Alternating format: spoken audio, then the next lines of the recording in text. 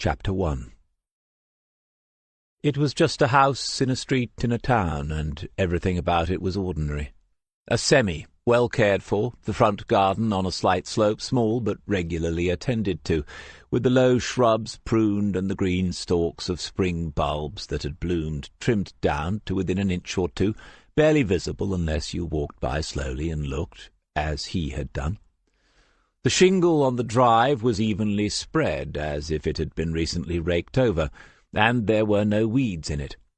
Parked on the drive was an aging Peugeot saloon, but again it looked as if it was sound enough. It wasn't a wreck at all.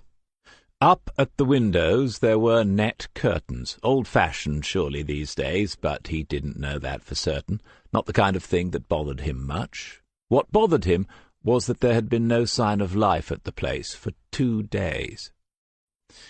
On the second afternoon, after a day and a half of doing little more than sitting and staring at the ordinary street and its ordinary houses, he had got out and left the car. There was clearly no one at home, and so the risk was small enough. Leaving the car there empty might even be a clever dodge. It might look as if it really did belong to someone nearby. He walked around for half an hour, getting a sense of the area, and his course, naturally enough, took him to where the back of the property would be, but there was no access to it. He stood on the footpath and selected Allow Present Location on the phone. The satellite view, opened to the maximum, seemed to confirm that there was no way of viewing the house from the rear, and he wondered then whether the man that he was looking for had taken that into account before he bought the place. It was possible. When it began to rain again, he went back to the car and drove away. In a supermarket he bought some sandwiches and ate them in the car park, watching the girls who worked there in the evening coming out on their breaks in 2s and 3s, standing under the projecting roof, smoking and talking, always talking, the girls, as they did back home, as they do the world over. A couple of them noticed him, said something, and then the others began to glance in his direction. One of them smiled at him, brazen, and he thought then about Mairead.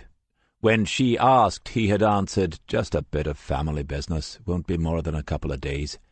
And then he remembered too late that he had said to the family that he would be working over there, that it was a contract consultation which had happened before once or twice. A stupid mistake or a Freudian slip. It made no difference. Mairead had got friendly through Facebook with his sister in Edinburgh, and it was only a matter of time before one of them said something about his absence. The longer he stayed away, the more likely that was. The girls went back inside, and the rain continued, bringing an early end to the day, even though it was June. As the light faded, so did the sense of expectation that had kept him going over the couple of weeks that he had planned this. Now he felt only a sense of irritation and stupidity. On the one hand, it had not been a complete waste of time. Using the landline in the drab little boarding-house, he had phoned the station and asked to speak to the man, and they had told him that he was not available at present. Could someone else help him? They might have said there is no such person here, but they had not, and that told him something. On the other hand, could he not have done that from home? Yet if the result of the call had been the same, confirming that there was indeed such a man, he would still have had to come, wouldn't he? And stupidity because if he had found him, what then? He had the list of questions all written out, of course, in a logical order that had been thought about for hours, but here and now, in the wet supermarket car park, even that seemed a little childish. He had done it, though. He had found him, he was certain of that, disappointing though the man might be if his dull house and his dull car were anything to go by. And then a mean thought came to him. Even if his own search, the personal business, came to nothing, he knew that there were still people back home who would like to know the whereabouts of this man. They were not people that he knew well, but he knew their names. Everyone back home knew their names, even after all these years. He got out of the car and took the food wrappers to the nearest bin. It was a warm, dense, fine rain, and he stood for a moment looking up into the soft blackness of a starless sky, allowing it to fall upon his face. So much for your English summer. This was as wet a night as any in Ireland. After that, he had taken the decision that he would go home tomorrow if there was no sign of anyone at the house. The man might be on holiday for a fortnight or more. There was no telling, and no way of finding out that he could see. And then, because he did not want to return to that poky little room yet, he took the hire car back across the town again, making a long detour to drive once more along the road that he had come to know too well, glancing to his left, not even slowing down, and there was a light on downstairs. He fought the impulse to brake suddenly, continued down to a junction, and eased his way slowly back up the road until he could pull in to the left some 50 or 60 yards from the house. He had been here until 10:30 last night, and there had been no light. If someone had left on a light for security, as they do, he would have seen it last night, unless it was on a timer that switched on after 10:30. It was a possibility. No other car in the drive, and no different car parked outside. He looked again at the lighted window and realized that the top vent was open, and it had not been earlier in the day. He had looked for that very thing at all the windows on the front of the house. Someone was home. That was all he could conclude, because there was probably a wife, and there might even still be children, reminding himself again how little he knew about the man. But someone was home, someone had come home, and his earlier irritation was forgotten. There was no question of knocking on the door at this time of night. It wasn't a question of manners, though. He wanted to see him first, have the advantage of him in that way, wanted to be the one who chose the moment. If he could see the man first, he would have a clearer idea of exactly what he was dealing with when he chose to deal with it. Perhaps not at the house at all, maybe on the street, in the open, where there would be witnesses and no places to hide, no door to be slammed in his face. At 20 minutes past 11, with the rain ceasing, the right side upstairs light came on, and seconds afterwards the downstairs one was switched off.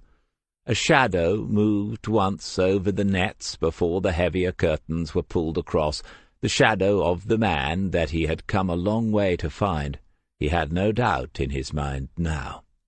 He waited on another 3 or 4 minutes, until that light too disappeared, and then he thought about him up there in the dark room. Did he sleep well? Was he ever troubled by his conscience? Had he really done the things that people said he had done? At 11:30 he started the car and drove back to the boarding-house. When sleep wouldn't come, he got up, took the list out of the folder and read the questions over. The list was typed and bullet-pointed. With a pencil he made a couple of notes in the margin, put the papers back in order, and then placed the papers back into the folder. He thought about the house again, and then he went to the window and opened the top vent a little. The rain had made the air wet, and it was difficult to get a decent breath. Back in the bed, he opened his phone and saw in front of the picture of Morehead that the sun would rise tomorrow at 04:47. No need to set an alarm, though. He had always been an early riser. He would be up right enough. The neighbours, the people who occupied the other half of the semi, were an elderly couple. He had seen them 3 times over the previous 2 days, once coming out of the house together, walking past his car, and then a long way down the road to wait at a bus stop, even though there was a new-looking VW hatchback standing on their drive. Now, at a little after 8 o'clock in the morning, the chap had come out again, but this time he had gone around to his neighbour's front door and knocked on it. The angle was not good, but if the man he had come to find stepped out, he would have his first sight of him. It was an oddly tense moment, but it came to nothing. The elderly chap was talking to whoever was inside, laughing at something, and then they shook hands. Why would they do that if they lived next door to each other? Then the old boy stepped forward into the house, and the door closed behind him. Opening his phone, he flicked across to the notes screen where he had begun keeping a record of his observations, and wondered whether to add this event to it. It was what people did in these situations according to the films and the television, but he had written nothing since midday yesterday. He closed the phone and resumed his watch. The road was grey and damp after the rain. True, the sky was brighter today, but still the clouds had not broken enough for the sun to get through. The air was still, and still humid. He opened the window, and the sound of pigeons came in. There were trees at regular intervals along the road, lime trees in blossom, and by the sound of it every one had its resident pigeon cooing away. It was actually a decent enough area, this end of the road, reminding him of the better parts of Glencolin, where he came from himself, and that thought brought into sharper focus his feelings about what he was doing here, and how much longer he was going to do it. 3 days now, and he had told them it would be a couple. So far he had had only texts, but Mairead would ring him today to see what the hold-up was, and that meant he would have to lie to her, something that he almost never did. The old man reappeared after, 10 minutes? Still no clear view of the other one, just a hand put up to say goodbye, the door remaining tantalizingly open for a few seconds. He could do it now, after all, just cross the road, tap on that door, ask the question, and say the name. Say the name and see the man's face when he heard that accent, maybe. See if there was a little fear. Maybe a lot of it. Maybe he would panic, try and shut the door in his face, call the police even. God knows how this will end, come to think of it. The front door closed. He continued his study of the house. All the curtains, which had been closed last night, were now open. Another early riser by the look of it. The car had not moved, so he'd not been out and about in the few hours he had not been watched. Was he working? The station had said he was not available, but that could mean anything, of course. More irritation. Some people did this sort of thing for a living, but he had no idea how, not now that he had tried it himself.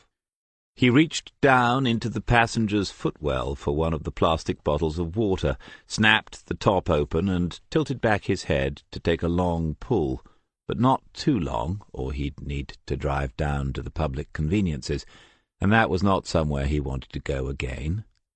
And then, suddenly, his man was there. Outside at last, and making for the car, but awkwardly, slowly, because he was walking with a stick. No, not a stick, one of those chrome and plastic crutches that a hospital gives you with the sprung clip that grips the arm below the elbow, limping on the right leg as if he had only just injured it and hadn't got used to the idea yet. The limping and the stick made him look older than the 50-something that he must be. Not a big man either. There had been no description of him back home, just the name, or to be more correct, the names, and obviously he could not ask his mother about all that. If he had done so, he would not be sitting here now. But this had to be him, opening the Peugeot's door and reaching inside for something.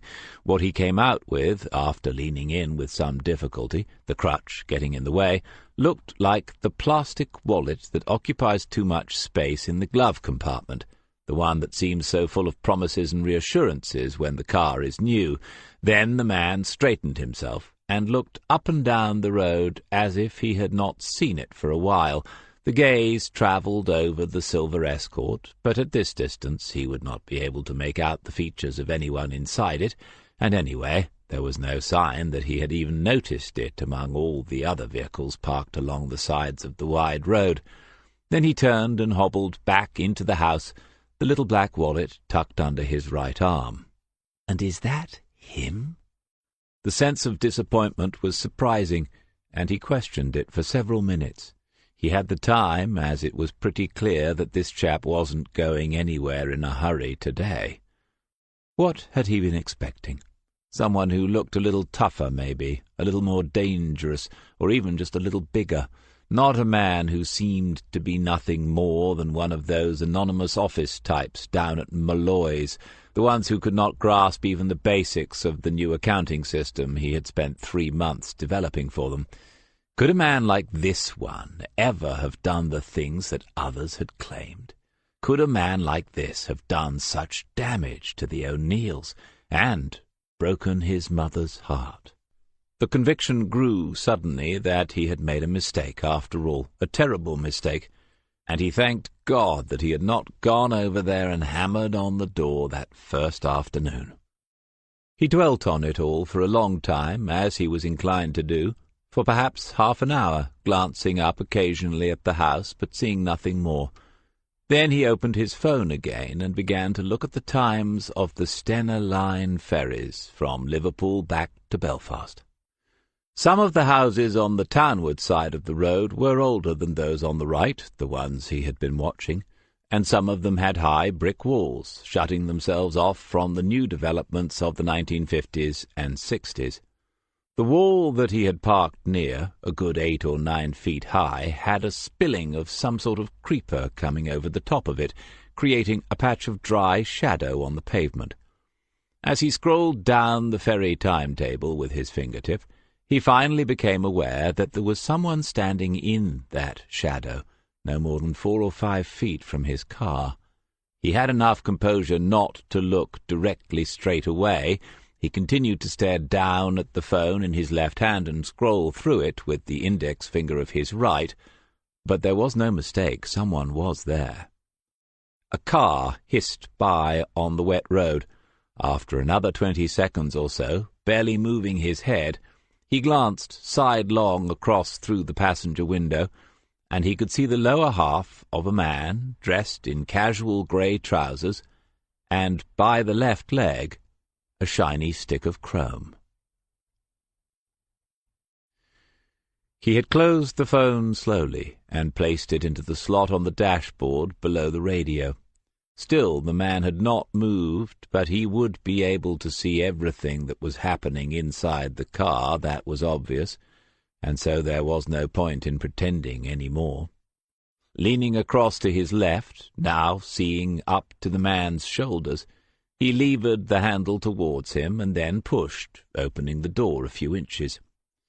The rubber foot of the crutch came up and rested against the door, preventing him from moving it any further.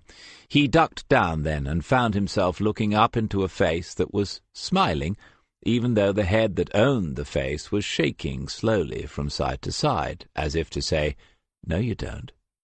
Then, with his right hand, the man pointed to the passenger window and made the circular motion that means wind it down. The ignition lights came on as he turned the key to the first position, and then the window slid down.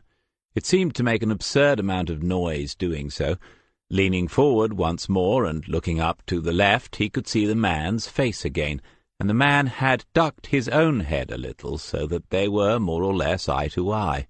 Blue eyes, having a good look around inside the car before returning to the driver's, and still the smile, which appeared to be genuine enough, as if the driver had only stopped to ask directions from a friendly local. That's exactly how it would look from across the road. "Right then, I suppose I should start by saying welcome to England." He could not keep the surprise out of his face, and the smile disappeared momentarily. The man was reaching into the pocket of a waterproof jacket as he spoke again, using his right hand, the left still holding onto the crutch which had returned to the pavement. "Oh, I'm sorry if we're at cross purposes, sir. My mistake. We ought to start with making sure that we know to whom we're speaking. It is Mr. Kelly, isn't it?" The surprise was now something closer to shock. What was going on here? Now the man was opening a little black notebook. That was what he had taken out of the jacket pocket. "Mr. Dermot Kelly of West Belfast? Arrived in the country on the 18th, assuming that you hired the car on the same day that you disembarked. I have to say, sir, that if you are sightseeing, you're not making much of a job of it. There's much more to England than this rather nondescript road. Kingslake isn't particularly scenic either, though it does have an interesting maritime history. Are you interested in history, Mr. Kelly?" The notebook was not the only thing he had taken out of the pocket. Now it had been replaced by an identity badge in a well-worn black leather wallet, and the badge was being held close to the open window so that the occupant had plenty of opportunity to read it. "Let's complete the introductions, then. I am Detective Sergeant David Smith of Kingslake Central Police, and now it's time for you to step out of the car, keeping your hands where I can see them." Mr. Dermot Kelly of West Belfast did as he was told. He closed the driver's door and stood in the road, fighting back the momentary impulse to put up his hands as if the policeman was armed. Despite the smile, he could not be certain that the man had a sense of humour. Smith said, "If I were you, I wouldn't stand there for too long, sir. There's a good chance that you'll get run over." Kelly walked around the front of the car and came to a halt facing Smith. After another glance into the notebook, as if something else of possible significance was written there, it was returned to the pocket of the waterproof jacket, and they stood regarding each other in silence. In terms of height, there was little to choose between them.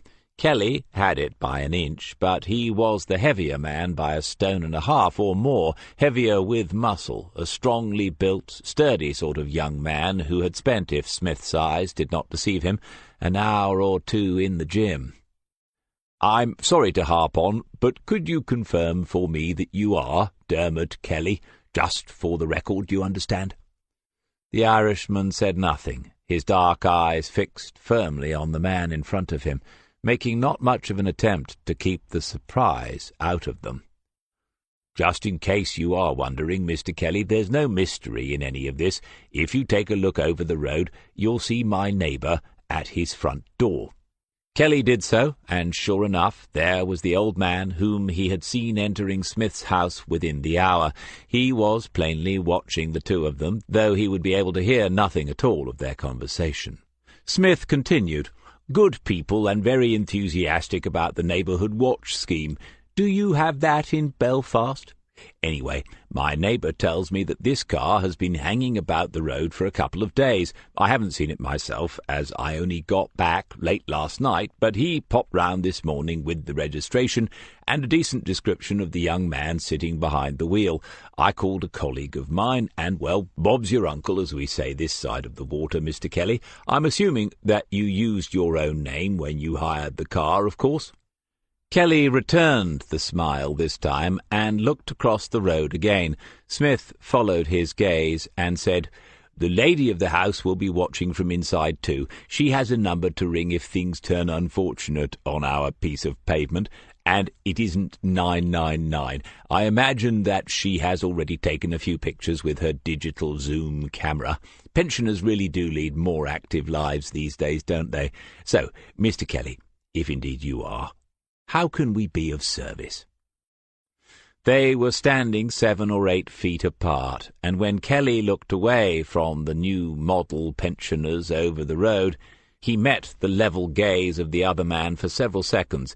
If he had come armed with a pistol, if assassination had been his aim, he could have done it now, witnesses or no witnesses, and this policeman knew it well enough. But the eyes were steady. If there was fear behind them, he could not see it. He said, "You've got my name right enough, Mr. Smith." Said that last word, that name, with a smile that twisted it a little into a question. "But I'm not so sure that I have yours. Smith, you say?" Just a nod, and the same patient, level waiting. "Okay, then, Mr. Smith. I just had to be certain that I wasn't talking to one Stuart Riley. You understand." Chapter 2.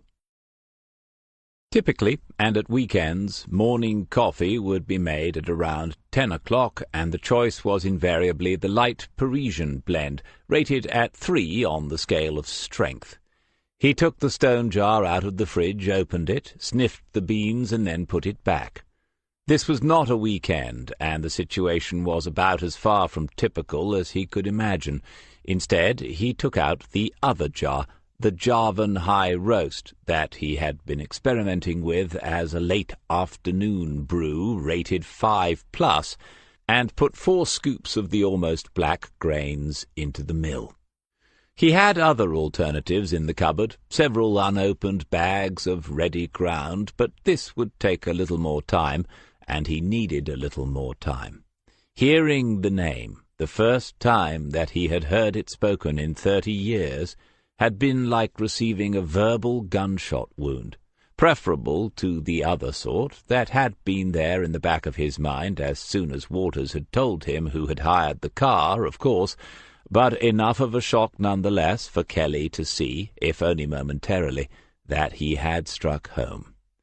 For 3 decades, Stuart Riley had been safely buried in an unknown grave. Now he was all too upright and in conversation with an Irishman on the streets of King's Lake. It's one thing to see a dead man walking, and quite another to be one. Dermot Kelly had refused the offer of anything to drink. He was waiting in the lounge, or at least Smith assumed that he still was, having agreed to come across the road and talk indoors out of the coming rain and out of sight of the neighbours. But there was certainly something angry in him, something suppressed, that could not decide which of the 2 men he had just met, Smith and Riley, he disliked the most. That was why he had refused the offer of coffee or tea, or even just something cold. Still, Smith was making enough for 3, just in case Kelly changed his mind. He would need at least 2 cups for himself, and he had to get down some of the painkillers as well. A cigarette wouldn't go amiss either, but that would involve stepping out onto the patio, and he didn't think that he and Dermot were quite at that level of intimacy yet. When he went back into the lounge, Kelly was standing with his back to the window, waiting for him, his hands in his jeans pockets, the same fixed, angry expression on his face. Smith usually knew exactly why people were annoyed with him. In fact, in most cases, he had arranged it. But Mr. Kelly's emotional position in all this was a mystery as yet. If he was an assassin, he was a very odd one, but why else would a young Irishman be here? They had tried twice before, after all, and the memory of that shaped Smith's opening words. "I'm supposed to make a phone call when this happens." "When what happens?" "When someone turns up, someone from the old country." A half-smile, half-sneer at that. "The old country. It never was your country, was it? That's sort of the point, isn't it?" "Mr. Kelly, I have no idea what the point of this is. Sooner or later you're going to have to tell me. That's the coffee done. Sure you won't change your mind?" When he returned to the lounge with his coffee, Smith took a seat in one of the armchairs. After some hesitation, Kelly did the same. They looked at each other, and then Smith took a sip of the black liquid and savoured it with a frown, as if coming to a conclusion about it really was the most important thing he had to do this morning. Kelly said, "So you've not confirmed to me that you were once Stuart Riley, Mr. Smith, if that doesn't sound too Irish for you." Smith put the cup and saucer down on the glass-topped table by his chair and acknowledged the irony before he responded. "I don't know why you think that I would, Mr. Kelly, but then that's because I don't actually know who you are other than your name. I don't know who else might be waiting around the corner in a black transit van or a white one. It makes no difference. I'm not in the habit of answering questions from perfect strangers, wherever they originate from, so it's nothing personal." Kelly thought it over long enough for Smith to pick up the cup and saucer again. "Fair enough, I can see that. But the fact that you've invited me in here is an acknowledgment of something, isn't it? English hospitality? Oh, yes, that'll be it." Another long pause. Kelly had left the folder in the car, but it didn't matter. He knew the points off by heart, and some of them were as old as he was himself. But this was not going quite to plan. There had always been, when he imagined this, more confrontation, more raised voices and angry looks. He had not imagined anything like this man sitting in front of him, drinking coffee, apparently unperturbed and apparently refusing to ask for the answers that Kelly had spent so long preparing to give. "Okay, then. Thank you for the English hospitality. Now what?" "You've told me who you are, and at the moment I've no reason to disbelieve you. You could try telling me why you are here, to see if I can believe that as well." Smith put the saucer down again and adjusted his position in the chair, the stiff right leg making it awkward. The crutch seemed to have disappeared for the moment. "What happened to your leg there?" "Oh, I had the cartilage tidied up the day before yesterday. Should have been a day job, but I had a bit of a reaction to the anaesthetic, and they kept me in overnight. A friend picked me up yesterday, and I didn't get back until late last night, but I expect you already know that bit." Kelly nodded, and Smith smiled briefly. "How long, the recovery?" "It'll be stiff for a few days. I have to take the minimum 2 weeks off work, though. They always exaggerate. I could drive a desk for a fortnight, couldn't I?" "You're a policeman, though." "Yes. What else do you think you've found out?" "A detective sergeant. I think you've probably been there for quite a while." "Why?" "I just called the public number, but the person who answered knew who you were straight away. They had a laugh in their voice when they told me you were not in, if you know what I mean." "Yes, I expect lots of people are laughing because I'm not in." "No, I didn't mean it that way. I meant—" The Englishman was smiling, and Kelly realized that he had taken his words too seriously. "Yes, I've been there a while. A good piece of deduction, though there are simpler ways to find it out." "Well, I'm sure there are, but this isn't what I do, you understand. I was only—" "What do you do, normally?" As if they were chatting on the bus or at the airport, two strangers passing the time, not what he had intended at all. But it could do no harm to answer, and the man looked as if he was actually interested. "I'm a software developer." The detective looked slightly alarmed. "Good grief. I know someone has to do that sort of thing, but I've never met one before. For whom do you develop this software?" "Anyone who pays. I'm a freelancer." "And you're pretty good at it. How would you know that, Mr. Smith Rayleigh?" "I do a bit of deduction myself now and then, Mr. Kelly." More tasting of the coffee. Kelly took the opportunity to look around the room. It was clean, tidy, and organized. Lots of books on shelves, and a modern sound system told him that music was important, but music on CDs, not streamed, there being half a dozen racks for these built in adjacent to the bookshelves. There were houseplants that looked green and healthy. The furniture was not new, but it was quality. The sofa and armchairs were a dark, natural leather and timelessly comfortable. Something about the room told him something about the man. When he looked back at him, he understood what Smith was doing. He was simply waiting for Kelly to explain himself, and if necessary, he would wait all day. If Kelly got up to leave, Smith would politely say that it was nice to have met him. Smith was not going to answer any questions, either as himself or as Stuart Riley. At least he was not going to answer any until he knew exactly who was asking them and why, and he might not answer them even then. The realization simplified matters considerably. "My name is Dermot Kelly. I'm from Belfast, and I am a freelance business software developer, a pretty good one. I've never done anything like this before. I don't have any affiliations, if you understand me. I'm not a part of any political organization, and there isn't, as far as I know, a transit van parked around the corner. I'm here on personal business, family business." Kelly could not see whether the coffee cup was empty, but it was now back on its saucer on the table. The detective sat back a little, rested his elbows on the arms of the chair, and placed his fingertips together. "Okay, and how can I help you with that?" "You can tell me where my uncle is." "Your uncle?" "Aye, I never met him, and I don't think I'm likely to now. I wish that I had, but there are people who knew him and loved him, and it's time that they were told what happened to him. That's what I'm trying to find out, Mr. Smith, or Mr. Riley. I don't mind which one of you tells me the answer." A pause, then, while the Englishman thought over his next move.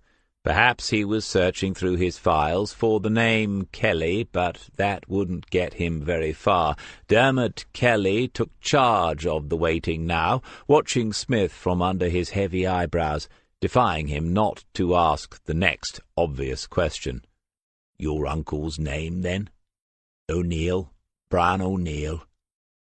The eyes never wavered, but something changed in the face. Was that surprise, or something more? Was it guilt? Was it shame? This might all end now. If Smith or Riley denied all knowledge of such a man, Kelly understood that he had nothing else. He could tell the whole story, or as much of it as he had been told himself, but if Smith claimed never to have heard of these people, it was over. The detective looked fit enough despite his knee, but Kelly was younger and stronger. He knew that he could knock him down, take some sort of revenge that way, but it would change nothing important, and the man would not talk as a result of it. He could see that. Those people had been trained. More than that, they had been chosen carefully before the training began, and though Smith or Riley was 30 years older, the man underneath was still the same man who had put his life on the line day after day for months on end. So if he denied the name Bran O'Neill, that was it, and Kelly would walk away. "You say Mr. O'Neill was your uncle. How exactly were you related to him?" "Nothing in that," a carefully neutral question. "My mother was his sister. She still is." A long, long pause now. Nothing showed on the outside, nothing at all, and then that in itself became something. All the man's will was inwardly focused, and his breathing was deep and slow, as if even that must be brought under control before he spoke again. "Your mother's name?" "Katrina Kelly. But before that, of course, she was Katrina O'Neill." It was after 1 o'clock in the afternoon before he watched the silver escort drive away. He did not put up his hand. They were not friends, had not become friends in the hour that they had spent in each other's company. But things had eased a little, enough for Dermot Kelly to relent and take 2 mugs of tea, unsweetened and with just a dash of milk, so he couldn't be all bad. When the car had gone, Smith stood for a moment looking at the road, at the spot where he had first watched the man inside the car, and then at the lime trees in blossom and the sky above the town clearing after the rain. He stood looking, and saw none of it. He closed the door, went to the kitchen and washed up the cups, rinsed out the teapot and the coffee-maker, dried them all thoroughly and returned them to their places. Then, using the crutch as he had been told, he walked through the house to the patio doors, pushed them open, and stepped out onto the slabs. Nothing needed doing out in the garden. He had seen to that before going into the hospital, had anticipated the fact that he would be incapacitated for a few days. He was good at that, anticipation, always had been. Not boasting to think that, not big-headed, as his mother used to say, disapprovingly, of those who were. If you don't know your strengths and weaknesses after 55 years on this earth, you haven't been making the best use of your time. But he had not anticipated this. Her son? He had no doubt that it was so. Just a couple of minutes had been enough to convince him of that. Kelly had been able to name them all, something that anyone could have memorized, but he had said things and spoken about them as individuals in such a way that it was clear he had known them all his life. His Uncle Brady, for example, her brother, in his 60s now, but still liable to punch first and ask questions later. Once he had taken Smith outside the bar for a smoke, and laid a large hand on his shoulder, explaining with a smile what he would do to him if Catty ever ended up in tears over all this. Or his Aunt Adriana with her singing, famous in all the pubs of West Belfast then, whom the young English sympathiser had accompanied on his guitar a few times earlier in that year, in 1985. Smith had questioned him about the rest of them, her other brothers, Cayley and Corin, and the other sister Leah, avoiding for the moment the subject of Bran, and then he asked after her parents. Dermot Kelly's grandfather and grandmother. Baron O'Neill was dead of the cancer, Kelly said, and Rosa was not doing so well these days. She needed a little looking after. There had been pauses in their conversation, and this had been the cause of one of them.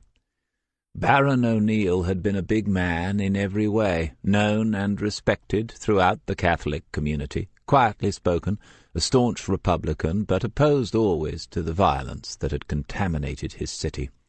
And Rosa, the daughter of Italian immigrants, who had welcomed Stuart Riley into their family solely because Katrina liked and trusted him, and whose beauty was the fading reflection of her youngest daughters in the mirror of time. No, he had no doubt that Dermot Kelly was who he claimed to be. That alone did not make him safe, of course. Adding the personal to the political might have made him the perfect weapon of revenge, but revenge did not seem to be the motive behind his appearance here in King's Lake.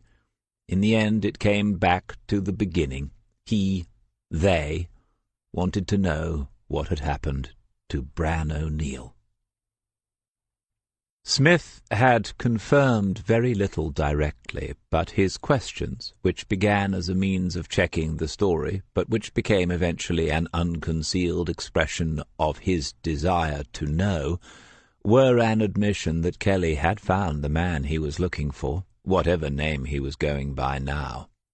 When he was asked why the search for his uncle had brought him to England this summer rather than any other, Kelly had an answer ready. "It's 30 years this June, isn't it? This very month. It's an anniversary of sorts. My Uncle Brady and Aunt Leah, they're still close to Mamma, and the three of them have been talking this year about that, the 30 years. It's a lifetime, isn't it? It's my lifetime, more or less. So they've been talking, and I've been listening, piecing together what I could.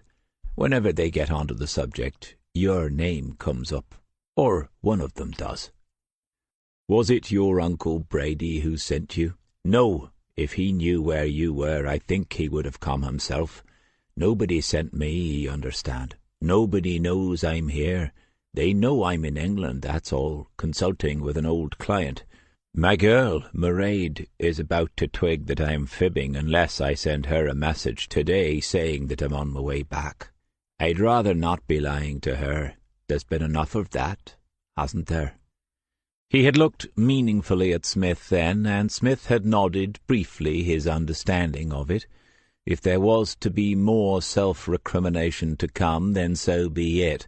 But the time was not now, not with this earnest young man in front of him. He had said, "Well, you had better be getting back to this Mairead of yours. I've no doubt the tempers of Irish girls haven't changed that much since I was there, which I was. You've realised that already without me having to say so, but I will say that I like that family very much. Whatever you've been told about me and the way things turned out, that's the truth. What I'm going to say next is also the truth, though I have no means of proving it. When I left Belfast, I did so with about 2 hours' notice. In fact, I was out of the country in 3. I never went back, and I never made contact with anyone that I had known in those times. That was not so easy for me, either. On the evening of the day before I left, I saw and spoke to Bran, and he seemed fine. Everything was normal. Until this conversation, I had no idea that he had gone. And I have no idea what happened to him." Kelly said, "You know what they call them, don't you?" "Yes, I do. The disappeared." "Aye, that's it. A nice neutral sort of word, isn't it? Not so much blame attached to it. Just gone. The British government says there are fewer than 20 now, but it's scores and scores still. That's the truth of it." Smith nodded. "I can believe that. I hope you can believe that I had no idea Bran was among them, and I'm very sorry that he is." There was little anger in the younger man now. He had talked warmly about his family, and that had mellowed it into evident disappointment that Smith would be able to tell him nothing. On the other hand, he understood that there were things that he had not been told about what exactly the Englishman had done in that summer of 30 years ago. Kelly said, "You say you've never been contacted, because there is a group that tries to find these people, literally tries to find them, wherever they are. It's not for revenge, just to give them a Christian burial, to say a proper goodbye. That's all my mother wants from this. She contacted them a year or so ago, gave them everything she had, and I just wondered whether they ever found you. No, the other sort of people did, many years ago. As you can see, they missed. I didn't expect to hear any more about those times. Not that you forget them. Don't think that. People got hurt, in many ways. Some more than others, though. Yes, inevitably." They could debate that, of course, but by now Smith's mind was already tidying up details. At that point he could not have said whether it was doing so in order to file this all away or to prepare a plan of action. He said, "Can I clear up one thing? It was you that sent the empty envelope a few weeks ago?" "Yes, a bit amateurish on reflection for a man like you." "What would you have done if I'd sent it back marked 'not known at this address'?" Kelly thought it over before he answered. "I think I'd have come anyway, just to see for myself." "Yes, so would I." They seemed to have reached the end of something. Kelly made ready to stand up, and Smith half raised a hand to stop him. Smith said, "I'm sorry that I couldn't be of some help, at least. Obviously, I'm going to think this over again in view of what you've told me. If I recall anything or realize that something might be useful to you, I could ring you if you want to leave me a number." Instead, Dermot Kelly had given him a business card that included his personal mobile, email address, and website details, as if to say, "This is me, I'm for real, not hiding anything at all." Dermot Kelly, followed by some letters that Smith did not recognize, and then the phrase, "Original Software Solutions." Unfussy, almost minimalist, but the card itself was thick, almost chunky, and not cheap. Sitting at the patio table, Smith took it out again and examined it as he thought over the events of the day so far. A bolt out of the blue hardly covered it. Baron O'Neill, dead and gone. Bran O'Neill among the disappeared. Katrina O'Neill's son sitting in his lounge. A decent young man, by the look of it. One who had, in the end, taken Smith's word that he had known nothing of what took place in the city after he left it that night. He thought about it again, remembering the dates, and then realizing that the 30th anniversary was not just this month, as Dermot Kelly had said. It was 30 years to the day in just 3 days' time. A decent young man who had taken his word. But things are better there now, aren't they? You see the stories on the news about the investment, the rebuilding, the success of the power-sharing agreement. Better, surely, to leave it that way. Better not to let the past come out of its grave and haunt yet another generation. And then, for the first time, he allowed himself to think about her, not as a sister or a mother, but as she was then on a night in Rourke's bar, when he had sung along to a song that he did not know, "When Irish eyes are smiling," and he had kissed her, and she had stolen his heart away. She would be 52 now. He tried to imagine her, but could see only Rosa O'Neill's face. Rosa O'Neill, who was not doing so well now, who needed a little looking after. Bran had been the favourite son, the favourite brother. Any of them would have told you that with a laugh and a smile. Quick-witted, funny and friendly, he had been the one that Smith had met first, the one who had introduced him to the rest of them.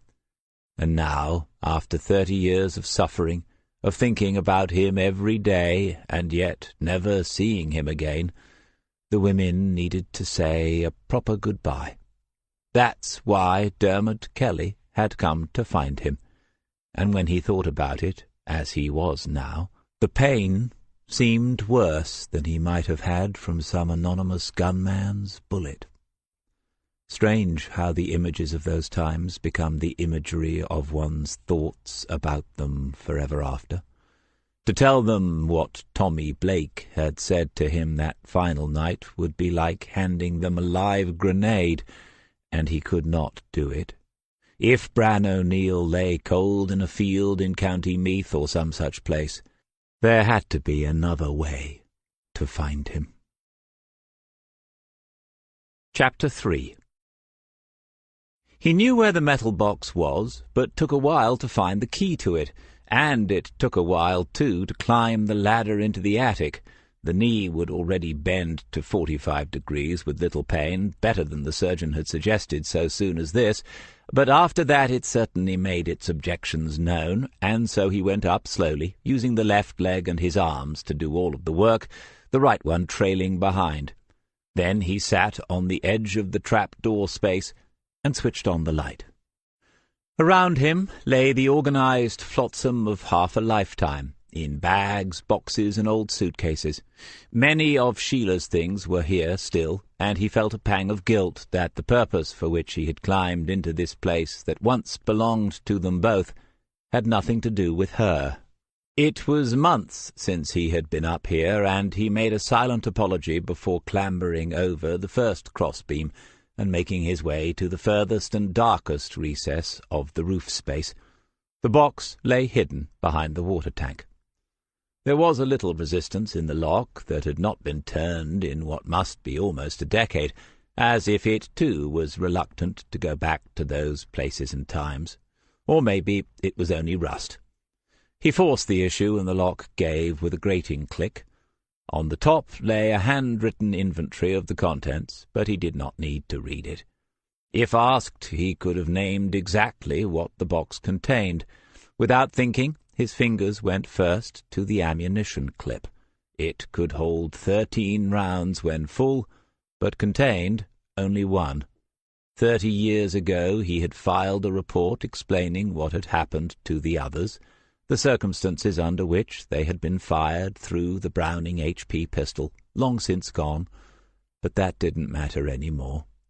Instead, he looked at the final bullet, and thought about the man for whom it had been intended if things had turned out differently. The papers for his third identity were all still there, and theoretically still usable. Birth certificates, national insurance details, a driving license, bank accounts, passports, a thick bundle of £20 notes in an envelope, everything that one might need to move quickly into a place of greater safety with a matching set for Sheila. He had asked for that 10 years ago when it was all updated for the final time, and she had treated the entire exercise with amused contempt, saying that he must have a very high opinion of himself if he thought anyone was still interested in him after all these years, except for herself, of course. But he had asked for the replacements anyway, and locked them away in this box, never showing them to her. Twisting around, he managed to lift one old suitcase onto another, and then, using that as a seat, he went through the contents of the box, item by item. It wasn't all usable after all. The passport was still in date, just, but the driving license was not. No matter. The surgeon had told him that one of the things he would not be able to do, perhaps for weeks, was to drive. Emergency stops, they were the problem, trying to put the foot down hard and suddenly so soon after a knee operation was liable to cause an accident. Smith considered it all and allowed himself a brief smile. He never would have taken his own car, but hiring one had been a thought. He could dismiss that idea now. The passport would give him enough cover to rent a room for a night or two if anyone asked, as long as he did not use a bank card to pay. Once he had been seen by anyone who recognized or remembered him, of course, things might unravel quickly, but he had no intention of being there for long, and if his accommodation at least was under another name, it would be more difficult for anyone to find him. Christopher Colgate. Who made these things up? Had they used a tube of toothpaste for inspiration? He kept the passport and £400 of the cash. Everything else went back into the box where it belonged, and the box was returned to its dark corner.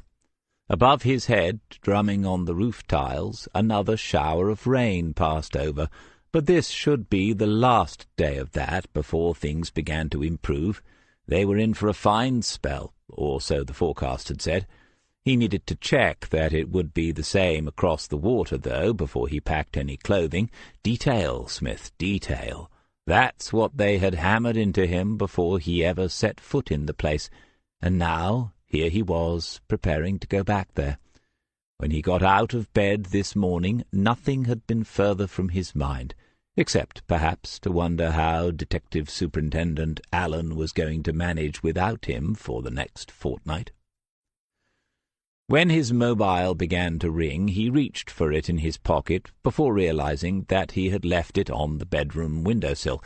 Then, stupidly, he went to half-crawl, half-stoop along the boards of the attic floor, as if he could reach it in time, forgetting the knee and getting a sharp reminder 3 seconds later. He sat back, straightened it, and with his eyes closed, he waited for the pain to subside. This could wait, couldn't it? He could go next week, if he had to go at all, surely. But those 3 days, that anniversary, troubled him. He wasn't a superstitious man, but the timing of all this seemed to mean something. That Dermot Kelly, her son, should find him now, just 3 days before it, somehow demanded his presence there where it all took place.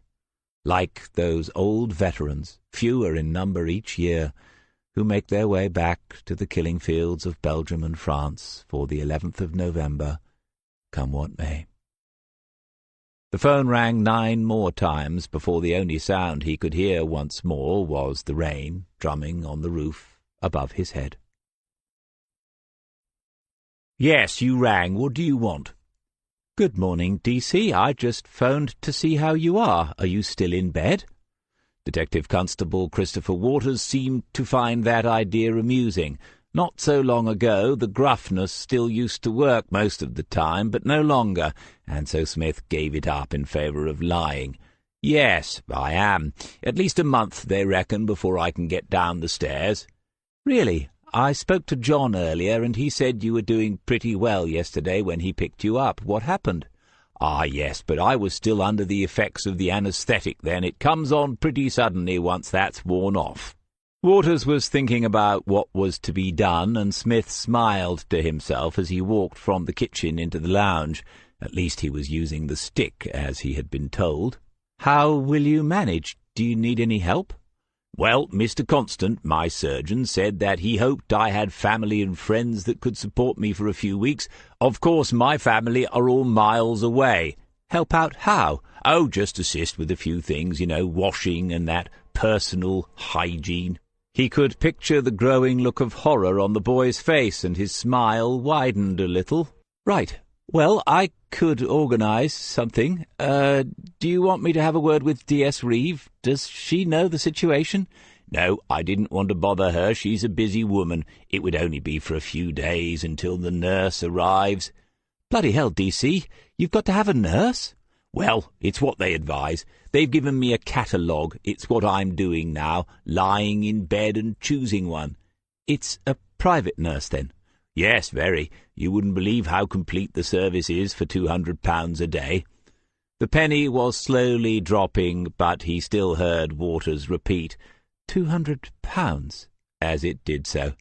Yes, I'm thinking of going for one of the Swedish models. They're a bit like Volvos, looks that are timelessly stylish with total reliability, but not cheap. Very good, DC. I can only apologise. I asked for a sense of humour transplant while I was under, but there's a long waiting list. What's happening at the ranch? Not much, but it had only been a few days.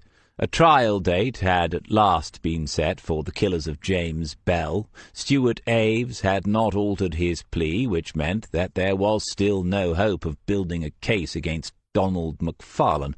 It also meant that the defence lawyers of Aves and Philip Wood would be antagonistic towards each other rather than cooperative. That might produce something yet as the date for the trial approached. They should keep an eye on that, Smith said, but according to Waters, Kingslake Central was still focusing on the drugs issue. In the afterglow of the seizure of cocaine that had brought them national headlines, Detective Superintendent Allen had made various promises to the citizens of the city, and now the detectives and constables of the force were being kept busy implementing them. Only yesterday, a second small cannabis factory had been discovered in the boiler room of Nelson Mandela House, one of the 5 tower blocks, which Smith thought was a commendable enough use of waste heat to deserve a green energy subsidy, and Allen had immediately called another press conference.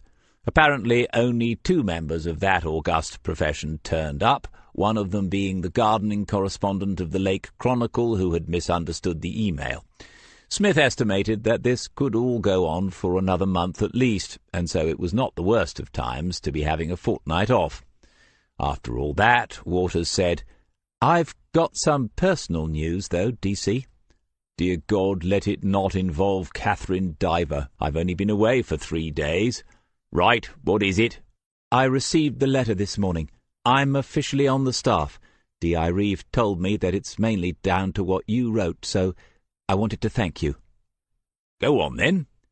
"Thank you, DC." "No problem. That's what they say these days, isn't it? I've no doubt it will be a problem before long. I've no doubt I've probably committed professional suicide." "She's putting me in your team as well." "You see, I'm being punished already. What about your dad? I take it you've let him know?" "Yes, he's happy. He says he's glad you didn't take up that job offer now. He says the greatest challenges of your career now lie ahead of you." "I fear he might be right, but well done anyway. If ever I need someone to tackle a lady P.I. to the ground, you're the man I want by my side." He had mentioned her almost by name without intending to at all, but nothing else was said. Was that good or bad? Smith moved quickly on, asking whom his team's temporary sergeant was, having already guessed that it would be Wilson. It was, and that was Reeve making a point again, building bridges even if neither side of the river particularly wanted to keep in touch with the other, though he had to admit, after the 4 of them took on the Albanians at Honey Hill Farm, the seed of mutual respect that had been planted had managed to put out its first green shoot. Wilson might lack a lot of things as a policeman, but courage wasn't one of them. John Murray's wound had healed well, but as expected, he would not be returning before the birth of the baby, which should now be a couple of weeks away. Smith had visions then of being called to the hospital to witness it all, as he wasn't on duty, but the responsibilities of a godfather didn't really extend as far as that, did they? All this meant that only Waters and Serena Butler had actually joined Wilson's team. Why was his own seemingly always understaffed? He hadn't had 4 of them for more than a year. No doubt it was because he was always being given the misfits and strays. Talking of which, so is Serena in the office? No, she's gone out with Mike this morning. She said she'll be back before lunch. OK, ask her to give me a ring when she is, will you? Yes? Anything I can do? No, not unless you'd like to come and meet Helga when she arrives.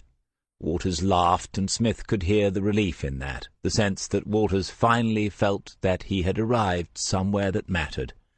DC, I don't know why you think I'd want to meet a Swedish nurse. Before the line went quiet. Smith thought about Catherine Diver. It would almost be worth finding and paying a Helga to save the poor boy. Serena Butler called him within half an hour.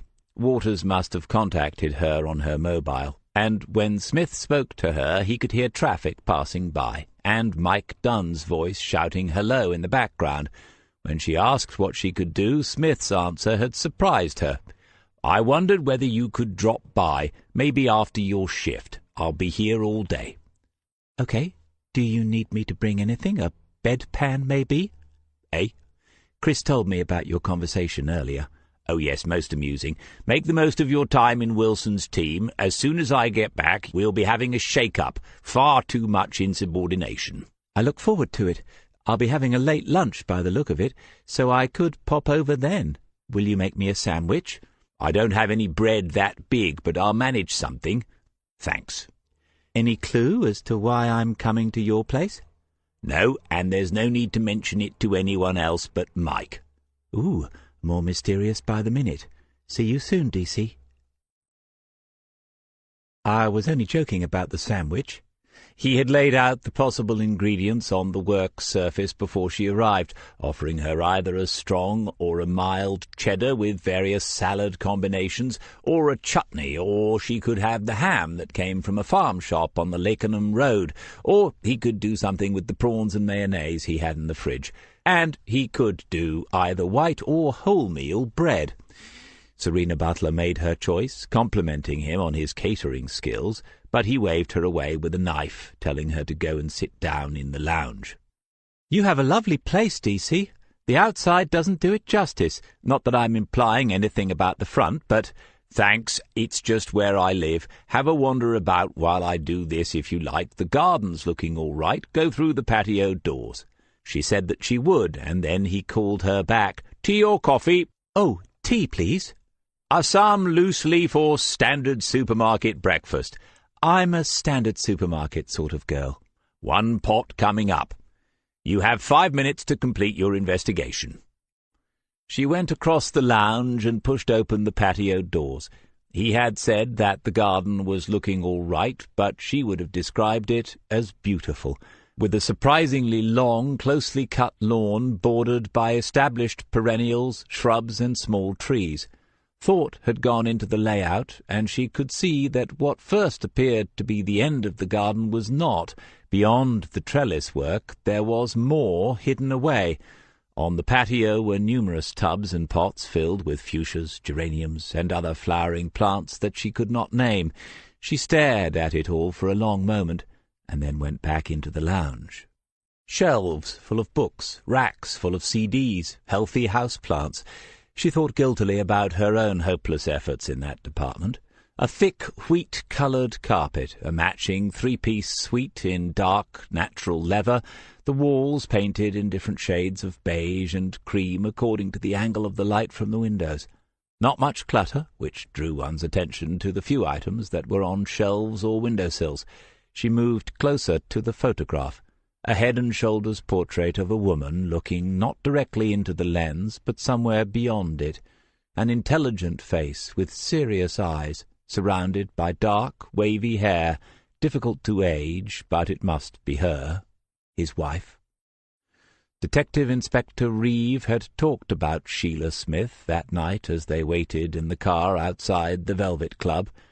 It must be 3 years or more since she had died, but here she was, still watching over the room that she had created, that the two of them had created together. "If we eat in here, we'll have to mind our P's and Q's." Smith had come into the room and was looking from Serena to the photograph. "Or we can eat at the bar in the kitchen." They did that. She complimented him again on the house and its garden, trying to keep the surprise out of her voice, but it was impossible to tell whether she had entirely succeeded. Smith said, "It's too big for me, of course. I should move, downsize, that's what they're saying now, isn't it? The government and the local authorities. Raise the tax on people who have more than their allotted space so that we all live in appropriately sized accommodation." She had never heard him make a political comment before, and she didn't know how to respond. But the ham was delicious, and when she told him so, he explained to her where she could buy it and how important it was to support local producers, especially when they were friends of his. "I'll go on Saturday and buy half a pig." Whatever was on his mind, whatever the reason had been for his asking her to come, he was taking longer than usual to get around to it. He smiled at her answer and drank more coffee, and then, as happened so often, he said something that suggested he had been reading her own mind. "I was going to ask you a favour, but I'm having second thoughts." "If it involves me watering your houseplants, that would be very wise." "No, not that. If this only involved a risk to a couple of Schlumbergerers, I wouldn't be hesitating. But it might be more than that, and I don't want to get anyone in any bother, least of all you." Because she had been in bother already, that must be what he meant. So it was something to do with work, and now her curiosity really was aroused. She put down the teacup, proper bone china if she was not much mistaken, and waited. He said, "I'm thinking about going away for a couple of days." "Sounds good. Get some proper R&R. "Yes, but it might not be quite like that. It might involve a bit of an investigation. I won't know until I get there and talk to some people." "And how can I help, DC?" She could, of course, have asked where, who, and why. That she had not done so said much for her, and his sense of hesitation deepened. But now he had waded halfway across, and to turn back would be as tedious as to go over, at the very least.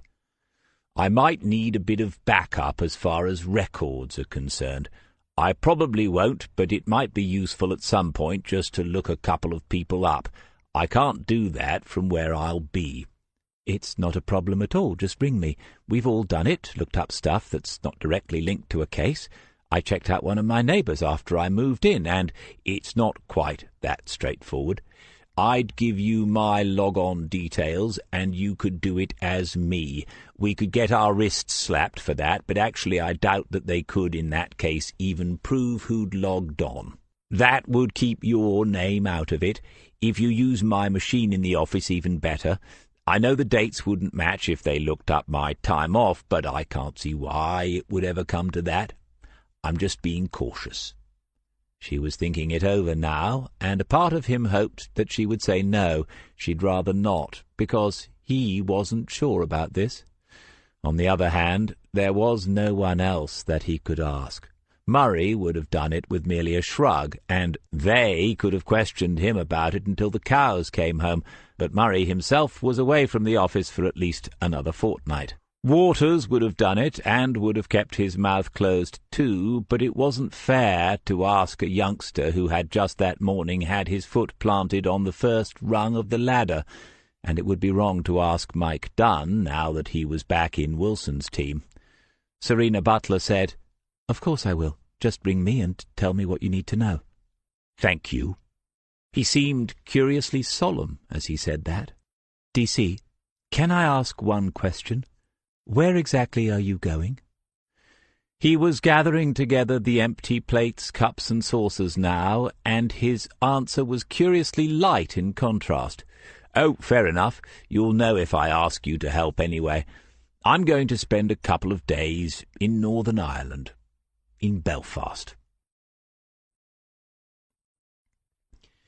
At his desk that evening he finished the letter that explained what he was doing, and some of the reasons why.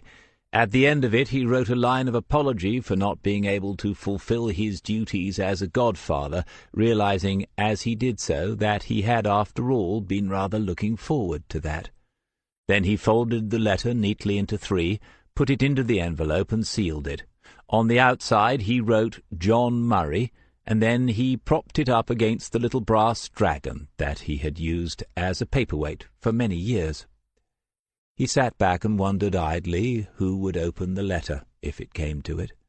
That he was being overly thorough he well knew. It was an indulgence that he still allowed himself occasionally. The people who might wish to do him harm must be much fewer in number than they had been back then. Some must have died, others must have repented their ways, or simply moved on with their lives. Presumably they did not pass on to the next generation a list of Englishmen who must die in the end for their crimes against the Republic. Presumably the next generation was growing up freer of the prejudice and hatred that had scarred the one that he had known. Look at Dermot Kelly, for example. There had been no sign of the poison in him, only a genuine desire to heal his family and lay one of its members to rest at last. Poor Bran O'Neill. Smith opened the new Alich notebook and looked again at the list of names he had written on the first page. It had to be a new one because this was not Kingslake Central business, and he did not want the two things mixed up. Again the twinge of doubt at his decision to involve Serena Butler, but if he never called her, then she never would be involved. There were 5 names because 5 was the number of men in the cell. Only one of them, the man in charge, would know the name of the next man above them in the ranks, the idea being that if a cell was compromised in any way, the damage would be limited. Naive, but it might have worked, had it not been for the Irish loves of talking and secrets and whisky, not necessarily in that order, and of hints and nods and knowing winks. Even spending a night in a bar with them would give an observant young man plenty to report, and he had, in the end, done much more than that. 4 of the names had been buried deeply, though they had not been and never would be forgotten. The 5th name could not have been buried, however hard he might have wished to do so, because it was known to every political journalist and commentator on both sides of the water. Quinn had moved on with his life all right since those times in the back room of Rourke's bar. Lorcan Quinn, leader of the cell. Lorcan Quinn, fanatic and psychopath, in Smith's considered opinion, was now Lorcan Quinn M.L.A., and a member of the power-sharing executive. Lorcan Quinn, who had more reason to wish Stuart Riley dead, even now, than any other man in Ireland. Chapter 4. There is no direct route from Kingslake to Birkenhead, and the train journey itself took a little over 4 hours. He passed the time reading an authoritative academic book about the troubles that he had owned for years but never found the time for until now. It was like revising for an examination. And then the ferry journey itself consumed another 8 hours. You can fly to New York and be riding about in a big yellow taxi in less time than that.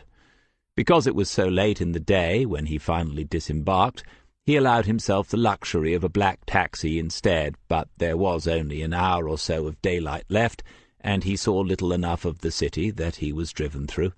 He had only the sense that much had changed, that if he had woken up suddenly in the Titanic Quarter, for example, he would not have known where in the world he was. Milford Place lay off Milford Street, and it was only a short limp from there to Albert Street, which was on one of the city's Translink bus services. Using it should take him into the western suburbs in only a few minutes. All this he had been able to plan from his study in Kingslake, and he had been able to confirm those details, along with several others, with the landlady of the B&B when he telephoned her. She had said initially, "We can do our bookings on the internet, Mr. Colgate, if you'd prefer that." But when he remarked that if he was going to stay in someone's house he preferred the personal touch, she seemed to warm to him once she was over the surprise. Yes, the bus service was excellent, and another guest had changed their plans. She would be able to offer Mr. Colgate a room with a view of St. Peter's Cathedral after all, if he wished, and the difference in the cost was minimal. Mr. Colgate accepted her offer. Mrs. Green was all W's, warm, wide, welcoming, and a widow. She told him the latter as soon as they met in the hallway, as if that was the important thing, as if once they had got that out of the way, matters could proceed as planned. To his right here was the breakfast-room, 8 until 9. She did not do the full English, she said, clearly as a matter of principle, but if required she was happy to produce a plateful of fried food. There were healthy options too, she pointed out, with the air of someone vaguely puzzled as to why so few people chose them. At the foot of the steep, narrow staircase she made no bones about staring down at his walking-stick before saying, "Can you manage these with your leg there? Do you want me to take your bag, Mr. Colgate? My other guest doesn't arrive until tomorrow morning now. I could swap you over."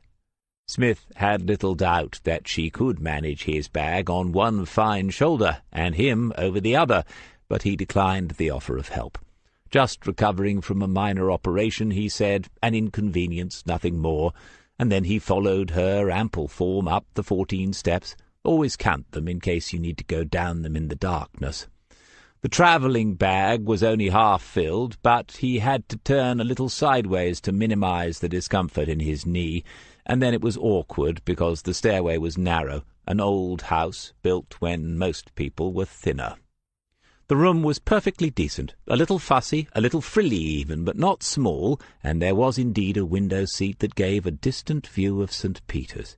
That was the first thing that Mrs. Green pointed out, and Smith made the obligatory admiring remarks. He had the sense that the landlady was a member of that congregation, and on the wall that faced the single bed was a small print of the Adoration in blue and gold, with the Virgin looking outwards to the observer of the scene. When Mrs. Green wasn't keeping an eye on you in her house, another lady would be. Smith said, "I forgot to mention on the phone that I would like to pay you cash if that's all right, Mrs. Green.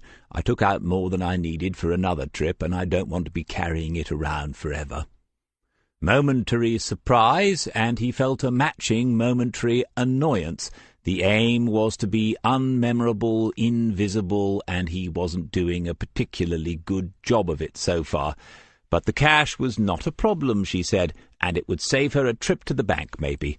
While he was at it, then, he might as well deal with the other matter. "And my visit is a little open-ended. I'm not sure how long I'll be staying, but your room is just what I need, Mrs. Green.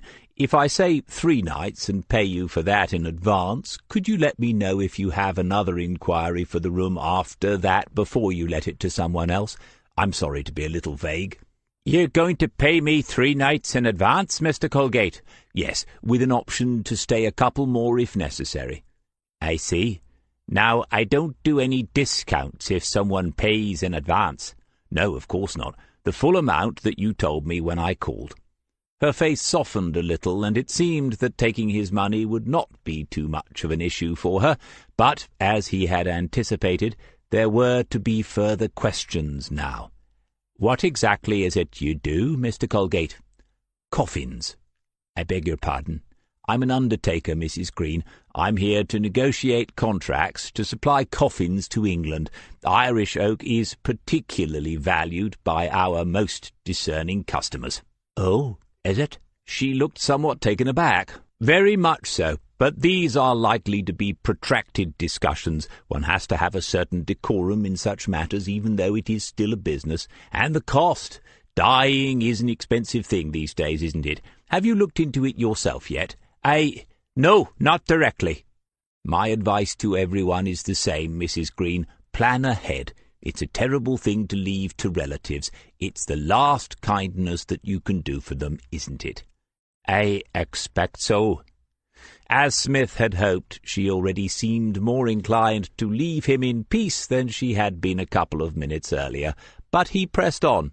"I'll be involved all day in meetings and visits to possible suppliers, and there will be some evening work too, so I might be coming and going at odd hours, if that's all right.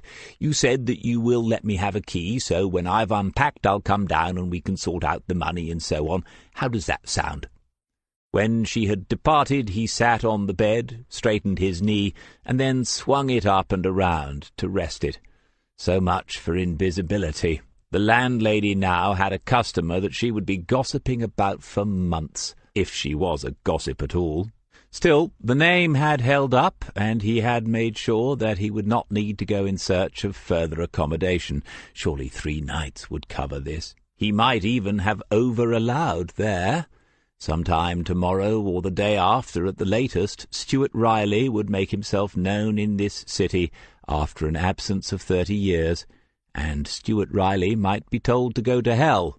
If that happened, David Smith would go to Kingslake instead, and Christopher Colgate would leave Mrs. Green with enough spare cash to consider a down payment on a funeral plan. The knee ached, and so did his head. Too much travelling too soon after the operation. Smith closed his eyes briefly and went through it all again. Riley, Smith, Colgate. He thought, sometimes I just don't know who I am any more, and the irony that first amused him then became strange and a little sad. It was here in this very city, 30 years ago this week, that he had first felt that way.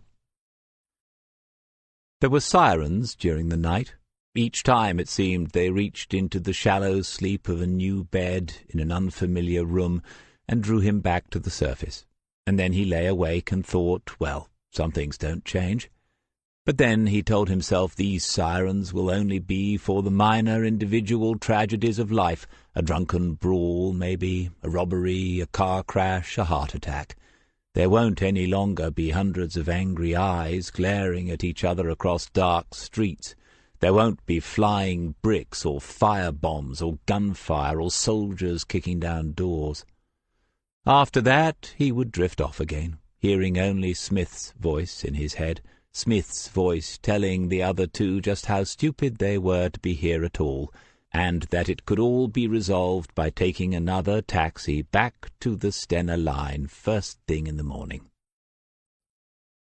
Instead, after a healthy breakfast of grapefruit and cereal, he made his way, following Mrs. Green's directions, to the main office of Translink. The landlady had, conversationally, kept a safe distance from her new guest, but when she said, as a matter of professional politeness, while she poured his cup of tea, that he must have a busy day ahead of him, he could not resist answering, "Yes, I'm off now to undertake my first meeting." She nodded, gave him a small, wary smile, and took a couple of steps backwards before turning away and disappearing into the kitchen. The young woman in the Translink office wore a smart, dark blue uniform that resembled those of the sturdy, no-nonsense girls who joined the Royal Navy. Smith had to repeat his request for a 1-week wanderer ticket for the Greater Belfast area, and then he had to wait while she found the correct screen. His proposed purchase was plainly something of a novelty, one of those deals that are always being promoted on posters but never actually purchased by anyone until today. Handing over the notes instead of the ubiquitous piece of plastic caused more problems, and she had to make a tactical retreat to a back office and open a cash box to find sufficient change. Finally, he had to ask whether the bus company supplied a map of the routes covered by the Wanderer ticket. She had to get up again and go to the other service point, where she eventually found one in a drawer. Smith gazed around while she did so, and noticed the CCTV camera looking down at him. Already his presence here in the city was a matter of record, and no doubt there had been cameras that he had not noted at the ferry terminal. It was something that he had considered before he left Kingslake, but some assumptions have to be made. It was surely a safe one that terrorists not far short of claiming their pensions would not have access to computerized facial recognition systems as well as public service security footage. In fact, the thought was so absurd that he smiled, as if any program yet written could have kept track of the changes time had wrought upon his visage. The girl behind the screen mistook the smile for friendliness and said that she hoped he would enjoy his stay and his travels around the city. The words were trite enough, but the accent caught him unawares this time, those rich, soft, beautifully contorted vowels.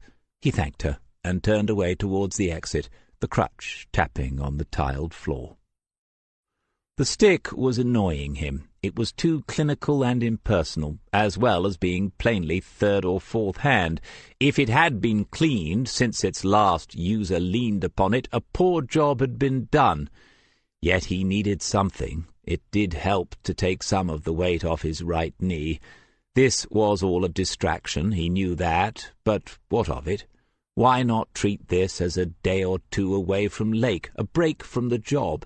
No one yet knew that he was here other than Serena Butler, and she knew no details. He could wander about here, contemplating old memories, peering in at them from the street as he might idly stare through the windows of gift shops, never in a million years intending to make a purchase. He crossed the Falls Road and turned right until he reached a bus stop. The map and brochure were well laid out and easy to grasp. A short journey from here, heading east, would take him into the city centre.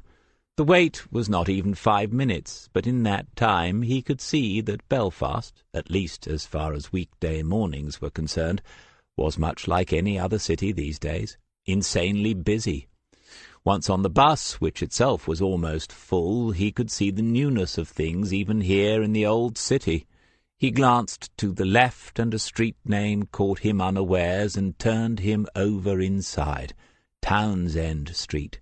Go east, then north around the right-angled bend, continue north, and there on the corner, made with Cargill Street, was, and might still be, the flat he had shared with Henry Lee and Patrick Walker from the university. The hours they had spent in the Union Bar. Good friends of his, once upon a time. He got off the bus in Castle Street, which had not changed much at all. The pavements were crowded with shoppers, business people, students, and none of them could see him, a small, ageing, nondescript Englishman with too many memories to comfortably carry about with him, still pretending to be something that he was not, an undertaker, for goodness sake, Smith, in a city that should long ago have forgotten him and his kind. About the only thing he could change was the damned stick, and so, when he noticed the young policeman on the intersection with Queen Street, he approached him directly and explained the situation. PSNI, the Police Service of Northern Ireland. That's what the badge said, with its odd medley of symbols, English and Irish. How many committee hours had been spent on that? Smith had looked for RUC, but that, of course, was long gone, as no doubt were the members of it who had roughed up Stuart Riley on more than one occasion. But this young officer was a model of politeness. He smiled down at Smith, glanced at the stick, and said, "I quite understand, sir, and it so happens that I think we can help you. Carry on down here into Castle Place, and look for the left into Castle Arcade. There's a gentleman's outfitters has a shelf of umbrellas and walking sticks." Smith thanked him and received the now obligatory, "Is there anything else I can help you with, sir?" It seemed the wrong moment to ask how active the IRA cells of the mid-1980s still were, and so they parted company. The Irish blackthorn walking cane with a beechwood handle and inlaid English silver ring made more of a dent in the cash he had brought with him than he had anticipated, but it was a fine thing nonetheless. Mr. Edwards, the shop's proprietor, had said that usually they would need to adjust the length a little, something that could take a few days, it being a natural material that required a craftsman's touch. But this particular cane seemed to have been waiting for Smith to arrive. It was the perfect length for his needs, as Mr. Edwards confirmed by asking him to parade up and down the shop several times. The ugly metal and plastic thing was already in a bin at the rear of the shop by the time Smith was back in Castle Place. Mrs. Green's 2 cups of breakfast tea had taken him as far as they were able, and now he needed some proper caffeine. He continued his progress towards the city centre, avoiding the franchised outlets. There had to be a logical connection between the offer of free Wi-Fi and the sale of overpriced, inadequate coffee, eventually arriving at a small street market along the narrow alleyway known as Joy's Entry. What a pity Waters wasn't here to enjoy Smith's speculation about such a wonderful name. As he had hoped, there was a small cafe tucked away to the side of the market. It was called Lorraine's. The cane had somehow made him feel rather jaunty, and he walked in with a smile at the lady behind the counter, surprised at how many stall-holders were already seated at the handful of tables. He said, Good morning. Is Lorraine here?" "She is." The woman returned his smile, identifying herself at the same time. "Oh, good. May I ask whether you have a free Wi-Fi connection?" "I'm sorry, but we don't. If you go round to—" "No, that's excellent. 1 cup of black coffee, please. I see you don't have any fancy names for it up there on the board." "It's just coffee, sir, freshly brewed." "What a relief." The woman was already arranging a cup on a saucer beneath the machine. She half turned to him, still smiling, and said, "How about a muffin to go with that, sir?" Muffin isn't a word that is often spoken suggestively, but somehow she had achieved it. Smith could only conclude that the blackthorn walking cane had given him that indefinable something, and wished that he had bought one years ago. "I do not normally indulge this early in the morning, but they do look delicious." They both stared at the heap of buns on a tray between them. Lorraine said wistfully, "I can't resist the blueberry ones." "Blueberry it is, then." He sat by the window at a tiny table for two that had just become vacant, and watched the life of the market. Since Sheila died, he had not been on holiday, other than up to the caravan at Pinewoods. This was what it was like. One could wander about and meet people. One could make spur-of-the-moment purchases of expensive walking sticks. One could visit museums and galleries and go to concerts and gigs. The things that they had once done together one could still do alone. He should do it. Paris, Amsterdam, Rome. Lorraine brought the coffee and the muffin. After she had put them down, she stood for a moment by the table, and he looked up at her. She might or might not be 40, a plain face, but honest and lively, no wedding ring. She said, "You here for business or pleasure, sir?" "Oh, mainly for pleasure, I think." "And is it your first visit to Belfast?" "No, I was here many years ago." She nodded as if she understood something more from that answer than he had intended. "Changed, hasn't it? If you grew up here, this is like a miracle now. The whole place is humming day and night. The peace dividend. Aye, it is. It's paid off all right. But if we'd given into it, you know what I mean, then this would not have happened. It had to be fought for, and one day it'll have to be fought for again. People forget too quickly." When he was silent, she coloured a little and said, "Sorry, I didn't mean to preach. Very bad for business." "No, not at all. I agree with you. Enjoy any peace you can get while it lasts."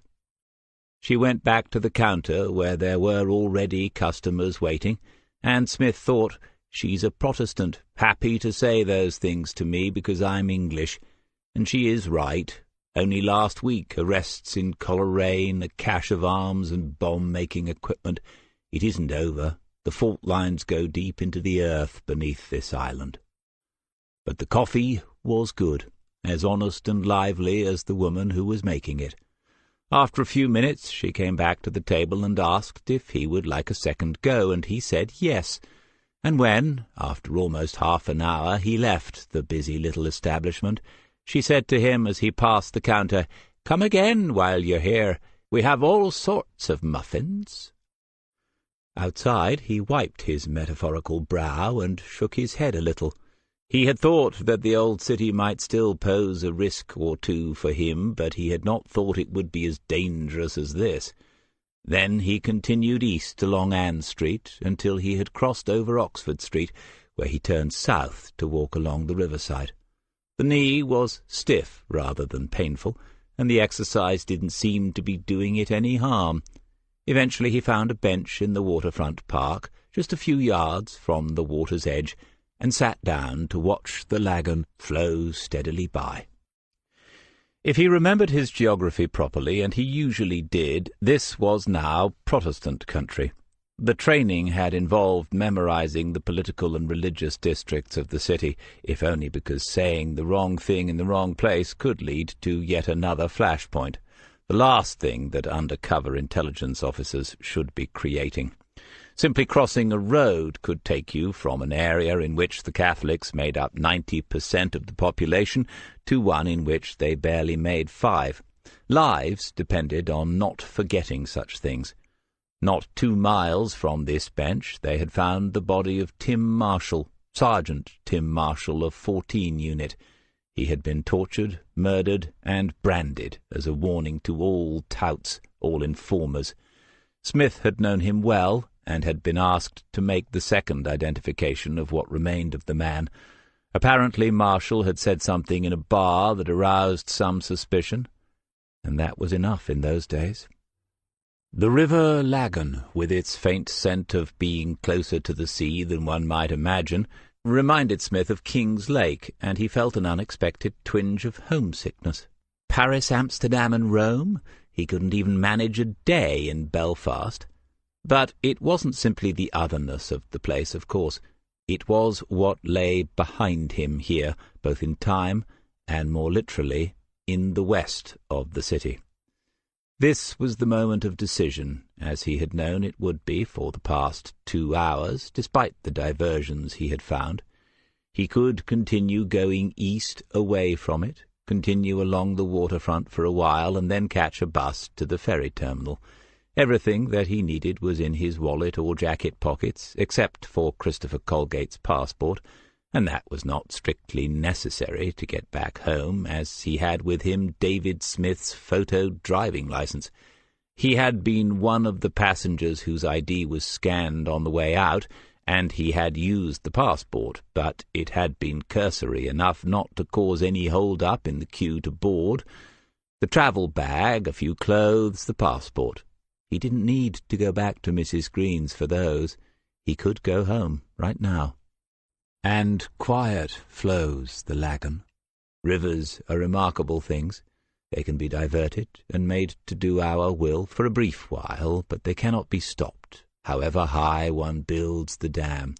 In the end, the stream will overtop the wall unless it is allowed its way on to the sea.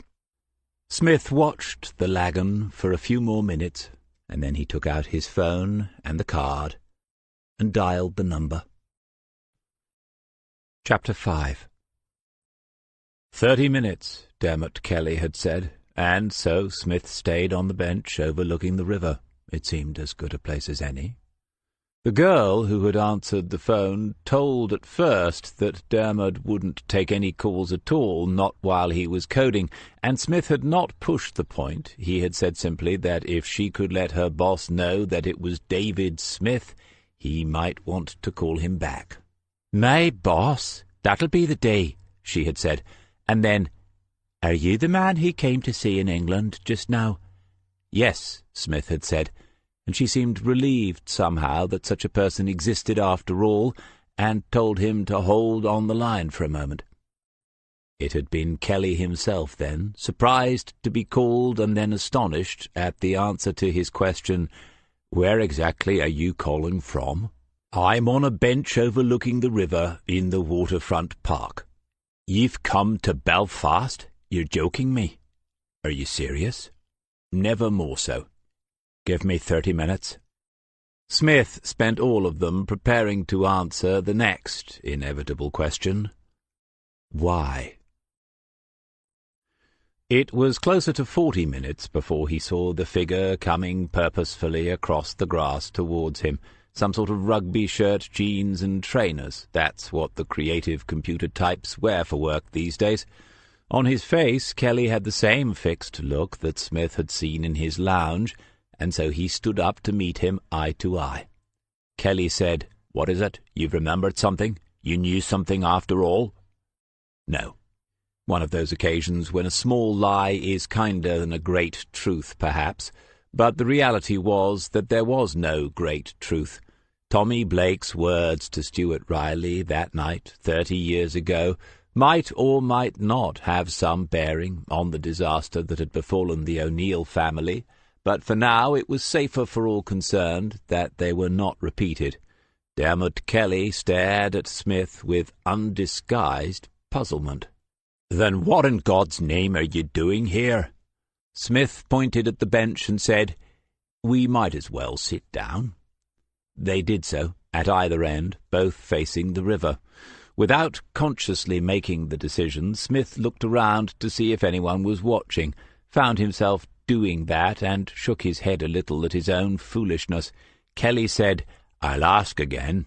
What in God's name are you doing here, then? It's not a social call, is it, looking up old friends?" His accent was stronger here in his home city, and the irony in what he was saying was intentionally undisguised. Their eyes locked for a moment, and it was Smith who looked away first, across the river. "I don't have any privileged knowledge about what happened to Bran. If I did, I could and probably would have shared that with you a couple of days ago, and that would be the end of it. I suppose I'm here because I couldn't give you that. I wondered if I could offer you something else instead, which is my help.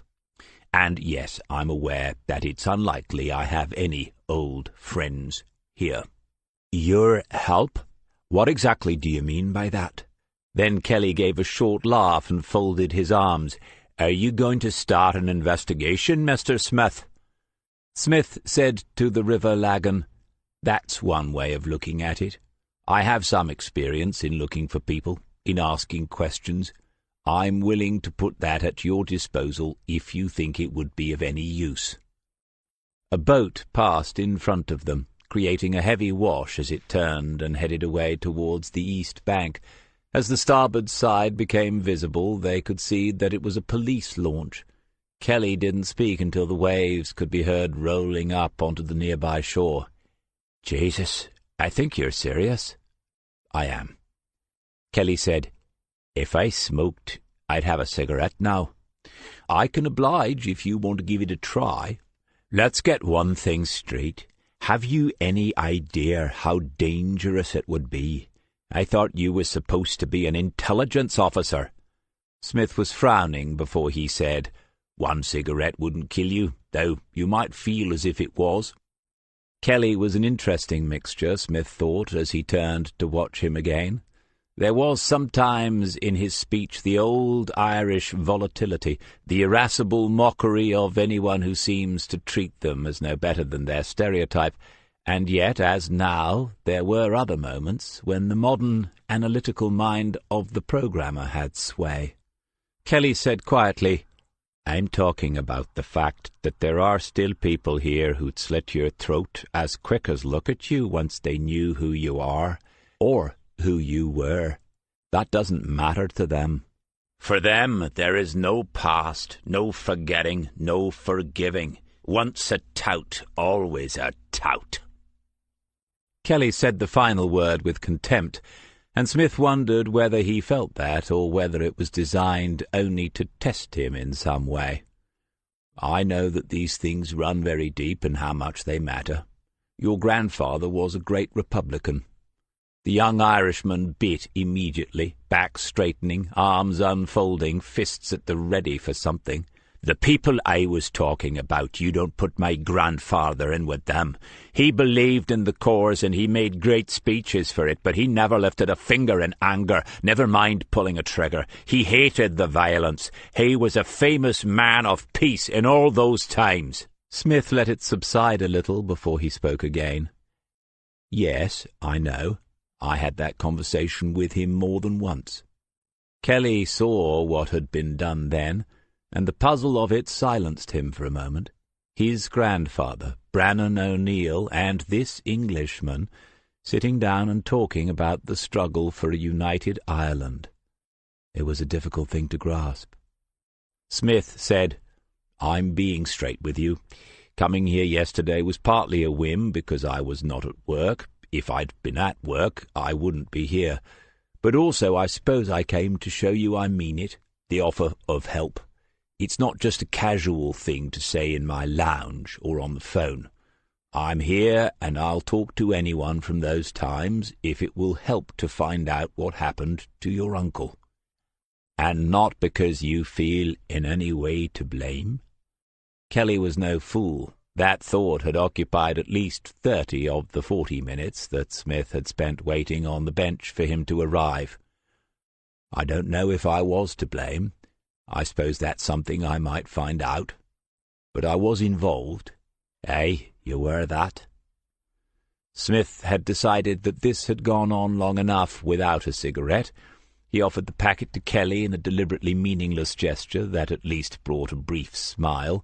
Then Kelly said, "I told you we've already had this looked into. Yes, the independent inquiry for the location of victims' remains. They seem to have been quite successful in some cases. Several ex-policemen involved, I think, from what I was reading." Kelly was thinking it over now, weighing it up. "You would actually speak to them, to members of the Republican Army?" "If I could find them, yes."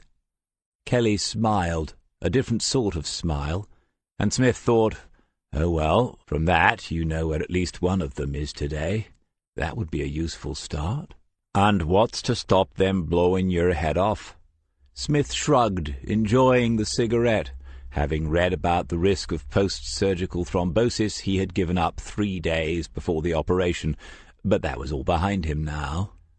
"The element of surprise, maybe. Hopefully a shortage of weaponry these days. I haven't forgotten entirely how to be careful." "I'm not sure that careful quite covers it. You say you came yesterday. Where are you staying?" "As I said, I haven't entirely forgotten how to be careful." Kelly nodded and accepted it, and then his face grew more thoughtful as he confronted at last the thing that had been on his mind since he realized that Stuart Riley really was in Belfast. It was a little while before he could bring himself to say it. "And would you want to see her? You know who I mean." "I think it's more likely to be a question of whether she would want to see me.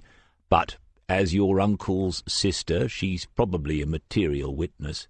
I told you the truth when I said that I don't know what happened that night. I would speak to anyone who saw him that day. That would be the usual procedure."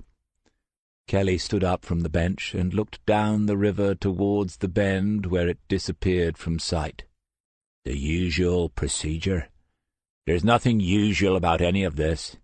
I mean, I take it you don't usually interview people that you've been involved with, do you?" "No, of course not. But you came to find me, and now I'm here. This has to be your decision. Actions have consequences, always. You took action, and this is the consequence." Kelly's gaze travelled slowly up the river, bringing his eyes closer to seeing Smith again, but stopping a little short of him. Smith said, "If you now judge this to be a bad idea, I'll understand completely. I'll leave today, and you won't hear from me again. This might be a sleeping dog that is best left that way, but it has to be your decision." The response, when it came, took him by surprise. "Do you have a family of your own, Mr. Smith?" "Children? No, I do not." Kelly looked at him directly now. "Are you not married, then?" "I was. My wife died a few years ago." "I see. Brothers or sisters?" "I have 2 sisters. Why?" "Just wondering. You say this is my decision. I don't know, but maybe we do things differently here. There are more people than me who will be affected by all this, and I need to speak to one of them before I decide anything." "I can see that. We can meet up later on. I'm sure I can amuse myself in Belfast for an hour or 2. Kelly was shaking his head and taking a phone out of the pocket of his jeans, one of those larger, flatter, newer phones, Smith noted. "No, I'm not letting this drag on. I'm going to call someone, if you'll sit and wait for a minute or 2. He was already walking away, fingers busy on the screen, not looking back to see if Smith was in agreement. Calling her was perfectly reasonable, of course, though it wasn't something that he would relish doing himself in Kelly's position. It seemed to confirm one thing, though. Kelly had been telling the truth when he said that no one else knew he had gone to England to find the man they had known as Stuart Riley. Extraordinary. A little over 48 hours ago he had been contemplating what to do with 2 weeks of recuperation, some gentle gardening, some reading, some guitar playing, and now he was sitting on a bench beside the River Lagan in sunny Belfast. And it was sunny, and warming up after the disappointing start that June had brought with it. Smith looked up at the sky, stratocumulus breaking up as the high pressure stabilized, plenty of blue already showing. Then he looked at Dermot Kelly again. The young man had wandered away some 30 yards and was mostly listening now as someone else asked the questions. Or maybe they were ranting away on the other end and Kelly was simply hiding it well. Extraordinary indeed. So extraordinary that a second cigarette before midday might be called for. He took out the packet again, weighing it up, and then noticed that the phone call had ended. Kelly was staring over the river again towards the east of the city, but almost certainly seeing none of it. After a few more seconds, Kelly turned and began the walk back towards the bench. Smith said, "Well, what did she have to say?" "Who?" "Your mother." Kelly's expression said more than a shake of the head might have done. "No, that wasn't my ma. That was Aunt Lear. She's on her way over there now." Although they had not spent 3 hours in total in each other's company, the two men shared a moment of mutual understanding then. Smith thought, well, I suppose it was inevitable. If Lear O'Neill, as she was still walking this earth, nothing would prevent her from being present at an occasion like this one. He said, "So what's the plan now?" "We'll head that way ourselves. Did you want to call by wherever you're staying and pick up the body armour?" "No, I came expecting to be murdered more than once in the next couple of days." "Many a true word, Sergeant." Smith stood up, ready, it seemed, to confront the first such occasion. Kelly said, "I need to make one more phone call."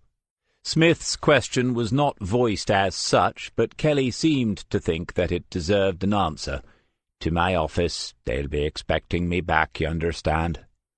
This time it was Smith who walked away while the call was made. It could, of course, have been to anyone. Intuition and experience were both telling him that Kelly was being honest, but he had no means of checking that it was so. He could have insisted on meeting everyone involved in a public space of his choosing, but doing so, assuming that any of them would have agreed to it, would mean that the kind of questioning that he needed to carry out would be impossible anyway. These people would not trust him with the truth about anything if he made it clear that he did not trust them with his life. So, shortly he would be getting into a car with Dermot Kelly. He would be driven to a destination in Belfast, presumably, and walk into a room that might contain any one of a dozen angry people from his past life here, or 2 or 3 of them. He waited then, watching Kelly on the phone again, thinking about the letter that leaned against the little brass dragon on his desk in King's Lake. After a minute or so, Kelly waved him back to the bench. Smith said, "Was that the young woman I spoke to when I called earlier?" "It was." "I have to say she didn't seem too impressed when I called you her boss." Kelly smiled as he took one more look at something on the phone. "That was Mairead. She comes in sometimes when she's not working herself and sorts things out, that's all." "What does she do? Something else in computers?" "No, she's a nurse, does private work, agency stuff." "Oh, right." Smith was waiting, ready to go, but Kelly made no move. "I've told her what I'm doing. She knows about the situation here this morning, and about what happened back then." Smith shrugged, as if it didn't matter to him. "How long have you been together?" 2 years next month." "Well, that's long enough to know, isn't it?" Kelly nodded, but still made no move. "And I do have people that actually work for me. I subcontract all the routine stuff now. In fact, in a couple of months—" Whatever was going to happen in a couple of months tailed away. Smith said, "Well, you're in the right business. The whole world knows that now. I can just about manage the home screen on Word after several years' practice. I have a young assistant of my own for when things get tricky with it. His name's Waters, but we're not going steady or anything. Oh, I can do email as well." Kelly was looking at him oddly then. Was he being too offhand?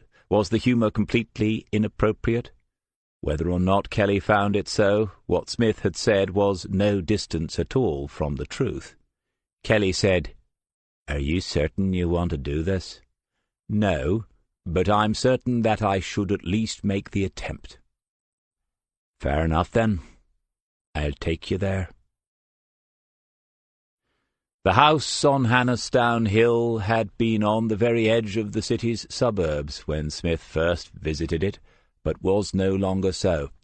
New building had gone beyond it on two sides, and it was plain that in another 3 or 4 years it would be surrounded. As a consequence, it looked a little smaller and a little less impressive than he remembered it, though time alone can have the same effect, and no doubt Smith was about to meet people who would think that he himself was a little smaller and a little less impressive than he had once seemed. It is best to make oneself aware of such things before others do so, whenever possible. Dermot Kelly parked the Impreza on the road in front, the driveway already being occupied by a Vauxhall Astra saloon and a Skoda estate. Once on the A12, the Irishman had driven quickly and intently, like a man heading for a fight, and Smith had felt the acceleration pushing him back into the seat. Cars like that don't come cheaply. Kelly was very much in the right business, by the feel of it. As they climbed out, Smith saw a face at the kitchen window, a woman's face, and he thought for a moment that it was her.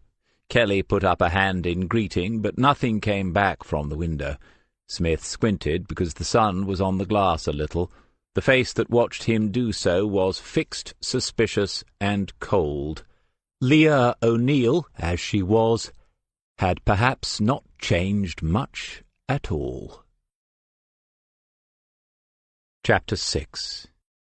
As I live and breathe, it is. Leah Wisby watched the two of them standing side by side in front of the car for a moment, nothing being said between them, just the same look exchanged as if they were both wondering which of them was the most apprehensive. Dermot put up a hand, but she did not respond. Her own were both frozen, trapped on the edge of the sink by the intensity of their grip on it. Then they were walking up the path towards the front door. She went to the doorway that opened into the lounge, thinking to warn her that they were here, but said nothing in the end. She would have recognized the sound of the car anyway. Then she returned to the sink to finish drying the last of the breakfast things, her back to the passageway by which they would enter the kitchen. When she heard them come in, she did not turn around immediately. She put down the dish slowly, picked up another tea-towel, a fresh one, and dried her hands methodically, waiting for one of them to speak first. "Aunt Leah, I think you know who this is." "Do I really? Is it Mr. Riley?" Still with her back to them, rubbing the towel between each of her fingers as if nothing mattered more this fine morning than having perfectly dry hands, and then finally she turned and met Smith's eyes directly with her own. "I don't think any of us really knew who you were, and I doubt if any of us do now," with a sharp glance at her nephew. "Hello, Leah." Even had he known her married name, and he had seen the ring before she turned around, Smith could not have addressed her as Mrs., but using the Christian one seemed over-familiar in the circumstances. He could have said simply, "Hello," he supposed on reflection, but even that would not have sounded right. And then he finally concluded that nothing he could have said as a greeting to this woman could ever have sounded right. She ignored him pointedly and looked at Kelly. "What in God's name have you done?" Kelly said, "I found him as all, and I went to ask him what he knew about Uncle Bran. I didn't ask him to come. I didn't know he was here until an hour ago." Smith nodded slightly in support, and she saw it without looking at him. Then she waited for him to return to a state on immobility. He had no doubt at all that a state of invisibility would have been her preferred option. "And you're the one with the brains in this family. Heaven help the rest of us, is all I can say." She shook her head. looked down and folded the tea-towel neatly, halving it each time until it was no more than 6 inches square. "Anyway, she wants to speak to you first, on your own."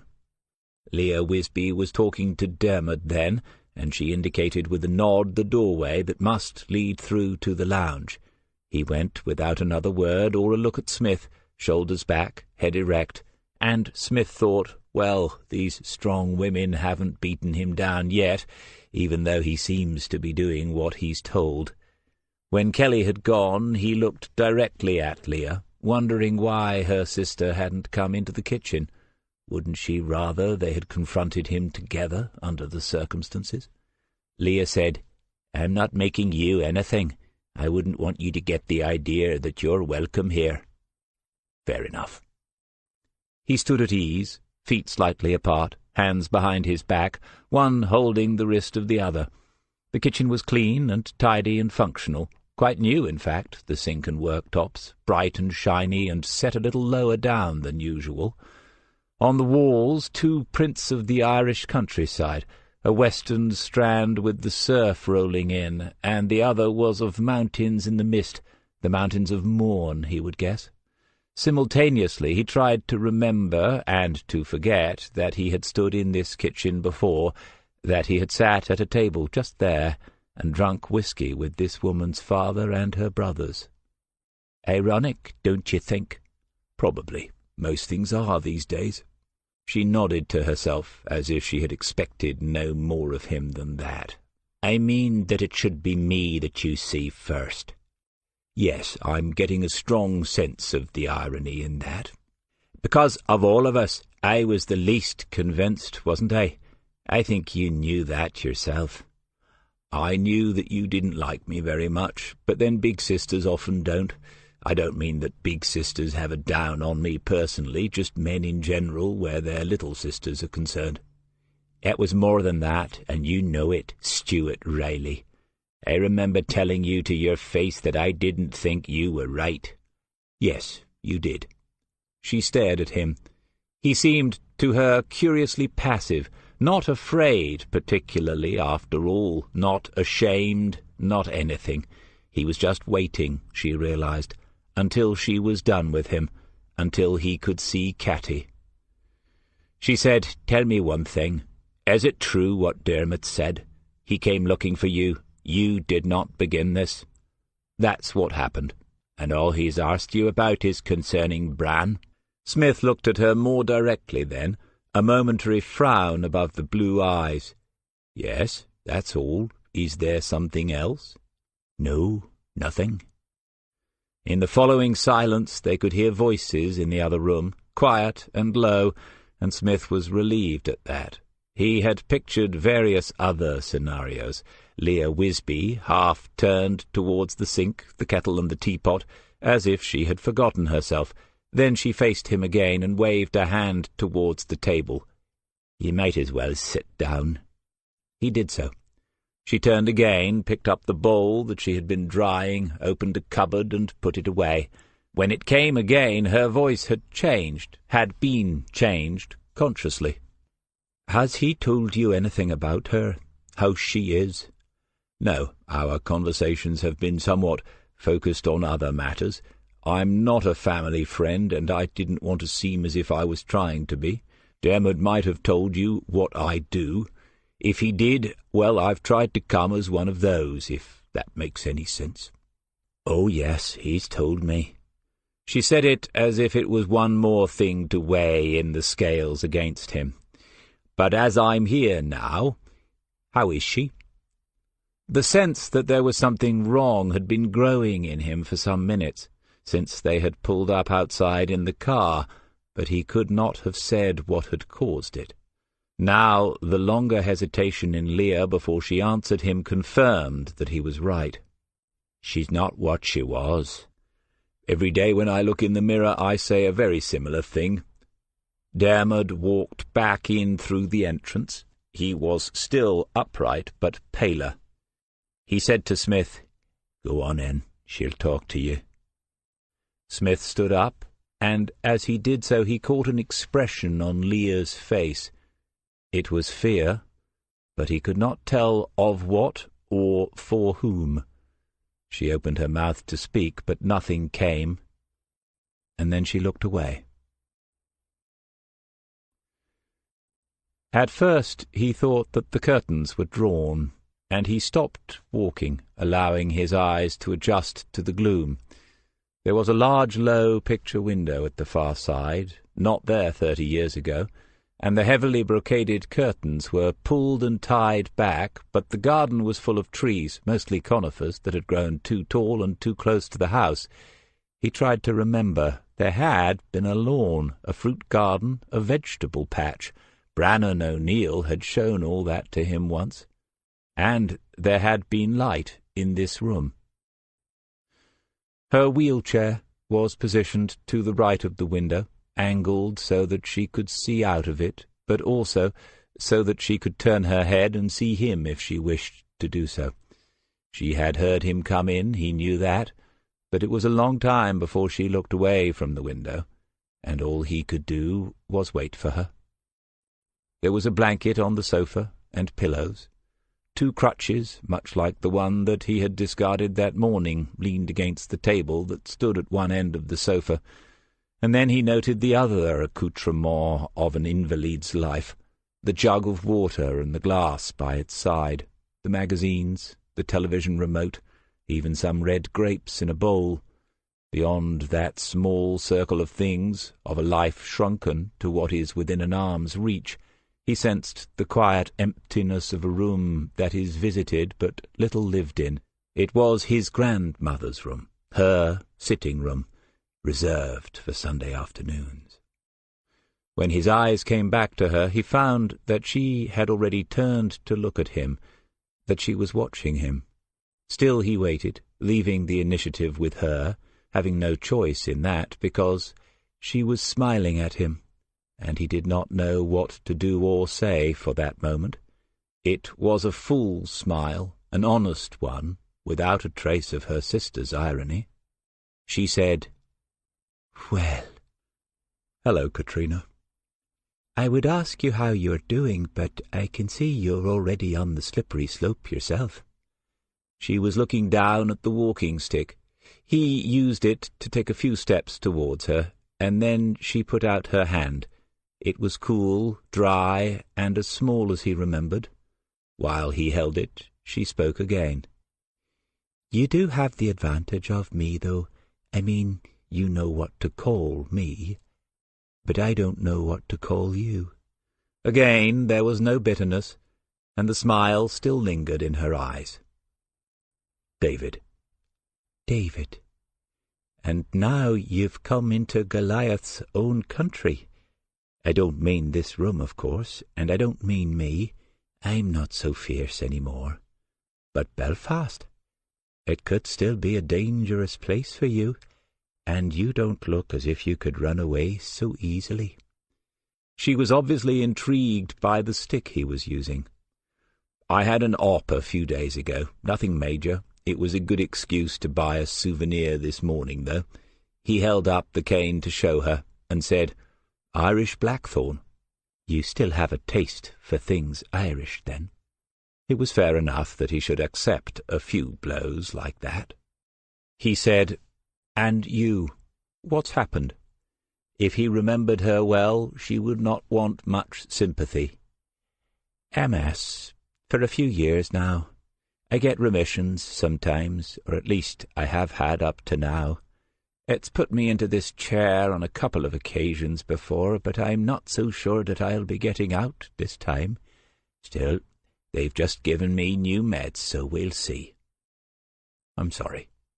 "Nobody's fault. I don't dwell on it much." There was a chair facing her own on the other side of the window. She pointed to it, and he sat down. She was a little heavier, a little fuller in the figure than when he had known her before, but not so much that he could no longer see the girl within. Her face was rounder now, and there was grey in the hair at her temples, yet the rest of it was still as dark as he remembered. Italian jet shot through with the Celtic red. She knew that he was looking and remembering, and turned her head away again towards the window. She said, "They say time is a healer, but I think it's killing me." And the rest of us, slowly. Looking back at him now with an expression of pain that he guessed was mostly pretense. "I knew this might not be the easiest of reunions, but does it have to be morbid? Let's not be morbid. I don't remember you that way." He had to wonder, of course, how she did remember him, and he had to wonder how to proceed with this. To say simply what was on his mind might be best. "I see you've changed the garden round." She laughed and looked at it. "My mother. When Father died, she decided it would be too much to manage as it was, so she planted trees. Since she passed away, we've been fighting a losing battle with them. Last year we had someone in to quote for clearing them, but it's not cheap, you know. Not to do it properly, no. Dermot, he said he would pay, but—" She looked back at him then, fully, for the first time. "He's done a lot already. All that kitchen done for me so I can manage. That's the most precious gift, you know, giving someone their independence for a little longer. It cost a lot. I know he'll do more, whatever I need, but just now, with the company and his plans, that has to come first. That's more important than a few trees. And I get to watch the squirrel." Smith studied the view through the window. After a silence of perhaps half a minute, she spoke again. "What do you think of him?" "The squirrel, I'm afraid that I can't actually see him at the moment. I'm talking about Dermot." It was an unexpectedly direct question, and he took his time in answering. "What I've seen I like. Finding me took some nerve, as well as persistence and planning. He's obviously smart and devoted to the family. I'd say he's a credit to you." What he said seemed to hurt her for a moment, and he could not understand that at all. He went over it in his mind, word by word, but she was speaking again before he could come to any conclusion. "I don't suppose he would have told you about his plans. He's taken a lease on a building in the city, or at least a floor of one, offices and computers. He's interviewed some clever young people, and they all seem to want to work for him. We always said that he would go places, and now I think he is. We being Justin and me, my husband. I expect Dermot told you something." "Yes, he told me that his father was dead. He didn't say how." This was difficult. That sounded as if he was asking indirectly. He wasn't, but on the other hand, a part of him wanted to know. "Justin was a fireman. He was killed in a building collapse 7 years ago now." "Oh, I'm sorry about that." He stopped himself from going on to say that she had been unlucky. She said, "He was a good man, and a very good father to the children." "You have others, then?" "Finch and Darcy. Younger than Dermot, obviously. They're away, one in London, one in Edinburgh. Both career girls, no grandchildren yet for a while." "A family of high achievers. You should be proud of them. I'm sure you are." "I don't claim much credit for it. I made sure they took their education seriously. The rest is down to them, I think." There was a sense of unreality about this conversation. Nothing had been said about Bran O'Neill, about the reason that he was here. Nothing had been said about his own disappearance from her life 30 years ago. Nothing, not a word, had been said in anger or bitterness. "I think you undervalue what you've done for them. Dermot setting up a company in the business of the age, and he's not yet 30. It was a while before she responded. Her eyes were heavier than they had been when he sat down a few minutes ago. Suddenly she was tired. She said, 28. He was born the day before April Fool's. I had a word with him and told him to hurry up. I didn't want that. Well, it worked. He's no fool." Another long pause. The sun was shining now on the trees, and the leaves on the single silver birch turned over and shimmered in the breeze. The trunk was white as a bone against the dark shade beneath the surrounding firs and larches. "I'm glad that you like him." Smith had already taken the decision to bring this to an end when she spoke again. "I'm sorry, it's the new medication. I'm not used to it yet. I'll end up asleep while you're talking, and you'll think me rude. No, it's fine. There's no hurry. I can come back when it suits you. This evening, say, after tea. I'm normally good for an hour or two then." He was on his feet already, and her hand came out to him again. She said, "Thank you for coming, for offering to help. But I don't think there's much you can do. Not now." To be honest, and he wanted to say her name again then, but could not. "Neither do I. But I would be grateful if you'd let me try." She nodded, and he was moving towards the door when she spoke again. "David?" He turned and waited.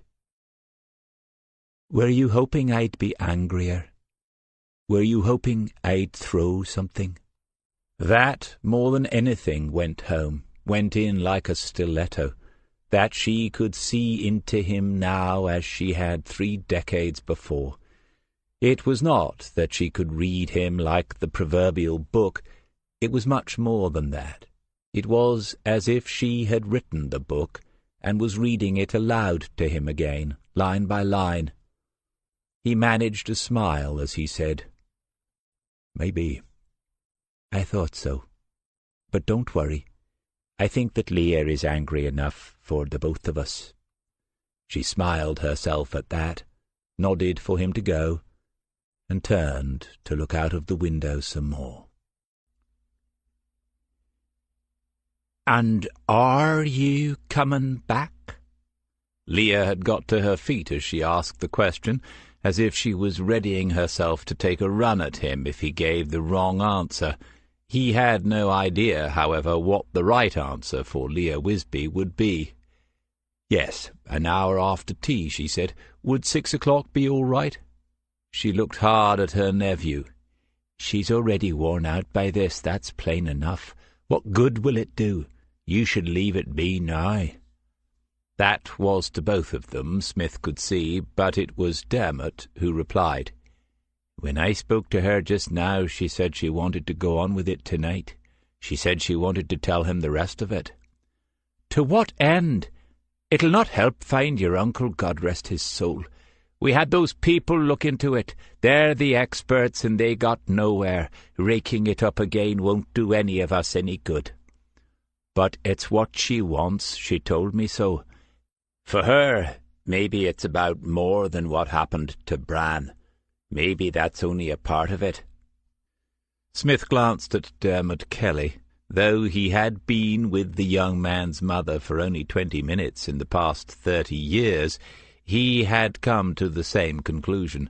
Her brother's disappearance was the focal point, yes, but around it revolved other issues, other matters for which she had yet to find any closure. Back in King's Lake, Smith had wondered why now. Having seen her, he had the answer. Kelly had left a space for his aunt to respond, but only a small one. When she didn't fill it, he spoke again. "You'll be wanting a lift back into the city. And how will you get back out here this evening?" "Yes, thank you. Drop me anywhere. I've got one of these wonder phones that shows you where you are anywhere in the world with the satellite thing. But I expect I already look stupid telling you that. I'll get a bus tonight. Use my Belfast Wanderer ticket." "I doubt it. Services have been cut away from the centre. Austerity, you know." "A taxi, then. It won't be a problem. I'll be here." Leah stiffened, but said nothing more. Kelly said, "Come on. We'll sort something out on the way." They were back on the A12, but now Kelly was driving steadily. Whatever tension had produced the speedy ride out to Glencolin seemed to have disappeared. Smith looked around at the interior of the car and found it to be clean and immaculately tidy, just like his own after its annual spring cleaning. There was an LCD screen, though, which his own aging motor did not have, and all sorts of information was coming and going as the driver worked his way up through the gears. He said, "This is nice," and when Kelly looked across he indicated the car. Yes, now all I have to do is pay for it. Your mother told me about the business, what your plans are. She's proud of what you're doing." Kelly didn't answer straight away, and Smith became aware again of the undercurrents in the O'Neill family waters. "I spent a couple of years working for someone else, and I realized that I'd never get rich that way." "You want to be rich? Not that there's anything wrong with that." "Not for its own sake. Looking ahead, we're going to need some more cash." "For the business? To reinvest?" "No, not for the business. For the place back there." Smith wondered about it, and then said it anyway. "Like the trees? She was telling me about the trees." "Oh, aye, the bloody trees." He looked across at Kelly again, and saw that the swearing wasn't the result of ill temper. Kelly was smiling for a change. "Yes, they're on my long list.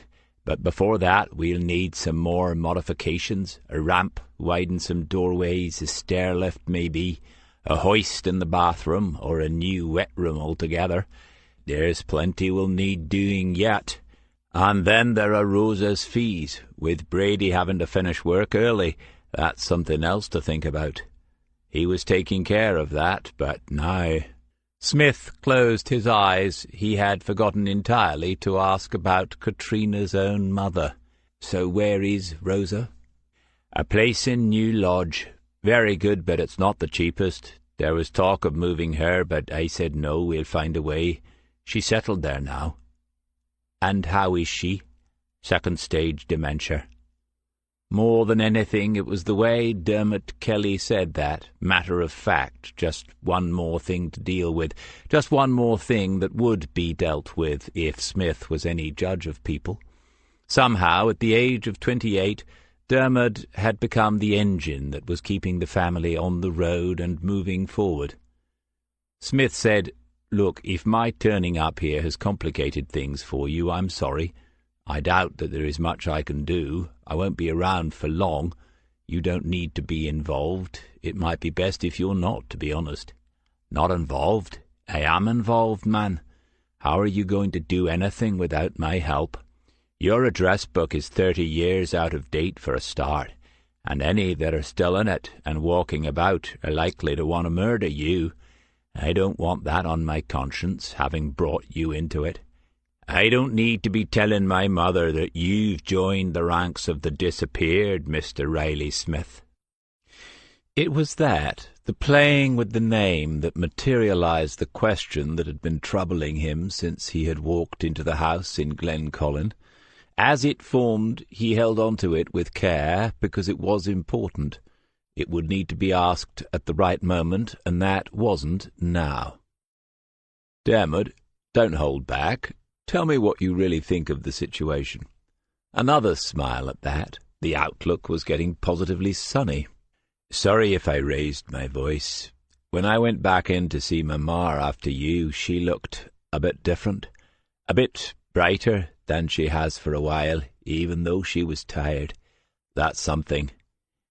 I know you can't find Bran, I'm not stupid, but if it helps her to deal with it in some strange way, even if you're only here to make a decent apology for the part you played in it, that'll be something too. A decent apology, if only it were that simple." "Go on." They were in the city now, and Smith would soon need to find a place to get out of the car. "It was very complicated, and we were very young, younger than you are, hard as that may be to believe."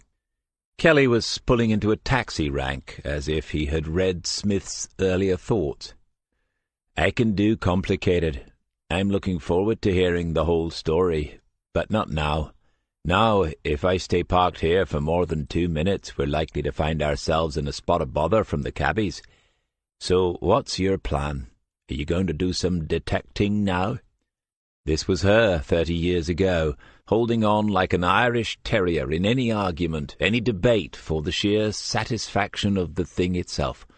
The whole family were the same, all the brothers and sisters, and as soon as you went there it was plain that it came from the old man, Brannan O'Neill. They had grown up with that, being told that they could hold and express any opinion they liked, but woe betide them if they had not thought it through and were not prepared to defend it. Smith could remember arguments about politics and history going on long into the night. He could remember that it was one of the reasons he had liked them so much. "Yes, I thought I might, just as a bit of light relief. The Independent Inquiry, presumably it has an office here in Belfast." Kelly nodded the answer. "As they have looked at his disappearance in recent times, I thought I would begin there." "Makes sense, except that you're not a relative. If you were, they'd treat you kindly enough, once they'd seen some proof. If you mention that you're a policeman, they'll show you the door. It's a part of their remit that nothing they discover can be used in any legal proceedings. That was how they got some people to talk. As it stands, you'll get nowhere with the inquiry." "Right. Thanks. Is there a shop in the city that sells public address equipment, or even one of the old loud-hailers?" "You what?"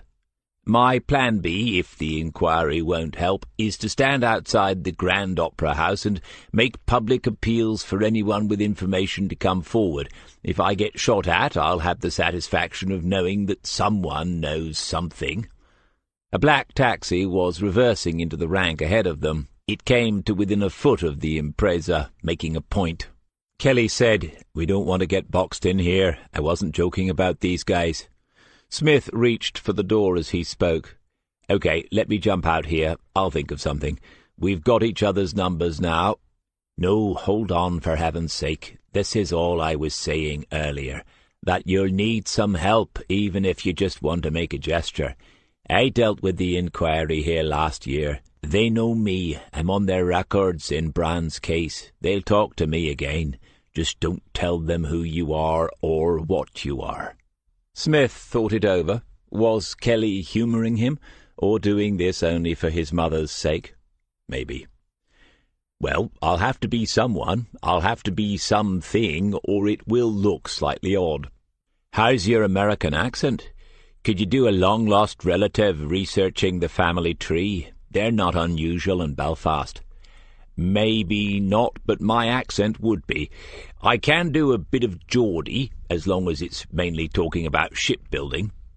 Kelly looked across and raised his eyebrows. The man looked thoughtful and perfectly serious. "Right then," Smith said. "The inquiry it is. I'll think of something on the way."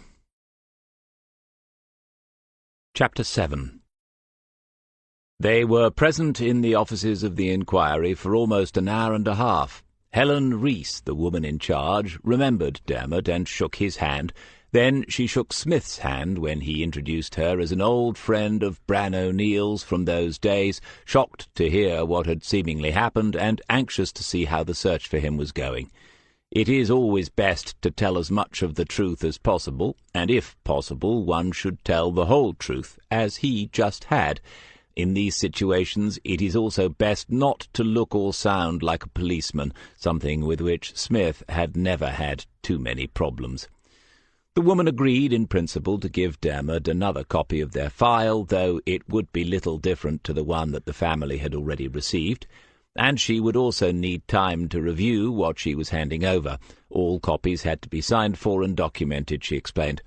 She disappeared then for 5 minutes or so and came back with a frown. There were problems with the printer. Could they call back tomorrow? "Hardware or software?" Dermot had said. She didn't seem sure, but everything was plugged in and connected. She was sure of that. Dermot stood up and offered to take a look, and because she knew him, and because she knew from experience that the delay could be much longer than a day, she said yes, thank you. Smith looked around. The independent inquiry for the location of victims' remains was not so grand as its name and the brass plaque on the wall outside the building suggested. Not these days, anyway. From where he sat, he could see empty desks. In fact, he could only see 2 people at work now that the lady and Dermot Kelly had gone into what must be some sort of reprographics room at the back. He knew what the running down of an investigation felt like, and he could feel it now. It spreads like a quiet contagion, a wordless diminishing of hope as resources and then people drift away before someone in a meeting somewhere makes the whole thing the last item on an agenda. There would be no fanfare at the end, no announcement that all the missing had been accounted for, because they would never find them all, and surely, even at the start of it, they had known that. Smith thought again about the things he would have to say that evening. He must offer them his help, but it would be cruel to offer them any hope. There would be no forensics, not a single thing that could be examined as evidence, even if he had the means to do so. If any of Brand's clothes or possessions remained, and they might, he never ceased to be surprised at what people kept, they would be so contaminated they would be worthless. There would be no mobile phone records and no CCTV, no Facebook, no social media of any description, no vehicle to trace because Brand had not owned a car nor a license to drive one. All that was left behind was memories. These also would be contaminated. We remember to some extent what we want to remember. We certainly remember people the way we wish to remember them. The ones at the centre of this story would retain the key details, of course, but those on the periphery would not.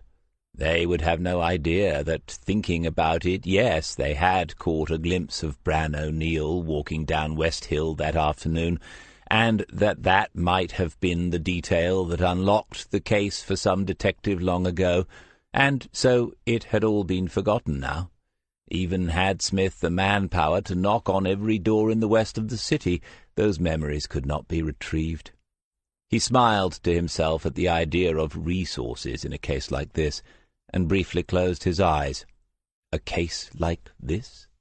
A case like this? There had never been such a case, surely, in which the past behaviour of the investigating detective was probably the motive for whatever had been done to the victim. And he also had to consider how much he could tell them, even now. It wasn't inconceivable that there might still be security implications if the whole truth was told. As a young soldier, he had signed the act, and ludicrous as it seemed, he felt bound by it still.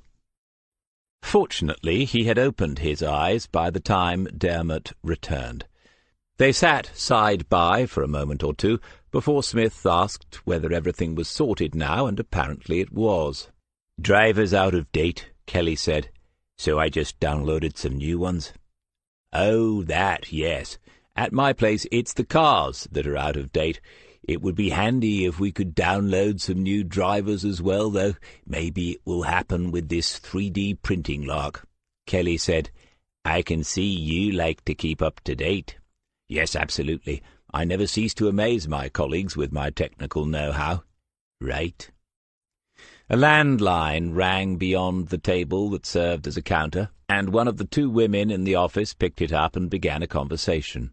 Smith listened in, force of habit, and realized that it was about another case, another missing person, and not a gossiping friend or someone selling stationery. It brought something home to him, that there were others out there still searching. Smith said, "There's something I have to ask you, something that I need to know before tonight." Kelly turned to watch him, sensing the change in tone. "Go on, then." "Neither your aunt nor your mother were quite sure what to call me. David Smith was too new. I was still Stuart Riley to both of them. I'm guessing that they heard my name from you for the first time this morning." "Yes, so?" "So where did you get it from?" Kelly did not answer immediately. He looked away from the intense blue eyes and nodded, as much to himself as to the man who had asked the question, acknowledging that it was a good one. "You might say I was lucky. In a roundabout way, I knew the right man to ask. With respect, that's telling me how you got it. It's not an answer to the question." Now Kelly looked back. "The girl you spoke to on the phone? The one whose boss you are not, and never will be if I'm any judge? I just thought you should know that. Mairead, what about her? Her full name is Mairead McCain. Now it was Kelly's turn to watch closely for the effect of his words. About 2 seconds it took for the connection to be made, and then unexpectedly a smile. Tell me she isn't Martin McCain's daughter, his niece. What is it they say about 6 degrees of separation? We only needed 1. So he is still alive, still around? Very much so. About a mile from where we're sitting now. A shake of the head from Smith. What were the odds that Dermot Kelly was living with the niece of one of the 5 names that Smith had written down in that new Alich notebook? And then, on reflection, he realized that the odds were not so great after all. Only someone with such a connection in the first place could have found him, and such connections were bound to exist in a city like this and a country like this. The buildings might have changed in some parts of it, but one could not redevelop feelings, attitudes, and values. No amount of investment initiatives and tax breaks could do that. He thought about the Protestant woman in the cafe, still on her guard, and about the O'Neills, still staunch Republicans. At least, as far as he could tell, they were still staunch Republicans who abhorred the violence that had marred their cause. Kelly said, I expect your next question is, has she told him you're here? Something like that. The answer would be, probably not. That's probably good, then. I told her everything this morning. Had to, after you turned up like that. It's why I was a few minutes late. I imagine it took a few minutes for her to express how she felt about your midweek break in England and the non-existent business trip. Something like that. They shared a moment of silent commiseration before Smith continued the conversation. So then, when I do speak to him, I should have the advantage of surprise. I expect it will be the only one I do have, though your asking about me will have got him thinking, no doubt. Do you know him yourself, or will we need to through Mairead? Yes, I know him, but... Kelly's voice tailed away, and Smith saw on his face for the first time a look of uncertainty. What's up? You actually want to meet him? Martin McCain? I wouldn't go that far, but I don't really see an alternative if I'm going to do what I promised. The younger man was still struggling with it. He moved in his seat so that he was facing Smith more directly, as if he was concerned that Smith himself had not quite understood what it was he was saying, and as if more eye contact might help him to do so. Martin's always been okay with me, as Mairead's uncle, you understand. But something like this, I don't know how he's going to react if he sees you walking into the room. Smith said, I'm assuming he doesn't keep an old Kalashnikov propped up in the corner for just such eventualities, and I'd prefer our first meeting not to be after dark in an alleyway behind the Republican Working Men's Social Club, if there is such a place. Dermot Kelly's continuing uncertainty had brought him to silence. After another pause, Smith spoke again. When I said I would come and talk to people here, whom did you think I meant? Just your family? The people who lost Bran? What would be the point? They have been over it alone and together 1,000 times.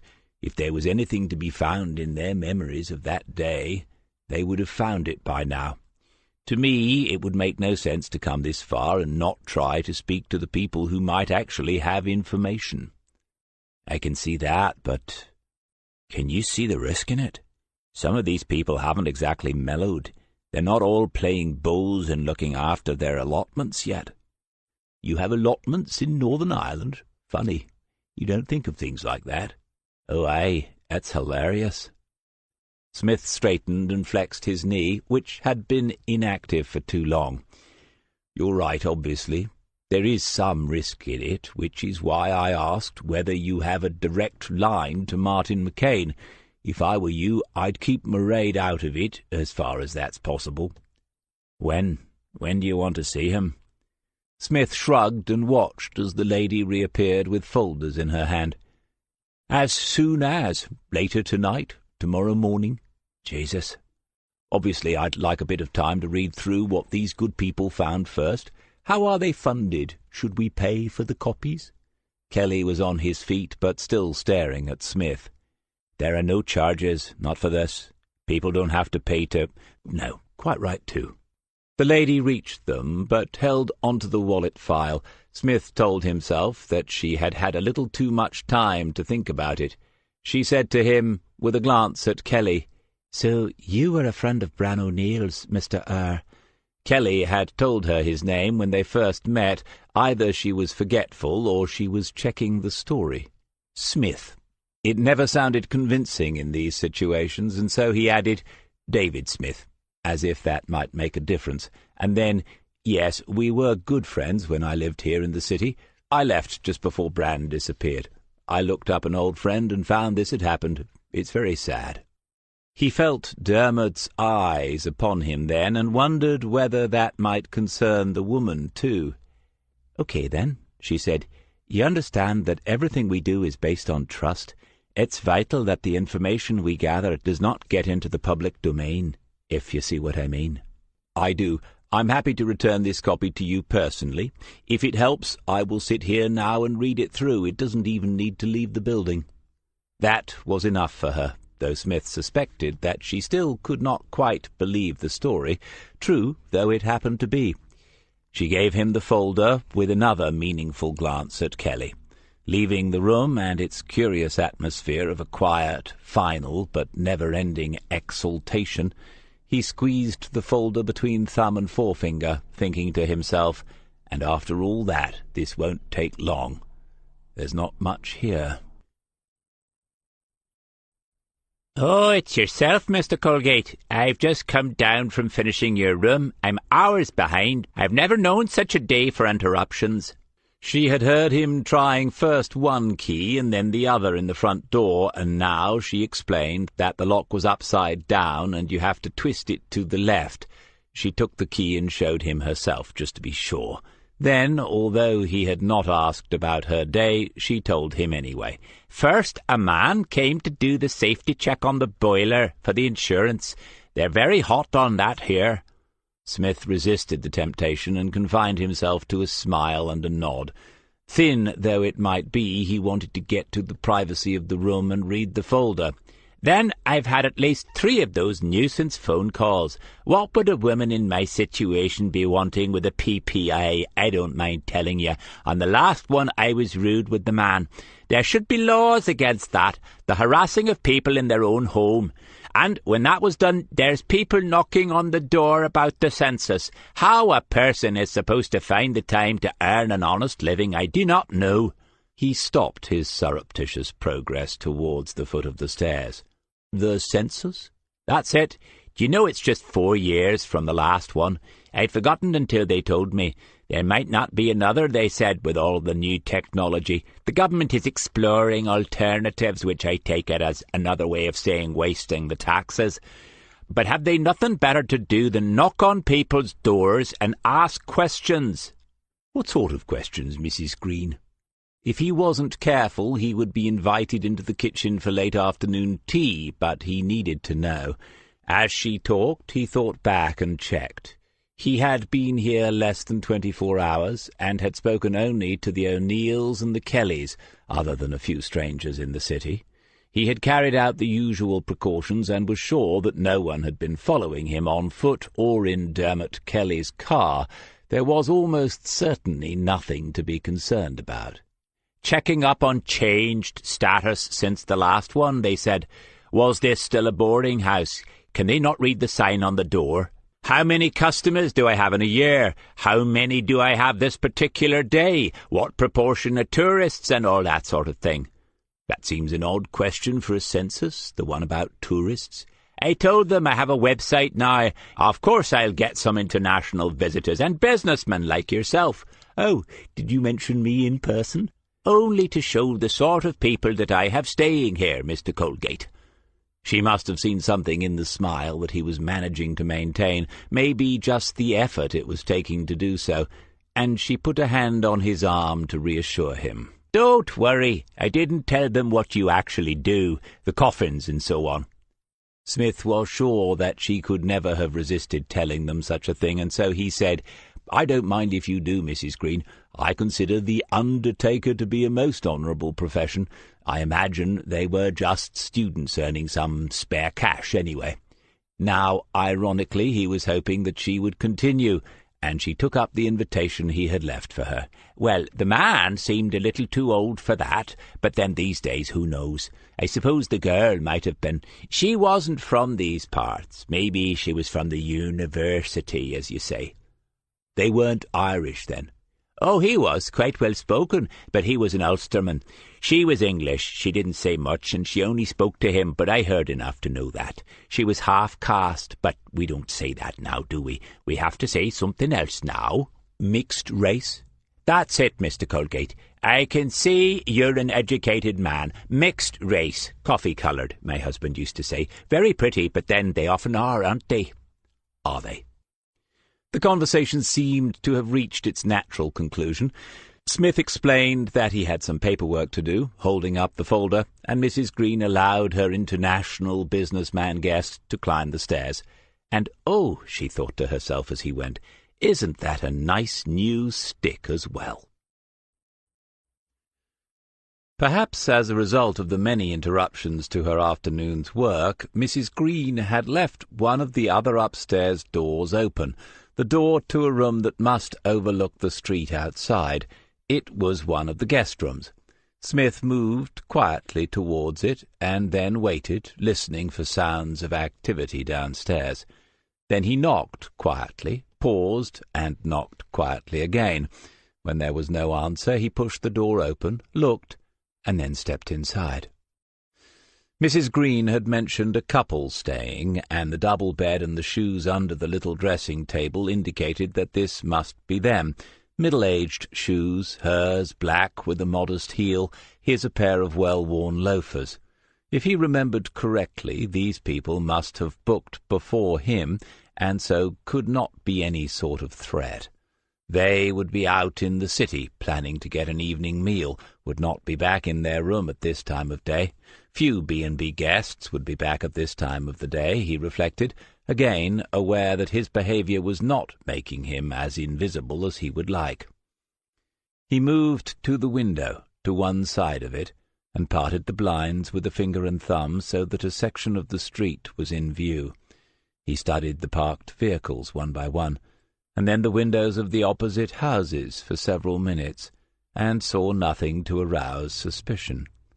But then he told himself, if they were any good, then he wouldn't, would he? As he watched, he went through it again, piece by piece. A well-spoken Irishman and a coffee-coloured English girl, a survey between censuses, a talkative landlady, all pretty unlikely to be anything other than one of those things that he didn't like to name. He left the room, moving the door back to its exact position before he entered it. In his own room he switched on the small kettle of unknown brand and stared at the small tray of hospitalities on the bedside table. Individual packets of powdered, freeze-dried coffee, a selection of individually wrapped tea-bags, including various herbal abominations, individual cartons of UHT milk, and 2 kinds of biscuits, 6 in total, plastically separated into 3s, 3 custard creams, 3 ginger nuts. The evening meal. He thought about the couple in the opposite room, about their comfortable shoes side by side under the little table, and wondered where they would be eating together tonight. Maybe they were going on to a show at the Opera House, or simply planning to stroll along the riverside. It was fine enough and warm enough now. He thought about them. Then he filled the kettle and tore open the packet that contained the English breakfast tea-bag and the packet of ginger-nut biscuits. Then he propped a pillow against the bedstead, opened the folder, and began to read. Chapter 8. At 5:30, Dermot Kelly picked him up on the corner where Albert Street met the Falls Road, as agreed. There was no quick drive out to Glencolin this time. The work traffic leaving the city meant that the journey was often little more than a westward crawl. In response to a question about the contents of the files, Smith said that it was thorough enough, competently done, but offered nothing else. It seemed clear that he would rather talk about it when the rest of them were present. As to who the rest of them would be, Kelly was unclear. His mother would be there, and he could not imagine that Aunt Leah would allow herself to be shut out again. Along with himself, that would be enough. He glanced across, thinking he would say what had happened with Martin McCain, and saw that the Englishman was looking fixedly away from him, as if he would rather not say anything else at all, and so he maintained his own silence as they made their slow way towards the house. At the turn into Hannistown Hill, he saw that Smith was still looking out of the car in the same way, and then he realized why. He was watching the road behind in the passenger-side rear-view mirror. They parked in the same spot, and Smith admonished himself. There was a disabled badge in the windscreen of the red Astra in the drive, and he had missed it last time. He needed to sharpen up. He was reaching for the door handle when Kelly spoke. "You should know this before we go in. I spoke to Martin McCain this afternoon." "Go on." "I said that I wanted to come and see him. I said it was about the same business as before, and that I wouldn't be coming on my own. He said okay. He didn't ask me any questions, so I didn't say." McCain had been one of the brightest of them. Even today he would know not to say names unnecessarily in telephone conversations, but Kelly's call would have alerted him. He would at least allow for the possibility that it might be Stuart Riley, or David Smith, or both. At least Christopher Colgate was in the clear, for now. "When?" Kelly hesitated before he answered, as if saying it made it more real. "Tonight, if you want. I just have to phone ahead before we actually turn up." Neither of them felt the need to voice the possible implications. Smith nodded and pushed down on the handle. Kelly opened the door into the kitchen and went through first. Smith stepped forward after him, and he saw the expression on Katrina's face change to fright, heard her shout something, a name. "Brady, no!" Instinctively, Smith moved his head back an inch or two before he looked to his left, where she was looking, and as a result the swinging fist caught him a glancing blow on the side of his jaw, rather than the full one that might have felled him. The man who had thrown it was carried forward by the momentum, and again instinctively Smith seized the upper arm with his right hand, twisted down, and propelled him into the table and chairs with his left shoulder. The table scraped noisily in protest, and the nearest two chairs went onto their sides, while Brady O'Neill went onto his knees. Now both women were shouting. Dermot stepped in between as O'Neill got heavily to his feet and turned to face Smith. Their eyes met over the young man's shoulders. Katrina said, "Brady, you promised us." "Ah, maybe, but I also promised myself one punch if I ever saw this scumbag again." Brady O'Neill was still a big man, some inches taller than his nephew, but when he made a move forward towards Smith, Dermot Kelly's hand was planted solidly on the centre of his chest, and there was no fear in the voice that said, "And you've had it. That's enough now." Leah Wisby said, "For God's sake, Brady, you're too old for fighting, and a fool to boot. Pick up the chairs and sit on one of them." Smith had remained perfectly still as he watched Brady O'Neill. When the old man finally prized his glare away from the Englishman's face, Katrina looked at him from her wheelchair with raised eyebrows, while her sister shook her head at Dermot.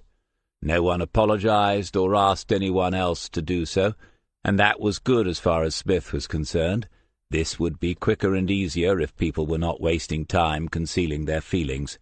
Brady O'Neill had certainly not wasted any time concealing his. At least on this occasion there was to be a cup of tea. Leah busied herself at the sink behind her sister. Smith had brought the folder with him, and he laid it on the table as he sat down. He had one side of the kitchen table to himself, facing the others, who would be arranged in a semicircle when all were sitting down. Bran O'Neill's name had been stencilled on the cover, and he saw Katrina reading it, though it was upside down for her. Smith said, "I've read through the file. As I said to Dermot on the way over, it has been competently done. There are statements from all of you, which saves time, and—" "Listen to you! It has been competently done. Who the hell are you to be pronouncing on the work of the inquiry?" They had not told Brady everything then. Perhaps there hadn't been time. Dermot said, "He's a policeman, Uncle. He's a detective." "Is he indeed?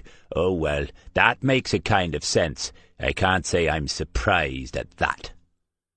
Outside it was a warm June evening, but Brady O'Neill's smile came from the depths of a personal winter.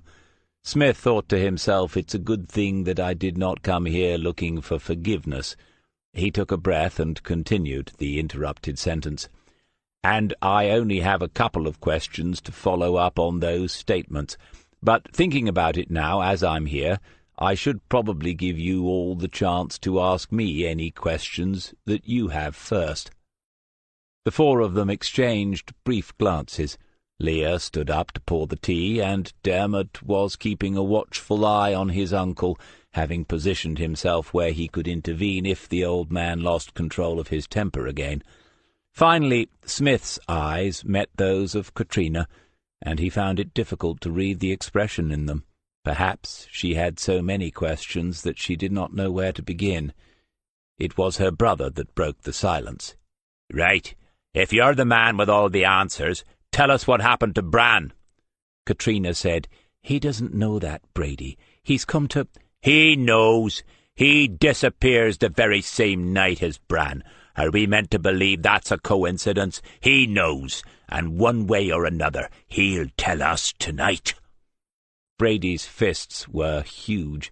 They lay side by side on the table, as heavy and as red as half-bricks, and then Smith recalled that Dermot had told him that the old man had been a builder until the arthritis got hold of his hands a few months ago.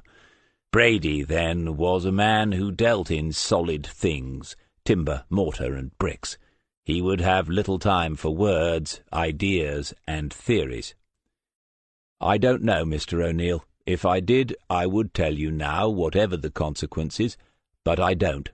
Until a few days ago I did not know that he had disappeared." "You know something about the business, I'll swear to that. Otherwise—" "Uncle, he doesn't know where Bran is. Why would he come here and pretend all this if he did? It's a dangerous thing he's doing, just being here at all." Brady looked at Dermot in silence. Smith could see the knuckles whitening as the fists clenched and unclenched, as if they were breathing of their own accord. Well, that much is true." There would be more to come, and Smith waited. They had to get past this to make any progress. The rest of the family seemed to agree. Brady's anger had sucked the air out of the room, and they all waited in silence. "Is there anything else you wanted me to say now, Mr. O'Neill? So where did you go to so damned quickly that day?" "Friday the 21st I left Northern Ireland that evening. I went back to England." "And we all know why. Running for your life like the tout and the coward that you were, that you still are, never mind what others here might think." Katrina, Leah, and Dermot were watching him, and he felt the need to choose his words with care. He did so after a pause. "You're right in some respects, at least, Mr. O'Neill. My life was in danger. At least one person was intent on killing me that day, and leaving Belfast made perfect sense at the time, even though it wasn't an easy choice. I had good reasons to stay." He didn't look at her. His gaze remained firmly on the angry face. "But I was also following orders. I was a British Army officer, working undercover. I believed then, and I still believe now, that what I did was justified. I know that it saved innocent lives." Leah said, "Our Bran was an innocent too." Smith said, "Yes, he was. He was, as I remember it, the least interested in the struggle out of the whole family. I don't understand how he became a victim of it. And then looking back at Brady O'Neill, and that's the truth. I never met him on that Friday the 21st. The last time I saw him was the day before, the Thursday. He came into the bar that evening and stayed for maybe an hour. That ties in with his movements as recorded in this file. Brady said, "Well, you've had 30 years to get your story straight." Leah had gone to the work surface to pour the tea into mugs. She said, with her back to him, "If we're clearing the air, I'll say my piece. You used this family. We welcomed you in, well, some of us did. And then you used us. We were just camouflage for your grubby little undercover operation. Who would suspect anyone who had been accepted by the O'Neills? You abused my father's trust. He was devastated by it. You abused my sister's trust. And so was she." They had come to the heart of it more quickly than he had expected. Katrina was looking away from the table, and Dermot was staring at him as if he was an odd-looking specimen trawled up from the bed of the lagoon. He said, "Again, there is some truth in what you say. We did look to make friendships amongst the two sides, not just the Catholics. We can see how that hurt people, and I had difficulties of my own with it at the time, increasing difficulties. I liked your family for what they were, not because of the advantage it gave me. I didn't expect to like them as much as I did. I didn't expect to—" Smith sensed her gaze, Katrina's, coming back to him from wherever it had been. Leah said, turning her hands full of mugs, "What? You didn't expect to fall in love?" Katrina's voice was small as she said, "Leah, please." Dermot spoke then, seeing and hearing her distress, and Smith thought as he listened, what does he make of this? The bitterness and recriminations and heartbreaks of people he has known all his life suddenly exposed by this flash flood of anger. Dermot said, "This isn't helping Bran, is it? We're wasting time on things that can't be changed now. I know the inquiry hasn't succeeded yet, but we might have another chance here. Let's hear him out. He says he's willing to speak to other people from back then if we can find them." "Who knows?" Leah said. "What other people?" It was not the time to name any names. Smith simply exchanged a warning look with Dermot, but Katrina was there before the other two. "No, if you mean what I think you mean, you mustn't do that." Brady said, "Do what? Stop talking in riddles, all of you." "Go looking for them, Brady." "Who, for Christ's sake?" "Them." O'Neill understood then. Smith said, "The report is vague in some respects. It says things like a number of approaches were made to, and so on. I can see why there are no names in any of the documentation. I have to assume that these approaches didn't get them anywhere. One of my questions to you all is this. Do you know who they spoke to about Bran's disappearance, apart from yourselves?" Leah shook her head, but that might not have been in answer to his question. Brady took a long pull at the mug of tea. For the first time that evening he seemed to have nothing more to say. Katrina stared at her son for some seconds, but Smith sensed that it would be her who gave him an answer. "We don't know for certain. We've always assumed they would have approached the people from Rourke's, the ones who used to meet there. I mean the group, you understand, not everyone, not every customer. We know they spoke to Sadie Callahan." Smith said, "If I'm reading this correctly, that's what began this again, when Eamon died?" "Aye, last year. She was there with him at the end, and it was in his last confession. He wanted her to hear it, he said, so that she could do something, make some sort of amends.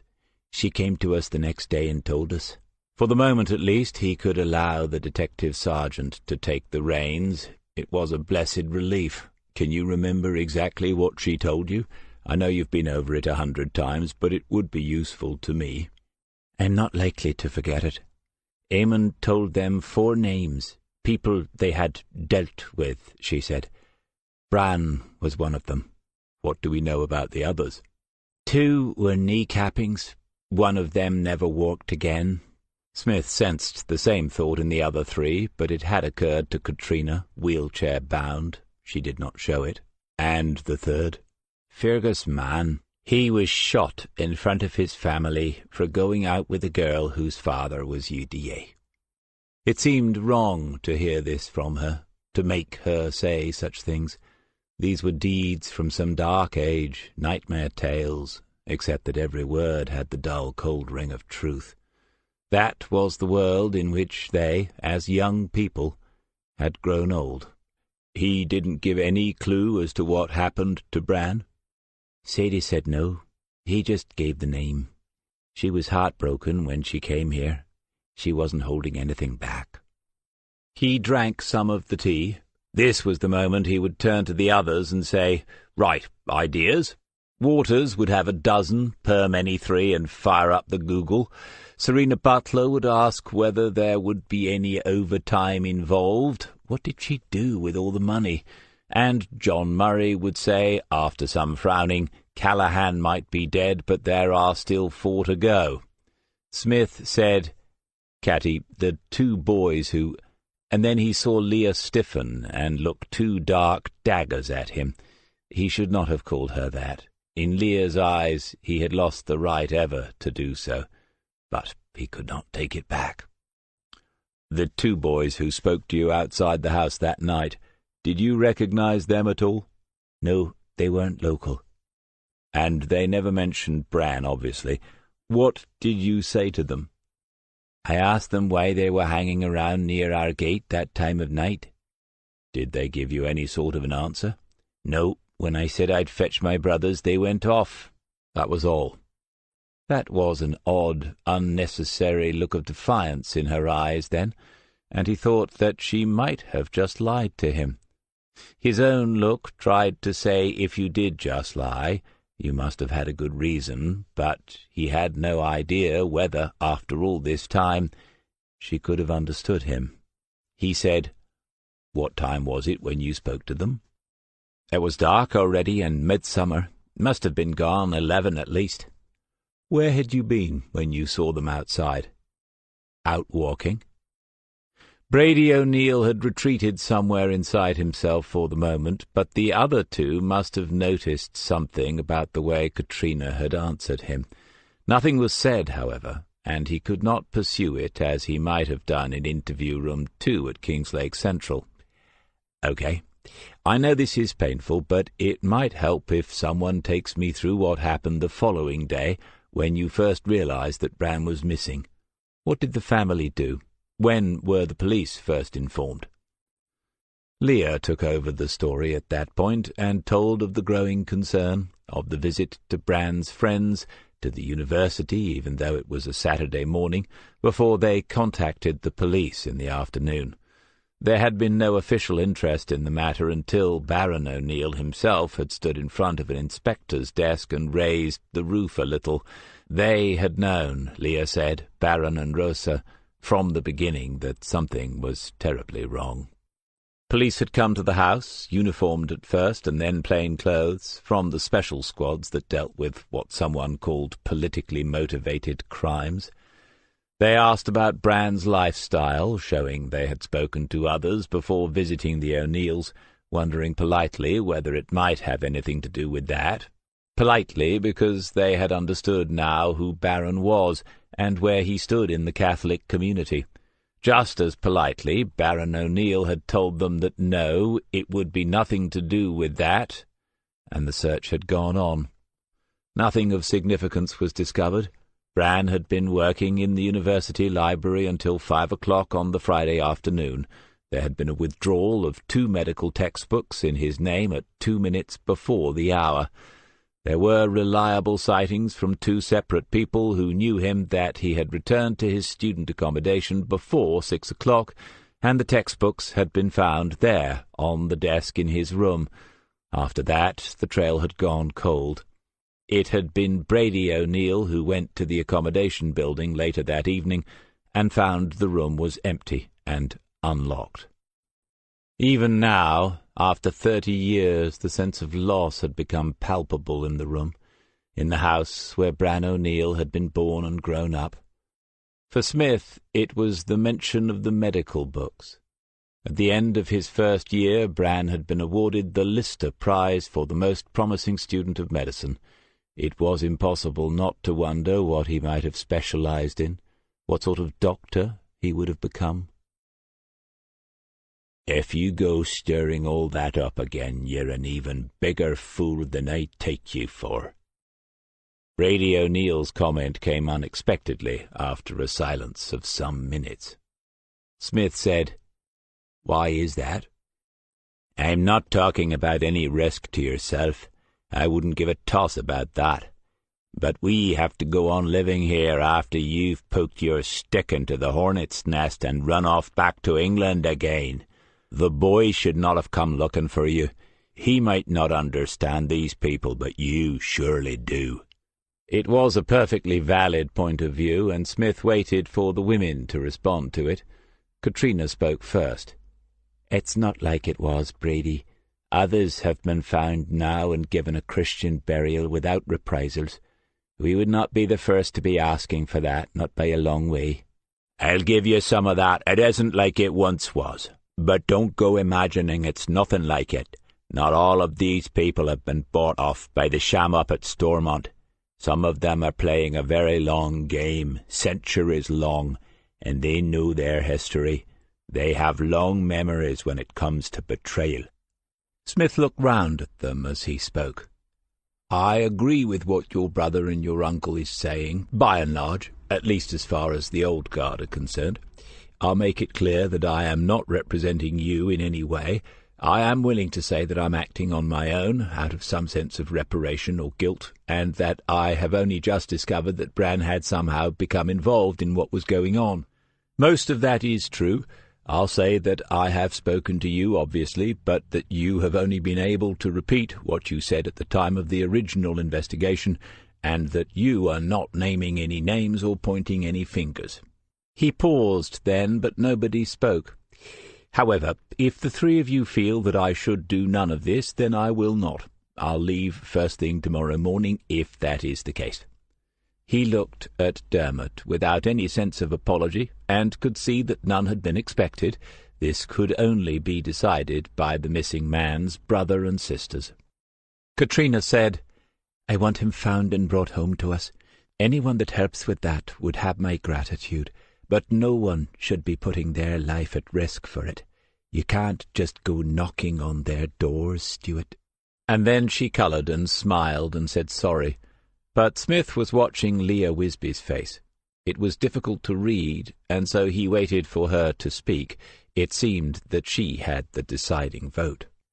"Well, whatever your name is now, you owe this family something. You owe us a lot. But as she says, I'm not sure you owe us your life, especially if you are telling the truth, that you knew nothing about our boys disappearing. There's been enough of that over the years. More than 1,000 lives, they say." Smith said, "More than 1,600. Leah said, "I'm glad someone's keeping the score. A detective, Dermot says. You must have some idea what you're doing, I suppose." Not a ringing endorsement, but she seemed to have voted in favour. Smith eased his chair away from the table, seeing no point in prolonging this now, but Katrina spoke up with a different sort of voice, as if she had been preparing what she had to say for some time beforehand. "I'd like a word alone, please, in my room." "Is this where I finally get something thrown at me?" She had wheeled the chair to the window, and Smith followed, standing on her right side. The window faced east, and so there was no longer any direct light in the early evening. What little there was seemed diminished by the trees, more so than earlier in the day, as if they were growing taller and more dense by the hour. And when he looked at her, he noticed that her hair was shining and glossy in a way that it had not been in the morning. She had washed it at some point in between times, and it made him remember her. She said, "I've one or two things to say, and I won't have too long. She won't let us be for long." She never did like us being alone together, I seem to recall. Aye, perhaps I should have listened to her. Perhaps. She smiled out of the window. Anyway, I'm sorry about the name thing in there. I haven't got my head around David at all, though I did wonder again whether you've not chosen a bad time to confront Goliath. He's a pretty old giant now. And you're no spring chicken yourself. Don't let the stick fool you. It's only a temporary measure. And then he kicked himself again, because the same was not true for her. She looked at him directly then, always seeming to guess when a feeling had gone astray. I hope you have something more than a pocket full of stones, though if you do, I don't want to know. All I have is my wits, I'm afraid. I'm aware that they might not be enough. The smile had been replaced by concern. She waved him towards the chair that he had sat in earlier, and he saw her glance at the clock on the mantelpiece. You know about Dermot and Mairead? You know who she is? Yes. I can't stop you finding him, then, Martin McCain. He wasn't the worst of them, I know, but I don't want Dermot involved any more than that. If you find any of the others, and I swear I don't know where any more of them are now, I don't want Dermot anywhere near them. Will you promise me that? Absolutely. She closed her eyes, as if achieving that, her first objective, had taken something out of her, and then she said, not just because of the danger to him. If he heard anything about what happened to Bran, if he heard any details, or was confronted with anyone who had a hand in it, he might get hold of them, and he's a strong boy with a powerful sense of justice, you understand. I can see that. It's what took him to England, I imagine. Yes. Smith could hear voices behind them in the kitchen. He said, what else? That wasn't all you wanted to tell me. Oh, Mr. Detective, now is it? He said nothing more then. Whatever it was she had to say to him was what made her lower lip tremble, despite the sarcastic smile. That night, when he disappeared, and I came home late. When you had been out walking? She smiled again, but with no sarcasm this time, the way perhaps a good book smiles when it is being read with care. Yes. We'd heard in the afternoon that there had been some trouble involving the Rourke's bar people. I went into town on my own. I went up to Cargill Street, to his flat, where he had not been, but others might have been waiting for him. He nodded and betrayed no emotion, because that would not help here. She had not said it all yet. I went to some other places, our places, you might say, but I couldn't find you. I really needed to speak to you that night, to make sure that you were all right. Was there the slightest point in apologizing after 30 years? What happened when you got back here, the two boys waiting outside? She stepped away from it for a moment, as if he was pushing her too hard, and she would not be pushed. But Smith could hear furniture moving in the kitchen. After the pause, she said, I wasn't the only one looking for you. It's what they wanted too. They asked me where you were. They knew we were together. They said, Where's your tout boyfriend, darling? She had mimicked their voices. Smith's mouth tightened a little at the sound and thought of it all. Go on. I played the idiot girl, denied you, denied knowing what they were talking about, denied it all until it made me sick. But they knew. And then one of them said to me, Never mind, girl. If you won't talk, we'll find someone who will. Perhaps we already have, and you'd best keep your mouth shut anyway. And they drove away, laughing. And you didn't know them? He had it then, what it was she had been holding on to like the unluckiest of charms for 3 decades, because she had known them. I knew the one who did all the talking. If you're wondering why the only person I ever told was my sister through there, you'll understand now. It was Lorcan's younger brother, It was Aidan Quinn. Chapter 9. She had said to Smith, "You know what happened to him, to Aidan Quinn," and he had not answered her. Perhaps she thought that he must know, but she told him anyway. He was found in the Ardoyne Road the very next day, gunned down by the UDA. She must have been one of the last people to see him alive, and that was why she had listened when Leah told her to keep her mouth shut, just in case Aidan's brother thought the O'Neill family had anything to do with it. The mere presence of such a thought in the head of Lorcan Quinn could have incalculable consequences for them all.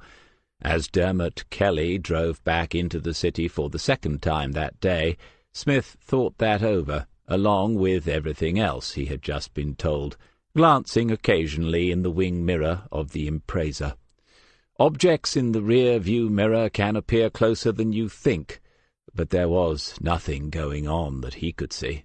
It didn't look as if he was still being censused. It must have been nothing, particularly as the girl was coloured, according to Mrs. Green. The cell had typified the army as a whole, he well remembered.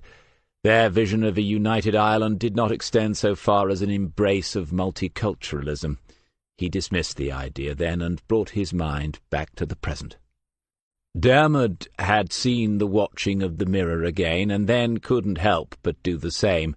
But if they were being followed, it must be by someone on the number 11 bus, not very likely.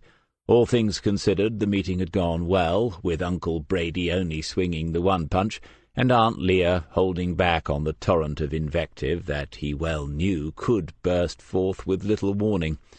The more he thought about that, the more surprising it seemed. His aunt's restraint had to have something to do with the way his mother had been affected by Stuart Riley's reappearance, the way she had said his name, and the way she reacted to saying it showed that plainly enough. Not for the first time he wondered about what he had begun when he found the man living another life in an unimportant English town. He looked across at him then. They were approaching the city, the taxi rank where they had parked in the morning, and nothing had yet been said about what Smith wanted to do next. The questions the detective had asked the family had been obvious enough, but behind them Dermot could see that Smith had effectively memorized the contents of the inquiry folder. Not once had he needed to refer to it for details. He wondered, too, about what had passed between his mother and Smith during the few minutes that Aunt Leah had left them alone. Leah's eyes had gone to the door many times in those few minutes before she finally called out, "Catty, don't tire yourself. It's almost 7 o'clock now," signalling an end to the meeting between the two of them, as if they were teenagers. A part of it, he knew, would have been about himself, her saying that she did not want him involved in whatever the policeman was planning in the search for the truth. And the rest. He had no idea, but he could see that they had been lovers in those times. No one had ever told him that directly, but it was plain enough when you saw them together now. "So, Sergeant, what's next? Where are we going now?" "We?" "Aye, unless you get out and start walking. I'm under strict orders as far as you're concerned. Don't tell me you're a man who always follows orders. Still the soldier, eh?" Smith thought about a response to that. Kelly had been almost silent at the house, allowing them to begin to clear the air after 30 years of smog, but he had been watching and listening closely. He hadn't missed very much. He would understand much more now than he had an hour or two ago. Was the sarcasm a result of that? "I'll follow those orders out of respect for your mother." "Oh, I see. So you've found some of that at last. Better late than never, I suppose." Smith closed his eyes briefly, opened them, and said, "Right, pull over here." "Cannot. It's a clear way." "Don't tell me you're a man who always follows the highway code, even though you drive around in a vehicle capable of 155 miles per hour. Pull over into that emergency services space. If anyone asks, I'll show them the warrant card I didn't bring." Kelly swept across from the middle lane onto the raised platform, feeling suddenly exposed. He left the engine running. "Turn it off. We're not going anywhere until we've straightened a few things out." It was suddenly quiet, just the hiss of traffic passing them occasionally, a bus, a lorry, a few cars in the late evening sunshine. Smith watched them go and thought, well, if anyone was following, they've lost us now for a while. Kelly had his hands back on the wheel, waiting for Smith to say something. "If your plan is to drive me around Belfast so that you can have a pop at me, we can do that, but it would be wasting time. I'd prefer your uncle's approach, much more cost-effective. We can get out, you take a few swings at me, I'll do my best to dodge them, and then we can get on. How does that sound?" "Ridiculous." "Well, we agree on that." Kelly was staring ahead, his jaw clenched, his hands gripping the wheel as if they were doing the 155 miles an hour. Something had got to him. Something had to be said. "You've worked it out for yourself, I'm sure. Your mother and I got close in my time in Belfast. That wasn't planned. It never is. You're old enough and ugly enough to know that. It just happens. It was complicated, for reasons that are blindingly obvious. I never intended to leave the way I did, quite the opposite, in fact. But when it all blew up in my face, I had to get out in a hurry, and not just for my sake. Anyone who knew me, who had associated with me, was in danger. I couldn't risk contacting any of them." Kelly's head had turned halfway towards him, enough so that he could see Smith's face. "I thought I had got clear, and that they were safe. It now looks as if I was wrong." A police BMW was travelling along the opposite carriageway. It slowed down to have a good look at them and then picked up speed. With not much more than a mile to the next roundabout, Smith calculated that they had about 2 minutes left before they had to explain themselves. He said, "I'm not going to waste time apologizing to you or anyone else. I'd rather do something if I can. You can help me get started on that. Up to you." He seemed to have relaxed a little. His knuckles were no longer white. After a few seconds, Kelly said, "Fair enough. What's next?"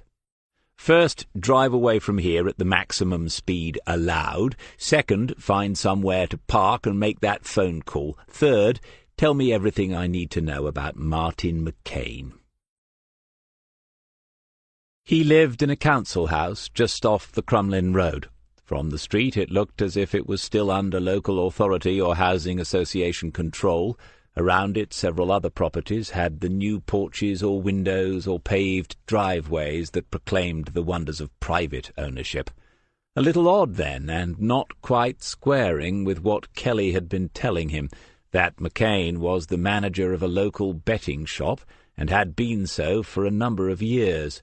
If that was the case, he was good enough at the job to have earned a decent income and to be living somewhere better. It might not matter, and probably had no bearing on the business in hand, but it was the kind of thing that Smith's mind worked over automatically. He allowed it to do so, and awaited the conclusion. McCain had been married twice, but now lived on his own, apart from the dogs, that is, Kelly had told him. Mairead was his brother's daughter. The brother, Patrick McCain, had gone south of the border with his work and wouldn't be coming back, but he wasn't political and had never been involved. That was all Dermot needed to say, just that one word, involved. Mairead wasn't close to her uncle, but she kept in touch for her father's sake. They saw him 3 or 4 times a year. Last Christmas they had invited him over because he might be spending it alone. He had declined the offer and sent them a bottle of the best Irish as an apology. Smith had said, "And is Martin still involved?" "I don't know. We have nothing to do with it ourselves, Mairead and me. I don't know what he gets up to be honest." They sat in the car and looked at the house and the houses around it. A quiet road, considering it was still so warm. One would have thought there would be children out playing.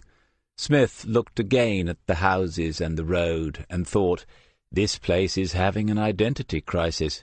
It's somewhere between aspiration and desperation. It has glimpsed the future in television commercials for window blinds and washing machines, but the programs in between are all about the past. Then he thought about the last time he had seen Martin McCain. 4 of them had been holding him, Smith, in the storeroom at the back of Rourke's bar. McCain, Eamon Callaghan, Michael Odell, and Tommy Blake. They were waiting for Lorcan to come. Lorcan would know whether it was true, and Lorcan would know what to do about it.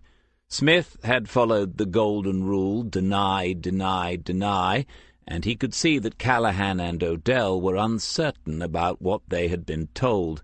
They had made him sit in a chair while they stood and waited, but they had not touched him.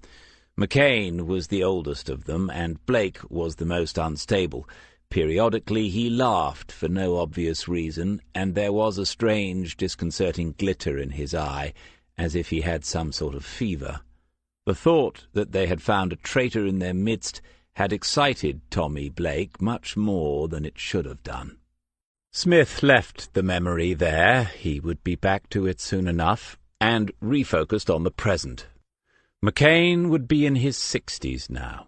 He had been the most old school of the cell and knew his Irish history, single-minded to the point of ruthlessness, but not with the irrational, emotional hatred of the English that marked out so many of the younger recruits. Smith had been present early in the year when one of Thatcher's speeches had been showing on the television in the bar. There had been the usual jeering and abuse, which rose to a crescendo when she referred to the Brighton bomb of the previous autumn, and someone had thrown a glass which smashed on the wall behind the screen.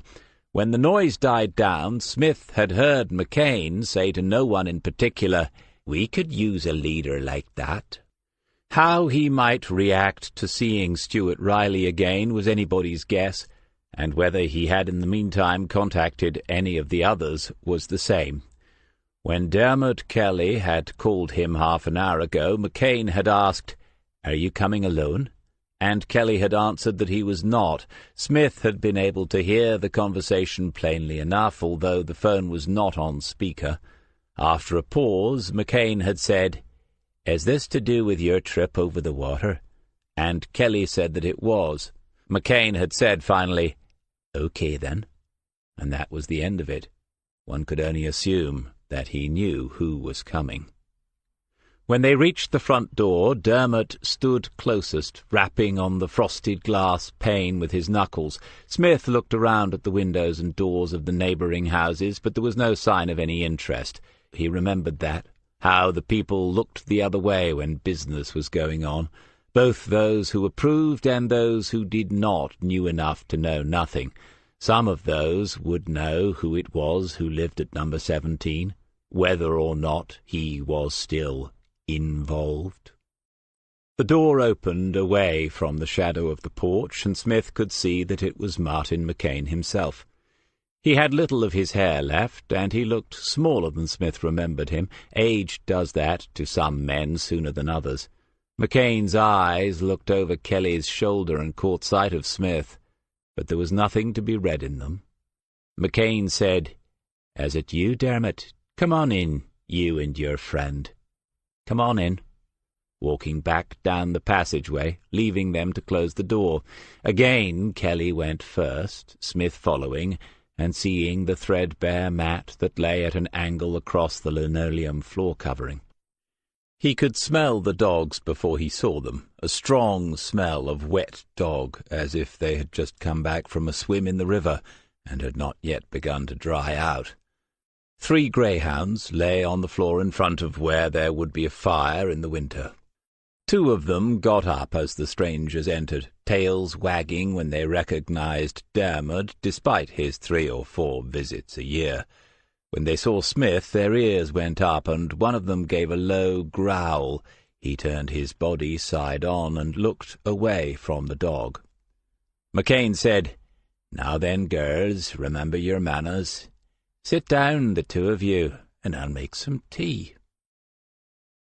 Smith realized that the Irishman was talking to his guests rather than his dogs, at least as far as the tea was concerned. The latter remained watchful as he and Kelly crossed the room and occupied the 2 chairs which seemed to have been placed in readiness. McCain went back into the hallway and turned right this time towards where the kitchen must be. Then there was the sound of a kettle being filled and the rattle of cups and saucers. With a growing sense of unreality, brought on by the realization that he was about to take tea with the IRA, Smith observed the room and its contents.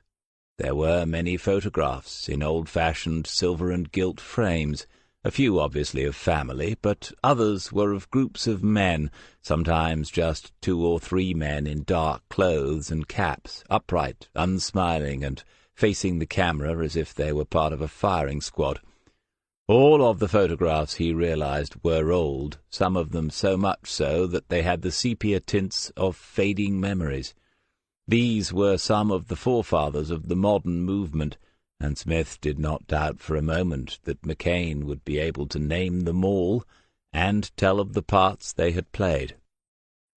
Between the photographs stood seaside ornaments and shells, china dogs and birds, figurines of milkmaids and shepherds, silk flowers in vases, and a leprechaun or 2 peeping out for good measure. Over it all a thin film of dust, the sort that one finds only in the rooms of men who have lived alone and in the past for a long time. Kelly was pointing to a photograph. He said quietly, "That's Mairead." A row of 3 men with 3 small children standing in front of them. The little girl was smiling, and her father's hands were on her shoulders. Smith said, "I can see Martin, and presumably that's his brother." "Who's the 3rd?" "Terry McCain, another brother. He emigrated to the States, and he's never been back. They fell out, no prizes for guessing why. She got in touch with them recently, wants to go and see them, but they'll have nothing to do with Martin here." One of the dogs, the 3rd one that was plainly the oldest, stood up, stretched its long back into a U, and then walked stiffly over to Smith. He put out a hand, and the dog lowered its head a little, the pale blue eyes never leaving his own. With just 1 finger at first, Smith began to rub gently behind the dog's ear. He said, "What about these? Not racing dogs, are they?" "Not now. They will have been. He rescues them from the trainers. They don't keep them long once they slow down." The dog gingerly lowered its haunches, taking care not to move its head away from the hand, even when Martin McCain came into the room with a tray. McCain said, That's Jezebel for you, living up to her name. Would you mind now, Dermot? Throw those papers anywhere."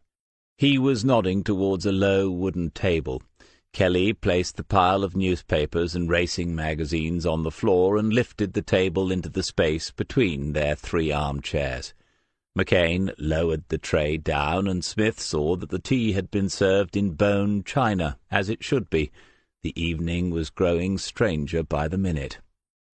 McCain sat down and looked thoughtfully at the tea-tray.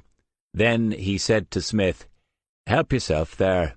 I'm sorry, I can't remember whether you take milk and sugar." That was it, the first acknowledgment that the 2 of them had ever met before. Smith smiled at it briefly, but Martin McCain's face remained inscrutable. Jezebel continued to rub her head on his hand, her eyes closing now. Smith said, "Jezebel, a good name for a stray dog, if you don't mind me saying so. Well, they're much like women. The only way to love them is not to trust them. She's a tart, as you can see, but I'll not be throwing her out of the window any time soon. Not for that." Dermot Kelly looked from one to the other, at a loss as to what they were talking about. McCain saw the look and shook his head at the ignorance of modern youth. Then he said to his nephew, "Talking of which, how's Mairead?" Kelly said, "She's fine, working hard." "A good girl. Treat her well, or you'll have me to deal with, you know that." Dermot nodded, accepting it, though it was plain he could have put Martin McCain out of the window, never mind the dog, if he had a wish to do so.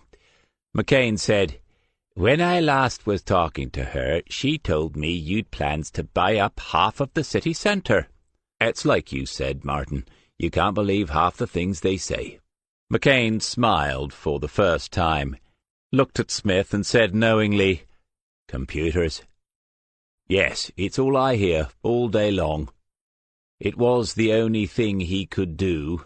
Wait for Martin McCain to address the elephant in the room, to say something across the chasm of 30 years that lay between them, and yet which held them together in a way that the younger man would never understand. Jezebel walked away and lay down with the other dogs, satisfied for now. Smith poured a little milk into the cup and then some tea. It was good china, wafer-thin and finely painted with red roses, quintessentially English, and, under the circumstances, quintessentially absurd. Martin McCain sipped at his own tea, put the cup back in its saucer, and looked at them both, first Kelly and then Smith. "All day, you say? That'll be in your work, then?" "Yes." "As a policeman?" Smith nodded. It seemed that the waiting was almost over. "And is your visit to me any part of that? Is this an investigation, Officer Smith?" There was no confusion over names for Martin McCain. He knew exactly to whom he was talking. "Of a sort, but it's personal to me and the O'Neill family, some of them anyway. There is nothing official about it, and as far as I am concerned there never will be. There will be no records, nothing will be written down." McCain leaned back and interlaced his fingers across his abdomen, the gesture of a kindly old priest ready to give the benefits of his experience and the blessing of his wisdom. He said, "When I gave this boy your name, I didn't think for a minute he'd actually find you. And now he has. Is it a sign, the working in mysterious ways?" Smith said, "I've no idea. Not my area of expertise, Mr. McCain." "Ah, but that's just it, you see. I know that one of your areas of expertise is dissimulation. I have first-hand experience of that. I've never forgotten it. If it's any consolation, neither have I." Jezebel got up onto her forelegs, as if it was time to pay the Englishman another visit. Martin McCain said quietly, "Lie down," and she did so without even a look at him. Then the man regarded Smith for a long time, long enough for Dermot Kelly to feel a little uncomfortable about it. "All right, then. Investigate away. Ask me the questions. There's just one thing before you begin." Smith said, "What's that?" "This Mr. McCain business. No more of that, if you please. Call me Martin." Chapter 10. Martin said one of the stories that went round at the time was that it was because he was queer. It could have been that now, couldn't it? Belfast was not the easiest place to be one in those days. I don't know about now. The intolerance was probably real enough, but that wasn't why McCain had said it. He was making mischief, knowing that Smith would never believe that Bran had left for such a reason, but saying it anyway. Dermot Kelly had stiffened a little at the use of the word, but kept his silence, just as Smith had hoped he would. Smith said, "I very much doubt it. Bran had outed himself early while he was still at school, I believe. At the university, if anything, it made him trendy." And then, with a glance at Dermot, Smith added, "cool," by way of explanation. Bran was, as they say today, Martin, secure in his sexuality. He didn't run away and never come back because of some name-calling, whoever might have been doing that. "Oh, well, you're obviously up on all this. I just put it out there as something said at the time, you understand, in case it's any use in the investigation. Very public-spirited of you." McCain nodded and poured himself some more tea from the second pot that he had brought in from the kitchen. Smith declined the offer of the same, Time was moving on. From the growing dusk outside the sitting-room window, it must be going on for 9:30, and McCain had talked freely enough and told them very little. A little speculation, a little reminiscing, and a little gossip, whittling away the time as if it were a stick of green willow. Gauging how much he was concealing wasn't easy, and would not have been even if Smith had had him for 24 hours in King's Lake. But Smith's instincts were that there was something worth waiting for, if only he could figure out the old man's game. Then McCain was on his feet without warning, making for the door. "Now, pardon me, but I've remembered about the shop in the morning. I'm at the doctor early, and I need to ask one of the boys to be in and open up for me. I'll be 2 minutes." He closed the door to the sitting-room, and then they could hear dialing. There was a landline on a small table inside the front door, Smith now recalled. Kelly shrugged and gave a half-smile, which Smith did not return. It was a mercy that the young man's mind did not operate as his own did. But this was not promising. Martin McCain making phone calls about a doctor's appointment on a Saturday morning. And then the talking very quietly on that phone, with Stuart Riley back in Belfast, and the dusk growing quickly now. He debated standing and heading for the front door with the minimum of apologies, and then, as suddenly, McCain was back in the room and sitting down, the dogs watching him as one. "Now, where were we? If you say that Bran—" There was a burst of wild guitar from Dermot's trouser pocket. If Smith's ears didn't deceive him, it was from Electric Ladyland all along the watchtower, and if the evening could have become any more surreal at that moment, Smith couldn't have said in what way. Kelly whipped it out and pressed some sort of decline button, but within seconds the wailing had begun again. He said, "It's Mairead." McCain said, "Go and take it, boy. Go into the kitchen there, or the garden." Kelly looked at Smith, unsure, and McCain spoke again. "Get on with it. Your Englishman is safe enough with an old man like me. What am I going to do, chop him into pieces with a cup and saucer, stab him with a teaspoon?" Smith nodded, though he had heard of stranger murder weapons, and Dermot left the room, the phone to his ear. When the door was closed, McCain waited for a few seconds until he was sure, and then he spoke in a new tone altogether. "Right, you've got 5 minutes, if that." It took half a second for the penny to drop. "I see why the game of charades. As I just told the girl, it's for his own good. He doesn't need to hear any of this. I don't know much, but what little I do know he doesn't need to be carrying about with him. Does his mother know he's here with you? I'm surprised if she does." "Yes, she does. She said this far and no further. I think she sees you as family already." "Oh, aye, the girl intends to marry him all right. He just doesn't know it yet." There was a pause as Smith thought over the best way into this. "You know something, then, Martin?" McCain was leaning forward a little and keeping his voice lower than it had been. Kelly was in the kitchen, not out in the garden.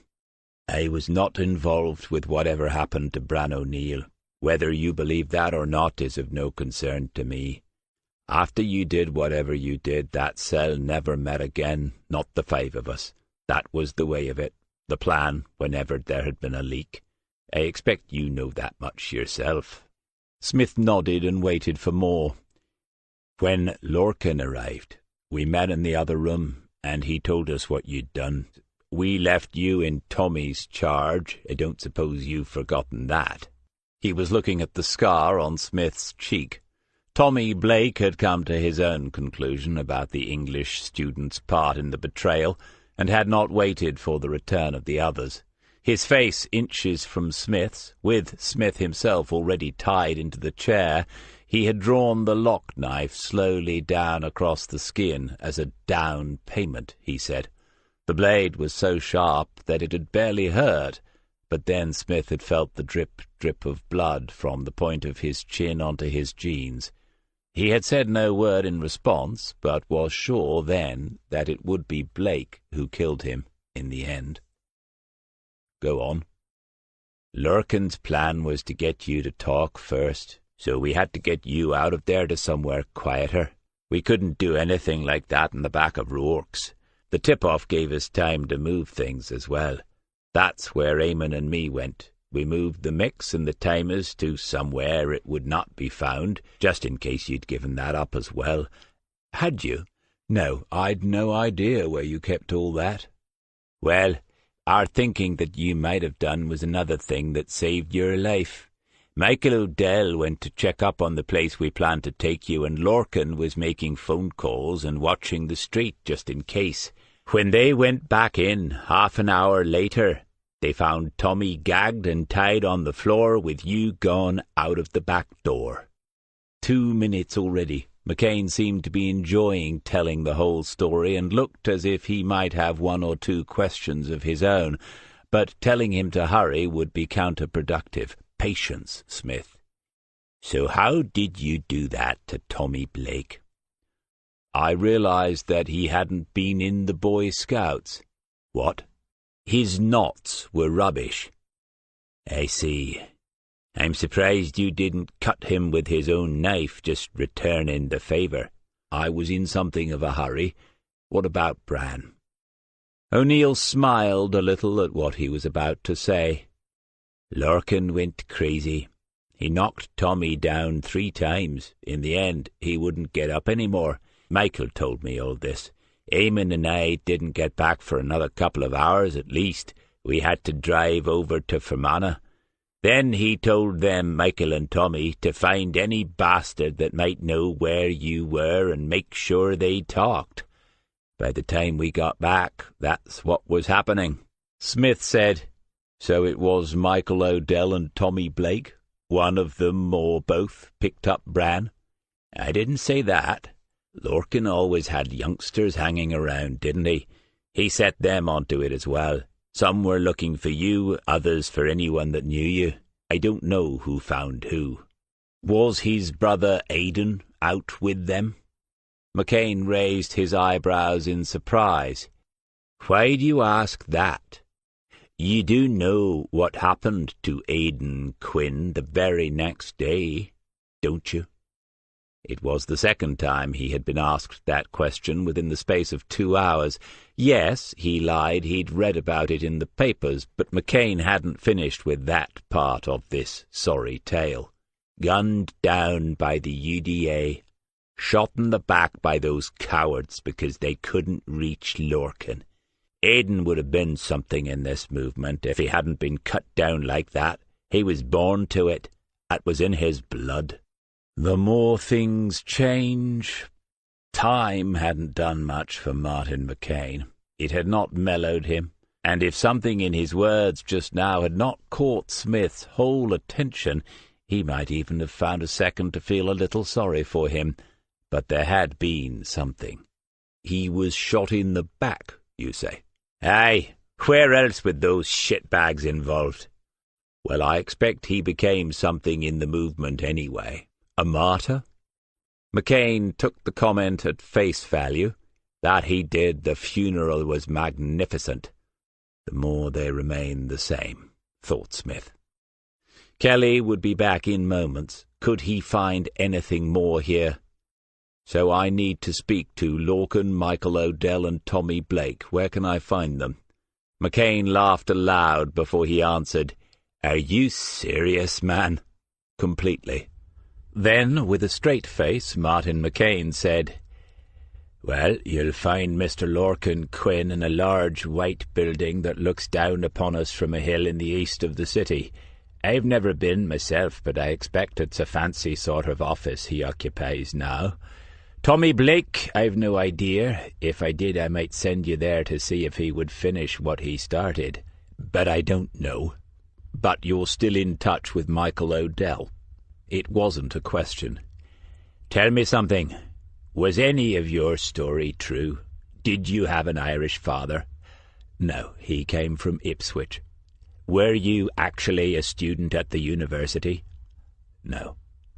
But we checked that out. I was the one who did that. Your name was down for courses there. Smith needed one thing more to be able to see the next stepping stone. That was all. He didn't have the time or the resources to find Odell or Blake on his own in a city of 750,000 people. Quinn he could find, of course, but getting to speak to him was a different matter. Third-year urban geography on an exchange course with Bristol University. I went to a few lectures, and it was quite interesting. He stopped and recalled something.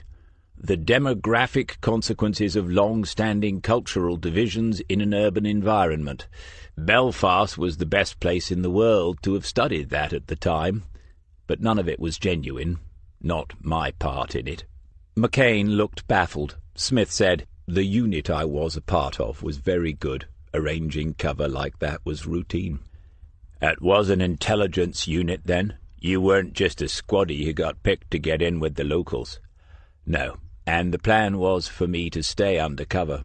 You were never supposed to know I was there. I was supposed to go back to England with the connections I'd made. If there were plans for further attacks on the mainland, intelligence hoped that you'd try to make use of people like Stuart Riley, and that would be the early warning. This was all set up after Brighton." It had to seem that he was giving something to McCain if he wanted to receive a little more, and Kelly was still talking away on the phone. The girl was good. They could have used her 30 years ago. McCain said, "Never supposed to know. What happened to change that?" "Your choice of target for the bomb you were putting together." The Irishman knew immediately what he meant. "How could you have known that? It was never discussed outside of that room. Who gave it away?" After all these years, it still mattered to McCain. "No one. I'd put a tape in there. It was crude by today's standards, but it worked well for months. Each time I'd listen to it myself so that I could plan the next recording and then pass it on. When I heard what you were planning, I made sure that someone else above me had to take some action. You were going to bomb a primary school because some officer's children went there? I wasn't going to have that on my conscience, Martin." "Your conscience? We'd already let you in by then. You'd already done things for the IRA that would have got us 10 years if we'd been caught doing them." And that, of course, was true. The operational choices of deeply embedded undercover officers often became moral dilemmas. He had been set tests by Lorcan Quinn's IRA cell, and he had passed them. There was no other way to get beyond the outer circle, to get close enough to them to put tape recorders in their meeting rooms. Smith said, "I still have those things on my conscience. But blowing up 5-year-olds during their morning story was never going to be another one. If my superiors had decided to let it run, and they did such things from time to time because some of them were as cynical and calculating as anyone in the Provisional High Command, I'd have gone down to the school gates with a rifle and shot you all myself." They were eye to eye then for a long moment before McCain said, "And wouldn't that have been something? Would it? Just another page in your bloody history. At least it was near to the end of it." "You think so? You think it's over? The fact that the war won't be won in my time doesn't matter. This talking and double-dealing won't last forever. I'm not the only one that keeps the faith, David." "The true faith." "Aye." It was dark outside now. The dogs had all fallen asleep, it seemed, and with only a single lamp on the shelf to his left, Smith's view of McCain was mostly in shadow. Smith said quietly, "Michael Odell." "Jesus bloody Christ." It wasn't easy for McCain to give anyone up even now. There was silence in the kitchen. Kelly was either listening or texting or thinking. "I'll give him the same assurances that I gave you. This is about finding Bran O'Neill's body and giving him a proper burial, not about blame. You realize that it was 30 years ago this week?" "I do." "And you know how ill Katrina Kelly is?" McCain didn't answer that. After another long moment, he said, "I'll give you the name of a pub. If you're in there at midday tomorrow, you might see Michael. That's up to him. But understand this.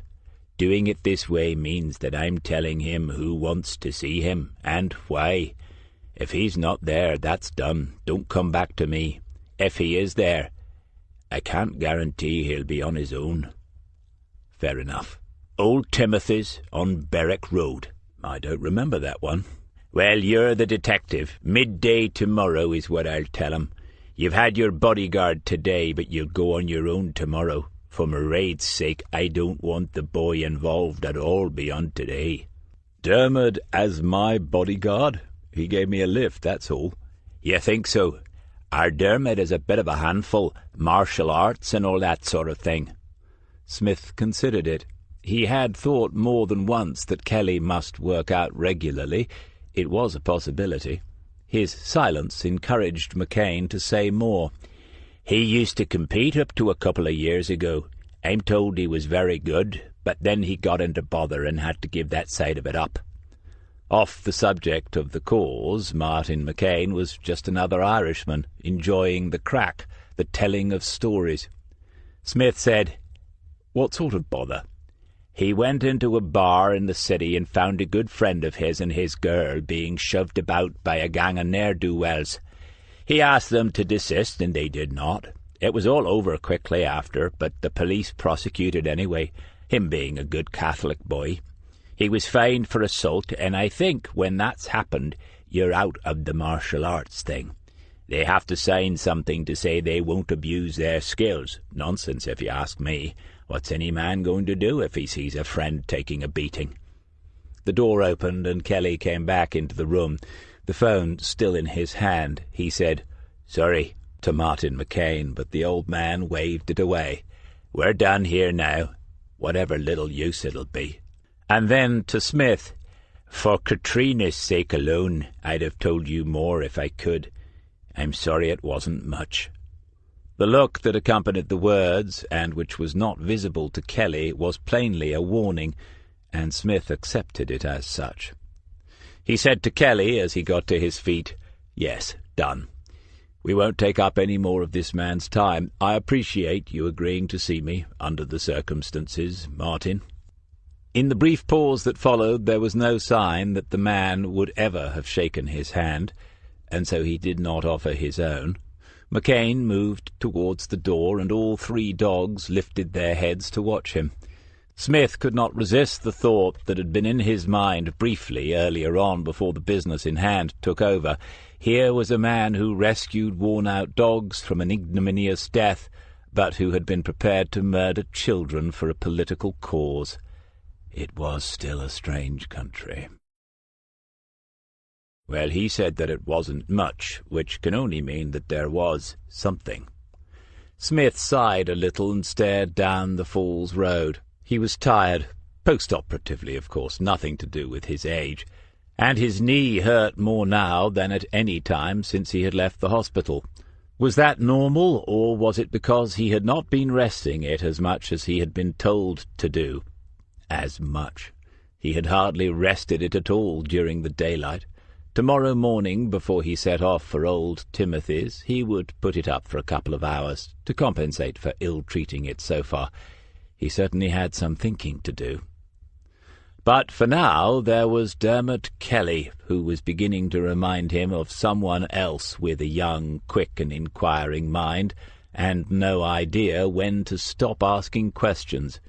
Good grief! Imagine a Waters who knew how to use the Korean death grip or some such thing.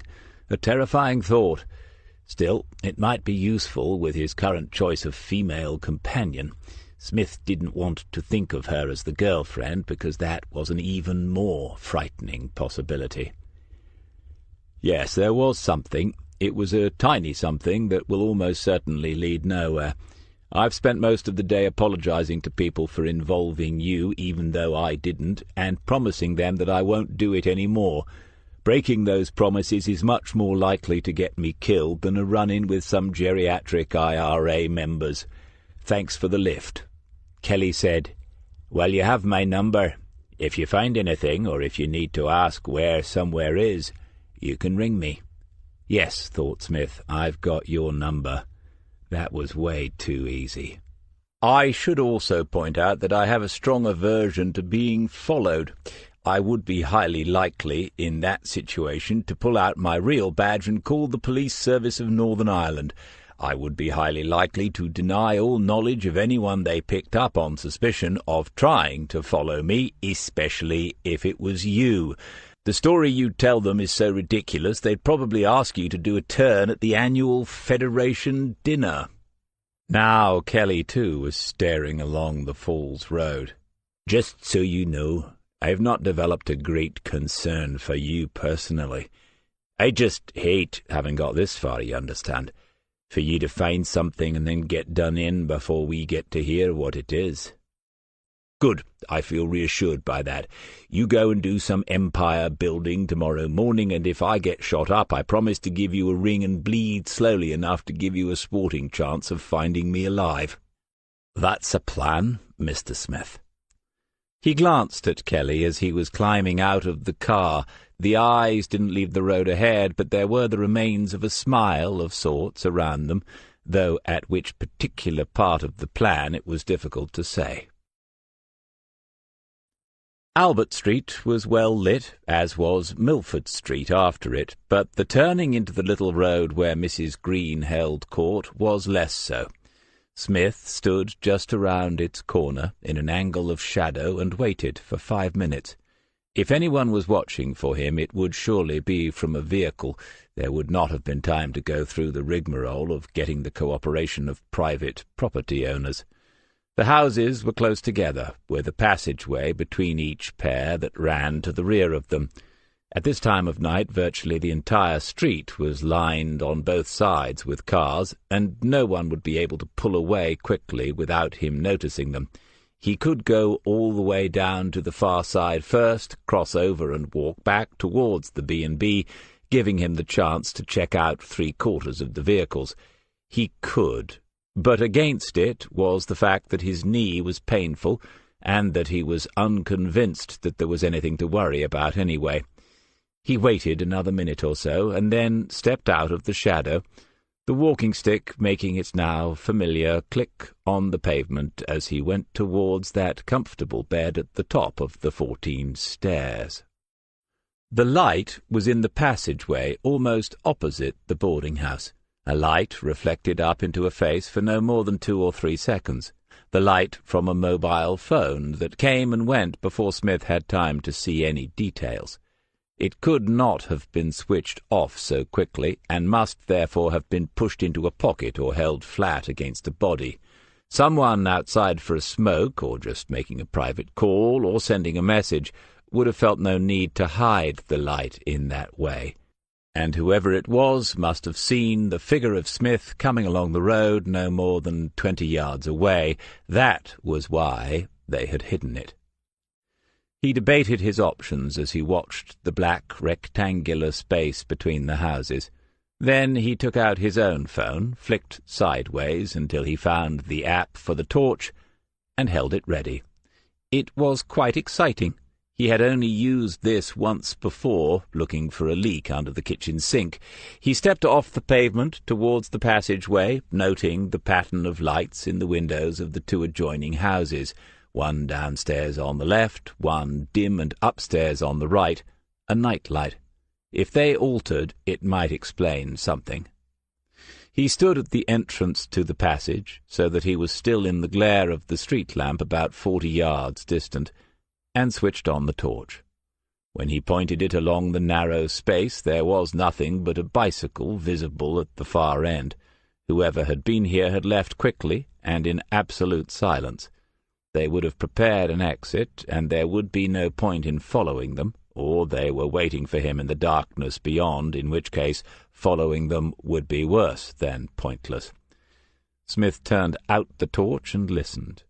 Traffic in the distance, the bass beat of music somewhere. He walked back to the street and looked at the lights in the houses, but there had been no change. If they were going to shoot him tonight, they would probably have done so by now. He turned and headed across to Mrs. Green's, thinking about the parting joke he had made to Dermot Kelly. This really wasn't the kind of city in which one should risk speaking true words in jest. Chapter 11. Mrs. Althea Green was an excellent landlady. On his first morning she had asked if his coffee was not too strong, and her guest had said no, that he enjoyed strong coffee. This morning the coffee was just a shade, a semitone stronger, and she watched as he took the first sips of it. His nod of approval sent her away to her kitchen with almost a smile. There were 4 tables in the little breakfast-room. 2 were presently empty.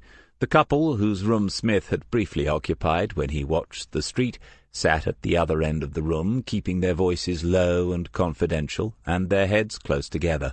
They touched hands on the table when they were not actually eating, and although it was plain that they were married, the suspicion grew in Smith's mind that it might not be to each other. He wondered about Mrs. Green's view of the matter, whether she would condone such shenanigans under her widow's roof if she knew of them. Perhaps as a businesswoman who now advertised on the Internet, she had been able to embrace a more diverse and liberal clientele than the Irish landladies of the past. When she reappeared to ask if everything had been satisfactory, he said that it undoubtedly was, and then he asked whether it would be an inconvenience if he worked in his room for an hour or 2 after breakfast. It would not be so at all, she said. Would he like tea or coffee later or while he did so? She was moving away, and then she turned and came back to him, saying that she didn't think the phone people would disturb him, but she ought to warn him just in case. Smith said, "Is there a problem with the phone, Mrs. Green?" "So there is. It went off sometime yesterday afternoon." "And you reported it and they're coming out this morning? That's a much quicker service than we ever get back in England." "No, I never reported it. I didn't know it had gone wrong. A man came to the door and told me. Someone else must have let them know." He drank the last of the coffee before he spoke again. "I'm sure you are careful, but always check the identity badges of people who just turn up at your door. I assume the phone had gone wrong when you checked it for yourself." "Oh, yes, the line was dead, and I am very careful, Mr. Colgate. I know that as a widow, and on my own, I'm a likely target for all sorts of villainy. But he said they'd be working on the pole outside mostly. They might just need to pop in to check that everything had been fixed. Not more than an hour's work, he said." Well, thank goodness for mobile phones. Mrs. Green had warmed to the gossip now. No doubt this gentleman's obvious concern for her safety had touched her in some long-forgotten place. She said, "And yourself now, Mr. Colgate. That was a late meeting you had last night. I'd no idea that the funeral business was so demanding." Smith had no sense last night that she was up and listening for his return when he turned the key quietly in the lock and moved circumspectly up the stairs, missing out the penultimate one, which creaked. "People do not realize quite what is involved, Mrs. Green, but I have to confess to you that I have looked up a couple of old friends while I'm here. We got talking about old times. Even undertakers like to reminisce. I thought it must be something like that. As you're working this morning, I can bring you a drink at, say, 10:30. That's the time I have something myself every day. Or you could join me in the kitchen if you'd like to have a break from your room." The pages of the Alich notebook were not large enough for the next phase on the investigation, and that was why he had put the A4 notepad into his small bag of luggage. In the centre of a page he wrote Friday the 21st of June, 1985, and then he enclosed that in a neat rectangular box drawn with a 6-inch plastic ruler, one that he believed he had owned since his school days. From the box he drew a series of straight lines, each one terminating with the name of a person, someone who had in some way become a part of that night's sequence of events. Another short line on from the name, and then details of where they had been or claimed to be, with whom, and what they might have been doing. If it had been a representation of a clock, the members of the cell formed the numbers from 1 around to 5 o'clock. Then he added in Aidan Quinn and his unknown associate at 6, Leah Wisby at 7, and Brady O'Neill at 8. According to Katrina, Leah had been at home with her parents, and Brady had been in Lisbon, been courting his girl of the time, the one who became his wife. If there was an answer, it was probably to be found somewhere within this circle. Any of those that he had spoken to already might have lied to him, and he always allowed for that. Everybody lies, but not always, and not all at the same time, thank goodness. He thought that Katrina had told him the truth. She had much more motivation to do so than to lie, considering the situation in which she found herself. Leah had not mentioned the fact that she had been told about Aidan Quinn being outside the house, even though a fool could see that it was potentially significant, and that led to two thoughts. First, she was not a fool, and second, she might have kept other matters from Smith, and even from her sister. Strangely, he also thought that Martin McCain had been as honest as he was ever likely to be with someone like Smith. McCain and Callahan often did operate together, Smith could recall that, and so the story about moving the explosives had the ring of truth. And McCain could very easily have given him nothing at all. Instead, he had a name and a place to be in a couple of hours. Of course, it was possible that what McCain had actually given him was a death sentence. It was not the first case Smith had worked in which the memories of people were the only resource. One moves painstakingly along the chain of connections, hoping it will turn somewhere into a chain of causality. Sometimes one returns to links in the chain that one has visited before. Sometimes one returns several times, refining questions in the light of what one has subsequently uncovered. But that was not a likely possibility here. McCain had already said, hadn't he, "Don't come back to me." Smith had the sensation of being on thin ice. It was breaking behind him as he pushed off for the next step, and there would be no opportunity to retrace the ones he had already taken. At a little after 9, there were new voices downstairs. From the top of the flight he could see the lower half of Mrs. Green speaking to someone at the front door, and a few seconds of listening in told him that it was the telephone engineer. He went down and stood behind her, watching the man. "Yes, just a minor fault in the distribution point outside here. We're replacing all these old aluminium connections anyway, ma'am. When we're done, we'll pop in and check that everything is working to your satisfaction." He was young and tanned, with a moustache.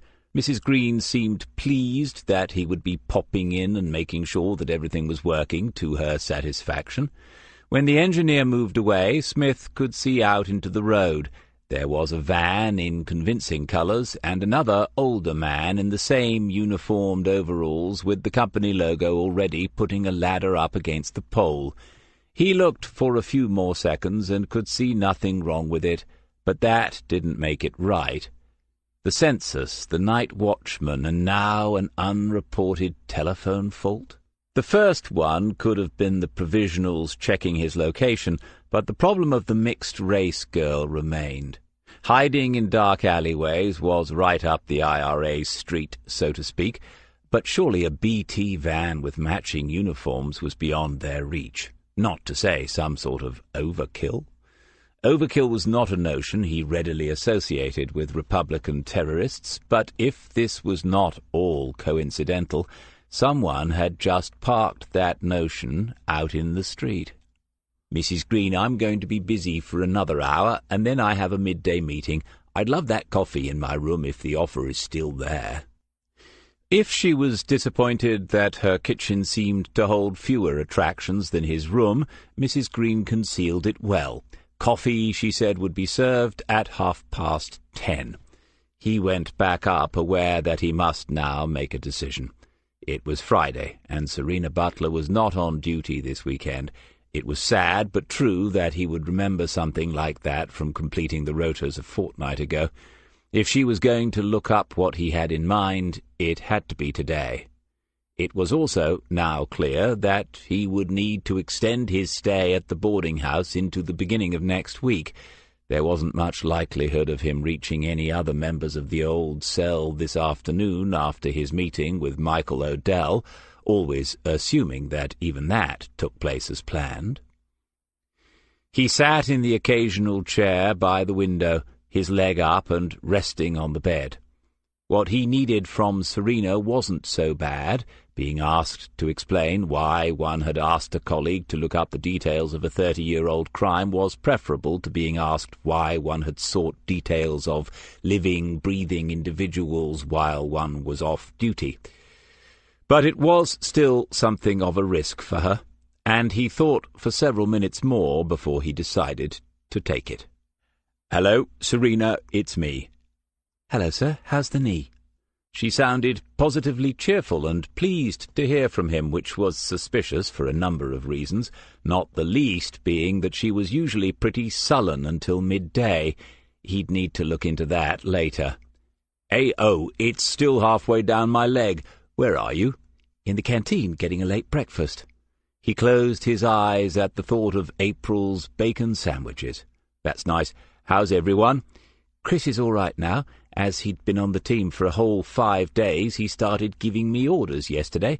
I had to take him out the back and knee him in the groin a few times, but he's walking again this morning." "Good work, and good practice for his new relationship." Serena was laughing as she finished eating something. It had to be a bacon sandwich. He could almost taste it. "Oh, I met her. She was in the car park waiting for him on Wednesday. She's very nice, DC." "Very nice?" A chance, then, that Waters had seen the light and moved on already. He asked for a description. "Tall, skinny and blonde, driving a Saab coupe. They look good together." No, that was her. "Yes, a lovely couple, especially when they're into their street fighting. You should ask for a demonstration." Heard from John. Her voice changed, became more confidential and serious, even though she was plainly enjoying the fact that she was bringing him up to speed. "You missed the excitement. Maggie had a show yesterday." "A show? What sort of a show?" When he had last seen Maggie Henderson just 5 days ago, she had seemed as far around the middle as a medium-sized pony. She was certainly in no fit state to be performing anything. Perhaps it was a fashion show at their house, baby clothes and things. "It's when the plug of mucus in your cervix that protects the baby comes away. It's usually a sign that—" "OK, got it. How long now?" Suddenly he had gone off the idea of a bacon sandwich. "They couldn't say, but they thought she was having Braxton Hicks as well." "Dear me, fancy getting that as well as being pregnant. Is it serious?" He could hear voices then, someone speaking to Serena as they passed by, and a muffled response as she covered the phone. A few seconds passed before she continued. "That was John Wilson. We've got a briefing in 10 minutes. DC, I found a wonderful video about all this on YouTube. We can watch it together when you get back, if you like." "Oh, yes, definitely. I'll get some popcorn in. If you're out and about today, it doesn't matter." "What doesn't?" "What I was going to ask you to do. Remember when you called round?" "I can do that. What do you need?" He explained it to her, and she made a few notes on her phone at the same time as he did so. He had no idea how that was possible. As soon as the briefing was over, she said she would get onto it and call him back with whatever she had found. He passed the time by locating old Timothy's on his own phone and then planning how to use the Belfast Wanderer service to get there. After that, he thought about John Wilson sitting down with Christopher Waters and Serena Butler, wondering whether his lot were ever still called Smithfits by the other teams at Kings Lake Central. He hadn't heard it for a while. All misfits and strays found their way to him in the end, someone had said. Quite a while ago now, but the force didn't seem to have the characters these days that it used to have. Perhaps that was why he was never up to full strength anymore. It was down to recruitment, of course, the profiling and targets set by human resources, weeding out the really interesting people before they could do any good. And then he wondered about that particular morning briefing. What was it about? A week, and he had already lost touch. He received a text message, first saying that the system was busy, could she please try later. Really, this was criminal records, for heaven's sake, not a call to the company that sold you the extended warranty on your television. 10 minutes passed, long enough for him to have doubts form about whether he should have asked her to do this. If he heard nothing in the next 5, he would text back and tell her to forget it. He stared at the 15th minute, waiting for it to end before he pressed reply, and then the phone rang and vibrated in his hand. "DC, I've got something, but it's only a police surgeon's report. There's no full autopsy on the system that I can see. It all looks different to what we do now." It was, for all sorts of reasons. What was the surgeon's name? Hold on. Missick? No, never heard of that one. What was the stated cause of death? Serena read back from the screen into her phone. Aidan Quinn, age 18, body found by an army patrol early in the morning, multiple gunshot wounds consistent with being ambushed by a number of assailants, more than one weapon involved.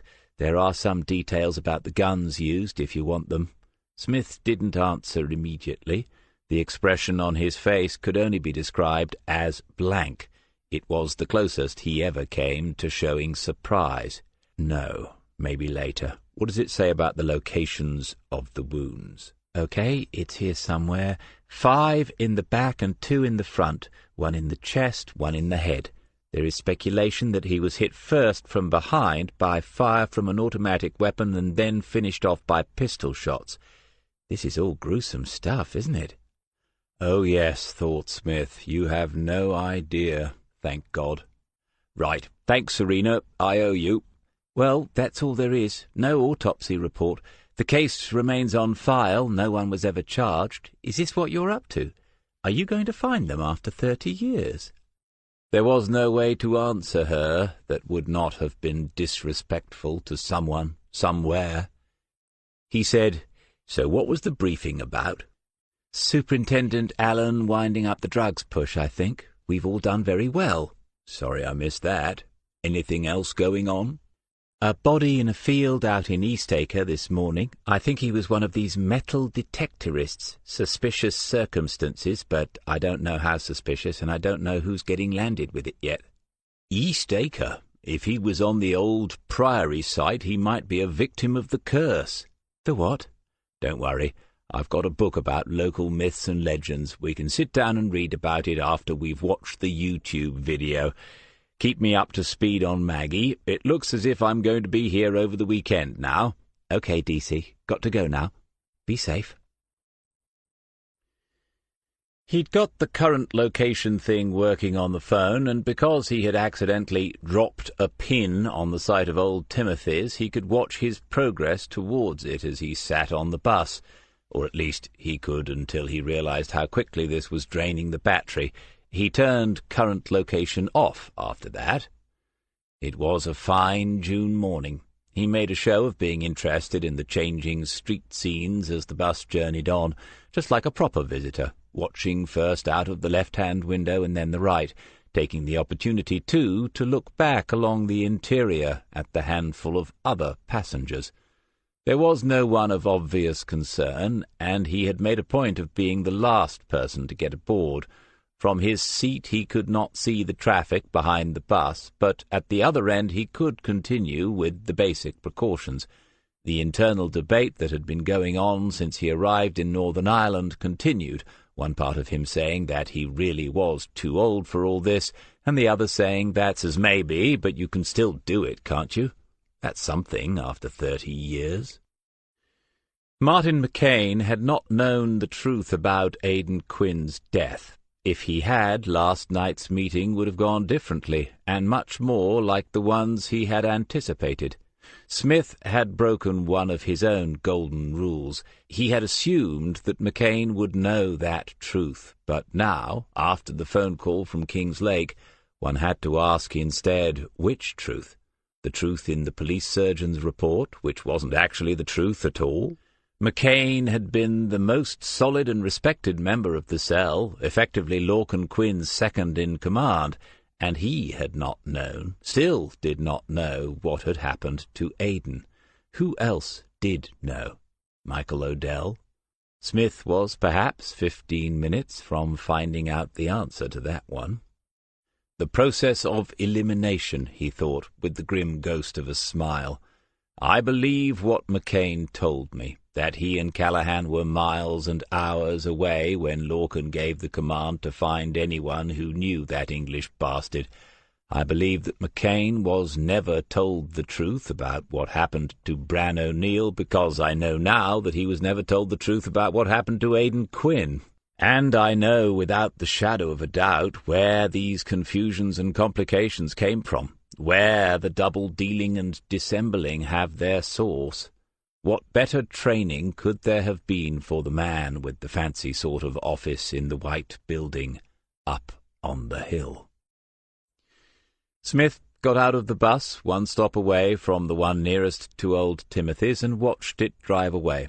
The cars behind carried on with their morning, and he could see nothing of interest in them.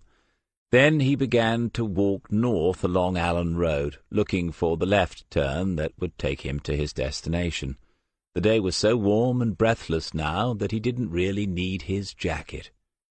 He felt perfectly alone. Chapter 12. Some public houses are perpetually dark, and some are even more so on the brightest of days. Old Timothy was one of these. Smith stood inside the doorway, allowing his eyes to adjust and his nose to grow accustomed to the smell of stale Guinness. No, not stale so much as ancient, for it had been absorbed into the very timbers of the building. There was no sawdust on the floor, but in every other respect old Timothy's was exactly that, proudly and defiantly old and out of date. Someone had been smoking in the bar until minutes ago, and perhaps they still were. It was impossible to see into all the alcoves and snugs that would undoubtedly be out there in the gloom. Smith had the sudden urge to smoke himself, and thought that if he saw another doing so, then he might as well. When in Rome. And it had been years since he was able to sit in a pub with a pint of beer and enjoy a cigarette. There was no music, and he approved of that, too. Live music, yes, preferably some blues and local folk of an evening, but juke-boxes and their like should be banished to countries that have no history. English or honorary English pubs like this one should be for drinking, smoking, and talking, and nothing more.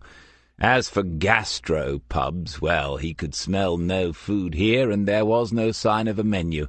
For a moment he thought he might have died and gone to heaven, and then he remembered that in a few minutes he might well have done so. Perhaps he should have that cigarette. He moved towards the bar, where a small, thin, elderly man stood waiting for him. The closer Smith got, the smaller, thinner, and older the man seemed. He had to wonder whether this might be old Timothy himself. "Yes, sir." "Guinness, please." 2 words, but they were enough. The old man did not hesitate, and nothing in his face moved, but the nationality of the visitor had been noted. The hand and arm that pulled on the pump had the colour and grain of old oak. The two of them watched the dark liquid foaming into the glass. Then Smith was told of the price, and he duly paid. The man said not a word more. The area behind him, between the bar and the door, was the best lit, and Smith decided to remain here. There were clearly other spaces off to the right, but he could not see into them. In addition to the 5 small tables, each with 3 or 4 chairs, there were benches and settles around the walls, and Smith made for one of the latter, one that gave him a view of a small section of the road outside through a narrow window. At the far side of this space, one of the tables had 2 occupants, 2 men in their 40s or 50s. One, wearing the traditional flat cap of those who work with racehorses, watched Smith cross in front of them, and he continued to watch until the visitor's eyes looked back at him, and then the Irishman seemed to wince a little before he looked away. His companion never glanced up. He continued to stare gloomily down at the folded newspaper that lay on the table in front of him. Smith checked with his watch. 12 o'clock exactly. If he had been in Odell's position, always assuming that McCain had made the call, How would he have handled this?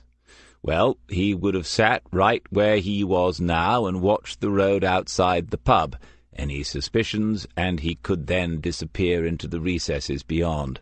Perhaps that was what had happened, and Odell had been sitting right here moments ago.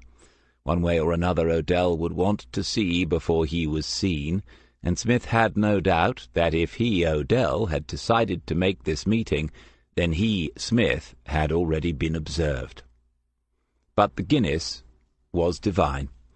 It was worth making the journey across the sea just to taste it, and he wished that the gloomy newspaper man would reach for a packet of cigarettes that lay on the table in front of him. It was all that he had drunk during his days as Stuart Riley, apart from the whiskies that Baron O'Neill had shared with him on the nights that he had visited the family in Hannerstown. Those were good times, and it was hard to believe that they had come to this, the search for the remains of the bravest and brightest of them. The man with the flat cap murmured something to his companion and stood up. Smith caught his eye again, and this time saw that there was something indirect about its expression. Then he was looking at the man's back as he moved into the rear of the pub, where the ceilings seemed to be even lower and the shadows more intense. The barman was motionless, an automaton, looking out across the tables and chairs, but apparently seeing nothing at all. Then he, too, ducked out of sight behind a heavy green curtain, and Smith felt the hairs on the back of his neck begin to rise. Voices back there, a question, an answer, another question, and another monosyllabic response. The flat cap reappeared, still not looking directly at Smith, but he did not return to his seat, and now the other, the newspaperman, was watching too, his hands flat on the table as if they were ready to push him up onto his feet and away. A third figure came out of the darkness now, one that Smith recognized. Michael Odell was more than the man he used to be, that much was certain. He must weigh close to 20 stones. It was all around his middle, because the face, though much older, was hardly changed. Smith thought that if that's what the Guinness does to you, it's a good thing I left in such a hurry after all. The fact that Odell had been a big man in the first place redeemed him a little now. The frame was just about able to carry the weight, but one more pint might topple him into obesity. Smith stood up. It might to an observer have looked like politeness, but he had concluded that being on his feet might be a good idea.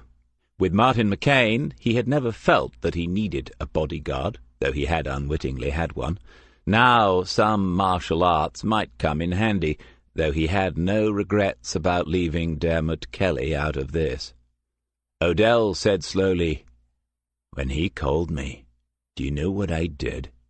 Smith said, "No, I honestly cannot imagine what you did. I looked at my watch to make sure it wasn't April the 1st. Really, if you had to check, it might be time for a new watch." The Irishman's lips stretched into a thin smile. "Will you not join us in the back? We have our own little snug there. We can talk privately if that's what you've come for." "Here is fine. I don't feel an overwhelming need for privacy just at the moment." Odell looked towards the doorway through which Smith had entered the pub. "Thinking of making a dash for it? There's 2 outside stopping anyone else coming in, and they'll do the same for you if you decide to leave."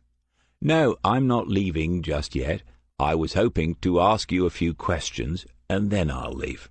"Oh, aye," said the flat-cap man with a snigger that was ignored by Odell. "Do you know what? I'm going to sit down with you, just for old time's sake. But before I do, there's something we need to take care of. Sean." The newspaper-reading man got up slowly, edged himself around the table, and approached Smith. He stopped 3 feet away, or rather he was stopped by something in the eyes of the man in front of him. Then he turned and looked at Odell. "There's one precaution I must insist on. Sean will just pat you down. If that's a no for you, perhaps we have our answer, and you can then do the attempting to leave thing." Smith accepted it, raising his arms as Sean moved close enough to run his hands over arms, legs, and upper body. When Sean asked him to remove his jacket, he did so, handing it to him. The Irishman went through the pockets and then checked Smith's upper body again through his shirt. They were not looking for a gun.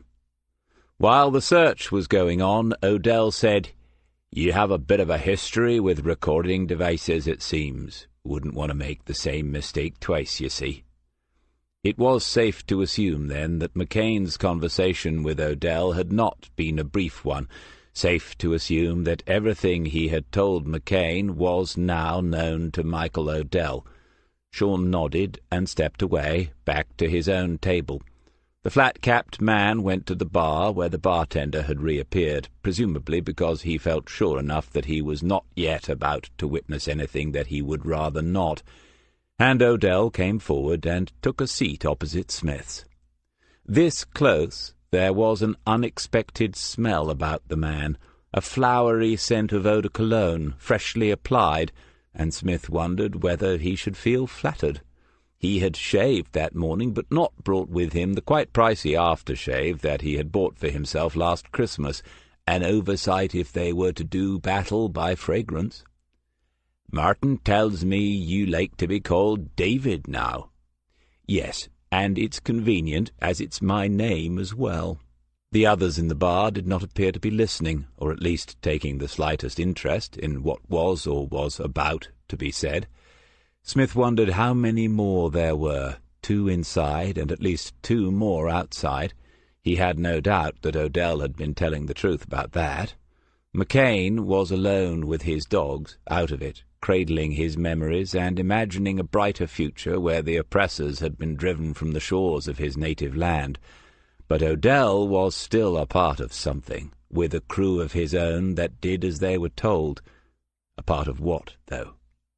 The Republican movement had always been prone to splintering, but since the peace agreement all sorts of odd groupings had formed and reformed. Smith knew that much from the Sunday papers. He should have known more. O'Dell said, "When we first heard in the phone call, and even when Lorcan came in and said it was true, I couldn't believe it. You'd done such a job on us. Using the O'Neills like that was brilliant." David. A nice touch. Had O'Dell found that in something that McCain said, or had he worked it out for himself? He could almost have been talking to Leah Wisby, come to think of it, and Smith did think about that fleetingly before dismissing the idea. Still, it was better for O'Dell to be trying to hurt him in that way than in some of the others that were, at this particular moment, at his disposal. Smith said, "I was lucky, that's all." "A lucky soldier. And are you a lucky policeman, too?" "So far. I have my moments." O'Dell leaned back in the chair and looked him over. "You don't come across as a copper, I have to say. But then you didn't come across as a tout. I guess it's the same thing. Some people just aren't what they appear to be. It's a rare sort of talent. I think it's important to make the most of what you're given. You only get one life." There was a pause before O'Dell said, "Yes, you do." If he had said instead, "Yes, we do," it would have been a little more comforting. Smith wondered what odds Martin McCain would give him here and now on whether he would be walking out of old Timothy's in one piece. Obviously it would be difficult to walk out at all if he was in 2 or more pieces. O'Dell said, "I need to understand your motivation in all this. You got out against all the odds. You survived at least one attempt to pay you back for what you did to the Irish people. After 30 years, one would have to say you were free and clear. And then you voluntarily walk back into it. What in God's name would make anyone stupid enough to come through those doors and look me in the eye?" Ah. Smith had often wondered whether the 2 attempts on his life back in England had anything to do with the cell that he had exposed. For all he knew, there was a separate branch of the IRA that dealt with betrayal, and his name had simply appeared on a list. but Michael Odell knew something about it. It's just as I told Martin, and I'm sure he has told you. The inquiry looked into Bran O'Neill's disappearance after Callahan's death last year, and they didn't get very far. A member of the family found me recently, wanting to know if I could shed any light on what happened. At that point, I didn't even know that he had gone missing. I offered to help, and that's why I came through those doors. Help to do what? Put someone behind bars? No, it's no different to what the inquiry itself does. The family want to find him, bring him home, and give him a Christian burial. Always assuming that he is dead in the first place. It would be a strange thing to do to someone who wasn't. But he is dead. He was killed that Friday night, or the following day, I'd say. All I need is to speak to someone who knows what happened to him after that. There are plenty of precedents now, you know that. You know how this can be done. Odell leaned in a little. The warmth of the early afternoon, the stuffiness of the bar, and the directness of the conversation had combined to produce a faint gleam of sweat across his forehead. Yes, I do. What I don't know is why I should bother. Despite the precariousness of his situation, or perhaps because of it, Smith felt a flutter of excitement at that moment, when those words were spoken. Odell had something for him. All he needed was the right reason to give it up. Smith said, "The O'Neills were decent people, and they still are. What's more, they are still good Republicans. You don't need me to tell you that. What they believe in is what you believe in, assuming that you still have that belief yourself, assuming that you're not just some sort of gangster now. If you are, I'm wasting my time, and probably my life, sitting here talking to you. Tell me if so, and we can cut to the chase. I'll get up and see how far I can get before you finish the job that someone else could not." A risk, but not so much as it might seem. Odell would have seen a softer, more sympathetic approach as weakness. At least this one had made him smile. "Will you listen to this?" Odell said, looking around at Sean, who nodded. "If I still had fighting cockerels, I'd put you in with one of them." It was the wrong moment to say any more. Smith took a long pull of the warm Guinness and wondered why on earth no one was smoking yet. Time might be short, so he picked up his own packet from where Sean had placed it on the table and asked Odell if he minded. "And here? Surely that's against the law. But I understand. Condemned man and all that. Go ahead." Nicotine hits the neural transmitters instantly, smoothing out one's thought processes, bringing a sense of calm, the belief that all will be well. There was no need to hurry this, whatever the outcome. The sounds of the road began to intrude, and the voices of a group of schoolgirls chattering and laughing passed by, first growing louder and then fading. Smith glimpsed them through the narrow window. He thought, there is nothing in this world more sensuous and seductive than the laughter of Irish women. Odell said, "Baron O'Neill was a fine speaker, I'll give you that. He pulled people to the cause, but then he stopped them from doing the only things that will ever work. Words, words, words. That's all he was in the end. Not reason enough to lose a son, though. That's not why he—" A confirmation at last, and Odell realized that he had given it. After a moment he said, "How much did Martin tell you?" "Not much. He and Callahan went to Fermanagh. You were out finding some place to entertain me. When I declined the invitation, Lorcan and Quinn sent out anyone and everyone to find me or anyone who knew me. Someone found Bran O'Neill. Quite how it went from there to murdering him is beyond me at the moment." The mention of murder was a mistake. Smith saw Odell back away and silently cursed himself for it. He said, "I don't need any names. I don't even want any names. If you give me names, I'll have to stay, and I'd much rather be going home. All I need is a place. The place where they buried him, because that's what they always did." It wasn't enough. Odell eased his bulk back in the chair and shook his head once or twice. Sean turned over a page of the newspaper, and at the bar the flat-capped man and the bartender continued a desultory conversation. There might be more than one reason why Odell could see no point in giving Smith what he wanted, and one of those reasons might be that he had concluded that Smith would not be continuing with the investigation, and therefore did not require further information. What had Odell said? The condemned man and all that. Better make this cigarette last as long as possible. I don't think I can help you, Mr. Detective. And I think you mean you won't rather than you can't. But that's your choice. I'm not going to try any of the heavy stuff. I'm not going to rough you up a bit. Thanks for putting my mind at rest on that score anyway.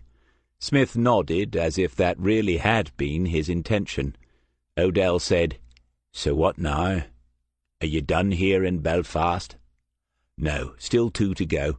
I don't know where to find Tommy, but I understand that Lorcan should be available. I'll just have to make an appointment. Just for a moment, the pleasure that Odell had taken in having this situation under his control wavered. At the mention of those names, his eyes flickered across to Sean, who, to his credit, never gave an inkling that he had heard them. I'd not advise you to go looking for Tommy Blake. This was most promising. Odell was concerned for his welfare. Perhaps he wasn't going to be dismembered and pickled in Guinness after all, at least not this afternoon. He's still around, then? I had wondered whether you'd already been in touch, and he would be here as part of the reunion.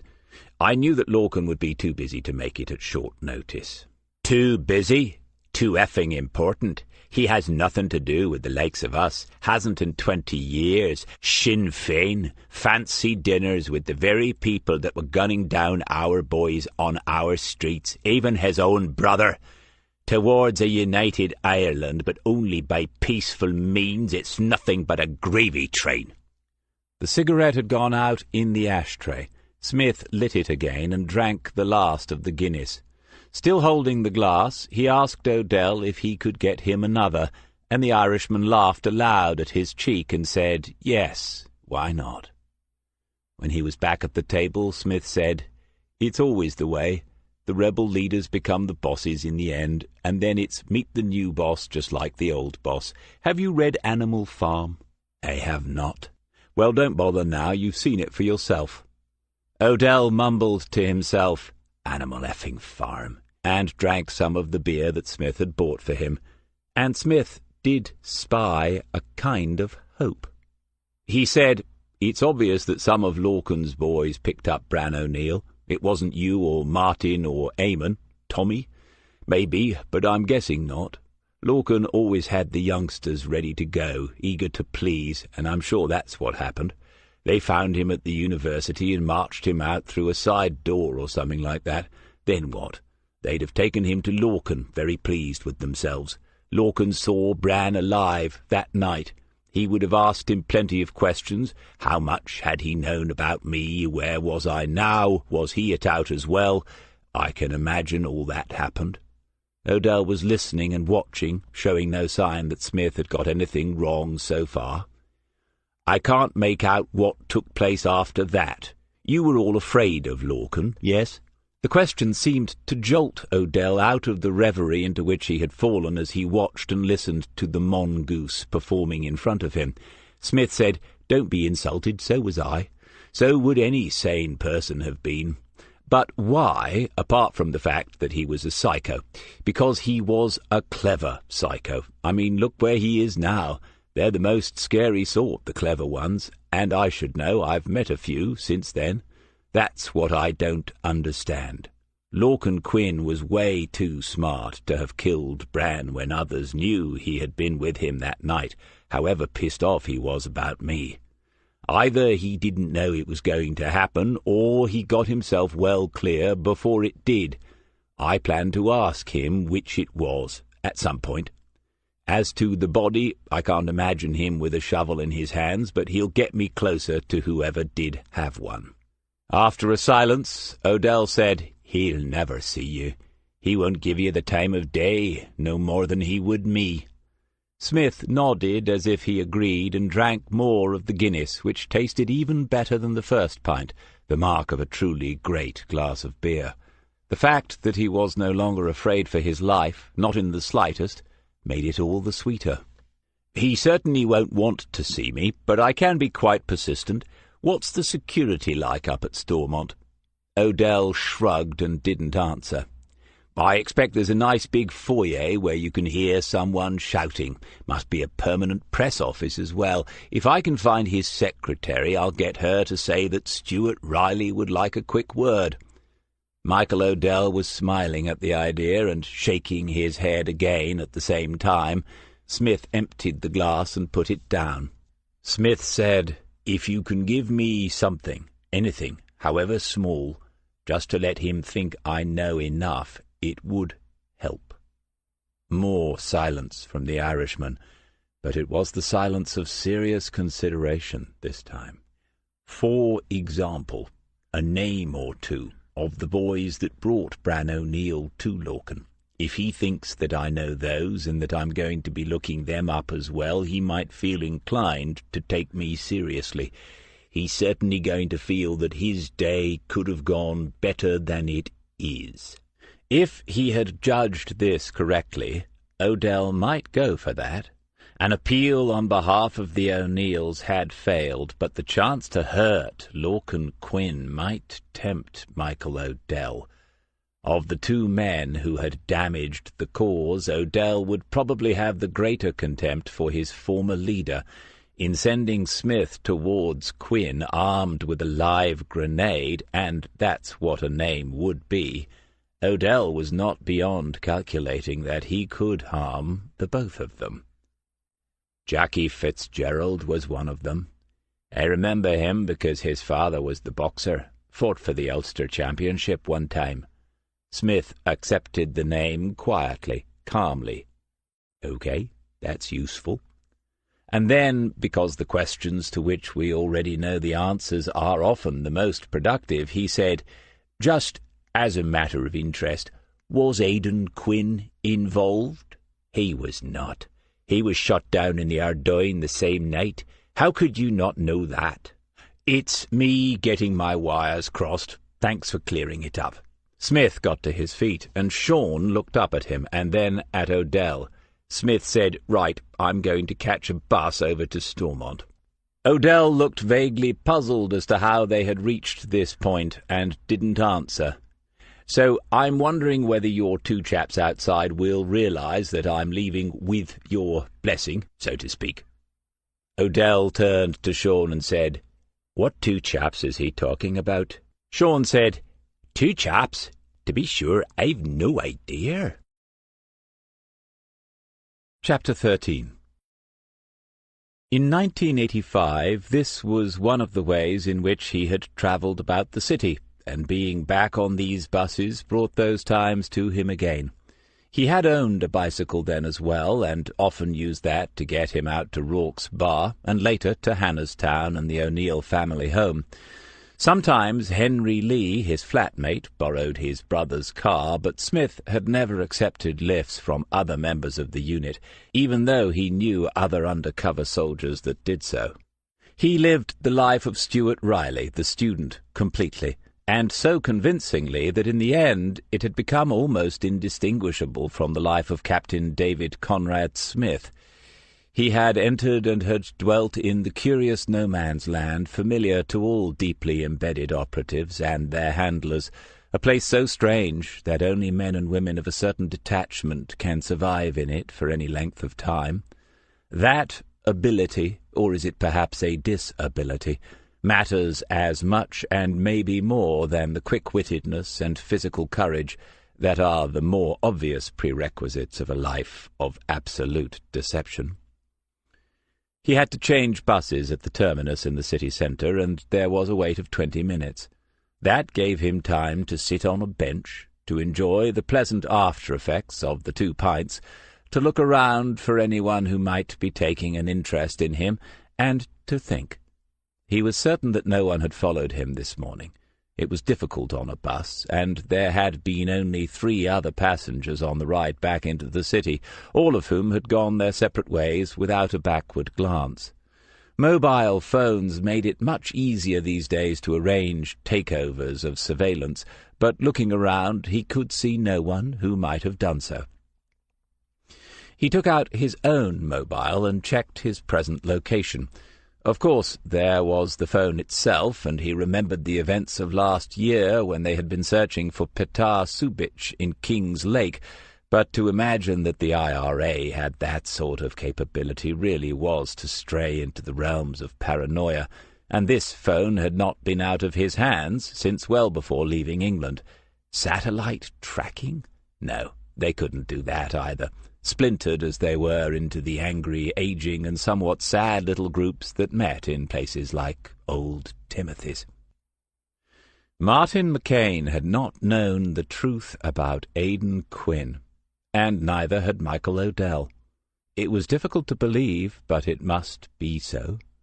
That, more than Stuart Riley's betrayal of the cell, was what he had assumed would determine their reactions towards him, and there had been nothing, no hint of their knowing what had taken place. The likely truth was slowly taking shape in Smith's mind as he came at it from different angles, playing out various scenarios, and it was a truth more shocking and dangerous than any that he had brought with him on the ferry. More dangerous to Lorcan Quinn, and therefore more dangerous to anyone who had come into the possession of it. If the name Jackie Fitzgerald was a live grenade, the truth about what happened to Aidan Quinn could be 50 pounds of Semtex packed into the boot of a Ford Cortina. Was he really about to go and park such a thing in the foyer of Stormont Castle? The Great Hall is a public space between the hours of 0900 and 1600 hours Mondays to Fridays. Smith waited in the short post-lunch queue to go through the security check, aware that one of the guards had watched him since he joined it. Not too difficult to guess why, he thought. This bloke's neither one thing nor the other, on his own, not dressed like a tourist, no camera, not an official of any description, not a journalist. But nothing beeped, and they had no reason to detain him other than his being a little too ordinary, a little too extravagantly nondescript. It is a magnificent building, even more so inside than out. There is, of course, something about marble. It is stone with the authority of beauty, and it lends its own sense of permanence to the laws that are made within it in legislative assemblies across the world. In Stormont, the 3 shades of Italian travertine, walnut, cream, and gold, combine in a harmony that belies the uneasy truces that have prevailed here since 1998. 4 times the Parliament has been suspended, and then the halls are silent, listening perhaps for the sounds of distant gunfire, or the tramp of feet returning to try the ways of reason once again. Smith wandered about and read the notice boards and the plaques on the walls. He knew that parts of the building had been used as an operations centre by MI5 during the Troubles, but there was no commemoration of that irony. Perhaps there had been once, but it had been removed to avoid offending some members' sensibilities.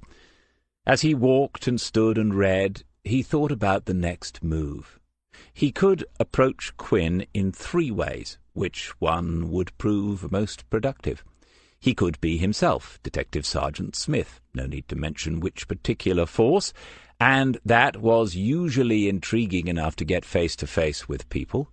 He could be Christopher Colgate, businessman, hoping to encourage the export of coffins from the constituency of Mr. Quinn, MLA, which was... there must be something here to tell him that. Or he could be Stuart Riley, an acquaintance from the good old days, who just happened to be in town. At an information point headed "The Current Assembly" was a stand with a screen and a keyboard. Smith scrolled down until he found what he was looking for, details of the current members of the Legislative Assembly. Then he scrolled again towards the end of the alphabetic list and found him, Lorcan Quinn, MLA, And then Junior Minister Policing and Justice. Really? He checked again, making absolutely certain that the position of responsibility was held by the member for Lower Falls, but it was so. Maybe the explosives in the boot of the car now weighed closer to 100 pounds. A Minister for Justice. Clicking on the name took him to a personal profile. There was a photograph, and Smith would have recognized him from it, but perhaps only because he had seen him from time to time on the television news bulletins, not speaking, but one of the suited figures that are always in the background, smiling or solemn according to the occasion. It was a sharp but handsome face, a little younger than one might have expected, but then Quinn was no age when he had taken command of the cell, and time and success had been kind to him, or at least to the public face of him. Smith read the rest of the profile. It was bland enough, full of the usual superficial words about a new age for his country, a sharing of power and responsibility, putting behind us the divisions of the past and looking forward to a united and prosperous future together. Yes, Smith could imagine all that coming naturally enough from Quinn, and he could imagine how well it went down with people desperate for change. Quinn's history, some of it, was well known, and his membership of Sinn Féin, before it became politically respectable, when it was, in effect, the high command of the IRA, had never been disputed. But Quinn could say, probably with some honesty, that when he, along with the rest of the country, had had to make the choice between the bomb and the ballot box, he had chosen the ballot box. Lorcan Quinn could say, with some justification, that the rest should be history. 2 o'clock. 2 hours before the building would close for the weekend. Smith walked away from the information point. He had more than enough information. From one of the great windows on the south side of the building was a view of the grounds sloping away, the spacious and beautifully manicured grounds that represented in some way the hopes of the city and the country. Here was order and civilization made visible. He had read that somewhere, something about the cultural significance of gardens through the ages of mankind, and it seemed to be working here in Belfast. He thought about the vibrancy one could feel in the city, about Dermot Kelly setting up a new technology business, and then he had to ask whether this was the right thing, being here, and planning to confront one of its leaders with his deeds of 3 decades ago. In a normal investigation, the thought would never have occurred to him, but now he had to examine for a moment just how much of this was personal. To what extent was he now using the O'Neills again? Was he using their loss to confront his own demons? If so, he should walk away now. If it had been solely about what happened to Bran, he might have done so. The family would accept that his finding and speaking face-to-face with 2 of the men potentially involved, McCain and Odell, was effort enough on his part, possibly more than enough. If he went back to them now and said, "I have tried, and I cannot find him for you," they would understand. It would be done then, and he could go home. But now it was also about Aidan Quinn, something that he could never have foreseen when he began this. That was about as personal as it gets. It was about a truth so close to him that even now it cast a long shadow in the strange lamplight of his dreams. "May I ask who is calling?"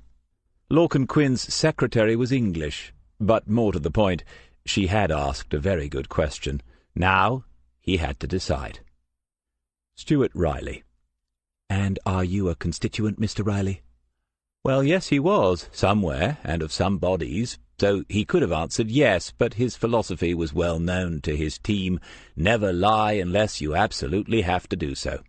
"No, not of Mr. Quinn's." "I see. May I ask what your inquiry is about, Mr. Riley?" "It's a personal matter." "Oh, I'm afraid you've come through to his business line. Yes, I realise that, but it's the only number I have, and I don't imagine that you are able to give me a personal number for him." "No, I can't do that, Mr. Riley." Smith was still by the window. Stormont had its complement of pigeons, and they performed a fly-past. A handful of people were standing on the gravelled paths, taking photographs of the building. Smith wondered whether he would appear as a tiny figure, just a face looking out at them. The woman said, "If it's a personal matter, you could email or write to Mr. Quinn. The addresses are on the Parliament's website." "Thank you, but I'm only here in Belfast for a day or two. Can you tell me whether Mr. Quinn is in the building this afternoon? I'm in Stormont myself, you see." He was beginning to get her attention now. "No, I'm afraid that I cannot divulge that information either." "Can you divulge why you cannot divulge that?" "It's a security matter, sir." "I see. But the members' attendance at the Parliament during a session are a matter of public record, aren't they?" She paused, obviously irritated, but also experienced. "Yes, they are, but published in summary at the appropriate time, not on a daily basis." "I understand. Does Mr. Quinn have extra security, or is this standard procedure for all the MLAs?" "It is standard procedure, sir, though I have to say we don't often get asked that sort of question." "Good. She would remember Mr. Riley now. It's a rather important matter. I'll have to find some other way of getting in touch with him then." As he had hoped, she didn't like the sound of that. "Mr. Riley, if you can give me some idea of what this is about, I will pass on the fact that you have been trying to get in touch with Mr. Quinn." "Would you? I would be very grateful. Can you do that this afternoon?" "Yes, I can." "Wonderful. You have my number there, I take it. If you could tell him that it's about his brother." A pause of several seconds. She might have been writing down his mobile number, but when she spoke again, the cause of the delay became clear. "There must be some mistake, Mr. Riley. I have been Mr. Quinn's PA for several years. I know his family. He has 3 sisters, but not a brother." If one of those tourists had taken a photograph at that moment, they would have caught on the face in the window the ghost of a smile. Smith could not have asked for a better result. He said, "Nevertheless, please pass on my message to Mr. Quinn. It is about his brother." Smith caught a bus back into the city centre. It was unlikely that Quinn, even if he received the message in time, would want to meet Stuart Riley in the Great Hall of Stormont, assuming that he would agree to meet him at all, of course. Better and safer to be in control of that potential meeting place oneself. He spent most of the journey considering what he would do in Lorcan Quinn's position, and he would do something because the message that Smith had sent was a provocative one.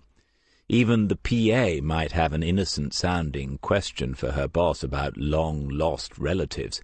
Quinn would, after some thought, reach out in an attempt to verify that Stuart Riley had resurrected himself in Belfast, but reach out to whom?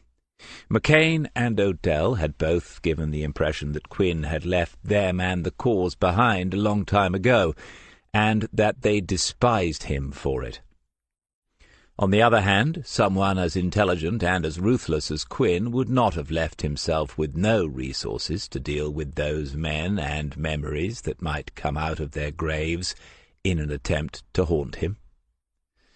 At the bus station, Smith sat down again on the same bench he had used earlier, and went through the same security procedure, observing the ebb and flow of passengers. Security. Quinn might go that way and alert the services, playing the responsible citizen anxious to avoid an incident. Stuart Riley would not be the first soldier to go back and try to right some perceived wrong after many years. But Stuart Riley had made a direct reference to Aidan Quinn. Could Lorcan Quinn, MLA, take even the slightest risk of having what Riley might know put in front of a member of the PSNI? Smith didn't think so. Quinn would have to come at this in some other way than that. He had not eaten since the morning, and it looked as if he was going to need some more cash. Booking 3 more nights with Mrs. Green had taken almost all that he had. These short city breaks are more expensive than one first imagines, he reflected, tapping his way along the pavements towards the general area of Joy's Entry. There was sure to be a cash machine or 2 there, and he quite fancied another muffin. The first objective had been achieved, and he was in the process of using the map on his phone when it began to ring. He looked at the number and did not recognize it, unsurprising as he did not recognize any mobile numbers unless they had the name from his contacts attached to them, which this one did not. He answered it anyway. "Good afternoon, sir. How are you today?" Irish and professionally cheery. Had PPI found him even here? "I was all right." "That's excellent, sir. Now, I'm wondering if you could spare a few minutes of your time. If you can, there's an exciting free offer in it for you at the end." "I see. I expect it's just a survey and you're not trying to sell me anything." "Absolutely not, sir. Just a few questions that'll take up no more than 10 minutes of your time. We are Eurex Marketing Services, and—" Smith looked at his watch as the voice performed its circus routine. "So can you confirm for me, first of all, that you're in beautiful Belfast this fine afternoon?" "It's a mobile phone. It's mobile. It could be anywhere. How would anyone know where he was if he had been called randomly? And 10 minutes was more than enough time to trace a phone nowadays. No, I can't confirm that. Would you put Mr. Quinn on, please?" "Who, sir? This is Eurex Mar—" "I'm going to hang up now. Tell Mr. Quinn to call me directly so that we can make arrangements to meet. Goodbye." Any lackey could have made the call, but if he was right about a trace, that meant the security services, and if he was right about that, then he was surprised. He wasn't usually surprised when he was right, quite the reverse, in fact, but it was only just over an hour since he had spoken to Quinn's PA. Smith began to move on towards the city centre, wondering whether one of Waters's drone things was already hovering overhead, ready to deploy a Hellfire missile or 3. Did he actually need to turn his phone off as well? He couldn't remember, but if he did, then the whole exercise became pointless anyway. He found Lorraine's again, but no Lorraine. Her place had been taken by a young man in an apron, very businesslike, managing to keep the establishment running smoothly despite a post-work rush that Smith had not expected. He found a different window seat and thought the whole matter through again. The call might have been a coincidence. Maybe marketing companies do have ways of seeing where their targets are. Waters would know. Technology again, getting away from him, from Smith, but getting away from most other people as well, as far as he could see, which wasn't very far these days. Must get an eye test. The phone in his pocket was ringing again, a landline this time with a Belfast code. Why would they do that? Whoever it was, he needed to keep it short and sweet. "Hello, Stuart. David, is that you?" He recognized her voice immediately, but waited for a few seconds, thinking and listening intently to the phone line. "Catty, what's happened?" "Nothing. Well, I say nothing. I'm sorry to ring you like this out of the blue." "Who gave you the number?" "Dermot. Should he not? I don't want to cause any trouble." "No, it's fine. Something's happened. What is it?" She was at home on her own, with Leah still at work and Brady at his own place. The phone rang about 20 minutes ago, and there had been a man asking questions straight away. He said his name was Auster from the city police, and would she mind answering a few questions. Then he was asking them anyway, had the O'Neill family been contacted by a man calling himself Stuart Riley? This man had been making a nuisance of himself during the afternoon, and there had been a complaint made.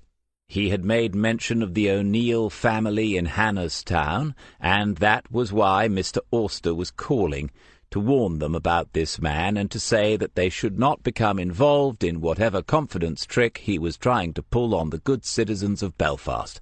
Smith said, "The nuisance bit is true." "You've not mentioned us like he said, have you?"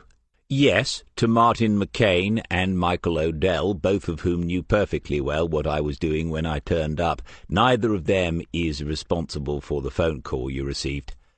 So who is? He needed time to think now. This was in danger of turning into a mess, a potentially serious mess at that. Quinn had played an unexpected card. We shouldn't talk about this on the phone, Catty. I'll catch a bus. I'm right here in the station. No, I'll not be on my own for long, and Leah will have too much to say when she hears about all this. I'll come and pick you up. In the central bus station, you say? He must have misheard, but when he said as much, she insisted. It's the new medication. I often get a boost for a week or two. I need to make the most of them. I'm running out of options there. You must have seen my car. It's adapted, and I know I can drive today. Can you give me half an hour? Half an hour. After all that he had taken from them, he should be able to manage that. When she had gone, he thought about the Mr. Austen nonsense. The story she had been told was ludicrous. For example, how many people had the surname O'Neill in Belfast, and how had they chosen the very ones, and whoever had made the phone call knew it.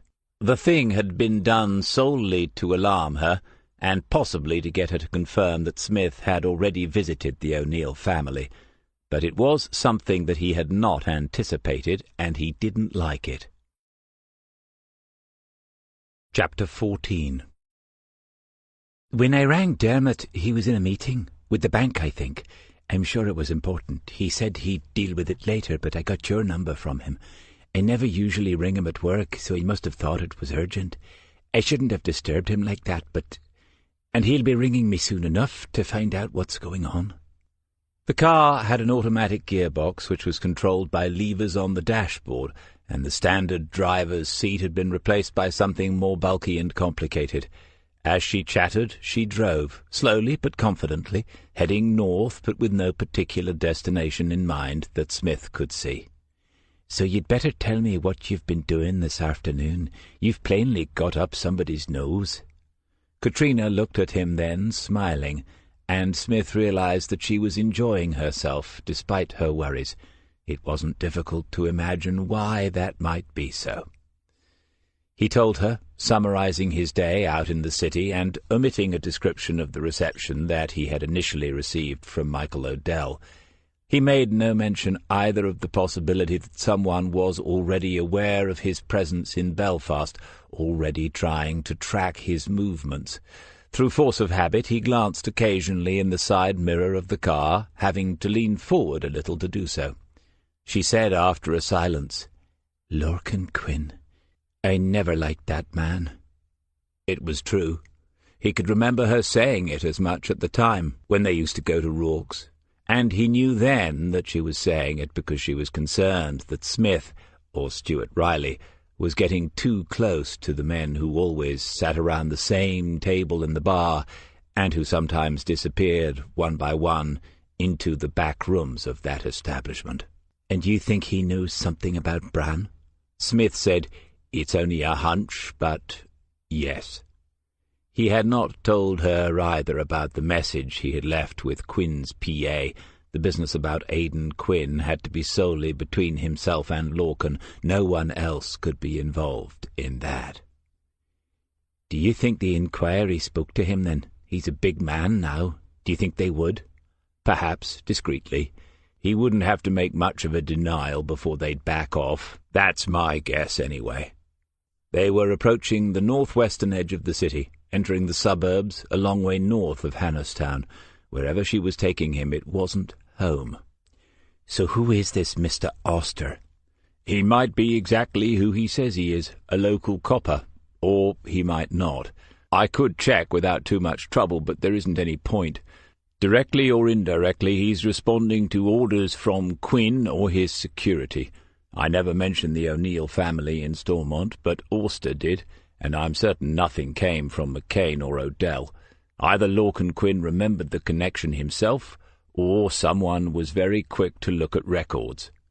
"They'll have records going back that far? To all that? 30 years? "Oh, yes, and further.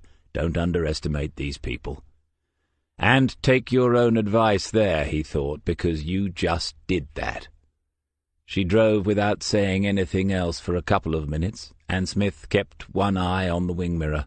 Nothing to be concerned about, but the nagging thought that his phone made a following car redundant continued to trouble him. Then she said, "I'm not blaming Dermot, but we shouldn't have stirred this up. It's still dangerous even now. It's not worth anyone getting hurt." He did not answer immediately. The ground was rising, and there was a hill on the horizon now. In fact, the horizon was a hill, and one that he recognized.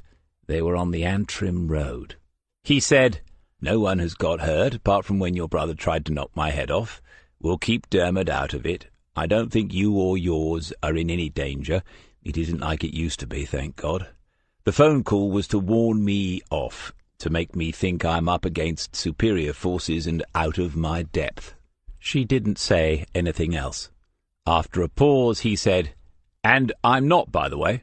I've got my 25 meters certificate and a life-saving badge and everything." Katrina smiled and almost laughed, but it was only momentary. "But you are concerned. I know it." "How do you know that?" "Why else do you keep looking in the mirror? Do you think I'm going to get a speeding ticket?" Cave Hill was Cave Hill Country Park now. Signs pointed the way towards the visitors' centre, the adventure playground, the eco-trails, the orienteering routes, the footpaths graded according to length and difficulty, and to the restaurant further away in the castle. As she parked the car, Catty said, "Remember this?" And he said, "Yes, of course." She had brought him here on a spring afternoon all those years ago. It was a thing to see, she had said, and everyone who comes to Belfast should see it from here before they leave. Not that there had been thoughts of leaving at that time. They were close by then, and getting closer. She had wanted to show him everything, all of the place in which she had lived her life so far, as an offering, perhaps. And on Cave Hill, of course, the sirens and shots would be only a vague and distant troubling of the ear, if one could hear them at all. She said, "You told me all about it as we went up, and I remember thinking, how does he know all of that, when I've lived here all my life?" "I'm always talking rubbish. What did I say?" "All about the geology of it. Volcanic rocks overlaying limestone. I remember that much." That she should remember hurt him as much as he had been hurt since he stepped foot off the ferry. Nothing he had said then should have been remembered in that way. Nothing that Stuart Riley had said or done should have been hoarded away by anyone, but especially not by her.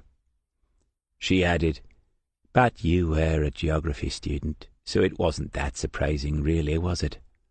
She looked at him fully then.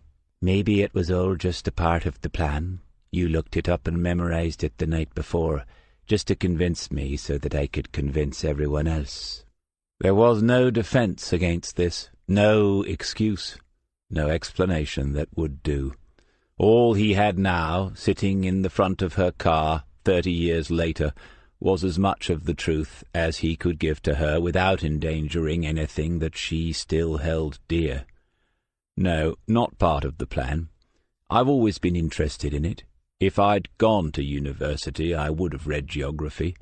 I won the school prize for it in my 6th form." "To go with your swimming certificate?" She was doubting him, but at least it was with amused irony rather than with bitterness. "If you like. I really do have that certificate, though." "Well, it's good to know that if I topple into the fountain at the castle, you'll be able to dive in and pull me out." "On condition that you don't tell your sister where we got wet." She managed a proper laugh this time. "Jesus, can you picture her face if she knew where we are?" Being late on a Friday afternoon, there were only 4 other cars parked, and no one else was in sight at that moment. Smith had noticed the folded wheelchair in the back of the car when he got in, and he wondered what her intentions might be, whether she expected to get out here and be pushed. He took out his phone and checked the signal. No bars. That was life in the hills for you. No bars or 5 of them. In Lake it always seemed to be 3. He said, "As we're here, We could have a look round, if you like. Go and have a swim in the fountain." She pushed down the handle and opened the door. "I'll see what I'm like, but I'd say I'm good for a stroll today." He climbed out himself and went around to her side. By that time she had swung out her legs and was in the process of putting her weight onto them. He reached out a hand, and she waved it away. She said, "There's a stick on the back seat. Not so smart as your own, but we'll make a pair at least." He found it, a metal one, with a plastic handle shaped to fit the heel of the left palm. It was well worn. He held on to it and watched as she took a few experimental steps away from and then back towards the car. "Pretty good. Often when they change the medication, I get a new lease of life for a while. Weeks, sometimes.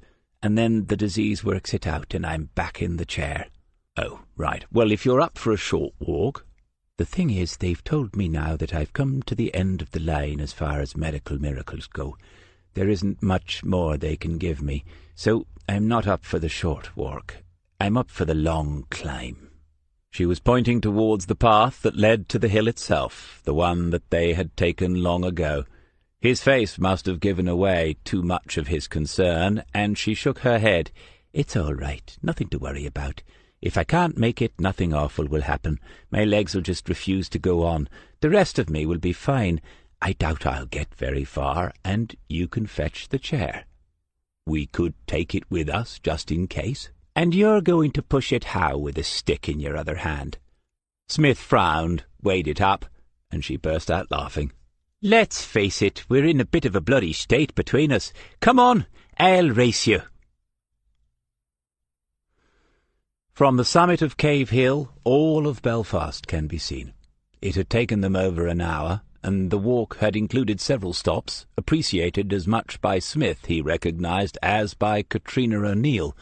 The final climb up the side of the rock had been almost too much for her, but he never once suggested that they give in and settle for anything less than conquering this peak. Instead, he had gone a few feet ahead, planted himself firmly on his good leg, and taken her hand as she inched herself onwards, sometimes shuffling on her backside over the ridges that might otherwise have tripped her or caused her to stumble. Over the final 100 yards, they had said very little. Now the city lay spread before them. They sat on the short turf amongst the harebells and wild thyme, stared, and said nothing at all. The lagoon was a strip of molten silver in the evening light, widening on the left into its estuary, where it became polished steel and then blue-green glass in the sea distance. And the sky was blue and cloudless, as it had been on that spring morning, but a deeper blue, a deepening blue as the sun fell slowly out of it behind them in the west. The breeze from the south was enough to cool their faces, but not enough to make any sound over the summit. In the silence around them, only their own breathing existed, as they slowly regained the oxygen they had spent in advance with the effort of the climb. Katrina said, "Well," and Smith said, "Timeless." Another 2 or 3 minutes passed before they spoke again, and then she began to tell him about her family, the people he had known when he was Stuart Riley. She told him as if he had asked the question, which he had not, but it didn't matter. Lear and Brady he knew about already. Cayley was in New Zealand, just a carpenter, she said, but what jobs he had done now, working on film sets for some of the great movies made there. She went to see them all, and wondered which of the scenes he had nailed together. Cayley himself she had not seen in more than 10 years. She had been wondering, she said, whether, if they found Bran, Cayley might come home for that. And Adriana, well, it was no surprise with her beauty and her talent that she had married a wealthy man, a banker. Literally, Catty said, he owns a bank. They lived in Switzerland. Smith said, "And do you see her?" "Oh, yes, sometimes, every year or two. She's not high and mighty. She's even asked me to visit, but I wouldn't go, not like this. It all gets too complicated. And the mountains are much bigger than this, aren't they? Can you imagine it, seeing them and not being able to climb them? Still, you should go. It's a beautiful country." "You've been?" "Yes, With your wife?" He nodded, and she looked away. After a time she said, "You know, when you used to play that guitar and sing with Adriana, I was so jealous sometimes." "I didn't know that." "I used to torment myself about the two of you, that she'd steal you away. And then you'd sing songs just to tease me, looking at me as you did. And I'd know it was all right." "I'm sure you're confusing me with someone else. I'm not one to tease people. What songs?" She was frowning with the remembering and smiling with the pleasure of it at the same time. He thought that she must have waited a very long time to say these things. "There was one. He was Jamaican. It played in all the bars. 'No Woman, No Cry'?" "Bob Marley." "That's it. Whenever I hear it on the radio, I remember. I heard it a few days ago. I listen to the radio a lot when I'm laid up. Sad, isn't it?" She wasn't looking for sympathy. "I don't think so. I still listen to the radio, and no one could ever describe my life as sad." "There you go, teasing again. Bob Marley, he sings about good friends." "Good friends we had, good friends we've lost." "Do you still sing and play?" "I still play. I don't sing very often outside the bathroom or the car." "That's a shame." "And he sings about the future, in this bright future." "You can't forget your past." "That's it." She was looking at him, and it was hard to bear. Somewhere very close by was the girl that he had teased, to whom he had sung, and from whom he had stolen something beyond price. He was afraid that he might see her if she looked at him that way for too long. She said, "You know, that guitar is still in the house somewhere, in the attic, I think. No one has played it since. You should take it back with you. Will you?" Smith said, "I need to be boring and ask you a question about the night Brand disappeared." "Go on, then." "When you saw the boys outside, Aidan, Quinn, what time was it? You said it was late. How late?" She thought, still looking at him. "It was June and getting dark, but not actual dark, if you know what I mean. So I suppose it was 10 o'clock gone. Why?" "And he said something to you about maybe they already had someone to ask about me?" "Yes. Of course at the time I had no idea who. If I had—" He took out his phone to check the signal and found 5 bars. If someone wanted to reach him, they could certainly do so here. Katrina said, "And I notice you're still very good at not answering my questions." "Yes, I know, it's a rare gift, but mostly I don't know the right answers anyway." She seemed cross with him then, and it was almost a relief. They both looked out over the city, and the light had already changed. It was softer, more muted, and the far edges were more difficult to see. She said in a different voice, "That night, I was desperate to find you and make sure that you were all right. When we heard there was trouble at Rourke's, you know how these things were talked about then, how the rumours used to fly. I thought—" Smith didn't say anything at all. "Well, I thought you might be dead already. But I had to see. There were things I needed to say to you, and then you'd gone. We still thought they'd taken you as well. It was weeks before the truth came out, or some of it. Weeks. And it was too late then." He told her almost all of it after that. How he had heard what the cell were planning, and how soon.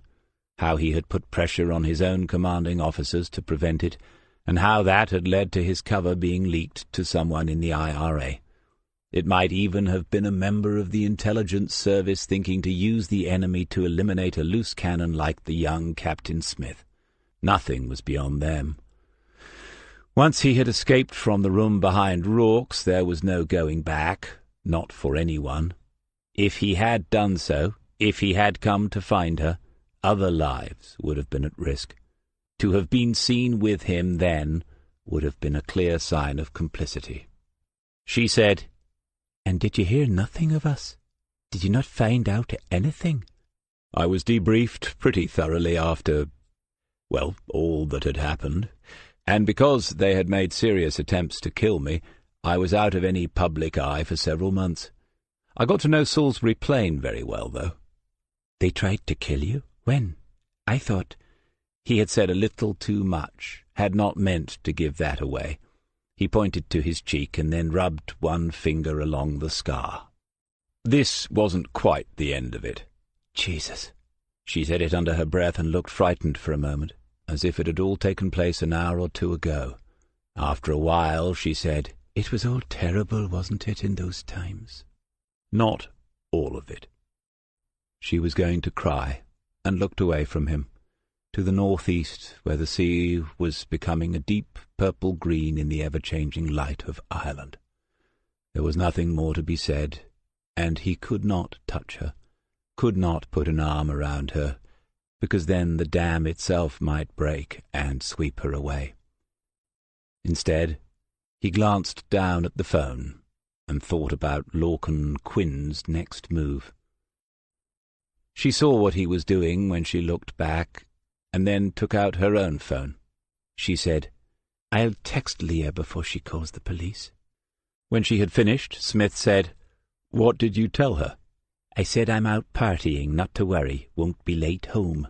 Younger sister, still misbehaving. "I know how she comes across, but she's been very good to me. With Dermot so busy now, I don't know what—" He had placed his phone on the grass in front of him, and she fell silent when it began to ring. They watched it, buzzing on the turf like an angry bee, and then Smith said, "I'm sorry, but I think I'd better take this." Chapter 15. After he had answered, there was quiet again. If the person on the other end had been waiting for him to repeat the greeting, they waited in vain. Katrina watched Smith, and Smith found an airliner far up in the evening sky and studied its silent progress due north, as if it was heading directly for the Arctic Circle. Eventually a voice responded to him. "Is that Captain David Smith? Or is it Detective Sergeant Stuart Rayleigh? I must admit I'm getting a little confused here. You must be wondering who you are yourself sometimes." Smith nodded to Katrina, and she understood who it was. He knew that because she looked afraid. "Hello, Lorcan. I'll confess to moments of self-doubt, but I don't think I've changed any more than some of the people I left behind here. In 30 years, we've been entirely different people several times. Did you know that? The body replaces all its cells systematically until we get too old. Except for the brain, that is. The brain just loses bits of itself and they never get replaced. Isn't that fascinating? Yes, hopefully it will come up the next time I'm playing Trivial Pursuits." Katrina's face was a picture, and Smith couldn't conceal a smile at the sight of it. "Talking of which, then, is that what you're doing over here, playing a game of Trivial Pursuits?" "Partly right. I wouldn't describe what I'm doing as trivial, though." Smith could not make out whether Quinn was alone. It was a mobile phone, but there was no background noise. Quinn's voice sounded a little flat, no echo or resonance at all, and so the best guess was that he was outside. If he had gone out of whatever building he was in, he probably was alone as well. "How would you describe what you're doing?" But even if Quinn was alone, he might still be recording the conversation. The wisest plan was to proceed as if he was doing so. "I'm trying to help the O'Neill family. Bran O'Neill is listed among the disappeared. Obviously you know that. It's time to find him and bring their waiting to an end." There was no immediate response. Quinn was a politician, a successful one, and he would be thinking in political dimensions as well as personal ones. The answer, when it came, was a perfect demonstration of that. "Okay, I see. That's an admirable thing to be doing. I remember the O'Neills. They were good people. Are you with them now?" "One of them." "Well, pass on my respects and my sympathies for what they've gone through. Many of us lost loved ones in those difficult times." Quinn paused there intentionally, and Smith knew why. "But I have two observations to make on what you've told me. One, I don't know why you would think that I would be able to shed any light on what happened to Bran O'Neill. And two, that's not what your message was about this afternoon, the message you left with my secretary." Katrina's own mobile began to ring in her bag. She took it out and then mouthed to Smith that it was Dermot. He nodded and said quietly, "You should take it." She went to stand and could not do so by herself. Then she shuffled a few feet away and began talking to her son, so quietly that Smith couldn't make out what she was saying. He turned his attention back to Lorcan Quinn. "In my job I have to turn over lots of stones. When you do that, you can never be quite sure what's going to crawl out. It isn't always what you expect, but once it's crawled out, you have to deal with it anyway." "Nice. You're telling me I'm something that's crawled out from under a stone. Very professional, Sergeant." "No, I didn't say that. You put it on yourself. If the cap fits. But I came over to help the O'Neill family, that's all.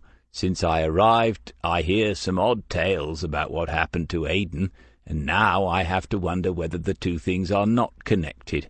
I can't help it, it's how my mind works. On the subject of the O'Neills, I offered to help. They didn't ask me, and they're not involved in the inquiries I'm making. Tell Mr. Auster not to bother them again." "Who?" Smith wouldn't dignify that with a response. Katrina was still alternately listening and talking to Dermot. Quinn asked a couple more times about Mr. Auster, and then Smith moved things on. "As to my professionalism, it's irrelevant. I'm not here in any official capacity, just as a friend." "A friend? That's how the O'Neills see you now, is it?" Quinn was laughing at him down the phone, and Smith said nothing. "And don't tell me you haven't been in touch with the local force about something here. If you have and you've been bandying my name about, well, that would be unwise. You're making unfounded allegations." "I have made no allegations to anyone, and I've spoken to no one in any official capacity. You can check easily enough. You're a Minister for Policing and Justice, after all." Smith left a space for that to go home, and he could sense that it did so. What Quinn was doing, calling him like this and having such a conversation, was faintly absurd and potentially dangerous. The fact that he had called at all, when Smith thought about it, spoke volumes. "That's true, I am. As such, I might be able to help you in an official capacity, you understand. Nothing more. I can put you in touch with some very senior officers and ask them to go over what you have. And the inquiry, too. Have you spoken to them yet?" "I've read the report. It politely says we give up on this one. Did they speak to you?" Quinn had lost none of his sharpness, and he picked up the implication immediately. There was even a trace of amusement as he answered, "They did not. They had no reason to do so. As part of the peace process and putting down of arms, I made full disclosure. This was all done with over here a long time ago, David, and I've nothing to hide now. But I'll help you if I can. Would you like to speak to one of our top detectives and see what he can do for you? He'll be independent of me, and I'll not interfere."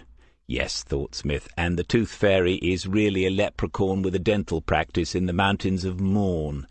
Quinn wanted to know what he had. What better way to find out than to have Smith himself interviewed by one of the PSNI's finest? "No, thanks. I'll just carry on with what I'm doing." "Which is what? What are you actually doing?" "At the moment, just looking up a few old acquaintances." Quinn was clever, but he was also human, and sometimes there is a conflict in that. Would curiosity overcome caution? He must be desperate to know to whom Smith had spoken, and to whom he intended to speak. And if he asked, of course, then that probably meant that he did not know as yet. That would be significant. It would confirm that neither Martin McCain nor Michael Odell had made contact with their former leader. Such as? Smith's mouth tightened a little. One could almost have mistaken it for a smile. "I can't say, Lorcan. When people speak in confidence, there has to be some sort of trust." The inconfidence would worry him, and that was the intention. It is what anyone would ask for before they revealed something damning about a man as powerful as the junior Minister for Policing and Justice, and a man as dangerous as a former senior officer in the Irish Republican Army. Quinn had to assume now that someone had spoken to Smith in confidence. Trust, that's a good one. For a moment it was the former senior officer on the end of the line and not the junior minister. Smith let the conversation hang there, guessing that Quinn might have more to say. "Well, I've made you an offer of assistance, which you have turned down. I'm not sure what else you want. Why did you call my office? Did you want to ask me questions? Did you want to interview me?" The final question came with a note of contempt, as if the very notion was something of an insult. "Yes, to the last 2 questions, and I only had 2 questions of my own." "Really? Just the 2? Well, what the hell are they?" The junior minister seems to have lost a little of his earlier objectivity, Smith reflected, before he asked his 2 questions. "First, I would have asked about your whereabouts on the evening of Friday the 21st of June, 1985. "Right, well, that's an easy one. I was 50 miles from wherever you thought I might be. Next." "I would ask you then exactly what happened to your brother Aidan that same night." This time there was no glib, contemptuous response, just a long, burning silence that caused Katrina to look in puzzlement at Smith, her own call having ended now.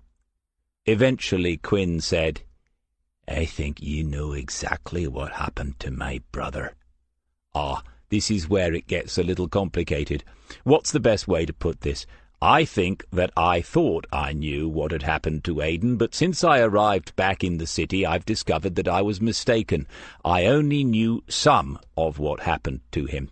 A lot more happened to Aidan that night than I had realized. I also think that you know exactly what I'm talking about."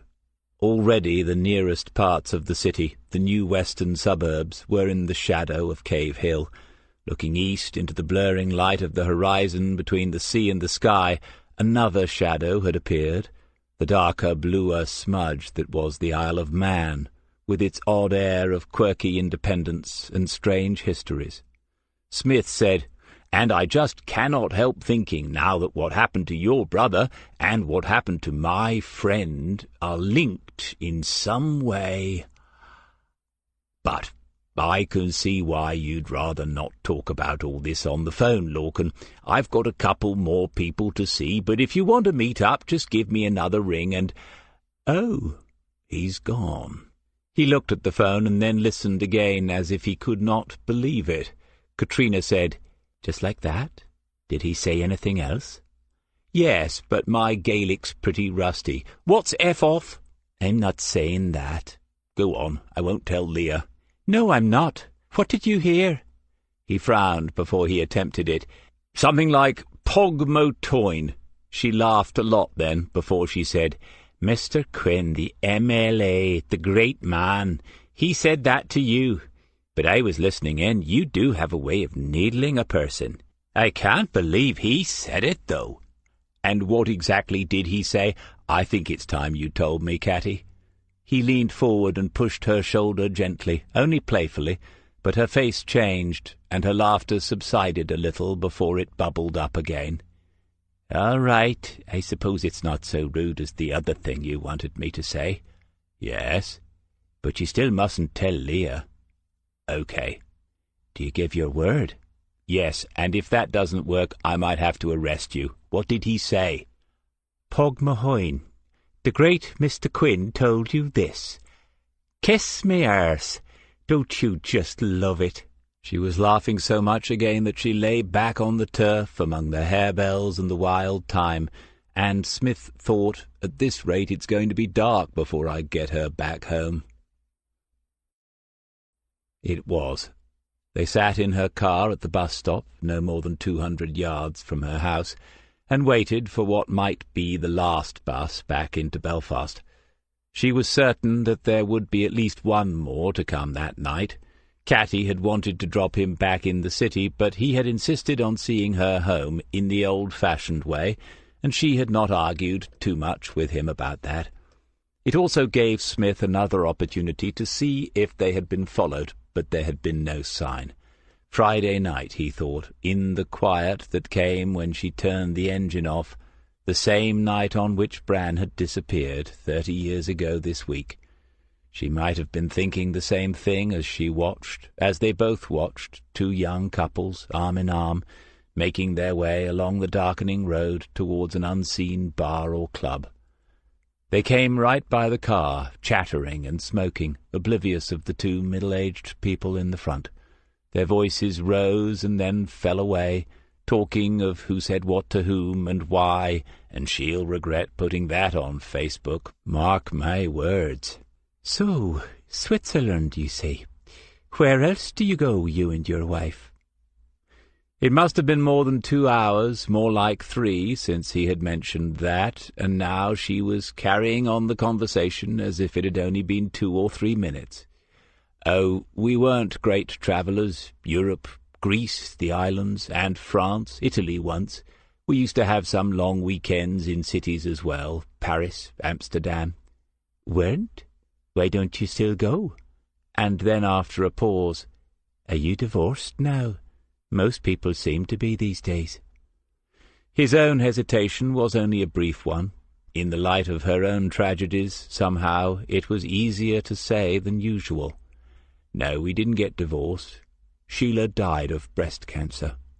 "Oh, my God, I'm sorry. I wasn't—" She had put her hand on his forearm for a moment. "When?" 3 years. Coming up for 4.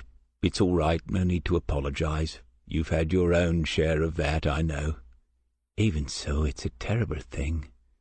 What did she do? Did she work?" "She was a teacher." Katrina nodded as if that didn't surprise her at all.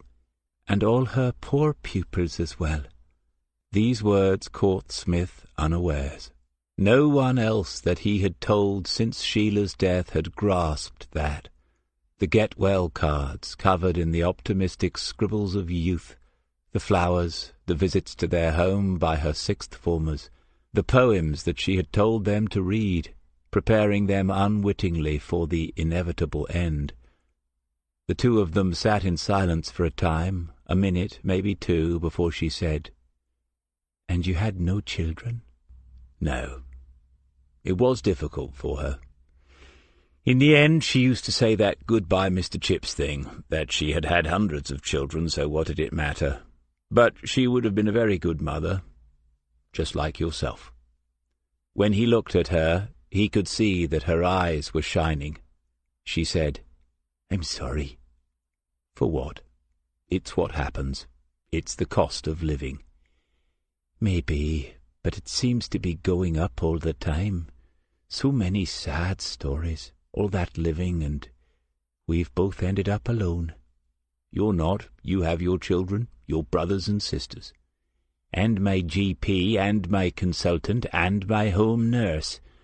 But she was smiling as she said those things now, and the tears that had filled her eyes had not fallen. She looked at her watch. "The bus will be here any moment. Can I ask you one thing about what you were saying to Lorcan Quinn?" And Smith nodded in reply. "You think Aidan had something to do with what happened to Bran?" "Yes. But sometimes I put 2 and 2 together and make 6.3. "I don't see how. He was shot himself the same night in another part of the town altogether. How could he have?" "I don't know any of the details. I just have a strong dislike of coincidences. It's why I want to speak to Quinn." "You seriously think that Lorcan Quinn was involved? Jesus, can you imagine the fuss if—" Smith knew that he was on the very edge of a minefield here. Catty herself wasn't daft, and if she passed on any of this to Dermot, the consequences might be unwelcome to say the least. No, I didn't say he was involved. I think he knows something, which isn't the same thing, necessarily. But he doesn't seem to want to talk to me, so I'll have to think of another way." The bus was visible, far down the road, its lights on, making its way slowly towards them.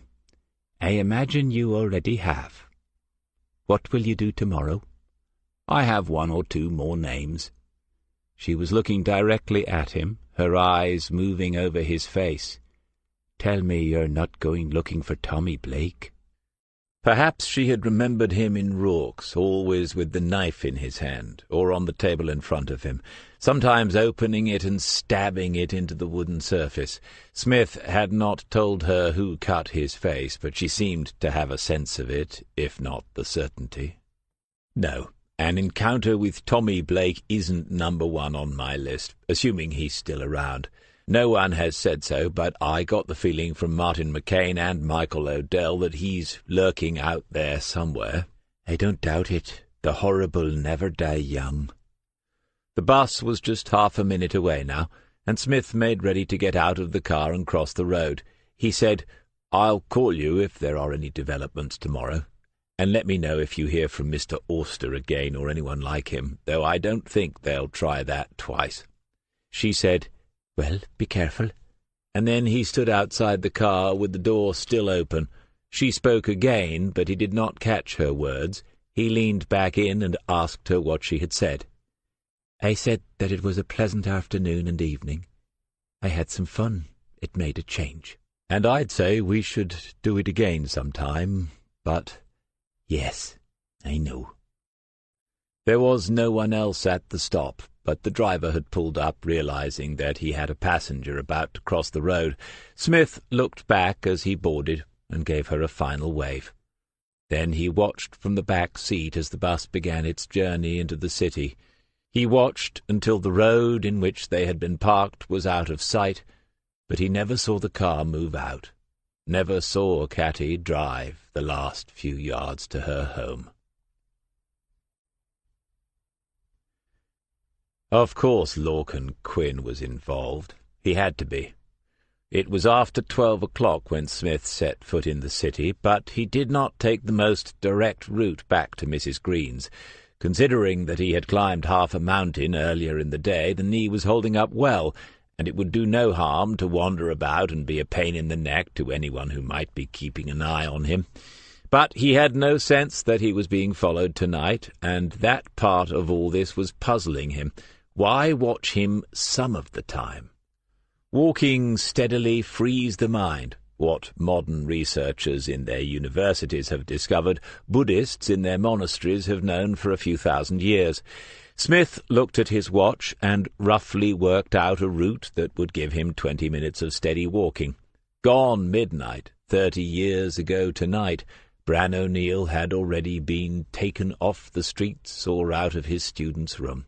30 years ago tonight, Smith was moving like this through the dark streets, alone, the gash on his face hurting now, but knowing exactly where he must go to be safe. 30 years ago tonight, in about an hour's time, Aidan Quinn would be dead. Those were the facts, the certainties.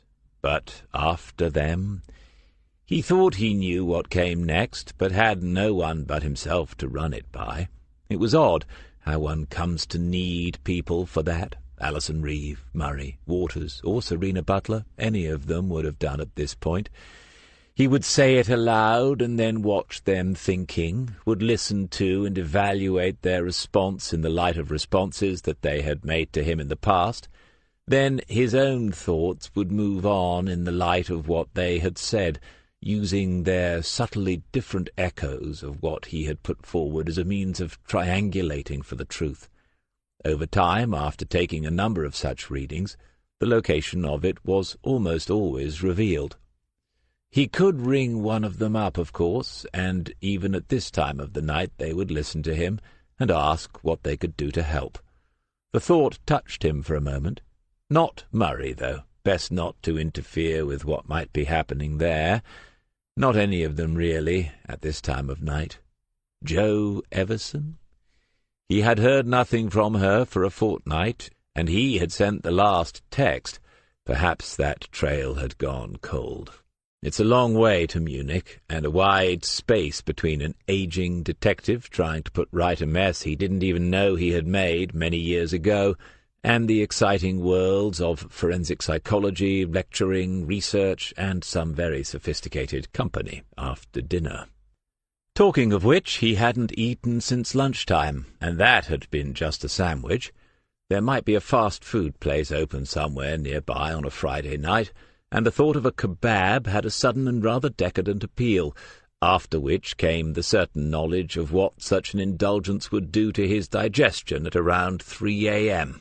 Maybe Mrs. Green would have put out in his room another 1 or 2 of those little packs of biscuits, something she had obviously initiated once she had begun to seek the international clientele through her advertisements on the internet.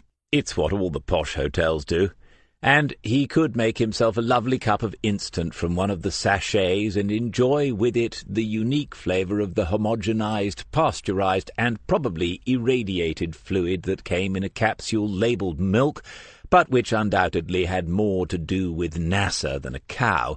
Riches indeed, Smith. What was it D.C.I. Miller used to say? It's a grand life if you don't weaken. Chapter 16.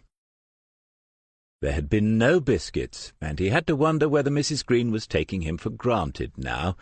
To make up for that, he ate the full Irish breakfast and drank a succession of cups of coffee, and then she redeemed herself anyway by bringing him a copy of the Belfast Times. Smith glanced over the headlines and then turned to the sports pages at the back. It was a long shot, but he had little else to go on this morning. Boxing had always been important in the city. As Stuart Riley, he had kept up his road work and fitness, and he had used the gym off the Shankill Road, though he had not sparred there. The gym was Catholic and Republican, and though he was known to some extent as a regular in Rorke's, the opportunity to land blows on an Englishman, any Englishman, would have been too tempting for some of the members. He could not recall the name of the gym, and it was unlikely to still be there, but the thread that he was following now was a thin one indeed. He had to begin somewhere. The newspaper mentioned the City Academy in its story about one promising youngster, and in a few moments he had found that on his phone. Calling from here would be a complete waste of time. He needed to see faces in order to work the conversations around to what he really wanted to know, and it was only a short bus ride away. Boxing clubs tend not to open early, but it was a Saturday, so he might be lucky. If not, he would simply wait around. It had been a busy week, and he wouldn't mind a bit of that, as it happened. Back in his room, he took a more considered view of the situation. The fact that Lorcan and Quinn had not called again might mean a number of things, but Smith's best guess was that he would now wait and see whether he, Smith, had any more moves to make. Finding Jackie Fitzgerald would be very useful, but even the act of searching for him should send a message to Quinn that the detective was serious about discovering what had happened to Bran O'Neill. How good was Quinn's own intelligence network these days, though? Did it still reach down into the back streets, the bars and boxing clubs? If it did, Quinn would receive the message loud and clear and soon. If it did not, Smith might be taking unnecessary chances and wasting what little time he had left. He could not stay here indefinitely. For one thing, the widow of Milford Place might begin to get entirely the wrong idea about her English undertaker. He had been given an extra sausage that very morning. The City Academy of Boxing had opened promptly at 9 a.m. Smith walked in off the street and stood in the small foyer as he examined the posters on the walls. There are always posters on the walls in boxing clubs, past glories papered up for some sort of posterity, many old and fading, though the place was modern and recently decorated. Someone had taken the trouble to remove the posters and then returned them to the walls. These are all that remain of those nights of primal conflict, when two men stand face to face, eye to eye, and there is nowhere else to hide. These, and the scars, of course, and the names in record books, and the tarnished cups in cabinets, and the belts gathering dust in forgotten cupboards. 2 teenaged girls in tracksuits walked in behind him, each carrying a sports bag. They were both blonde, both pretty, and one said a polite good morning as they passed by and saw him looking at them. He watched them go through the double door and then watched the doors swing to and fro, a little less each time until they were still. The tough, unsmiling faces of Buster McGuinn and Wild Boy Williams and a dozen others looked down like painted saints upon Smith, and Smith looked at the doors for a few seconds more before he moved towards them. In front of him was the main ring, empty at present, and off through another doorway to the left was a gym and training area. The 2 girls must have gone that way. Other doors led into other rooms beyond and to the right of the ring. It was all well lit and clean, money had been spent, and he could imagine that it was not difficult to raise cash to keep the young people off the streets of the city, especially the young people who would come and be good at this. He had never forgotten the type since he first entered the ring as a new army recruit. Quick and naturally skillful, without ever having suspected it in himself, he was nevertheless at first simply bowled over by the aggression, the sheer, wildly swinging anger present in some of the other men. His own upbringing hadn't always been easy, but what had happened to some of these to produce such apparent hatred of perfect strangers? He had almost backed away from it until the major in charge, Major Agassiz, had said to him, "Use their anger against them. The smart bastard wins in the end most of the time." A young man in shorts and a vest left the small group who were strapping up beyond the ring and came towards him. Smith wondered what this might look like, a middle-aged bloke hanging around a gym amid all these fit youngsters. "Can I help you?" "Possibly. I'm a bit of a fan, doing some research. I'm staying in the city for a few days and thought I'd look up some of the old-time fighters just to see what happened to them." "Research? Are you writing about them?" The prospect seemed to please the young man, and so Smith went along with it. "That's a possibility. I was hoping to track down Wally Fitzgerald if he's still alive. He fought for the Ulster title 40-odd years ago now, light heavyweight." The vest was embroidered with the words "Chief Coach," and he looked as if he might be. The muscles in the arm were tight but not bulky, and below the left eyebrow was a single scar. The face was narrow and hard-boned, and the skin was taut. He had been hit there too often.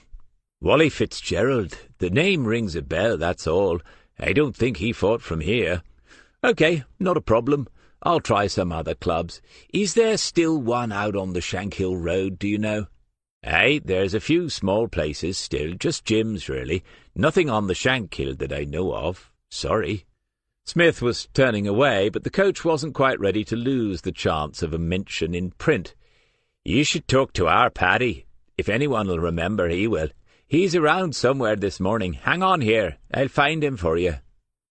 2 young men climbed into the ring, their hands now bandaged and gloved, their heads protected by the helmets that Smith himself had never encountered in his own time.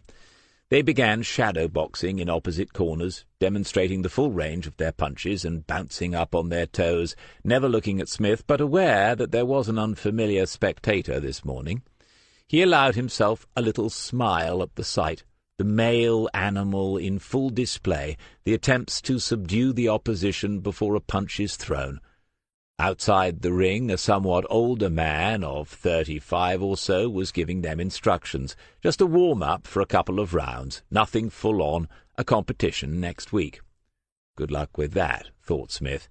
If there isn't a bit of history between these 2 lads, there soon will be. The man outside rang an unseen bell, and there was an immediate flurry of punches. Though they were at about Smith's own fighting weight, there was a noticeable height difference, at least 3 inches, and the taller one seemed the more powerful as well. But looks are deceiving, and within 30 seconds Smith had judged that the speed and the accuracy of the smaller boy would win him the points in a properly scored match. When the bigger man swung a huge right cross that missed his opponent, His opponent leaned away from it and then stepped in with a short right counter to the ribs that brought a temporary end to the proceedings. Smith must have flinched as he watched, feeling either the delivery or the impact of such a good punch. And then a voice at his side spoke. "You've been in there yourself, then?" It was a heavy Irish accent, and the speech was a little slurred. "A very long time ago, as you can probably guess." "Never leaves you, though?" The coach had returned to the group on the far side, adding his voice of complaint to that of the bell-ringer. How were they going to win competitions if they were beating each other up in training? Smith turned to Paddy. This could be no one else. Every club has one. He had a face full of clichés, a flattened nose skewed to one side, a permanently puffed lower lip, one ear half as large again as its companion. That's true. "Where were you? Welterweight?" "Yes." Paddy eyed him up speculatively and a little lopsidedly. "We sometimes get the older blokes in here trying to get it back. You know the sort of thing. They never do. A few weeks and they're gone." Paddy himself might be pushing 70, but in his present condition it was hard to be certain. Smith shook his head. "No, I'm definitely not trying to get back into that ring. Your coach said you might be able to tell me what happened to some of the old Belfast boxers." Paddy was not to be put off. He took the stance in front of Smith and raised his fists. On the other side of the ring, a couple of the men were watching and grinning. Paddy said, "I think you still fancy yourself. Show me what you got there." A left jab, not even close to his jaw, but Smith swayed away from it, keeping his own fists by his sides. Another jab, a little sharper, with the same result. "What are you, one of those alley sorts? Are you going to do the shuffle any moment now?" Two more jabs, and then an attempt at a right. The old man had no speed, but if these landed they would bruise or draw blood. Smith tried to get a look at Paddy's eyes and assess what was happening, but they were squinting, half closed, as if Smith had already landed blows on them. Was this just a foolish old punch-drunk, or had he, Smith, been made somehow? From the other side of the ring came the sound of laughter. They were all watching now, and they had seen this before. There was the sound of a stick clattering to the floor, and when the next jab came, its target had disappeared. With an open left hand, Smith tapped Paddy's right cheek twice. The Irishman grunted in annoyance and lunged in with another right, but it found only air. Then two more taps, a little more firmly, one on his left and another on the right. Now Smith had his hands up, and despite himself he was up on his toes too, ready for the next assault. "Okay, then," Paddy said. "Just making sure you're not one of these bullshitters. I can see you've done a round or two in your time." The old man stared across the ring, and the young ones looked away and got on with their own business. Paddy began to walk towards the gym as he spoke. "Come on, I'll show you around. What was it you wanted to know?" Wally Fitzgerald had boxed out of a gym owned by a man called Mullins, but Wally Fitzgerald had been dead for years. Mullins had become a promoter on the strength of his one excellent fighter, but when the title bout was lost on a cut eye, nothing much more was heard of Mullins, and it didn't matter because he was dead as well. Paddy's conversational skills had taken a few hits over the years, as well as his physiognomy, but they got there in the end. The gym was still in business, but now it was run by a fellow called Harmer, and, to be honest, said Paddy, with a look that could even have been construed as a warning, he didn't think they actually did a lot of boxing there now. Smith had thanked him, and said he might give it a try anyway. They might be able to put him in touch with some of Fitzgerald's family. There had been a son, hadn't there? Paddy had said nothing then. Smith continued, "Jack Fitzgerald or Jackie?" "Oh, no, I don't know anything about him. I never knew the family personally, you understand." Paddy wanted that to be understood. And as he walked away from the academy, Smith reflected on the odd wording of that final answer. "I don't know anything about him." There had been a waiting on him. Paddy might have claimed that he did not know anything about Wally Fitzgerald's family, about whether or not there had been children, but his answer had said otherwise. More than that, Paddy knew something about Jackie Fitzgerald that made him want to say he knew nothing. It also suggested that the said Fitzgerald was still around and could still be found. At the bus stop, Smith worked out his route. He would need to go back into the central terminus and take another service out into the north of the city. Then there would be a walk to Mr. Harmer's establishment, where he would be able to continue his research into the history of semi-professional light heavyweight boxing in Northern Ireland. That little bit of sparring with Paddy had left him in a rather good mood. There is a decent club in King's Lake. He could join it, get himself toned up and show some youngsters a move or two. Why not? He took out the morning's first cigarette to celebrate and decided not to inhale too deeply, just in case. In comparison to his reception at the fitness establishment owned by Mr. Harmer, whom Smith could never be certain that he had actually met, his welcome to the City Academy, where he had only had to do some sparring to save his honour, had been positively tropical. Beyond the two worryingly overdeveloped men that barred his way after half a dozen paces in, he could indeed see a couple of punch-bags suspended from the low ceiling and a few pairs of boxing gloves on a shelf, but there was no ring. What there was a great number of weights and bars, weights of all sizes and bars of all shapes, on which to thread them in order to torment the human body into ever more painful exaggerations. The two men in front of him had plainly been in such torment for many years. That must explain their rectangular form, their unsmiling demeanour, and possibly their rather low-slung foreheads, too. Members only. At least communication had been established. Smith said, "Very good, just the sort of exclusive place I'm looking for. Where can I get an application form?" "You can't." "Have you run out? I expect demand is high, isn't it? Do you have a waiting list?" His mistake had been in asking 3 questions in quick succession. These had been enough to crash the software of the nearest specimen of Homo musculans. On reflection, he thought, not a mistake. I wonder how many of these I can take down with well-directed inquisition. The second man stepped forward as if his accomplice had been assaulted by the visitor. "'S a private club. No new members. F off." "Thank you. Perhaps we've got our wires crossed. I'll talk slowly so that you can understand me. I do not want to join your club because I do not want to end up looking like you. I do not want to enter your club any further than this point here in case I breathe in any more of the hormone supplement-soaked atmosphere. At my time of life, that could be quite embarrassing. All I want to do is talk to someone for a couple of minutes." "Who?" "Good question. Shall we say someone intelligent?" The stocky man with a moustache and a shaven head had been watching and listening from the far side of the gym since Smith had entered. Tweedledum had turned his head in that direction now, plainly awaiting instructions or rescue, and the bald head nodded once. Then Smith was escorted over to him. He had no illusions about why he had received such an unfriendly welcome. The moment he had opened his mouth, the moment they had heard his accent, he was persona non grata. "Who are you?"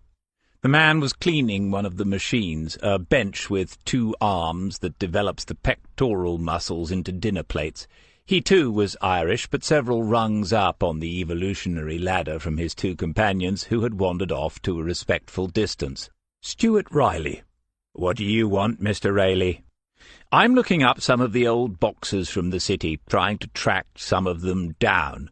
The bald man folded the cloth he was using meticulously so that a fresh piece was available, and then he carried on rubbing. He had yet to look Smith in the eye. "And why, in the name of all that's effing holy, would anyone be doing that?" "It's a personal interest. I might write something about it." This chap did not seem half as excited by that prospect as the head coach at the academy. "So why here? Anyone in particular?" "Yes, Wally Fitzgerald." Laughter then, but the eyes which met Smith's for the first time were very pale and cold. "You're going back some there. Walter Fitzgerald did train in this place, but you'll not get much reminiscing out of him." Smith had become aware that more men were watching and listening as they talked, another 2 or 3 in addition to the welcoming party. There must be other rooms that he hadn't noticed, and someone had given them the heads up. He had broken one of his own rules. This was not a public space. "Yes, I know he's passed away. I wondered whether there was anyone left here who knew him, or whether I might be able to get in touch with his family." Something changed in the way the man was using the cloth. The rubbing became slower and more thoughtful, if such a thing is possible. "None of us knew Wally. Family, you say?" "Yes, I think Wally had at least one son, Jack Fitzgerald, or Jackie." The cleaning had come to an end. The pale eyes were fully on Smith's for the first time, and the bald man was thinking before he spoke. "Not a member here, pal." "OK, got that. Any idea where I might find him? Still in the area?" If this was going to work, it had to be persistent to the point of being blatant. "You must really be into your history. First you give my 2 friends there some lip, and now you're getting in my face. You know, either of those 2 could pound you into minced beef with one hand and sell you to the local Itai restaurant for meatballs." "I don't doubt it for a moment. We'd never get it past the food hygiene regulations, though, not with my athlete's foot." The bald man looked again, deep into the level stare, and if there was fear, he could not see it. He seemed to come to a decision, and the decision brought a brief smile to his face. Smith guessed that the man had decided to give this annoying little sod with his English accent and his walking stick what he wanted, because he would soon realize that he didn't want it. That is, if he was in a fit state to realize anything at all after he had found it. "I believe that the family still resides in the area, and I believe that some members of it frequent a pub called the Star of the County Down on Clifton Street. Mr. Riley, you said?" "That's right. Thanks for your help." "No problem." The wintry smile took in 1 or 2 of the other faces as it turned to the next machine. Smith nodded to the rest and headed for the door. The purpose of that name check was clear enough. By the time he reached the Star of the County Down, there would be another welcoming committee. That should save some time. But when he arrived, there was no sign of one. Perhaps the bus service was just too quick and efficient. It was only the early lunch time, of course, and though the weather was fine and the doors of the pub were wide in anticipation, the weekend drinkers had yet to arrive in any numbers. Smith counted only 4 as he made for the bar, and 2 of those were ladies of uncertain profession. The Star was not as ancient as old Timothy's, but there were definite similarities. The same smoke, beer, and politics had soaked deep into its fabric. He asked for a small cold lager. This was not a day on which he wanted to risk dulling his senses too soon. There was a distinct shortage of warm welcomes, and although he had got away with it so far, all his instincts told him that the man he was now ostensibly searching for, and who knows, he might actually get to meet him, was more dangerous than McCain and Odell. Jackie Fitzgerald. Smith could not remember him as an individual, but there had always been a group of youngsters hanging around on the edge of the cell, admirers of Lorcan Quinn, anxious to gain his respect. Fitzgerald would have been one of those. Most of them had been in their teens, and so this Fitzgerald was probably in his late 40s now, a different generation to the 2 old men he had already encountered, young enough to still be active in whatever sad remnant of republicanism still held sway in this corner of the city. The solitary barman was not even half the likely age of Jackie Fitzgerald.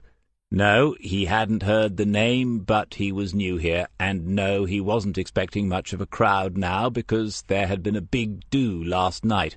but if the gentleman cared to come back this evening, it was likely that someone would be able to point him in the right direction. Then he went back to polishing the glasses, and Smith felt oddly grateful that someone had been polite to him, even though he was English. As ever, hope must lie with the young and the innocent. Sometimes it seems that only those with little past can have much of a future. He waited for 15 minutes, but only one more person came into the pub, a third woman who joined the others. She sat down, said a word or two to them, and then looked up at the solitary gent at the bar. Smith anticipated being asked if he would like to buy a lady a drink, upended his own, and was heading for the door before she could get back on her feet. The wall across Alexandra Park was built in 1994, long after his own time, commencing on the day of the first official IRA ceasefire. Smith read that through twice to make certain that he had not misunderstood. No, he had not. In fact, this was one of a number of such constructions known as peace walls. Inevitably, he found himself taking the idea apart, and then he stopped. It seemed blindingly obvious to him that if you have to build a wall to keep the peace, you're not actually keeping the peace.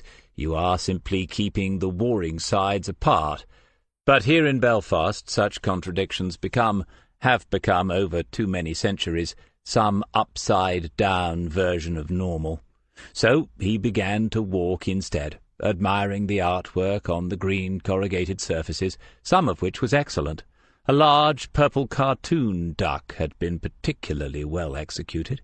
The path took him then to a gate in the wall where he was able to inform himself of later developments in the peace process. 17 years on, someone had decided that the two halves of the park, strikingly similar in most respects, in that they both had trees and grass, might be rejoined on an experimental basis. The gates would be opened for limited periods. Catholics would be able to go south into the park, and Protestants would be able to go north into the park. Quite what happened if one was on the wrong side when the ranger closed it at 3 o'clock each afternoon was unclear. There was a small lake. Smith sat on one of the benches in the shade of a beech tree, and looked at this lake, and its 6 assorted ducks, and its little wooden landing stage for sailing model boats. No one was doing so, but at the far end was a playground where some small children, young mothers watching, were running and climbing, far enough away to be more seen than heard. Soon he would allow himself to sit and stare, to play the game of this is what it would be like to be retired.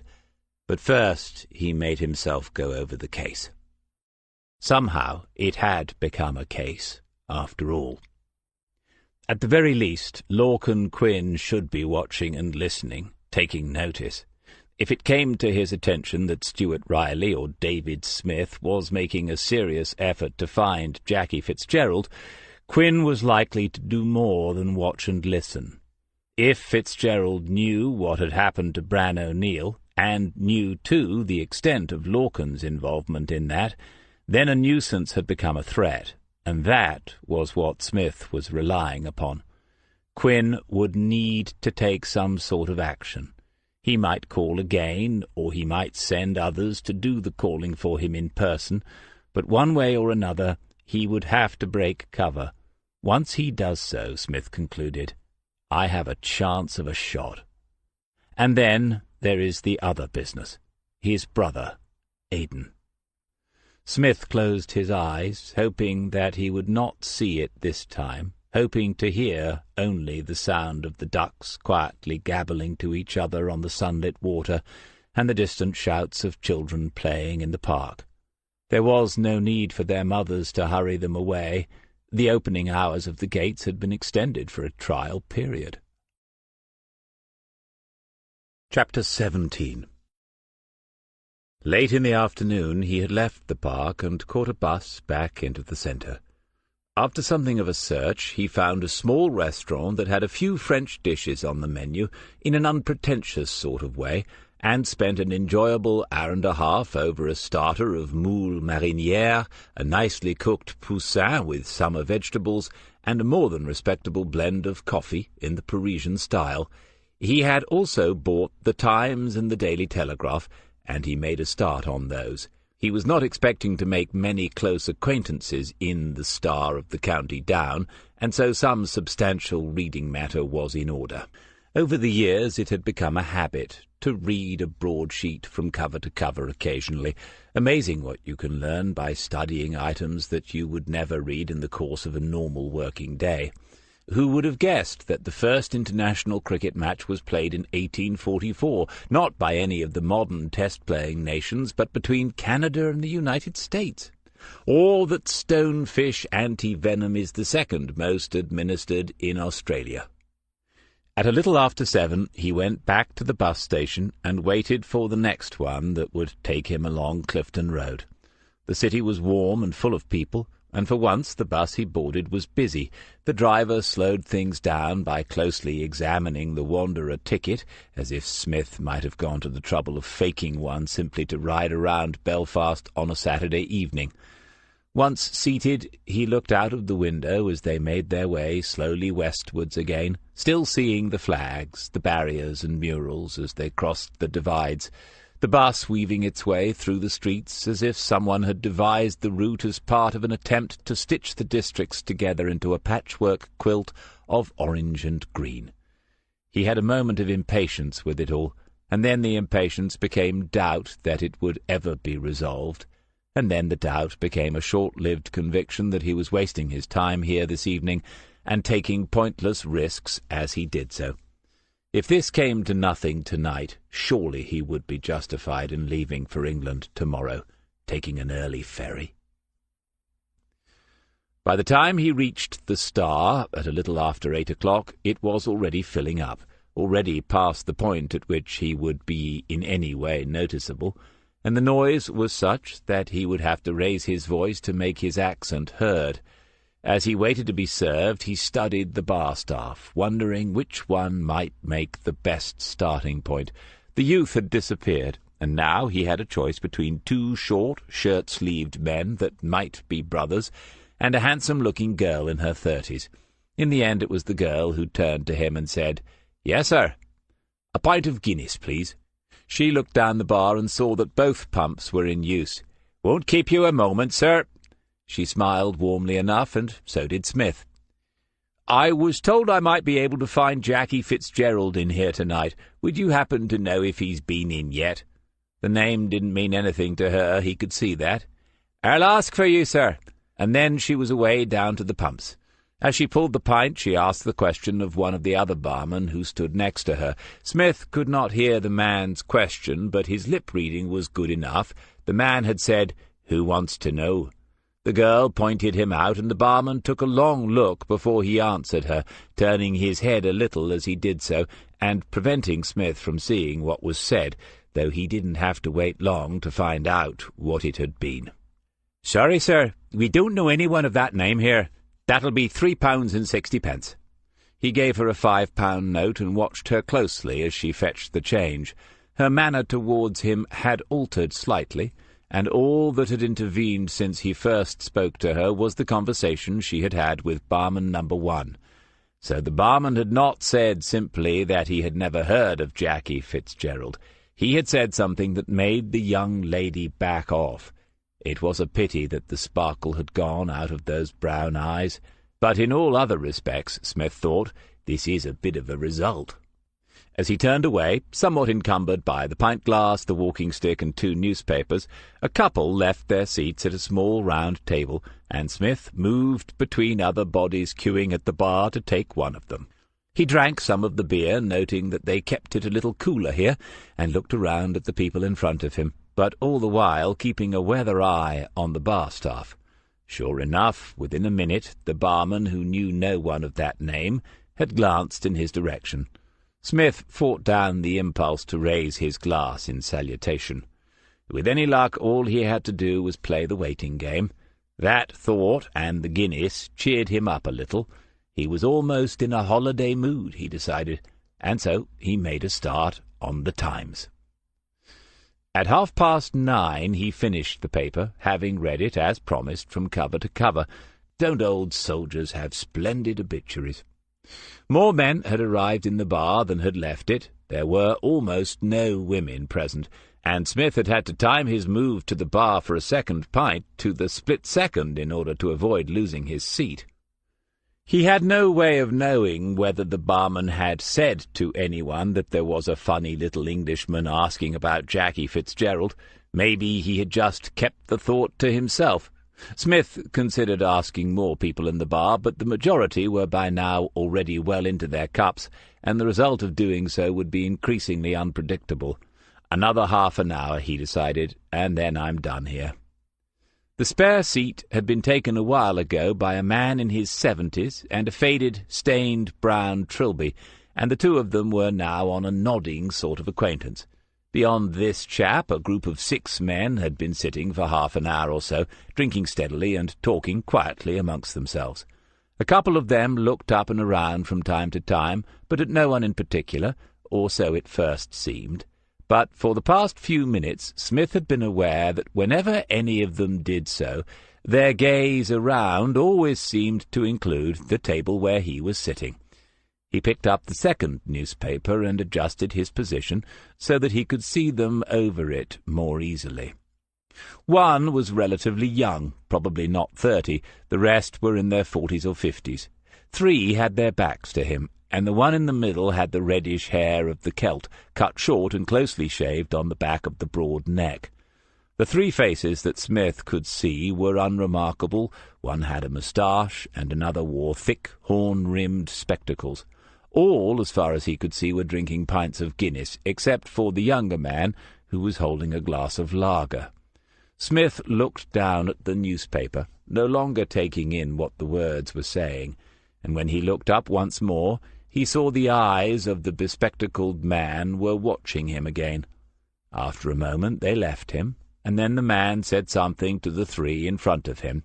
There was no doubt in Smith's mind then that they were talking about him, and that they had been doing so for some time. They were between him and the door into the street. He looked around, but could see no other exits, and the bar itself was of the high, old-fashioned type. He wasn't going over that in a hurry without someone getting hold of him. The old man sitting next to him did not appear to be a part of it. He had nodded and smiled at them a couple of times, but so he had to most of the people in the bar. Still, 6 to 1 at least, he would not, if it came to it, be fighting his way out of this one. The young man stood up, and Smith felt himself go tense, but it was only to fetch more beer for a couple of the other men. So maybe he had a few more minutes. He reviewed what else he had: the walking stick and an empty glass. A broken glass is a horrible weapon, but once one has smashed the glass, a statement has been made, and that's what they will use against you when you're down. He would rather be thumped and kicked a few times, and maybe that's all it would be. Always look on the bright side. And then, strangely, the bar began to empty, the people nearest the door going first, as if they were being pulled out by a vacuum that had formed in the street. Heads turned, and questions were asked. Something had kicked off outside, someone said, and then a few more men were making for the exit. Suddenly, there was open floor in front of him, and the opportunity to leave the bar unimpeded. If someone had been intent on creating a diversion for him, they could not have done so more effectively. The party of 6 were all looking towards the doorway, too, and Smith moved quickly, leaving behind half a pint of Guinness and the Times. He was past them before anyone realized, and did not look back. Getting out into Clifton Street was not so easy. Several men had stopped right in the doorway, their glasses in their hands. Smith turned side-on and carefully shouldered his way through, more concerned with getting into the open than with what had actually taken place to cause the disturbance. The Star of the County Down has a narrow alleyway down its right-hand side, barely wide enough to take a car, and whatever had happened or was happening was situated at the junction. Smith reached the edge of the crowd, certain that he was safe enough now, and stopped. 2 men lay on the ground several yards away. One was face down, but moving and cursing. The other was supine, motionless and silent. A third man was leaning with his back against the far wall of the alleyway and bending forward slightly so that the steady stream of blood from either his mouth or his nose or both could run freely onto the pavement beneath him. As Smith watched, two young men left the crowd and went to the one on the road who was not moving. They began talking to him, tapping his face, and then they adjusted the way he was lying. Smith guessed that they were medical students enjoying themselves. His own instinctive impulse was to get involved as well, to start asking who had seen what. But fights outside pubs on Saturday nights are not unusual in Belfast, or in most other places these days. He began to piece it together simply by listening to the gossip around him. These three had been together, and they had picked on the wrong man. Someone had pulled a knife. It wasn't clear who, nor whether any of the casualties here had been stabbed. The police had been called, and the ambulance. No sign of the chap who had done all the damage. Must have been more than one, though, surely, but it wasn't a robbery. Someone settling a score, maybe. The man who's unconscious, he's no spring chicken, is he, a bit long in the tooth to be brawling outside the pub. Smith felt someone edge in beside him, and he flinched a little. The talk of knives had made him wary, as it usually did. And then he saw that it was the wrinkled old man in the brown trilby. "Did you hear what happened? I wish I'd seen all that." Whatever it was, it had obviously made his evening. Smith said that he didn't know what was going on. "Well, from what I can gather, these three got mixed up with some fella they shouldn't have. Minding his own business he was, and they had a go. All over in few seconds it was. They never laid a hand on him, and now, look at them." The old man had been sitting beside Smith when all of that took place, if it did, but despite his wish that he had seen it, his account was already that of an eyewitness. By tomorrow he would be telling it as if he had had a ringside seat. Behind them the crowd was already thinning out as the men returned to the pub. It was time to be going. "And you a visitor to our fair city. This doesn't happen often these days. I should say that to you, sir. Don't judge us all by what happened here just now." Smith smiled and said that he would not. Perhaps the old boy worked part-time as a goodwill representative. "Can I buy you a drink as some small gesture of compensation?" It was more than likely that the old man had plans to be bought a drink or two rather than to buy them, and Smith declined politely. "Well, that's a pity. It's a fine public house. I've drunk here, man and boy, for 40 years. It was considerably more than 40 years since this fellow was a boy, but a thought occurred to Smith when he heard that. He was safely outside and in the daylight. It wouldn't do any harm. He explained that he had been hoping to meet a man called Jackie Fitzgerald, had been told that this was his local. "Well, then you must come back in. I know him well. You've been sitting there not 6 feet from him all this blessed evening. Come on back in and I'll introduce you." "Really?" Smith had said. "Which one is he?" "The fellow with the red hair, that's Jackie Fitzgerald. His father was a famous boxer, and you sitting just a few inches away from him. Will you come back in and say hello?" The two students had got some sort of response out of the injured man, and they were trying to move him off the road and onto the pavement near the pub doorway, where it was a little wider. They were half dragging, half carrying him, and his head, with its pale face, lolled to one side before straightening up again as consciousness returned with some reluctance. As far as Smith could see, he was not stabbed or even bleeding, but he had undoubtedly received a blow heavy enough to knock him out for several minutes. As they manoeuvred him by, Smith saw the face properly for the first time, and then suddenly the face was all that he could see. The old man was asking him again to step inside to meet this wonder of wonders, this Jackie Fitzgerald, but the voice had become odd and hectoring, like a barker at an old-fashioned fairground. Smith watched them prop the injured man up against the wall of the Star of the County Down. He looked and looked again to make certain that he was not mistaken, and then he was walking away. The old man and his trilby protested, and Smith said as he went, "Maybe another time." It wasn't the worst of ways to come across Tommy Blake again, though. Chapter 18. He had been walking steadily for a full 10 minutes before he thought about Dermot Kelly, and the thought stopped him in his tracks. He could not see how it was possible for Kelly to be involved. No one had been told about his, Smith's, plans for the day, and he had not been followed, and certainly not by an amateur. It was almost 11:30. If he phoned and Kelly was in bed, perhaps with Mairead, it would be more than a little embarrassing. If Kelly wasn't, there was no guarantee that he would tell the truth about where he had been that evening, and whoever had given Tommy Blake and his boys a pasting had got away unhurt by the sound of it. Phoning would not help much then. When he next saw Kelly face to face, Smith was sure that he would know anyway, but it could not have been him. The boarding-house was locked up and silent when he arrived back. He wondered what Mrs. Green was making of the funeral business by now as he missed out the noisy step and padded past her room towards his own. Once inside it, he drew the blinds, opened the window, and looked out.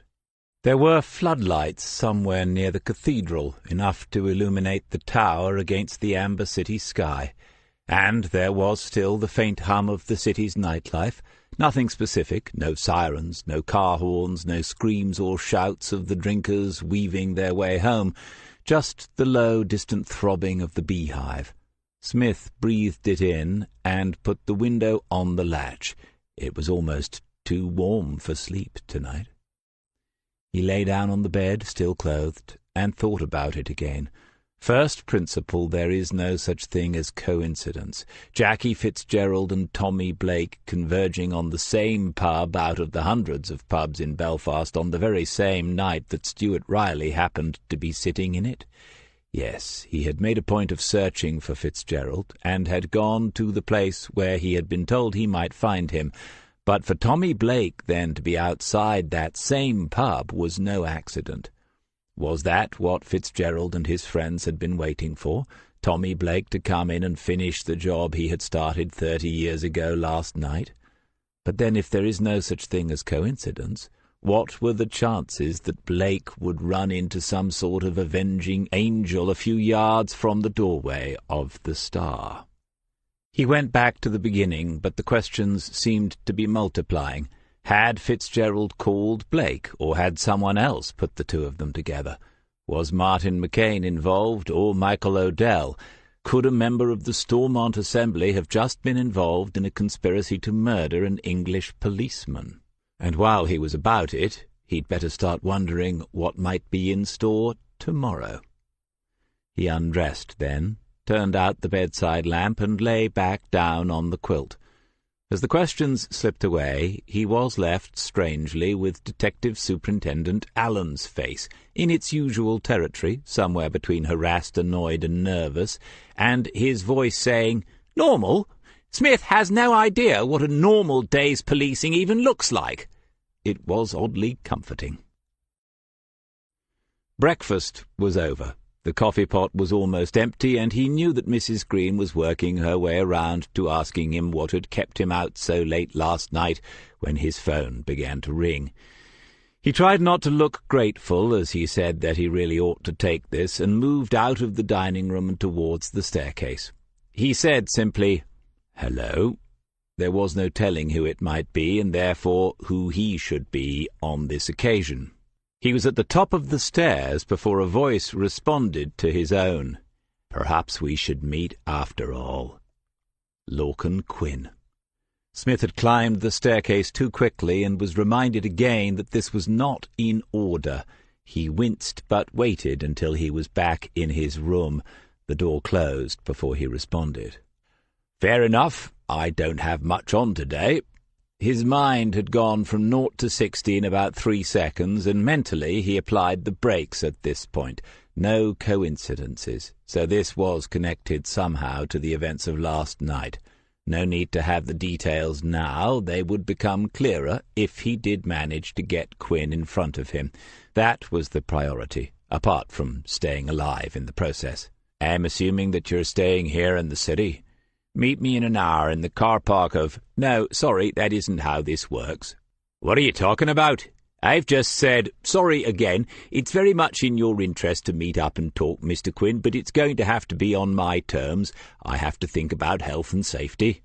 Health and safety? What in God's name are you talking about, man? My health and my safety. You might not know this, but last night I had something of a close encounter with an old mutual acquaintance of ours. On the other hand, you might know more about it than I do. Might I? The only thing I know for certain is that I have no idea what you're talking about. Okay, I'll put that on the agenda for when we do meet. In the pause, Smith looked at the number showing on his phone, and it was not one that he recognized. Quinn had only called him once before on Cave Hill, and maybe he had not registered it properly then. Worth a check when this was done, though. He waited on. The next move had to come from Quinn. Don't make a bloody meal of this, Smith, or you might find there's no meeting at all. Health and safety, my arse. That's just the point, though. It's mine on the line, not yours. Not yet, anyway. Another wait while Quinn brought himself around to handing control of the meeting to Smith. Right, tell me a time and a place. It'll need to be no later than lunchtime. That suits me. I'm not far from the centre, so I'll set off now. I'm assuming you've got some wheels and can get to where I suggest fairly quickly. I'll ring you on this number in 30 minutes and let you know the place. Seriously? Do we need all this cloak and dagger stuff? Yes, funny you should mention daggers. More colourful language directed away from the phone, presumably to thin air, before Quinn repeated, 30 minutes it is, and ended the call. Smith found the Alich in his travel bag and wrote down the number showing on his phone, the number from the call that he had just received. Then he went back into recents and found the call he had had from Quinn on the Friday afternoon. The numbers were not the same. 2 different mobile numbers. One of them, at the very least, was a burner, and Waters would be proud of him for thinking the thought and using the word. No need for this cloak and dagger stuff, Quinn had said, but he was being careful not to leave any sort of phone trail himself.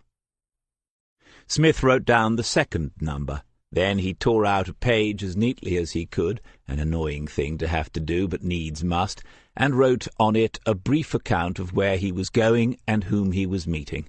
If, after all, they managed to nail him, they would not do so without some sort of consequences for themselves. He folded the paper into a note and tucked it under the edge of the coaster on the bedside table, a picture of a fountain above the words, "A gift from Lourdes."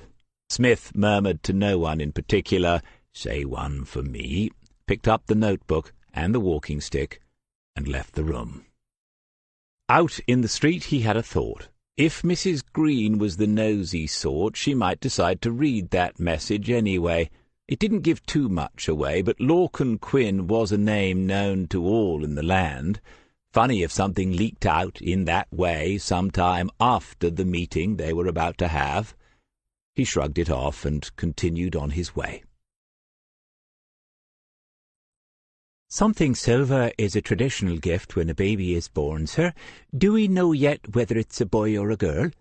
He said that we did not, and glanced again through the window and across the pedestrianised street outside. Then he turned his attention back to the object in his hand. "Well, that sweet thing you have there will be perfect for either. It's an antique, of course, late 19th century, Victorian.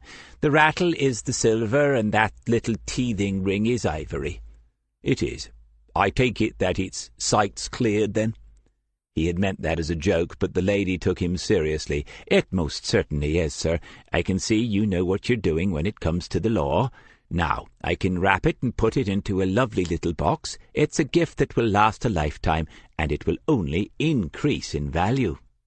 Smith shook the rattle gently again and turned it around in his fingers, wondering inevitably how many tiny hands had held it in the last 120 years. It was a beautiful thing. "I take it I can pay by card?" "Of course, we have all the modern conveniences here, sir." She took it from him and returned to the counter, busy then with finding a suitable box and a sheet of tissue paper. The rattle would have needed more cash than he had left in his wallet, but the card should be safe enough now. He would be gone within 2 days at the most. One way or another, he thought. He went back to the window display and looked out at Joy's entry again. The Sunday market was busier than when he had first arrived, but he could still see easily enough into Lorraine's cafe. There were still seats and tables available near the window, and that's where he had told Lorcan Quinn to wait for him. The suggestion had not gone down too well. "I'm not making a spectacle of myself. People recognize this face." Exactly, Smith had thought. That was just one part of his insurance policy, that Quinn would be recognized and remembered after sitting in such a place on a Sunday morning.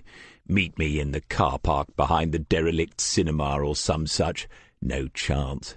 "There you are, sir. All done. You say the happy event is any time now?" "Within the next week or two, I believe.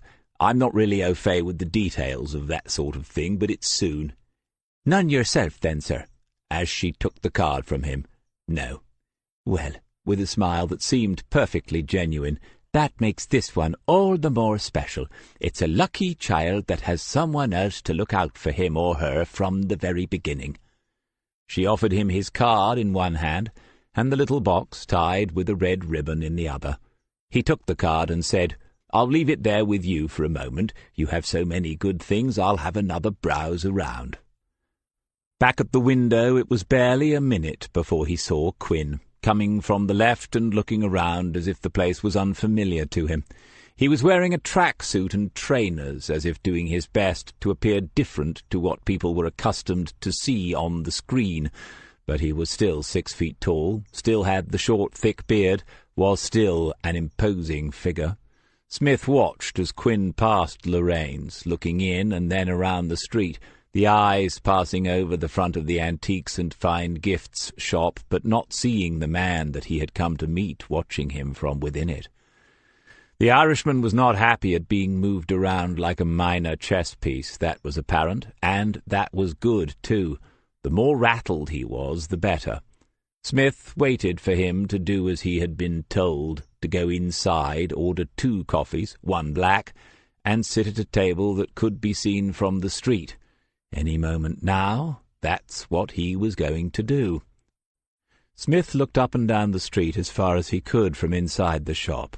One burly man in a suit, but with no tie, seemed a little out of place. He came from the same direction as Quinn, and the closer he got to the shop window, the more dishevelled he appeared.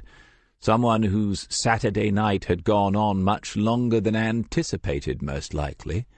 There were no looks passed between Quinn and the man in the street, and Smith watched him until he was out of sight, and then out of mind.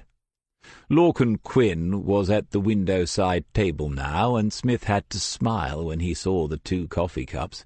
The fact that the member of the Legislative Assembly was here at all spoke volumes.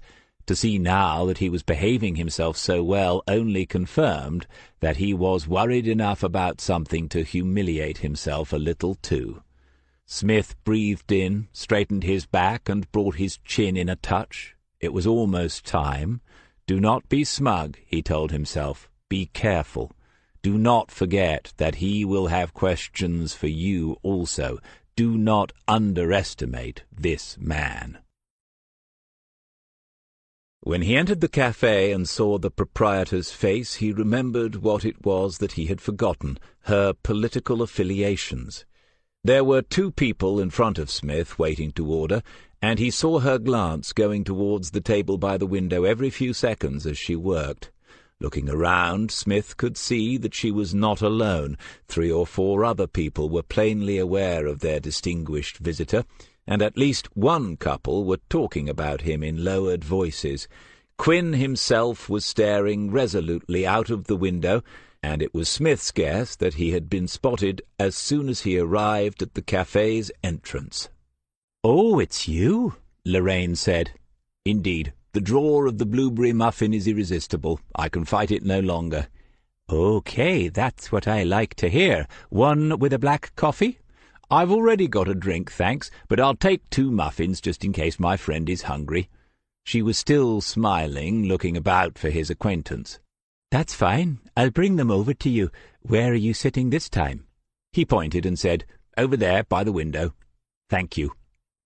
As he turned away, he saw her face falling as her understanding grew, and then he was by the table where Lorcan Quinn was waiting. Smith pulled out the other chair and sat down. The Irishman continued to look across the street, and neither of them spoke. Eventually Quinn's head turned, and he was staring down at the package on the table. "There was no need for that, Stuart." The use of the old name was intentional.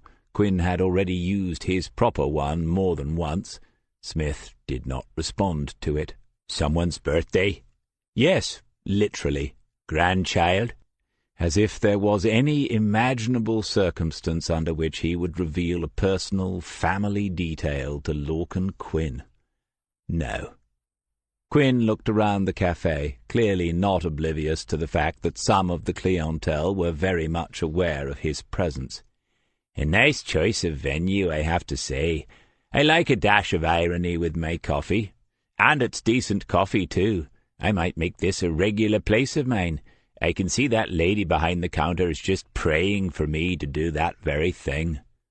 Smith was already feeling a little guilty, and so he avoided looking in her direction for now, but Quinn hadn't quite finished his opening remarks. "And you've bought me a muffin as well. I'd say that makes us all square, wouldn't you? We can just shake hands now and go our separate ways, eh?"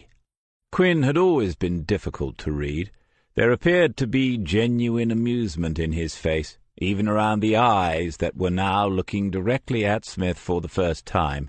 He seemed for all the world like a man who was actually taking some pleasure in meeting an old adversary after 30 years. But he, Quinn, had been the most fanatical of all those that Stuart Riley had known, as well as the cleverest and most calculating. The first of those 3 things could conceivably have changed, but the other 2 would not have done so. The safest approach would be to keep things as simple as possible. "Going our separate ways sounds good to me. I just need you to tell me one thing, and then we can do that. And the one thing is, where Bran O'Neill is buried." Smith had spoken the words quietly enough, but not so quietly that someone nearby and intent on listening could not have heard something of interest. It was intentional, and Quinn's face lost a little of that amused, ironic expression. When he responded, his own voice was lowered. "What makes you think that I have any bloody idea where he would be?" "Several things, including the fact that you're here in the first place. Do you want me to go through the others one by one?" The smile had returned, but only to the mouth. Then Quinn picked up the coffee cup and drank from it, looking away from Smith, looking at the busy Sunday market. He nodded to the scene as he spoke again. "Who would have thought it, eh? People going about their business, people setting up businesses, tourists and visitors like yourself, trade fairs, international conferences. We're in the future now. It's a future nobody ever dreamed of in those times. Yes, there's still the sectarianism," drawing a circle with one finger to indicate Lorraine's cafe, "but we're going forward now. Side by side, almost all of the time, not face to face, not fighting each other.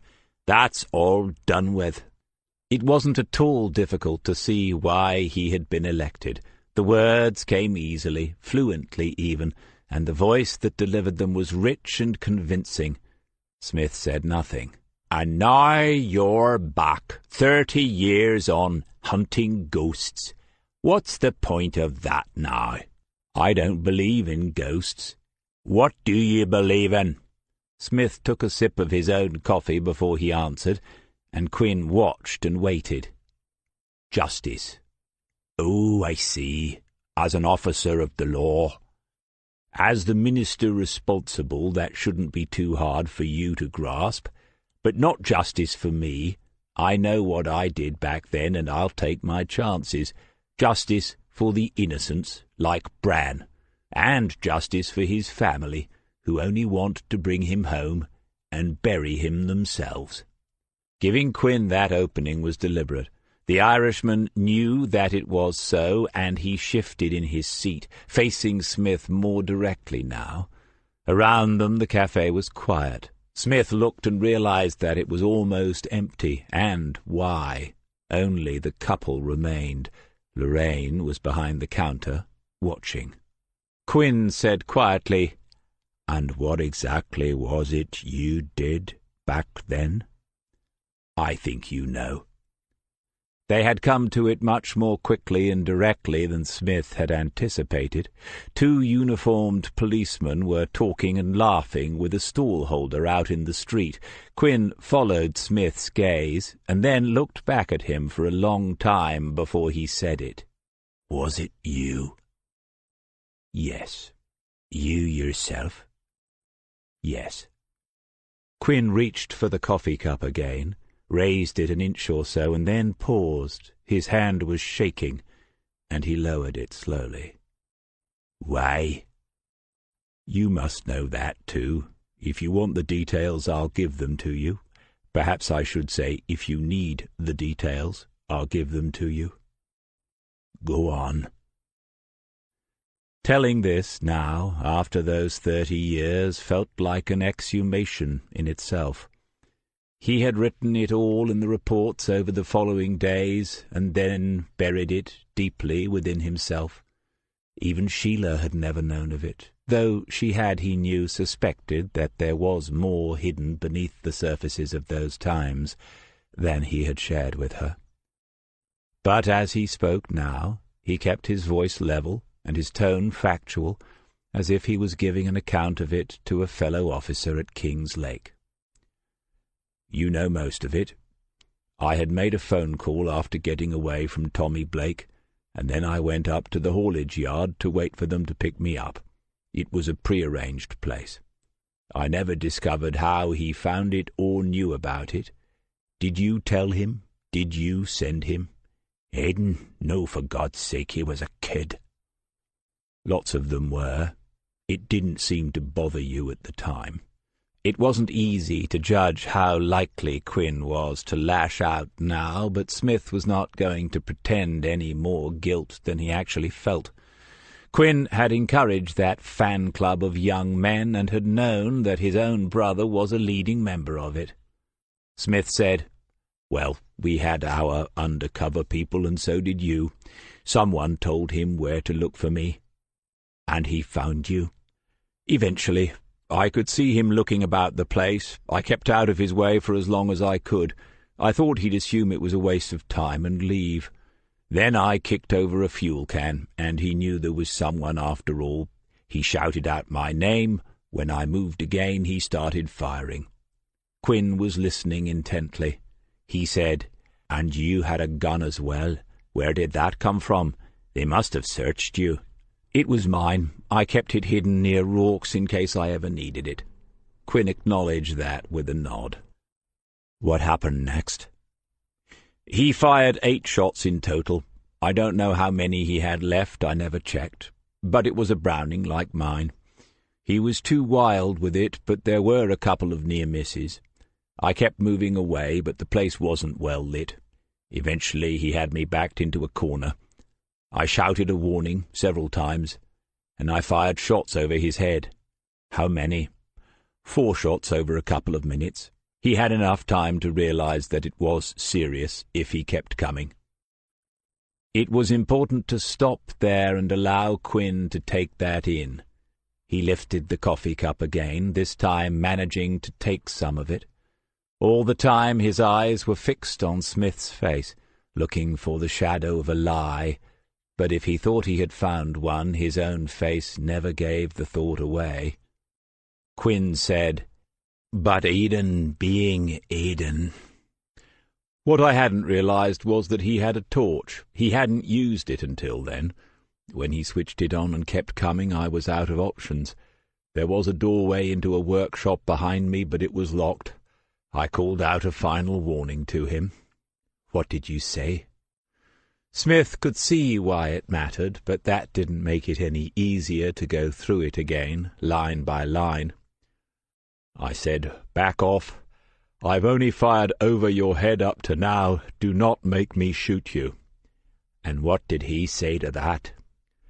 He laughed and started firing again. He was still coming forward. "That's when you shot him?" "Yes." "How many times?" "You already know the answer to that. I fired once."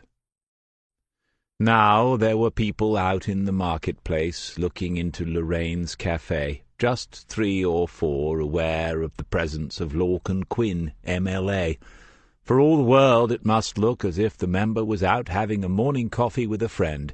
It might even seem to them that he had chosen this particular establishment to make a statement as part of the ongoing process of improving community relations.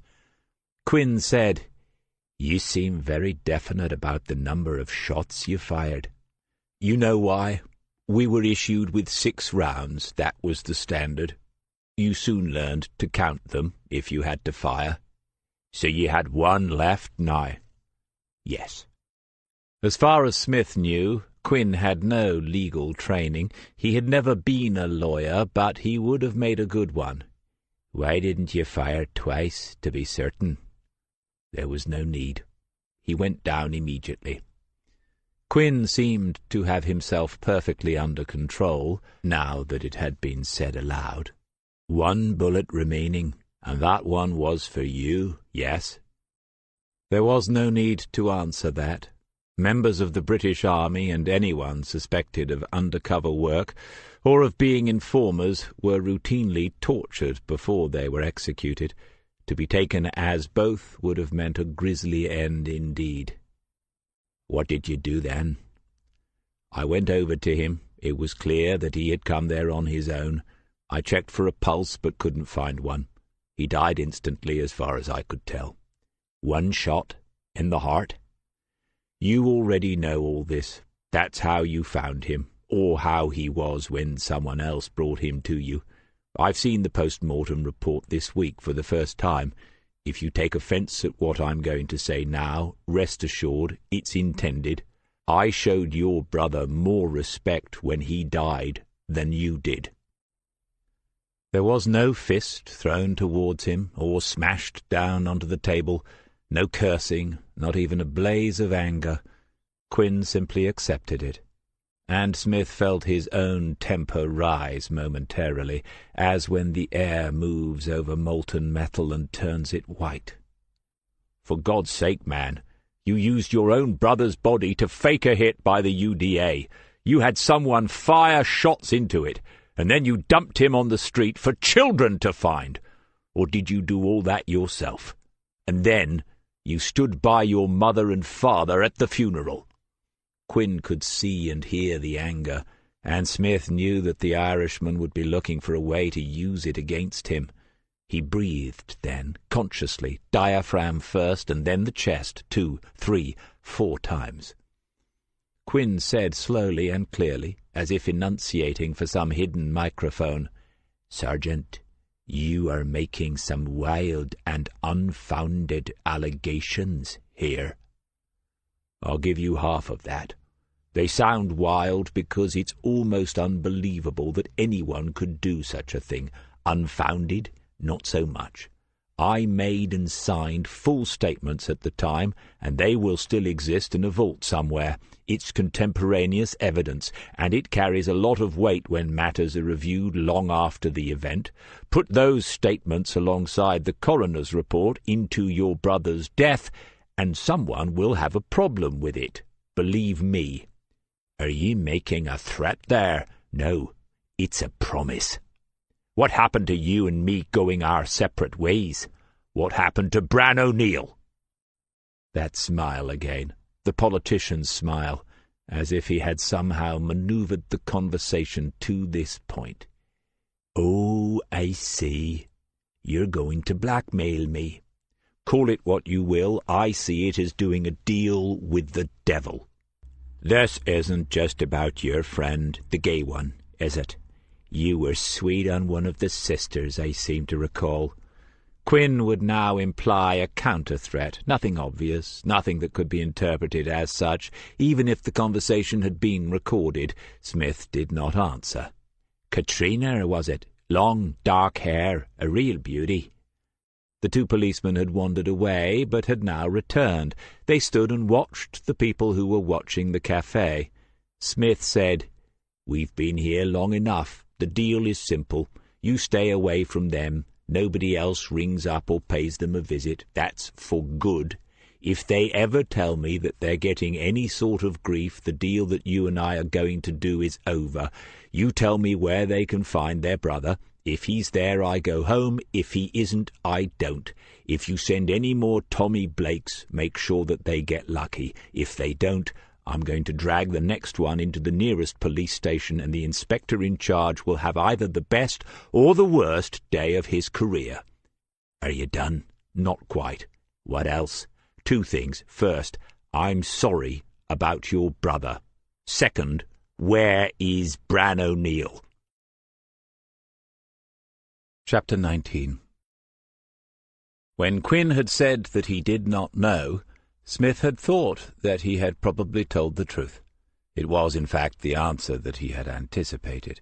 He had said himself then, "Maybe so, but you know a man who does, and probably two or three of them." It was plain that although Quinn was a Catholic, he was not going to make confession as Smith had done. He still had too much to play for, too much to defend.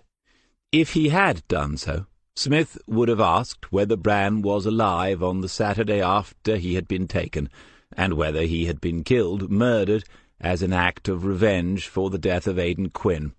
That was the most likely sequence of events, and somehow it placed more weight on his own shoulders.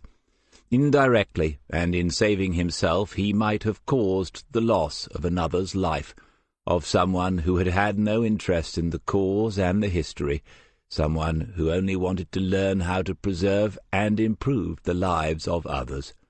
The IRA often snatched local people to threaten and frighten them, but they usually let them go.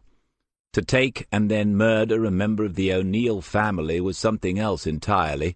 Smith was certain that it was linked to the shooting of Aidan Quinn. When Lorcan Quinn stood up, he had made no promises. He had said very little. There was a perfunctory goodbye, and then he was walking away through the empty cafe. Smith watched him go, and then he looked down at the blueberry muffins. He was hungry, but taking a bite now seemed inappropriate. He picked up the plate and took them to the counter, the little parcel in his other hand, and his stick under his arm. "Could I trouble you for a bag for these? They're much too good to waste." Lorraine was frowning as she reached under the top. "That's some fine company you're keeping. I'm not surprised you had no appetite." "I assure you it was business and not pleasure." Using a pair of silver tongs, she transferred the muffins from the plate to a paper bag, and then she folded the corners down with a practised hand. "I thought it might be. It didn't seem like the friendliest of conversations." He had looked around at the cafe then and said, "Sorry about all this. I wanted somewhere that he wouldn't feel too at home. You more than delivered that, but it's cost you some business." She waved that away. "They'll be back here in a minute or two, wanting to know what that was all about. I'll make it back and more." To her credit, she did not ask what it had all been about. Smith said, "Nevertheless," opened his wallet, and placed a £20 note on the counter.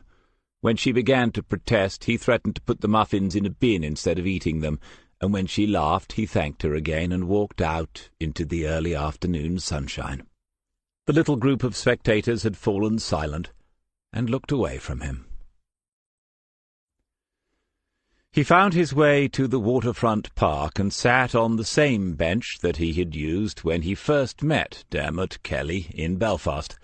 The phone signal was good here, and after he had checked it, he placed the phone on the bench beside him and ate one of the blueberry muffins. He looked at the river, at the joggers and cyclists, at the couples with children, at the dog-walkers and the elderly out on their own. and then he ate the other blueberry muffin. One was not enough, but two were a little too much. Life is rarely straightforward, he reflected. Even if Quinn intended to offer him something, it would take time. There would be phone calls, possibly a visit or two, and then the information would need to be prized out of someone who would almost certainly after 30 years be unwilling to give it up. The sequence of events had to be something like that. Quinn would never have been so reckless as to associate himself directly with a burial. It was possible, too, that Quinn intended to offer him nothing at all, to call his bluff. They both knew that there would be no prosecution, that no case could ever be made against Quinn for what had happened to his brother. Equally, they both knew that was not the point. There would be the gossip, the rumours, the slowly spreading stain once again, and the recurring questions about whether a provost could really become a politician. On some matters, Quinn had become the face of his party, but they would drop him in a moment if there was a hint of genuine contamination, and that was what Smith was gambling on now. After an hour, he took a stroll along the river, heading south. Lots of waterside redevelopment, just as in King's Lake, executive apartments overlooking the water, and even some miniature landing stages where some of them had moored boats. He thought about Dermot Kelly then. Presumably he, Smith, would have heard something if there had been a problem last night. He was more and more convinced that whoever had dealt with Tommy Blake, it was not Bran O'Neill's nephew. A shame, in a way. He would have quite liked it to have been. But, he told himself a little later still, and standing at the end of a jetty, I have to set some sort of time limit on this waiting. If I've heard nothing by 9 o'clock tomorrow morning, I'll go and watch the Star of the County Down. No doubt Jackie Fitzgerald is a perfectly pleasant sort of man if you can get him on his own. At 5:30 he bought a prawn cocktail sandwich from a delicatessen and made his way back to his room at Mrs. Green's. Tonight he had no stomach for a full meal in a restaurant. It was evenly balanced, just the last two men standing in a game of poker, and he would not have bet even a 50-pence piece on the final outcome. The landlady was surprised to see him, and still more surprised when he said that he might need one more night in her fine establishment. That much she could do, she said, but after that she was fully booked for a week, what with the music festival and the Irish school holidays beginning. "To be honest, Mr. Colgate, I had no idea that coffins was such a business." "And you are right to be surprised, Mrs. Green. Someone once said that death's the end of all, but it is not so for some of us. For some of us, a death is only the beginning." A note of portentousness seemed to have crept into his words, and Mrs. Green looked vaguely alarmed, as if she had heard those words from the pulpit rather than from the doorway of her lounge. "Nevertheless," he continued, "there is a possibility that I will be able to conclude the business tomorrow. Obviously, I will let you know as a matter of urgency, and should you refuse another booking on my behalf, I will see that you don't lose out, whether or not I do need the room. How does that sound?" Well enough it seemed. She even managed a little blush at the English gentleman's considerate manner towards herself and her bank balance. And so, when he said that there was one more small service she might be able to do for him, she was quick to ask what it might be. "Would you happen to have a copy of that old-fashioned thing, the Yellow Pages, Mrs. Green?" After 40 minutes and 3 phone calls, he had found the very man that he needed, and the deal was done. It would be small compensation if he had failed in the other matter, the one that had brought him here in the first place, but it would be something. When his phone buzzed and tinkled with a message not 5 minutes later, he assumed that it was some sort of confirmation of what he had just arranged, and then, when he read what was on the screen, he frowned, because it made no sense. It was a jumble of numbers and letters, mostly numbers. He counted them, 15. His finger had been hovering over the delete signal. Now it slowly moved away to a very safe distance as he realized what he was looking at. He put down the phone carefully, as if jarring it might make these numbers disappear. And then he reached for the Alich and made an exact copy of the numbers on a brand-new page. He checked 3 times that he had transcribed them accurately. Finally, he went to recents in his call list and pressed 1 near to the top of it. Dermot Kelly's voice answered. Smith said, "Hello, it's me. What's up? Are you okay?" Now, why would that be the first thing that Kelly asked? Smith made a mental note to think about that when this call was done. First things first. "I've got something you need to see." "What is it?" "Best not to say on the phone. You need to see it." "When? Is it urgent?" "Probably." He could hear Kelly speaking to someone, shielding the phone, and a woman's voice answering. "We're driving, just coming into the city now." "If you're driving, you shouldn't have picked up the phone." "Jesus, you're worse than my mother." "I didn't. Mairead's driving. Where are you?" So he doesn't know, or he's keeping up a good pretense of it. Smith calculated quickly whether it would be better to ask Kelly to come alone, and concluded that at this point it made no difference. He was certain that by now Mairead would know the whole story. Still, it would be safer to keep them away from Mrs. Green's, where someone had been watching him on at least 2 occasions. "If you come to the corner of Albert Street and the A501 where you dropped me before, I'll be waiting there." Mairead McCain was tiny and blonde and a proper handful, as Smith's own mother might have said. Whatever Dermot Kelly had already told her, her expression informed Smith that she would be making her own mind up about all this, and not until it suited her. Smith got into the rear seats and said hello. When Kelly turned around to return the greeting, it was easy to see why the girl was driving. His left hand was bandaged, and the outer 3 fingers were immobilized. Smith stared at it for a long time, and then lifted the same look to Kelly's face. Kelly said, "A paper cut." "A nasty one by the look of it. Must have been at least 120 GSM. Many stitches?" "A few. Fortunately, I know a nurse." The girl was watching Smith in the mirror, and he could see that this was not the moment to try and make friends. He looked back at Kelly. "We'll talk about that another time. This is what I wanted you to see." He handed over the phone and its message. Kelly studied with the same frown that had at first contorted Smith's own brow, and then he turned the phone towards his girlfriend. Kelly said to Smith, "What the hell is that?" Mairead took the phone, looked more closely, and then said, "GPS coordinates." There was a silence.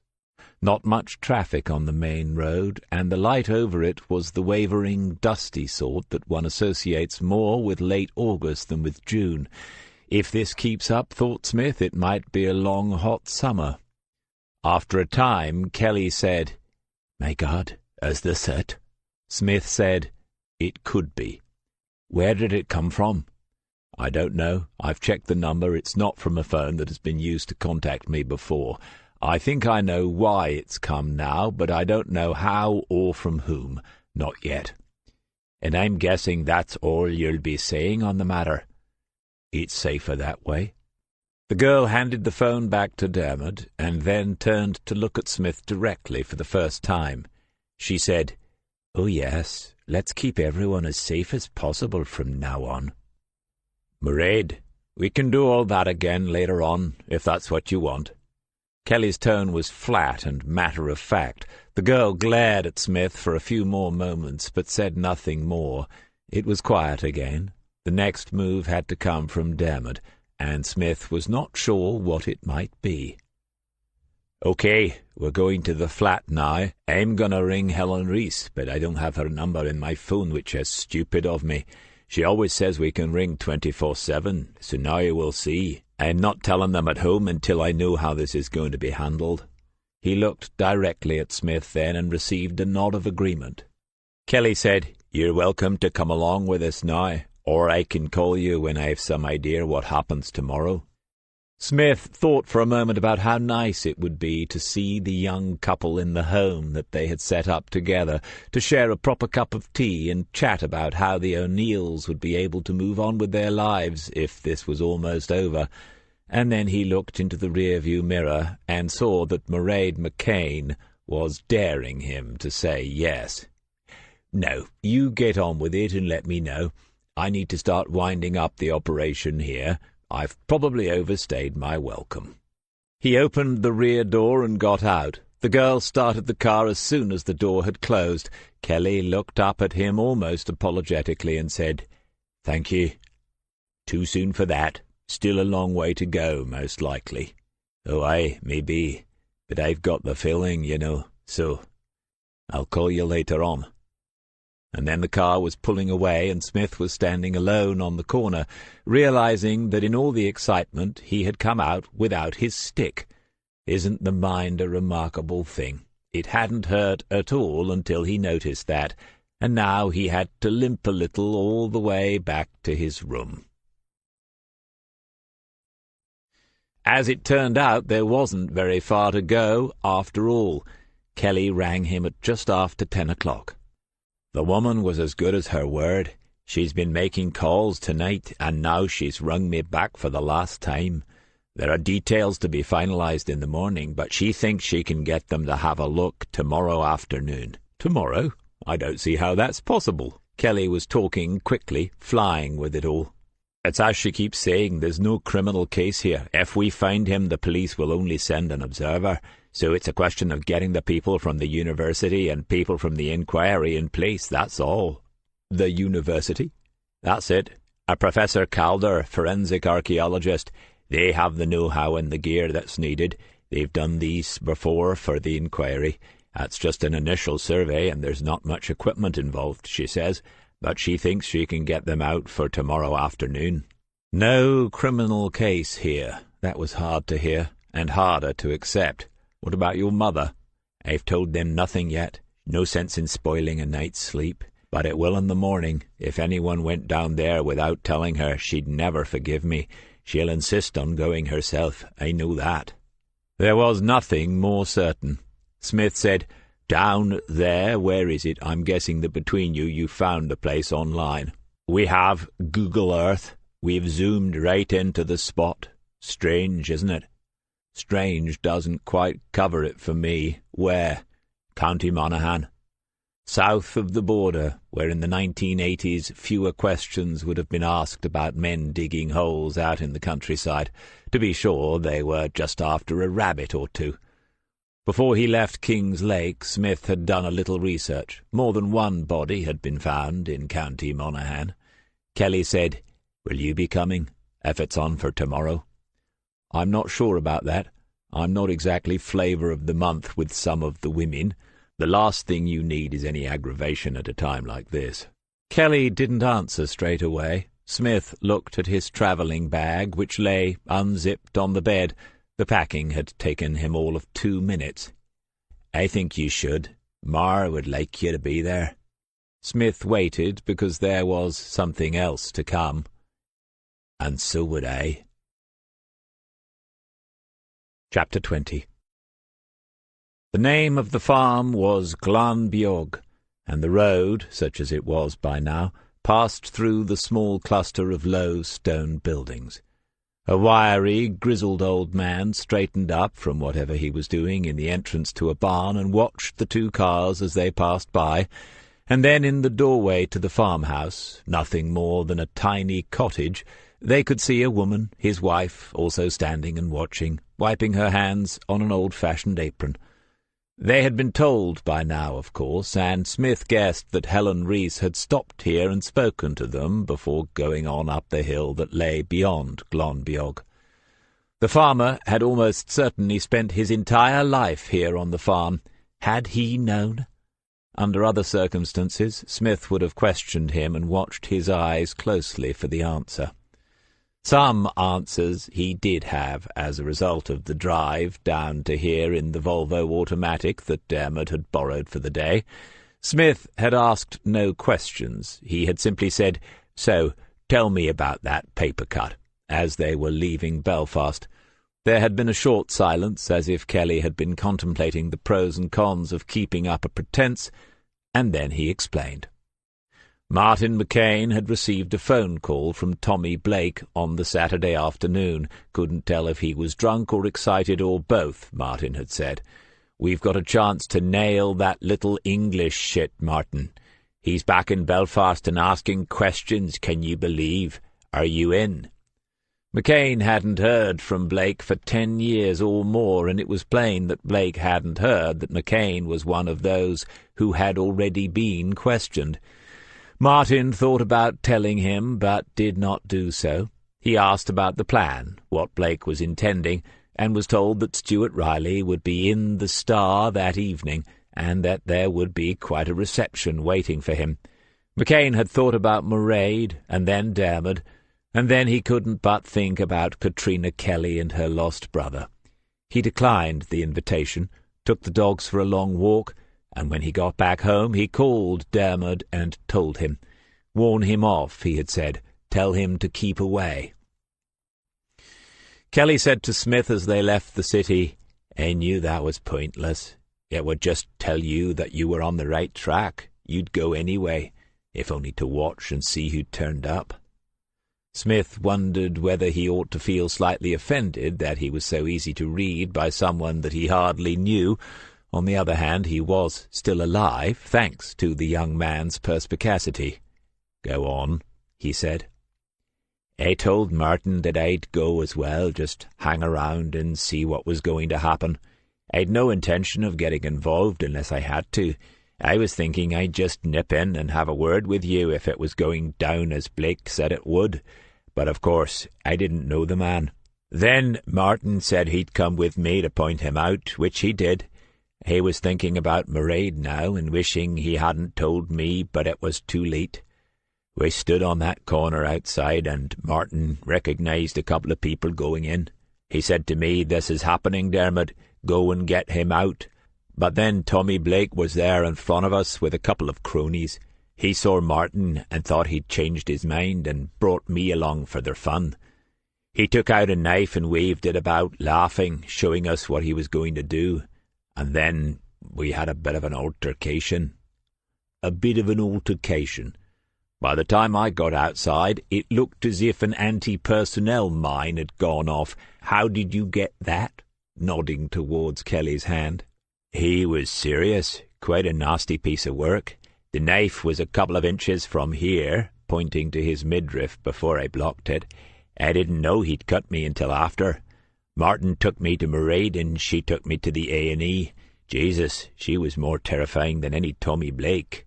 You should have seen her going after Martin, too."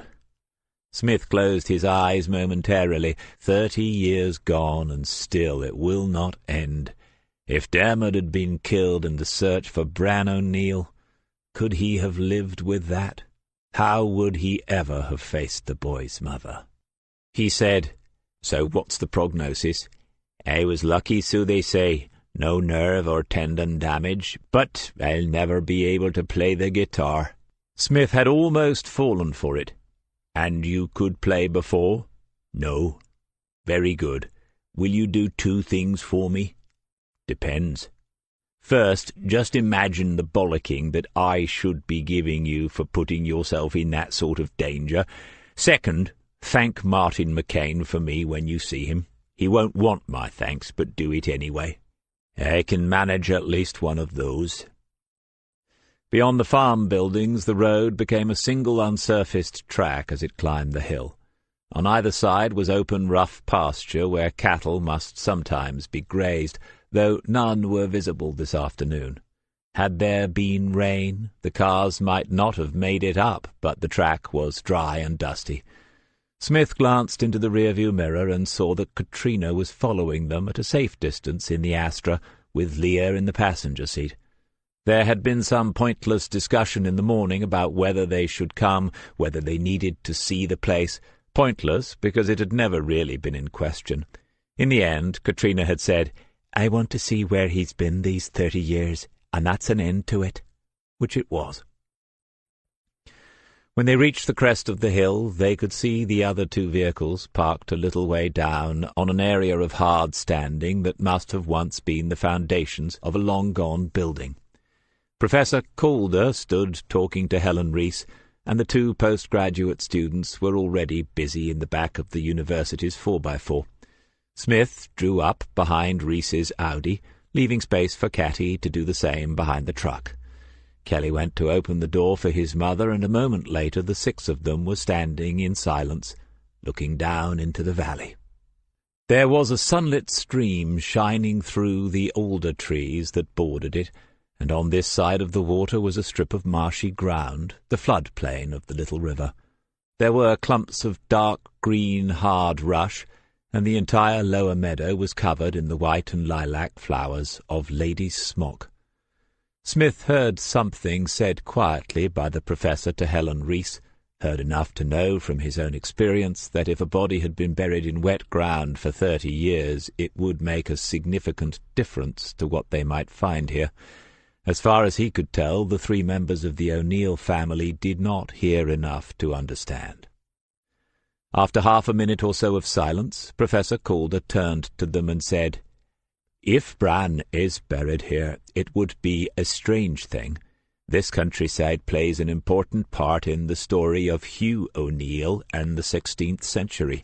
The Irish chieftains met here before and during the rebellion." Smith looked at Catty and Leah, wondering if he had just witnessed a remarkable example of academic insensitivity, and then he saw that they were not offended. In fact, they were nodding in agreement. The professor was encouraged. "Does your own family run back to those times?" Catty said, "We think it does." "Extraordinary, then. Some believe that O'Neill is the oldest traceable family name in Europe." Leah said, "There's no believe about it. Our own father told us it was so." The history lesson was over. Professor Calder said, "So, what we will do next is this. Carla, Tim, and I will head down towards the stream. It's a precise GPS reading, but obviously we don't know exactly where the device was when it was taken. Whoever made it might have been standing 50 meters from the spot. Let's hope not. You will see us appearing to just be wandering about aimlessly, but I assure you that won't be the case. Let's say 15 minutes, and then we'll review." He was looking at Helen Reese then, and the woman nodded her agreement. There was no track down beyond where the vehicles were parked. They watched the professor and his students walk in a line over the grassland, all 3 sets of eyes already fixed downwards, their only equipment seeming to be a pair of clipboards. They made slow progress towards the bottom of the slope, where the GPS reading seemed to have its origin. It was difficult to know how to pass such a quarter of an hour. For Helen Reese, the problem was soon solved. Her phone began to ring. She apologized and said that she ought to take this, and of course they understood. More than anyone else in the world they understood. She went to her car, climbed in, and began a conversation. Leah put an arm around her sister's shoulders and made sure that she was all right, and Dermot continued to watch the search. Smith took the opportunity to walk to the other side of the hard standing. Since they arrived, he had been aware of another set of tire tracks that went off onto the grass beyond. None of the vehicles here today had made them, but they were still fresh. They didn't continue down the hill as the farmer's own vehicle might have done. Someone had simply driven off the hard area for a few yards, someone unfamiliar with the place. The earth at the edge was soft and had taken a good impression. He could get a picture on his phone, see if he could match them up. But there would be no police investigation. If they found Bran here, and after the professor's guarded comments the if was looking somewhat larger, the police would come and observe, make notes, and then go back to their station and close a file. That was all. That was the deal to get closure, but it annoyed him. He went back through his thoughts since last night, after Dermot had called him. 30 years ago there were hardly any satellites up there, let alone a GPS system that could be utilized by anyone with a smartphone. Someone, then, had come back to this place to get that reading, someone, obviously, who had known precisely where the body lay. He wanted to know who that was. He wanted to know what time yesterday afternoon they had received the call. It would have been a call, surely, and not a visit, telling them to come here, and he wanted to know who had made the call. Lorcan Quinn himself? If not, how many others were in the chain? He wanted to know their names, all of them, and had to accept that he would not. And who, come to that, had let Tommy Blake know that he had a chance to finish the job he had started so long ago? Quinn again?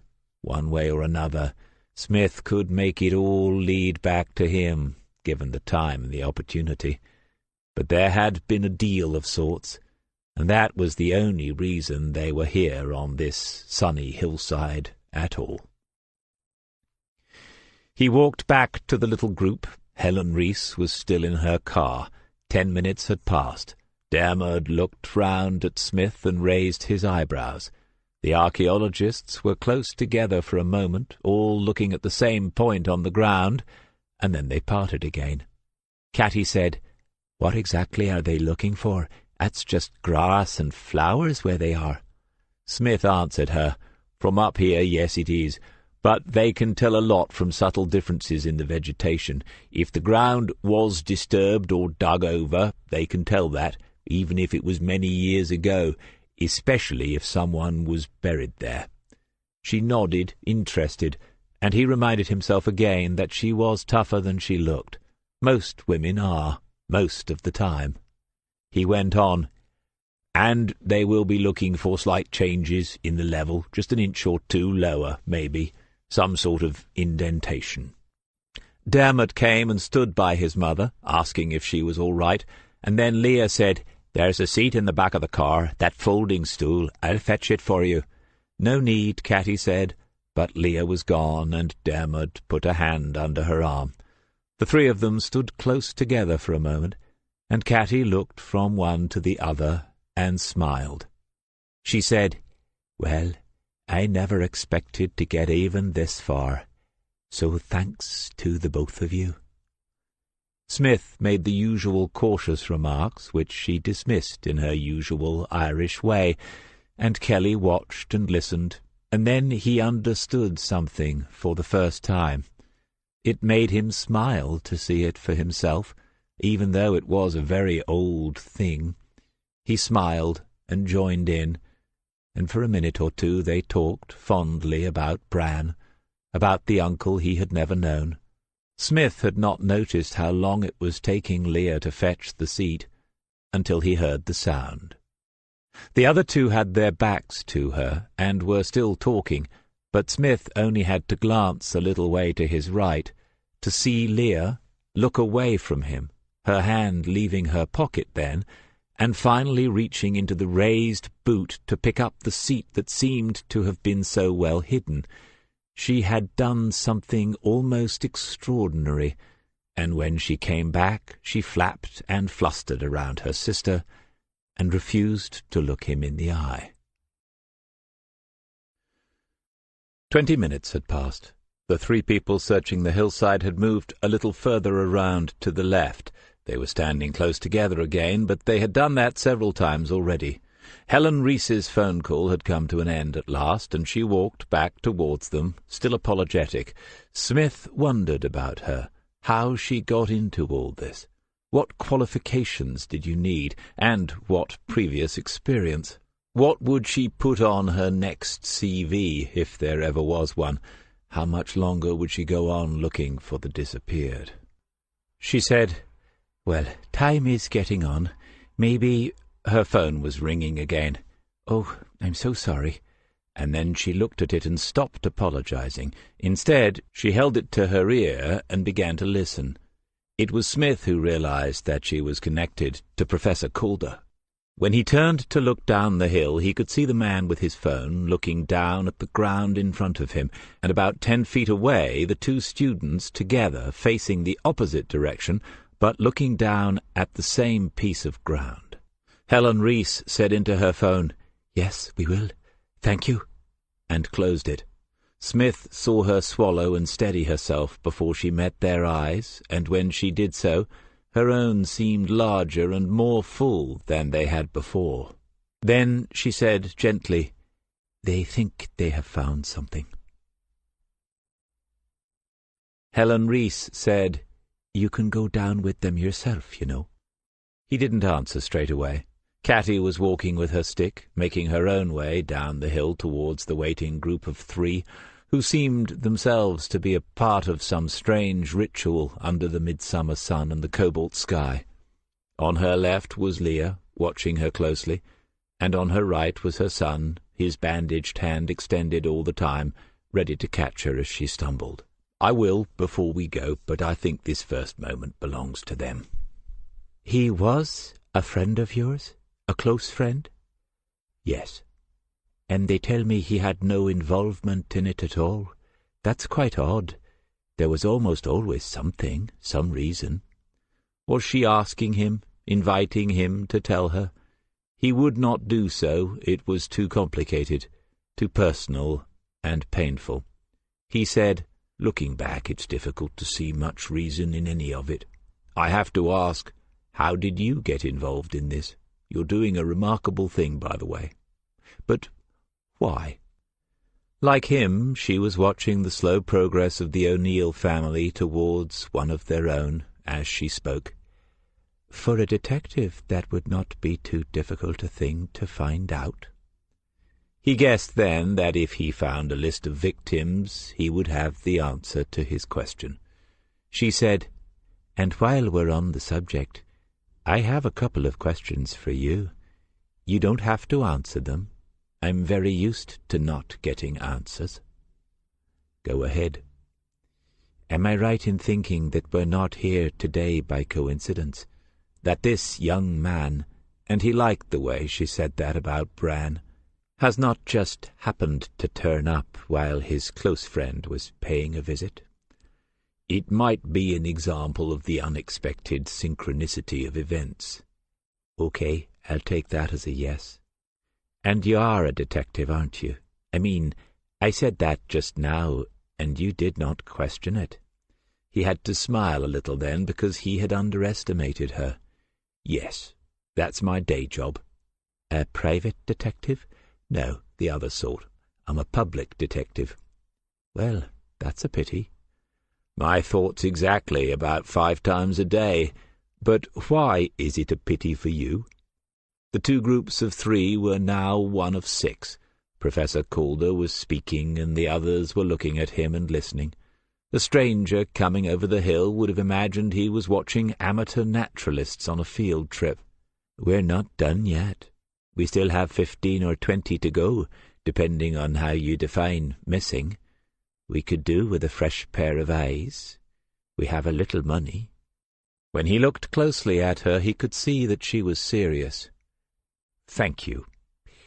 But I'm afraid that if you knew how those GPS coordinates came about, you would not approve." She shrugged as she said, "Oh, I don't know. I've cut some pretty sharp corners myself since I began this. It's not a business in which you can have too many principles." "Which ones do you have?" Like any sensible person, she hesitated before she answered such a question. "In this particular business? That the amount of time we have left to put things right grows a little shorter every day. Maybe you could help us in your holidays. No, I'm only joking there. But if you should change your mind, here's a card. I'm not going anywhere soon." She gave him the card, and he read it before putting it away. The letters after her name told him that she was a lawyer. "And now," she said, "I have to go down there and explain to them what happens next. The police will come and ask a standard set of questions. They already know we're here, but they also know now to keep their distance in case we've been unsuccessful. And I'll have to go down to the farm and tell those poor people what's about to hit them too. But thank you, Detective." Smith watched her descend the hill, a slight but determined figure, someone who had suffered a great wrong without a doubt, and who was devoting her life to helping others put things right before the tide of time finally ebbed away, leaving them stranded on the shores of regret. For a moment he felt that poetic about it all, and then he remembered those poor people down at the farm, the ones she thought she ought to prepare, That flint-eyed old man in the barn needed no preparation.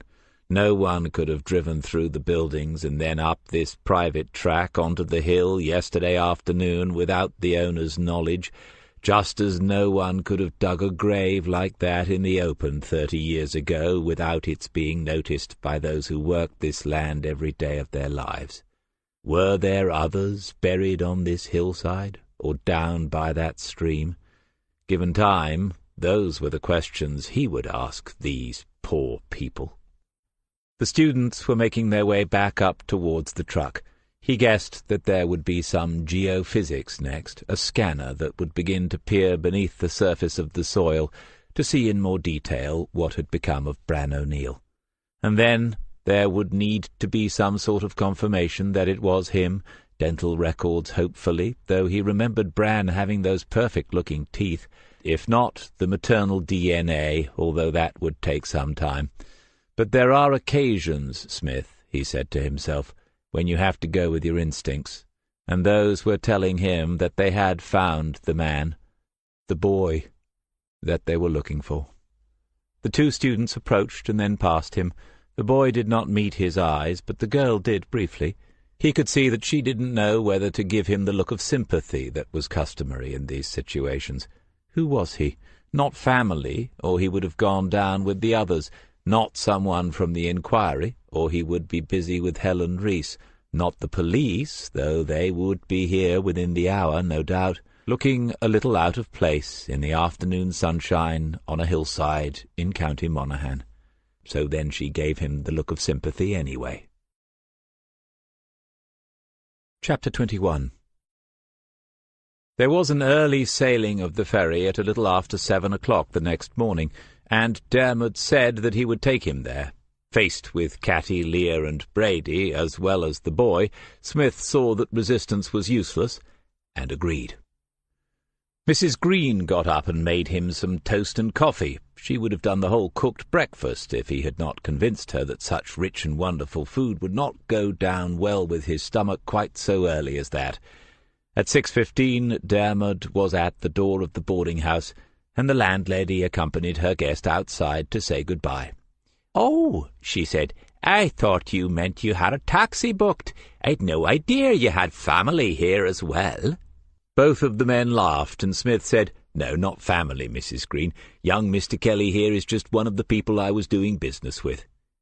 She said, "My mistake, Mr. Colgate, and I'm sorry for any embarrassment, but if you ever have to visit us again to buy more coffins and you don't stay in this very place, I will be mortified."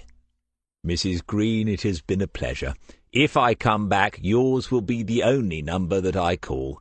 And then he stepped forward and gave her a brief peck on the cheek. She scolded him with a blush and made one or two more remarks in a similar vein, for which Smith was grateful. He was doing his best not to catch Dermot Kelly's eye until they were well clear of Milford Place. When they were, Kelly said, "Mr. Colgate, as in toothpaste?" "Not my idea. I can't say any more. It's a matter of national security." There was a short silence then, which he knew was deliberate on Kelly's part, building up the tension before he asked the next and wholly predictable question. "But coffins?" "Yes, it's a side-line of mine, more of a hobby these days, but you don't get many opportunities to examine Irish oak at first hand. I thought I'd look into it while I was over here." Kelly was watching him and wondering, despite himself. Smith's face was straight, and the voice gave absolutely nothing away. Eventually Kelly looked back at the road ahead and shook his head. "No way, no bloody way." Smith said, "How long to get to the ferry?" "No more than 20 minutes. We have plenty of time." "Can you make a short detour if there aren't too many one-way streets?" "To where?" "The Ulster Hall. It's somewhere I meant to go while I was back here, and I never got around to it." Kelly was driving now, smoothly but quickly through the back streets, never needing to think or even look where he was. He was back in the Impreza, and if the not driving had been on medical advice, he must have decided that it only needed to apply for 2 days. "The Ulster Hall at 6:30 in the morning. You know it will be closed." "Yes, if you could just pull up in front. I'd like to see it, that's all." "Rory who?" "Gallagher. He was one of your own, born on the other side of the border, I think." They were sitting in the car, parked right outside the concert hall. Smith looked at the grey stone building, the balcony, and modest late Victorian pillars, and pictured the long queue of people outside on that winter's night in 1974. "And he was a guitarist, you see, like a proper rock musician with a band and all that, like Queen and Freddie Mercury." The look that followed Kelly's effort to relate this to something that he knew would have shriveled a bowl of grapes. "You managed to get guitarist right. Nothing like Freddie Mercury. Gallagher was a blues man, one of the best. Some would argue that he was the best. In January 1974, he recorded one of the finest live blues rock albums ever made, and most of it was done here." "So this place is a sort of shrine, then? Did you see it yourself that night?" "Hardly. I was 14 and probably doing my maths homework. Just exactly how old do you think I am, by the way?" "So you never did get to see him?" "I did, in the late 1980s, back in England. I'm glad I did. He died in 1995. Belfast was waking up as they sat in front of the Ulster Hall. The first business people were making their way to offices, and a mechanical street sweeper briefly obscured their view before it passed noisily on towards the city centre. "Ma was telling me that you can play a bit yourself." "When was she telling you that?" "Last night, after you'd gone. They talked for a long time about those days, way past her bedtime. I think yesterday was... I think it broke a sort of dam, if you know what I mean." Yes, he knew all right. His own night's sleep had been a strange phantasmagoria of the past and the present and the in-between. "So do you still play?" "Yes." "That's good." "And why is it good? Are you thinking of booking me for the wedding?" "You'll see why." "But which wedding is that?" "The one that Mairead is planning." Kelly laughed and coloured. "No wedding plans there just yet. Take it from me, you could do a lot worse. Anyone that suspicious of me has to be taken seriously. She'll get over it when I finally tell her the whole story." "Do you think that you know the whole story?" It was a different kind of question, delivered in a different tone of voice. Kelly could see that Smith was watching him closely as he considered his answer. When it came, he gave it slowly, looking directly back at the man who had asked him this unexpected thing. "I think I know most of it, don't I?" "No," thought Smith. "I don't think you know even the half of it, thank God." He smiled and looked back at the Ulster Hall. It was time to leave. Kelly said, "Well, at least I know more than when I started out, even today. I know this Rory Gallagher was a great guitar player, eh?" "I didn't quite finish that story. He was more than that. As I said, he was one of your own, an Irishman. In the 1970s, Belfast was a war zone. The whole country was. Every band that toured Europe crossed this place off the list for years, except Rory Gallagher. He kept coming back and playing in Northern Ireland. It made him a legend here. That's why he still matters, as much as the way he could play. He made music take a stand against terrorism, and he probably made a lot of young people see what real courage is. I think he was a great man as well as a great guitar player." Kelly waited for a few moments, and then he started the engine and pulled slowly away. It wasn't the time to say anything else. Smith was looking away from him, still for a reason. At the main gate to the terminal there was another peculiar silence, and then Kelly said, "Oh, nay, I almost forgot. Why is it a good thing you still play the guitar? Here we are." He opened the boot of the Impreza and took out the solid black case that Smith had graciously declined when it was offered to him yesterday evening. Adriana's own guitar from 30 years ago. Kelly said, "I wasn't going to argue with her. It's up to you if you send it back by parcel post." "But there's no one else in the family," she said, "and I think it would mean something to her if you took it and played a tune on it sometimes. She wanted to give you something." It was a vintage Fender Newporter in dark rosewood, the one with a C-neck.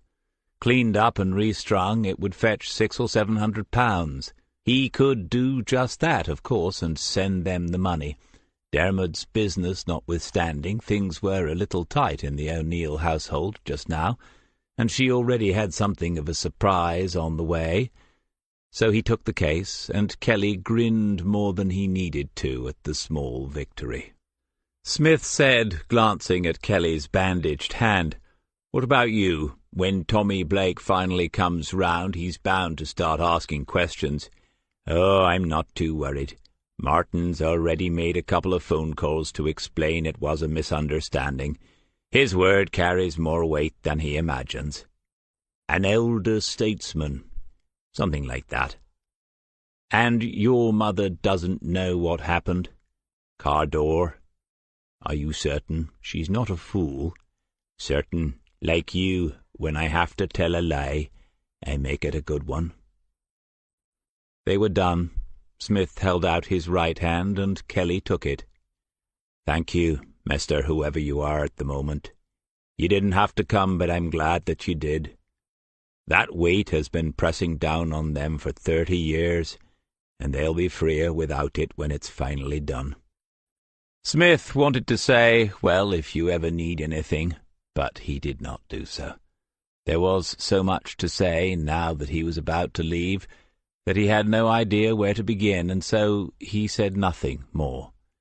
He watched the car as it turned around in the junction and put up a hand as it drove away.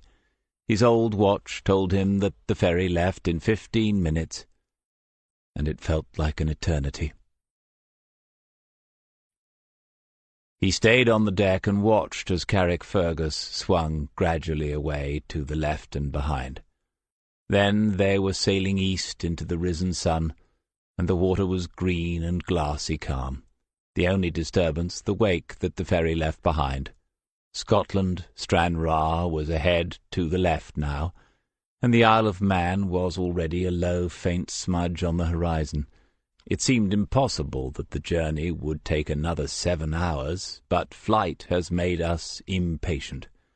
Smith thought about history then, as well as geography. This is the speed, more or less, at which we discovered and conquered most of the world. It's good to be reminded of that at times. He had wondered about this moment, the sailing away from Belfast again. In his imaginings, whether or not he had found the resting place of Bran O'Neill, this was an end to it all, a proper end, and not a 30-year postponement. The space over the water would open up behind him, and open up until finally the tie would snap, and then it might as well be 1,000,000 miles away, because he would never go back a second time. Now he could feel it stretching and pulling, but it might never break. He could sense that, and it surprised him. Even if he took a slow boat to China, it might never break now. The best thing to do was to find some coffee. It would not be good, but it would be a start. With his travelling bag over his shoulder, the guitar case in one hand and the walking cane in the other, like some itinerant aging busker, he turned away from the sea and followed the signs towards one of the on-board restaurants. If he had seen a sign that said café, he would have followed that instead, but there was none. No more than 6 people were already in the restaurant, 2 reading papers and the others on their phones or iPads. Apparently the Wi-Fi was free, but he knew from experience that his chances of success in logging on such situations were no better than 80-20 against. There was no phone signal either. He was marooned at sea, if such a thing was possible, and might as well make the most of it. He found a table to himself easily enough. If the ferry was fully booked, it certainly didn't look it at the moment. A black coffee in a paper cup and 2 pieces of flapjack wrapped in cellophane, one for now and one for later. He could not countenance the thought of having a sit-down lunch on the boat, and there was food enough in the freezer when he finally got home this evening. That thought cheered him up. Home. Open all the windows to air the house and then switch on the sound system. Maybe the Irish Tour 1974 full blast. "Excuse me, sir. We'd like a word. Would you mind accompanying me?" He looked up. She was smiling, and her eyes were the colour of his favourite Colombian dark roast, tight jeans, ankle boots, and a short dark red leather jacket. "That rather depends on who we are." She never hesitated, and the smile never faltered. "Customs and Excise, sir. We won't keep you a moment. If you could follow me, please." She was showing him a badge now, and it looked genuine enough. The "we" certainly included the man standing and watching a few yards away, somewhat more formally dressed, when his career with Customs and Excise was over, assuming that was actually true in the first place. He had all the attributes necessary to make it again as a high-end paving slab for a Russian billionaire.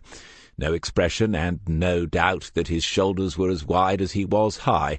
Smith concluded that he would be going along, and decided to save the banter, along with the flapjack, for later. She led him away from the restaurant, the silent, surly fellow making up the rear. That she was mixed race as well as very attractive he had registered immediately, and that C and E were not doing census work as a sideline was a given. But none of that worried Smith at all. What worried him was that he had seen her before, a long time ago, and that he could not remember where. She turned down a flight of steps, past a sign that said no members of the public beyond this point, and then they were walking along another corridor somewhere beneath the restaurant. A turn right, a turn left, and then she stopped in front of an unmarked door. "Just a routine check, sir. We'll take you back up in a few minutes. If you'd like to go in, you will find a seat. Make yourself comfortable. My colleague will be along in just a moment." Received pronunciation and a highly educated voice, Customs and Excise must be moving up in the world. He had worked alongside them in the docks at King's Lake over the years, but none of them had ever looked or sounded like this one. He studied her face closely then, to see if she showed any sign of recognizing him, and got back only a convincing smile. Whatever she was doing here this morning, it was not the first time that she had done it. She closed the door after he entered, and he heard her steps walking away. He did not need to open it again to see whether the concrete man was still there. He would be, arms folded or standing at ease, eyes forward. There was a table, and there were 3 chairs, 2 on one side, 1 on the other. It was a familiar enough setup to a detective. Smith put down the guitar case, leaned the stick against the table, and sat in the single chair. This was rather irritating. He was going to miss those lovely views of the Isle of Man if they didn't get a move on. Whoever was in charge did the whole let's keep him waiting, make him sweat thing for a little over 10 minutes. This surely showed at the very least a lack of respect for his own professional status, and he was in no doubt that whoever he was waiting for would know all about that. The alternative, that he had been randomly pulled out for inspection by a Customs and Excise girl who resembled a Miss World contestant, and her pet gorilla, did not deserve serious consideration. What he did begin to consider was whether any of this had anything to do with Lorcan Quinn. The man who finally opened the door was younger than he had expected. Younger, and like the girl, casually dressed in expensive jeans and one of those annoying sweatshirts that claim the wearer has some sort of affinity with a famous American university. Medium height and medium build, unremarkable except for the eyes, which were quick and busy, eyes that appraised Smith in the moment before he reached the desk, put the unmarked wallet file down upon it, and took one of the facing chairs. "Good morning, Mr. Colgate." "Good morning." It was a game, the whole name thing. Smith sensed that immediately, even before the man smiled at his response. It would be interesting to see whether his interlocutor gave his own name and position now. He should, if he was playing by the rules. I believe that you have been in Belfast for a few days. As the ferry set sail from there less than an hour ago, that's a reasonable deduction. He has a nice smile, though, I'll say that for him. These customs officers are obviously happy in their work. Smith nodded some encouragement and smiled himself, inviting the youngster to have another go. Would you mind telling me what's in the case? Smith looked down at it for some seconds, frowning, and then back at whoever he was. It's a guitar. Are you sure? He looked again and frowned again. As sure as I can be, it's very guitar-shaped. I ask because if one simply accepts an item of luggage at the gates of a terminal without thoroughly checking the contents, one could be carrying anything across a border. I suppose one could. He looked down at it for a third time and then said, But my money's still on it being a guitar. That looks like the safest bet to me. I suppose we ought to check at some point. Be my guest, but if you wanted to go, it'll be at least 30 years out of tune. Smith didn't want to sit in here all day. He had given the fellow an opening, a free pawn to move things forward. Was this your first visit to Belfast? A better question than it first appeared. This was more like it. As Christopher Colgate, of course, the answer would be yes. In either of his other two identities, the answer was no. In view of that, and in view of the fact that he was vaguely annoyed with himself because he had clearly walked into a tripwire at some point, or through a laser beam, or whatever they have these days, there was only one answer that he could possibly give. Yes and no. Would you care to explain? He would, and he did. It was a simplified and somewhat sanitized version of the truth that named no names other than his own. He acknowledged that in travelling under an assumed name in this way he had possibly committed some sort of offence. On the other hand, as the passport involved had been given to him by Her Majesty's own government, it might be an awkward one to bring to court. At the end, the man briefly lifted the flap of the file, read something, and closed it again. Well, thank you for saving us a little time, Mr. Smith. Or would you prefer David? My colleagues call me D.C. Yes, I know. And so your visit had absolutely nothing to do with the purchase of coffins? I'm afraid not. Is that what you're looking into? Evasion of duty on funeral goods? A longer pause this time. Smith considered the possibilities. Was the man, despite his calm, a little inexperienced, and showing off with the comment about the nickname and the coffins?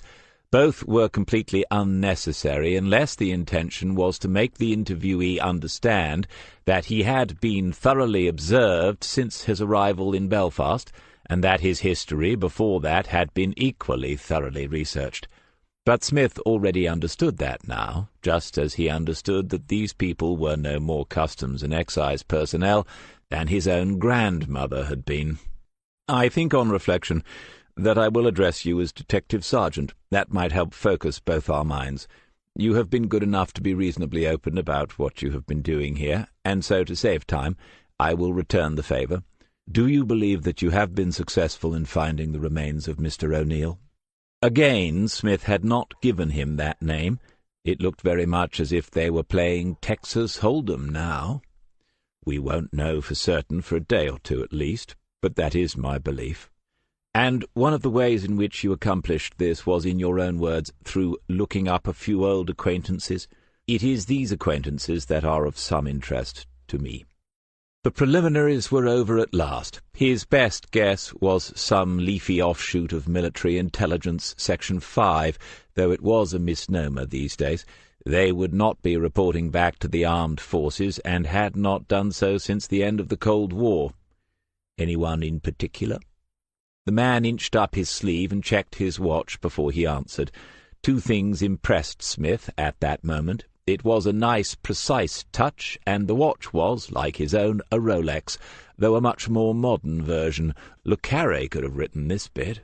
A little under 48 hours ago, you met with a member of the Northern Ireland Legislative Assembly. I'd like you to tell me what you talked about.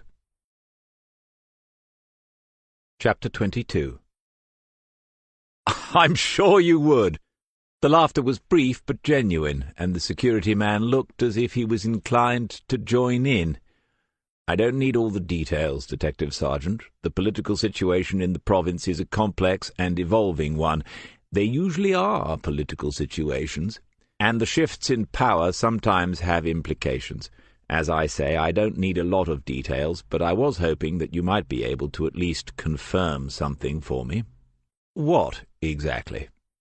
Back to the folder, holding it open this time and angled so that nothing could be read from Smith's side of the desk. Last Friday morning in Kings Lake Central Police Station, your computer terminal was used to access a file relating to an incident that took place in Belfast exactly the same number of years ago as you say this guitar is out of tune. That's odd. I would like to know whether the contents of that file were referred to in any way during your conversation with the elected member. So that was one of the face-down cards that Smith had not been able to see or predict. It was a good one, and his mind was already moving quickly forward, assessing the dangers for the person he had almost inadvertently involved. The security man looked up, still with a pleasant expression, and waiting, probably giving him a head start, that was all. He would not be far behind, and so it proved. Detective Sergeant, I know that you were in Belfast last Friday morning. Someone accessed that file on your behalf. It is impossible to accept that by some coincidence another person in Kings Lake accessed it while you just happened to be in Belfast. Impossible to accept unless there was some sort of relevant investigation going on over in Kings Lake. But there isn't, I've checked. You are here on personal business. Smith didn't answer. It is best often not to answer when no question has been asked. How many times had he sat across from smart people who understood that perfectly well? As I say, personal business, your own business, and something that you are perfectly entitled to engage in. However, as you know, you are not entitled to use your access to the ACRO database in pursuit of such personal business. If you have allowed or encouraged another officer to access the database using your own security, you have committed an offence. So has the officer who did it on your behalf. I don't have a list of the names of people on duty in Kings Lake that morning as yet, but I can have it easily enough. I imagine it would have been a member of your own team, so that will narrow it down. He or she is potentially in serious trouble.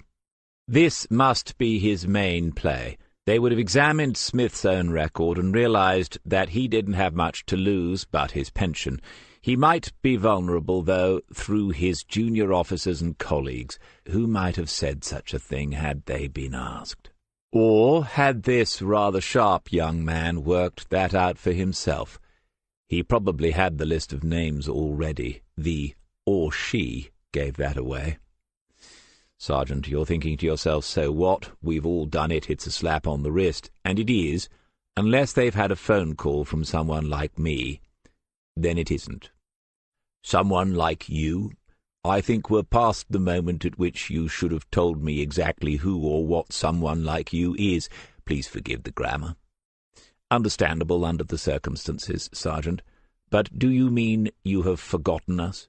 You do not already know? You surprise me. I accept that I am eminently forgettable, even if you had seen me before, but my colleague surely is not.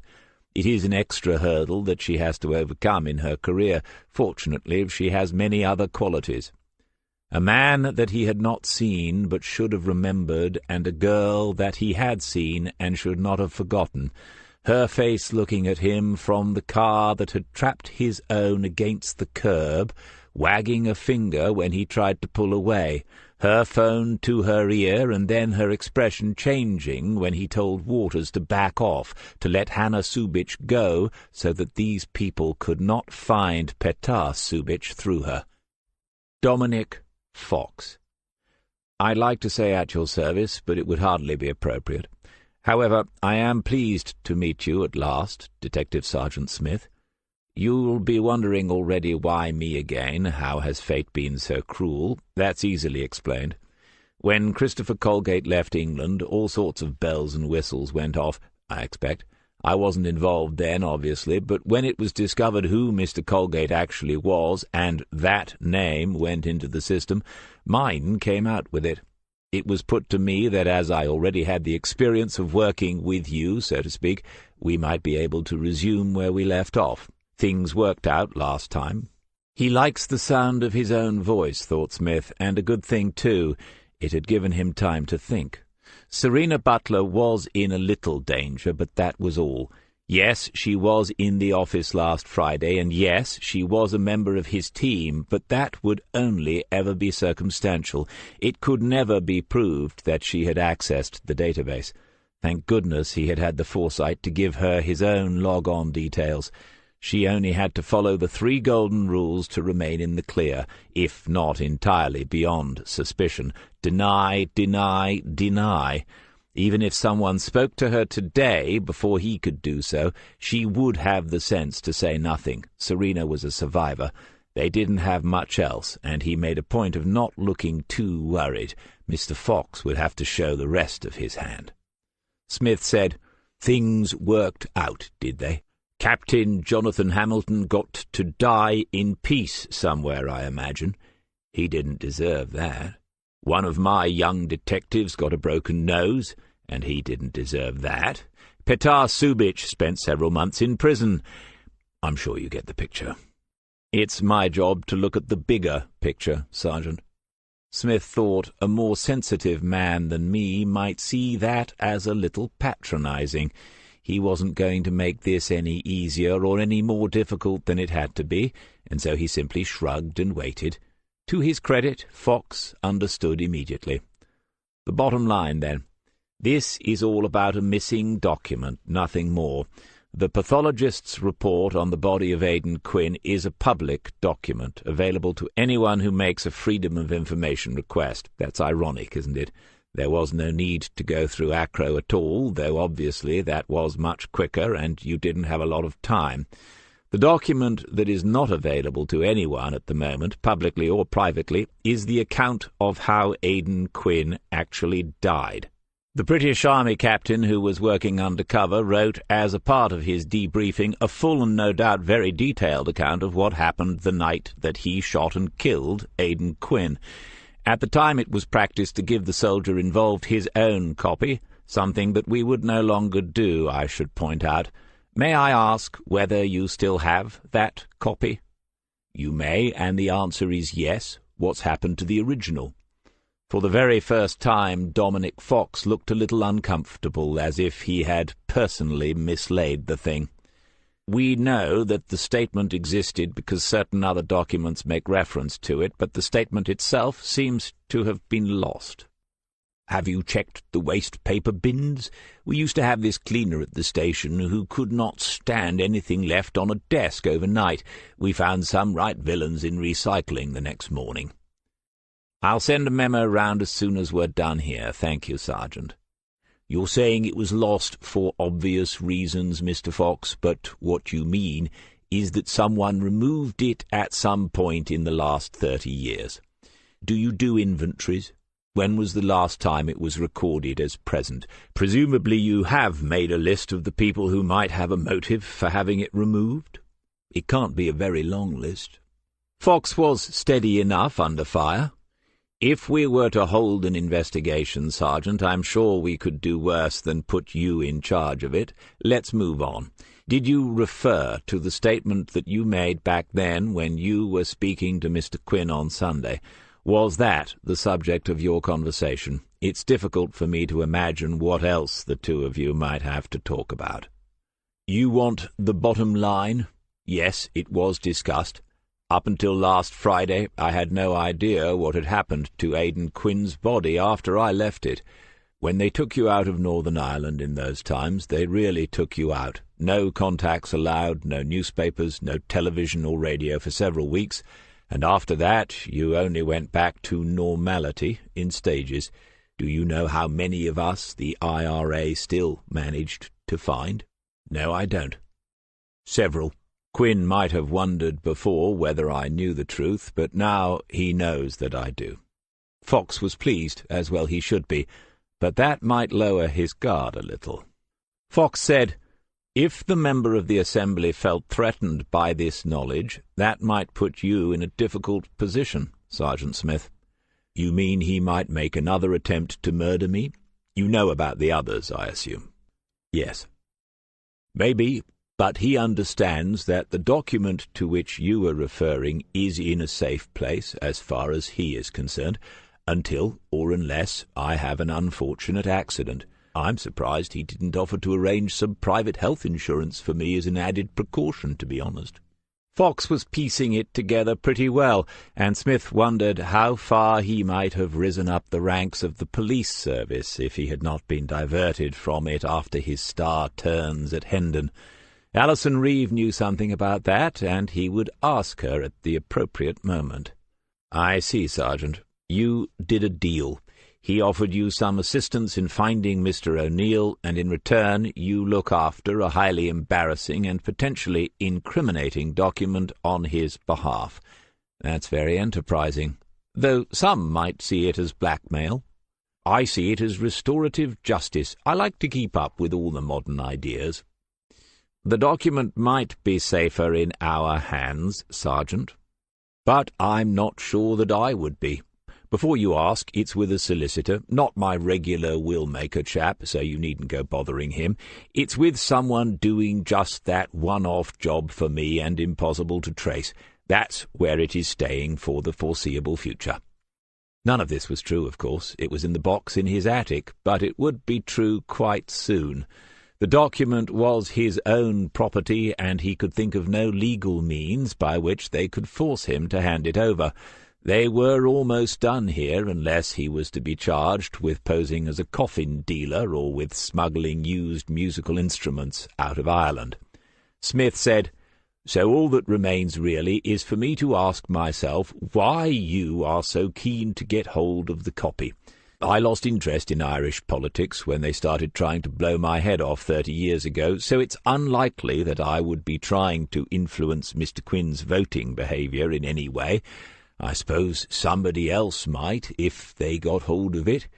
It would make a decent story in a Sunday newspaper, the secret officer's report alongside the coroner's, and as you heard me make a similar point to Captain Hamilton a couple of years ago, that might be what's bothering you, though you know from my bank statements that I don't need the money." Dominic Fox was doing his job properly at this point, not interrupting, allowing the interviewee to talk his way into an unintended revelation or two. Smith liked to see someone doing their job properly. He continued, "It's possible that you want to use it to make a point or two to Mr. Quinn yourselves, of course, and equally possible that you want to prevent a third party from making such points. The Assembly is a bit like a fireworks factory at the best of times, isn't it? Doesn't need much of a spark to set it all off again." "I thought you had lost interest in Irish politics, Sergeant. And finally, for now, because I'm sure I'll be thinking about this for weeks to come, you might just be trying your hardest to keep Mr. Quinn safe and warm. It's possible that you already own him. There must have been plenty of other stuff that has crawled out of the woodwork over the years." Fox waited for a few seconds to see if there was any more to come, and then he said, "If I didn't know your history, Detective Sergeant, I'd say that you missed your vocation. You understand the business. It's a shame that you didn't stay on. It was a little too dirty a business for me." "Oh, I see. You picture yourself as more of a moral crusader." They had reached the border. Beyond it there is no black and white, only endless shades of grey. Both had spent time there, but it was a country more familiar to Dominic Fox now than to Smith, and so Smith chose not to step over the invisible line. Life, as he tells himself often these days, is too short.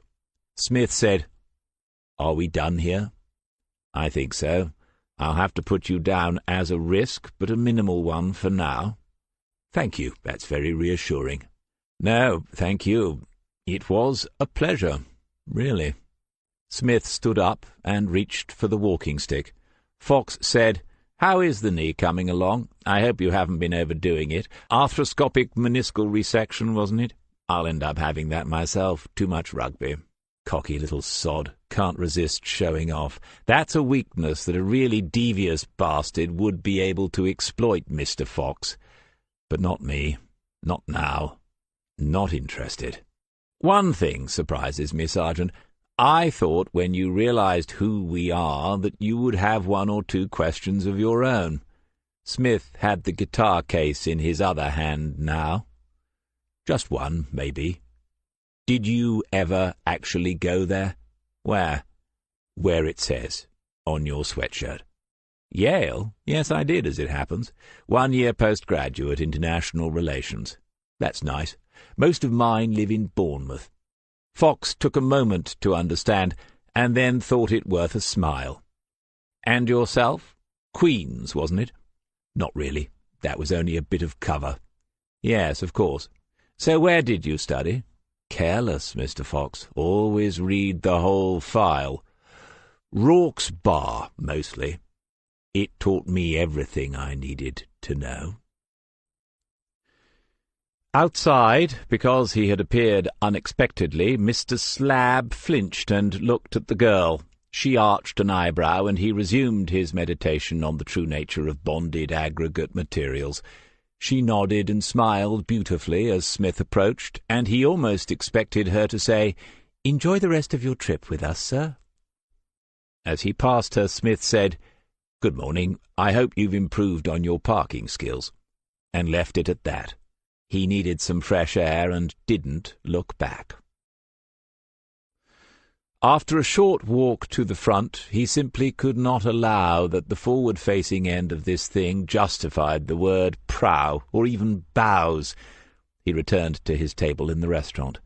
It was still available, but someone had removed his coffee, and so he had to buy another, which is doubly annoying when it's rubbish in the first place. Still nothing on his phone. No messages or missed calls. It seemed to have expired some hours ago, though the battery was at 83%, and there was a signal thingy at the top. Not the usual one, though. That might be the problem. Is that a special you're-on-a-boat-do-this signal thingy? Why don't they produce a little booklet, a manual that you can carry around with you, like the old Haynes ones for cars? That was in the days when you could service your own cars, of course. And then there is this business to think about still, this latest run-in with the dark forces of national insecurity.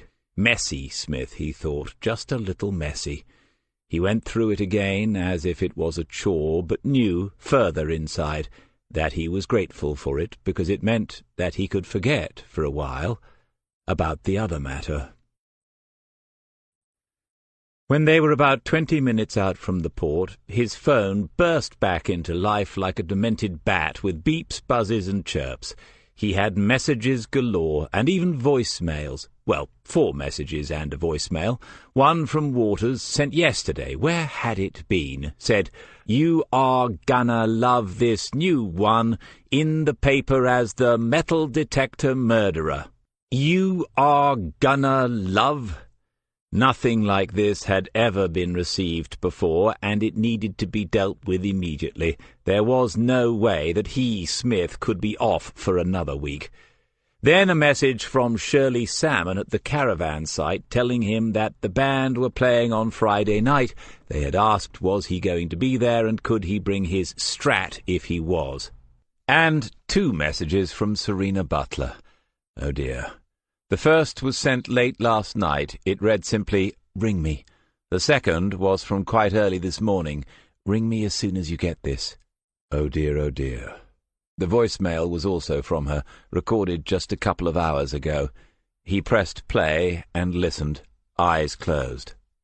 "DC, where are you? We've been trying to get in touch since yesterday. Maggie went into labour last night and she's having a bit of a bad time. John's with her, obviously. Call me if you pick this up. You were only going to Belfast, weren't you? Not Belize. Give me a call, DC."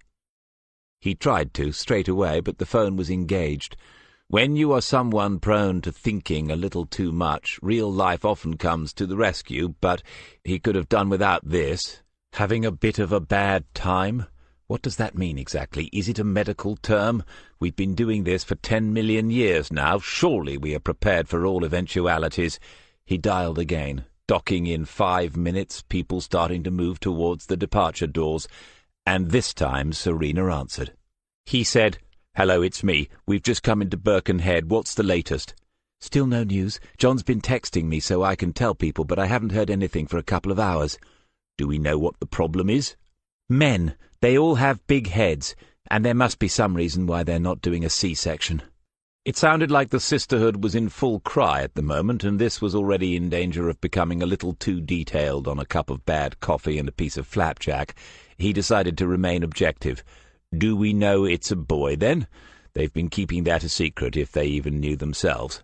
"No, I don't think we do. That's just me taking a wild guess."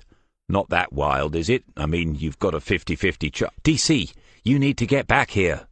"Do I? Why?" Just how far do the duties of a godfather extend these days? Was he expected to go straight to the delivery suite? And then what? "I don't know. It just won't go right until you are. Hurry up." That was the end of the call, more or less.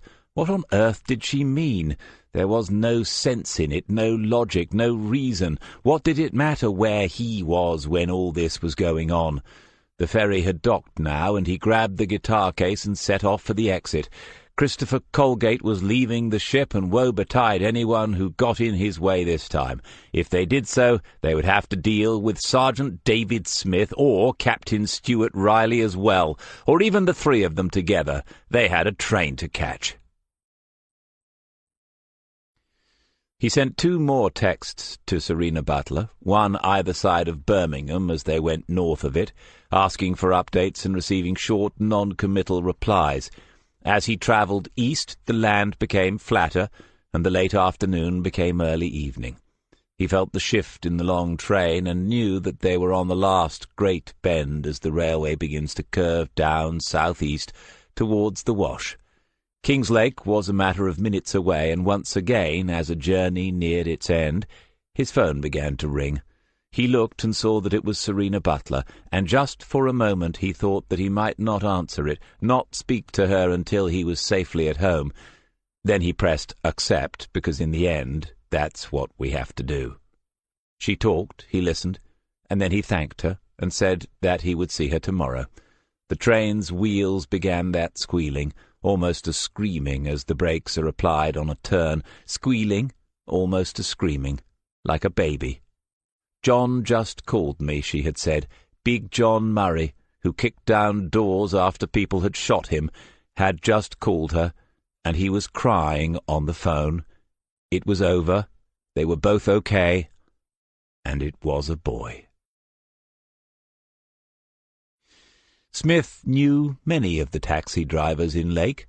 They were a key resource, and he ought to check that Waters had already begun a collection of his own. But why was it this particular one tonight?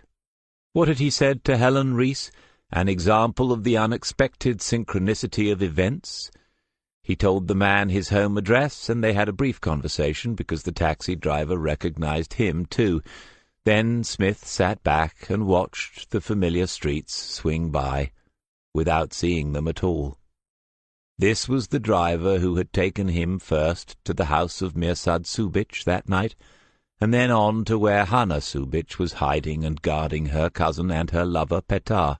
Just a few hours earlier today, he, Smith, had encountered again the man who had followed Captain Hamilton up those stairs, who had listened to the confrontation between the unseen detective and the corrupt army officer, and who had concluded that the best thing the security services could do on this occasion was to quietly walk away. Now Smith was riding along with the same taxi driver in what was, when he thought about it, probably the same cab. Synchronicity hardly did it justice. But what do these things mean when they happen?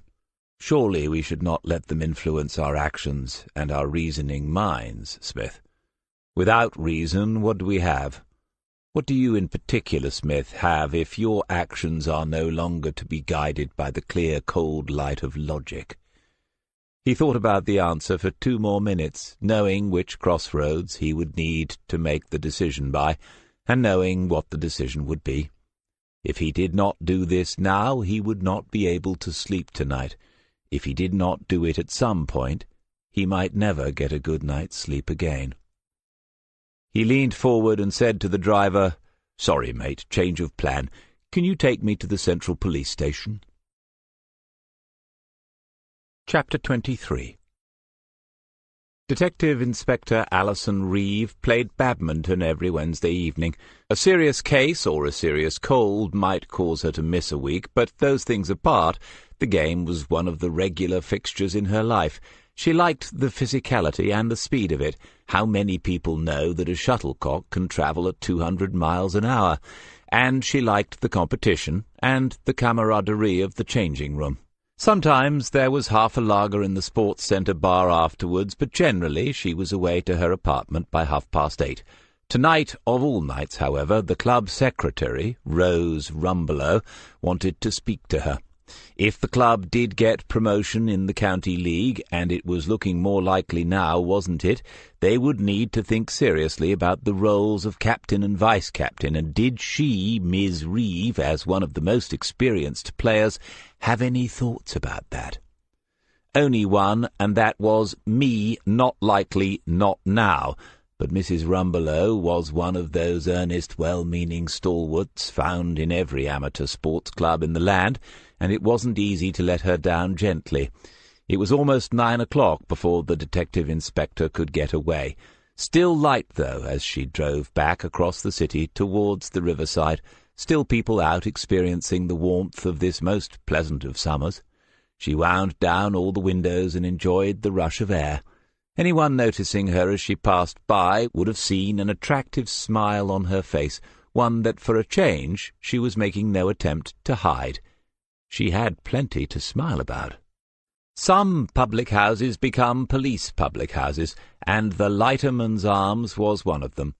For a quick drink after work, the Chequers in Honey Lane was the place of choice, just a minute's walk from the station, but for a do it had to be the Lighterman's down by the river. Tonight there was a bit of a do, and Alison Reeve was hoping that she hadn't missed anyone through arriving almost an hour later than she had hoped. Parking her car, she recognized several of the others, but there was no sign of the old Peugeot that belonged to D.C. He was on convalescent leave, but surely he would not have departed before saying hello to her. Not tonight, of all nights. First of all, though, she had to find John Murray. He had promised them 2 hours before he went back to the hospital, the 2 hours between 8 and 10 o'clock, and in that same phone call he told her that, all being well, he would be bringing them home tomorrow. Even in a crowded bar, John Murray isn't difficult to find. She watched him for a moment, talking to John Wilson, Simon O'Leary, and Phil Jefferson, and thought how it is that certain things, such as the births of babies, cause us to lower all the guards and let in others that we spend the rest of our time keeping at a distance. And then she thought how differently this might all have turned out if the bullet fired through the door a few weeks ago had travelled 6 inches to the left. We live suspended by such fine threads, and ought to be more grateful for each and every day that they have not broken. He thanked her for coming, put his arms around her, and almost kissed her cheek. John Murray! But it was the baby thing again, not the drink, because she could see that he was teetotal tonight. The baby thing. It was something you had to consider, especially past 30. A year or two past 30 now, but again. Not today, not tonight. "Where is everyone, John?" The bar was full of people, most connected to Lake Central, but he knew whom she meant. "They were on a table through there in the Riverside Lounge." "Okay, I'll go and catch up. Oh, I almost forgot." And she handed him the envelope that she had carried from the car. "It's just a card. I'll get a gift when I've spoken to Maggie. I know you won't have a clue." The end of the bar already had a covering of cards and a handful of gifts. Murray put hers with them and picked up a little silver box tied with a red ribbon. He handed it to her and said, "Guess who this is from?" Reeve took out the rattle and shook it, and then she turned it in her hand and examined it closely, like an exhibit in a case. "It's beautiful. It's an antique, surely. Hallmarked the lot. Maggie will love it." There was a name inside the lid of the box, a shop in Belfast, so guessing wasn't so hard. "Where is he?" through there with the rest." She returned the rattle to its box and handed it back to Murray. "I'll go and say hello. Give Maggie my love. Give them both my love. I'll call her as soon as I know she's home." The riverside lounge was quieter. She saw their table by the window that overlooks the water, and the river was shining in the dusk, the lights from the beer garden outside glimmering a little on the calm surface. Waters was there with a girl, and Serena and Mike Dunn. They waved to her and pulled out a chair from the nearest table. Spirits were high, and she decided there and then not to ask anyone how they were getting home, or to be around when they actually made the attempt. Waters said, "Detective Inspector Reeve, this is Catherine Diver." There was a faintly regal note to the introduction, followed by a pause and then laughter. The two women shook hands, and Reeve thought, so this is her. Tall, thin, blonde and striking, literally, according to DC, if you're not careful. Beautifully casual dress as well, expensive clothes, and the owner of a start-up private detective agency. No wonder Waters' sergeant cannot make you out yet. Alison Reeve said, "So where is he?" Serena answered, "He went outside for a smoke about 5 minutes ago. We were talking birth horror stories, and it was too much for him." Laughter again, and then Waters said, "Did you know he was actually in the station last night? Charlie Hills told me this afternoon.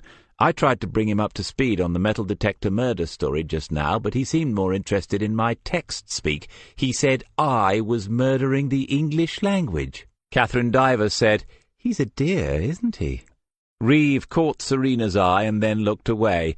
"Yes, he's a dear, all right, and if my memory serves me well, he's a dear who has already saved you from a very close encounter with a couple of Albanian cutthroats. Your first case might have been your last." She stood up and said, "I'll go and have a word before he disappears completely." There were other people sitting out in the beer garden, but he had managed to secure one of the wooden picnic tables closest to the water's edge. He was alone, leaning forward, elbows resting on the table, and as she approached, she saw him draw on a cigarette. There was a small glass in front of him, too small for a soft drink. Someone must have given him a lift to the lighterman's arms. Reeve said, "Hello, the excitement in there too much for you?" He looked up and smiled. They had known each other for a long time, ever since she was a rookie detective, and he was a DCI, going places and wishing that he wasn't. They needn't bother with the usual empty greetings. "No, but the gynecology is, at least that's what they think. I know it's a wind-up, but it gives me a reason to come out here and have one of these." "A cigarette or a drink?" "Both. They go together well, like rhubarb and custard." He wasn't drunk. She had never seen him drunk. But that wasn't the first glass of whiskey he had had this evening. "How was Belfast?" "Plus ça change." "You didn't tell me you were going. Had you planned it? I didn't know you still had friends out there, DC." He smiled at that, and she wondered what he had found amusing. She waited then to see if he would explain. Instead, after the smile, an odd expression that she did not understand, before he looked away from her and across the darkling river. An evening breeze stirred through the long tresses of yellow blossom on the laburnum tree behind him, and then died away. "How is the knee? That's a fancy walking stick." He lifted it up a little for her to see properly. "Irish blackthorn, English silver, another match made in heaven." "And I love the rattle. It was the first thing John showed me. Maggie will have a few tears when she sees it tonight." "That wasn't planned either. I just wandered into a shop when I had a few minutes to spare, and there it was." Something had happened in Belfast. Her instincts, either as a friend or a copper or both, were telling her that. She knew a little of the history, knew that he had been in the army and under cover, knew that whatever he had been involved with had followed him back to England and tried to kill him more than once, but she knew no details. Even that was mostly station talk. He had never told her the story directly. Reeve was reminded of her grandfather, who had led one of the nighttime missions onto the beaches of Normandy to collect samples of sand before the D-Day invasion. 8 men went, and 4 came back with the sand. Nobody knew until the old man died, not even her own grandmother, And then they found the medals and the citation that he had never shown to a soul for more than 60 years, because he was ashamed of losing those 4 young men, guilty because he had not died alongside them. Something had happened in Belfast, but she would not find out what by asking. She might never find out. She said, "So what's the baby's name? Have they chosen something? I forgot to ask." Smith lifted the glass and said, "William. To William Murray." "That's nice and traditional. I like it." "Scottish, after John's dad, so he tells me." The evening air stirred through the tree again, and a small piece of paper that Reeve had not noticed, which had perhaps been held down by the whisky glass, was lifted and blown off the table towards her. She caught it before it had settled to the ground. It wasn't folded, and she could make out easily enough what was written on it. 3 pairs of numbers, separated by 2 full stops. She put it back onto the table, her fingers remaining there with it until he had put the now empty glass on top of it again. "Someone's birthday?" "Yes." A packet of cigarettes and a lighter also lay on the table, and he reached for the packet now. It wasn't 5 minutes since he had put out the one he was smoking when she first appeared. She had never seen him do that before. He famously only has 3 a day, and now seemed to be chain-smoking. She said, "Well, if I'm to wet this baby's head, I need a drink. What will you have, DC? Another one of those?" No protest, no "sit down, I'll get these." Instead, he frowned and seriously considered the answer before. "I'm pretty sure I saw a bottle of Talisker Storm behind the bar. If there is, one of those, thanks. If not, any old single malt will do, thank you." "Okay. You're not driving, are you? I didn't see your motor outside. Who gave you a lift?" "Somebody trained you well, ma'am. No lift, though. I got a taxi." A taxi? For some strange reason the idea made her a little sad, and he saw that in her face. "I'm quite sold on it now after this knee thing. It's opened my eyes. I'm thinking of using them a lot more. Do you think Superintendent Allen would sign off on one for me as a regular expense every month?" She was walking away as she said, "I'll get you a double." "Thanks, and then you can tell me your news." She stopped and turned, genuinely surprised. "How did you—" "Lucky guess." Smith watched her all the way into the building, and then he lifted the glass and picked up the piece of paper again. Why had he kept it? It wasn't as if he was ever going to forget those numbers now. 15 minutes, that's all it had taken last night, and 10 of those were mostly staring at the screen, wondering whether he should do it, knowing that in the end he would. It was a misdemeanor, a minor thing, of course, just a scuffle in a pub and a small fine, and he had hoped that it might not have been recorded. Sometimes these things slip through, but there it was. All the offender's details: address, occupation, date of birth. This morning, after a sleepless night, he had picked up the telephone, wondering whether he should do that too, and knowing again that he would. In a way, a lot depended on who answered. He had waited until 10 o'clock, thinking that she would be up and about, but that it might be too soon for her to have gone anywhere while she was still able to do so. For a moment he thought that he had judged it well, and then he realized that he was talking to her sister. Leah Wisby said, "Oh, it's you. Is it about the identification?" "No, I wanted to speak to Catty. But have you heard something already?" "Catty?" She still disapproved of the diminutive when it came from him, which, under the circumstances, seemed ridiculous. And then, "Yes, we have, late yesterday. It is Bran, from the dental records." "Right. What does one say? Is it good or bad? Can it be simultaneously both?" He said, "I've no idea how they got that so quickly." "It's the inquiry, apparently. They get all that together at the beginning of an investigation, so it's there straight away if they need it. Less stressful that way, the woman said. She was very professional, I have to say. She was, and then after a pause, "You know, he only had the one filling when he was a child. Just the one. Perfect teeth." Smith waited, guessing that Catty was there and that after her usual reluctance Leah would hand over the phone. Then, after a silence, he said, "Did they say anything else?" "Yes. The professor has told the woman, that Mrs. Reese, that there are marks visible on the rib cage. He's thinking already that it was a knife, that Bran was stabbed to death."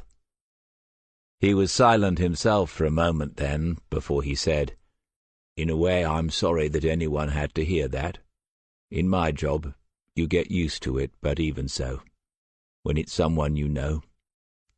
How are they?" Leah said then, "I took the call. I haven't told them everything she told me yet. They're outside, the two of them, in the garden, with a man who wants to cut down all the trees. I'm guessing that was your doing as well. If you don't think he's any good, send him on his way. He has all the qualifications, but it was done on the phone, so I can't see anything wrong with him, but when he came knocking on the door, I thought he was a tinker. I did send him on his way a couple of times until he said some Englishman had called him and said, 'Go and do this job,' half now, half later. So here he is, a nice young man. He doesn't have to cut them all down. I told him to discuss it with you. You get to choose, but I thought it would be good for her to see the hills, to let some more light in." "It will. Thank you. Again." She meant it, and the resentment had disappeared from her voice, but she was making no move to fetch either Catty or Dermot from the garden. He sensed that there was something else to come from Leah, and it could only be one thing. "So, it was Catty you wanted?" "Yes." He could hear her breathing. Listening beyond that, he thought once that he could hear other voices talking far away from the telephone. Leah said, "I have to ask you why." "I think you know, Leah. I was wondering all night whether I should come back or whether I should speak to her first and let her decide." "Have you considered doing neither of those things?" "Yes, that too."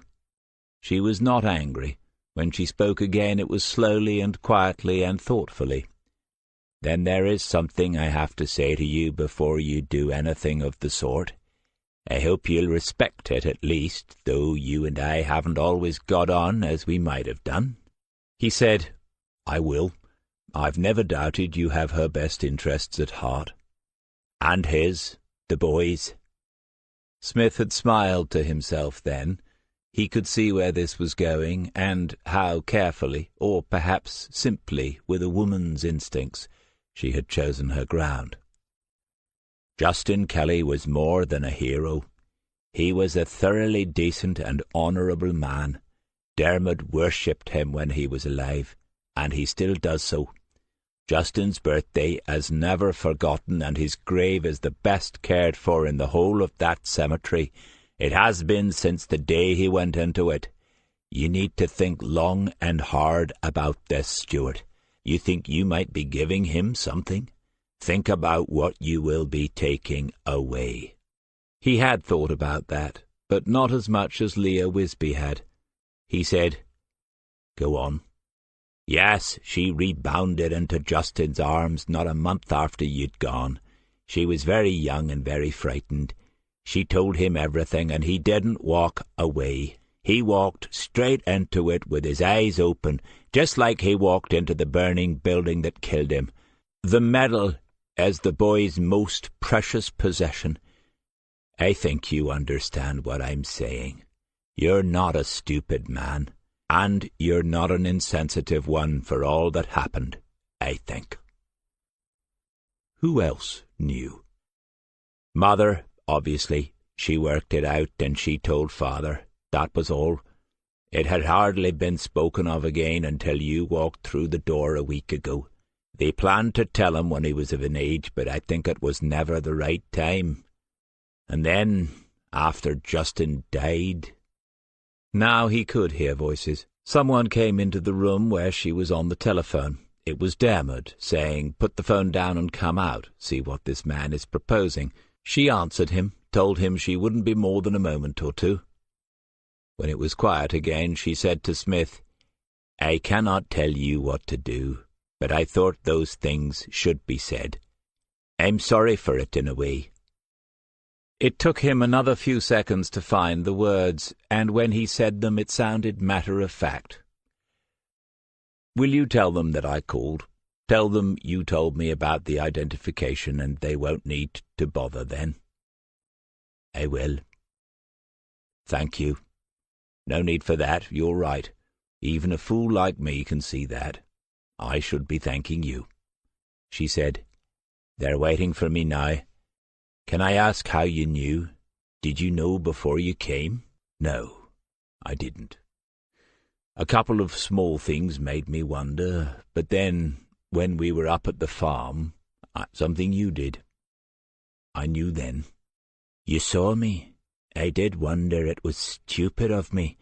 I don't know why I did that. I do. It was a good thing."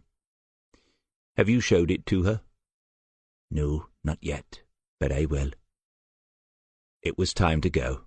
He said, "When you do so, will you send me a copy too?" "Of the photograph I took? On my phone?" "Yes." "I will. That's little enough to ask.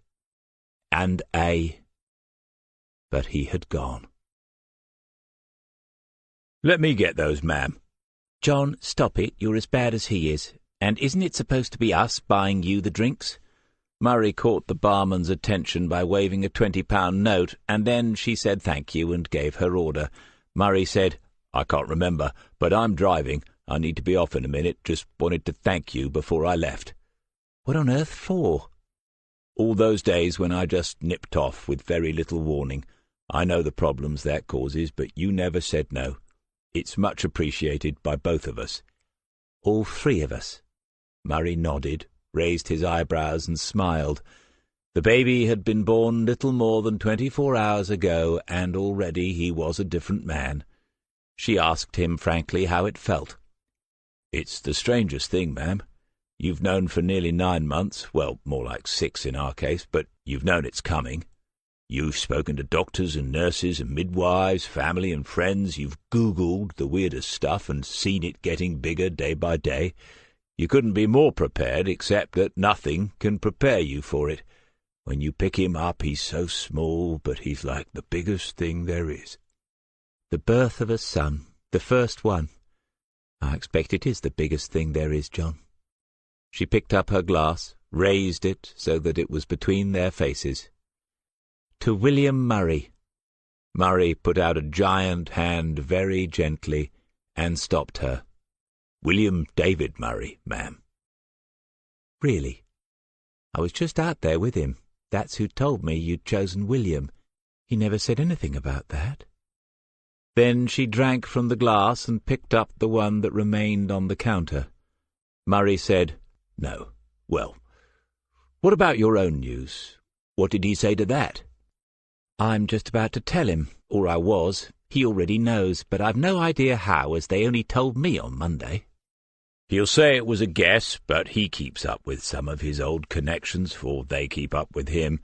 I don't know which way round it works, but it does. We're all pleased for you, even though it means we might lose you, ma'am." Alison Reeve thanked him, and thanked in her heart all the people who had congratulated her since she had been told of the coming promotion. But it was a small thing in comparison to what they were celebrating tonight, and she was glad of that sense of perspective. Murray said, "Thank you for coming, ma'am. I'll let you know what we've decided about paternity leave by the end of the week. I might be keen to get back. Good night, ma'am." It was not dark yet, but it was getting there. She paused in the open doorway, allowing her eyes to adjust to the change. The lighterman's garden illuminations had been done well. Enough light to create an atmosphere, but not so much that the night itself had been banished. Smith still sat at the same table, his outline just visible against the paler light that came from the water beyond. In that moment, as she watched him, she saw the flare of a lighter and thought, not another cigarette. Then he realized that something was burning in his hand. There was a flame, as if he was holding a candle. When it began to flicker, he let it go, and the dying sparks drifted away from him, across the darkening garden, and then upwards as they were caught by the breeze from the river. It must have been the piece of paper.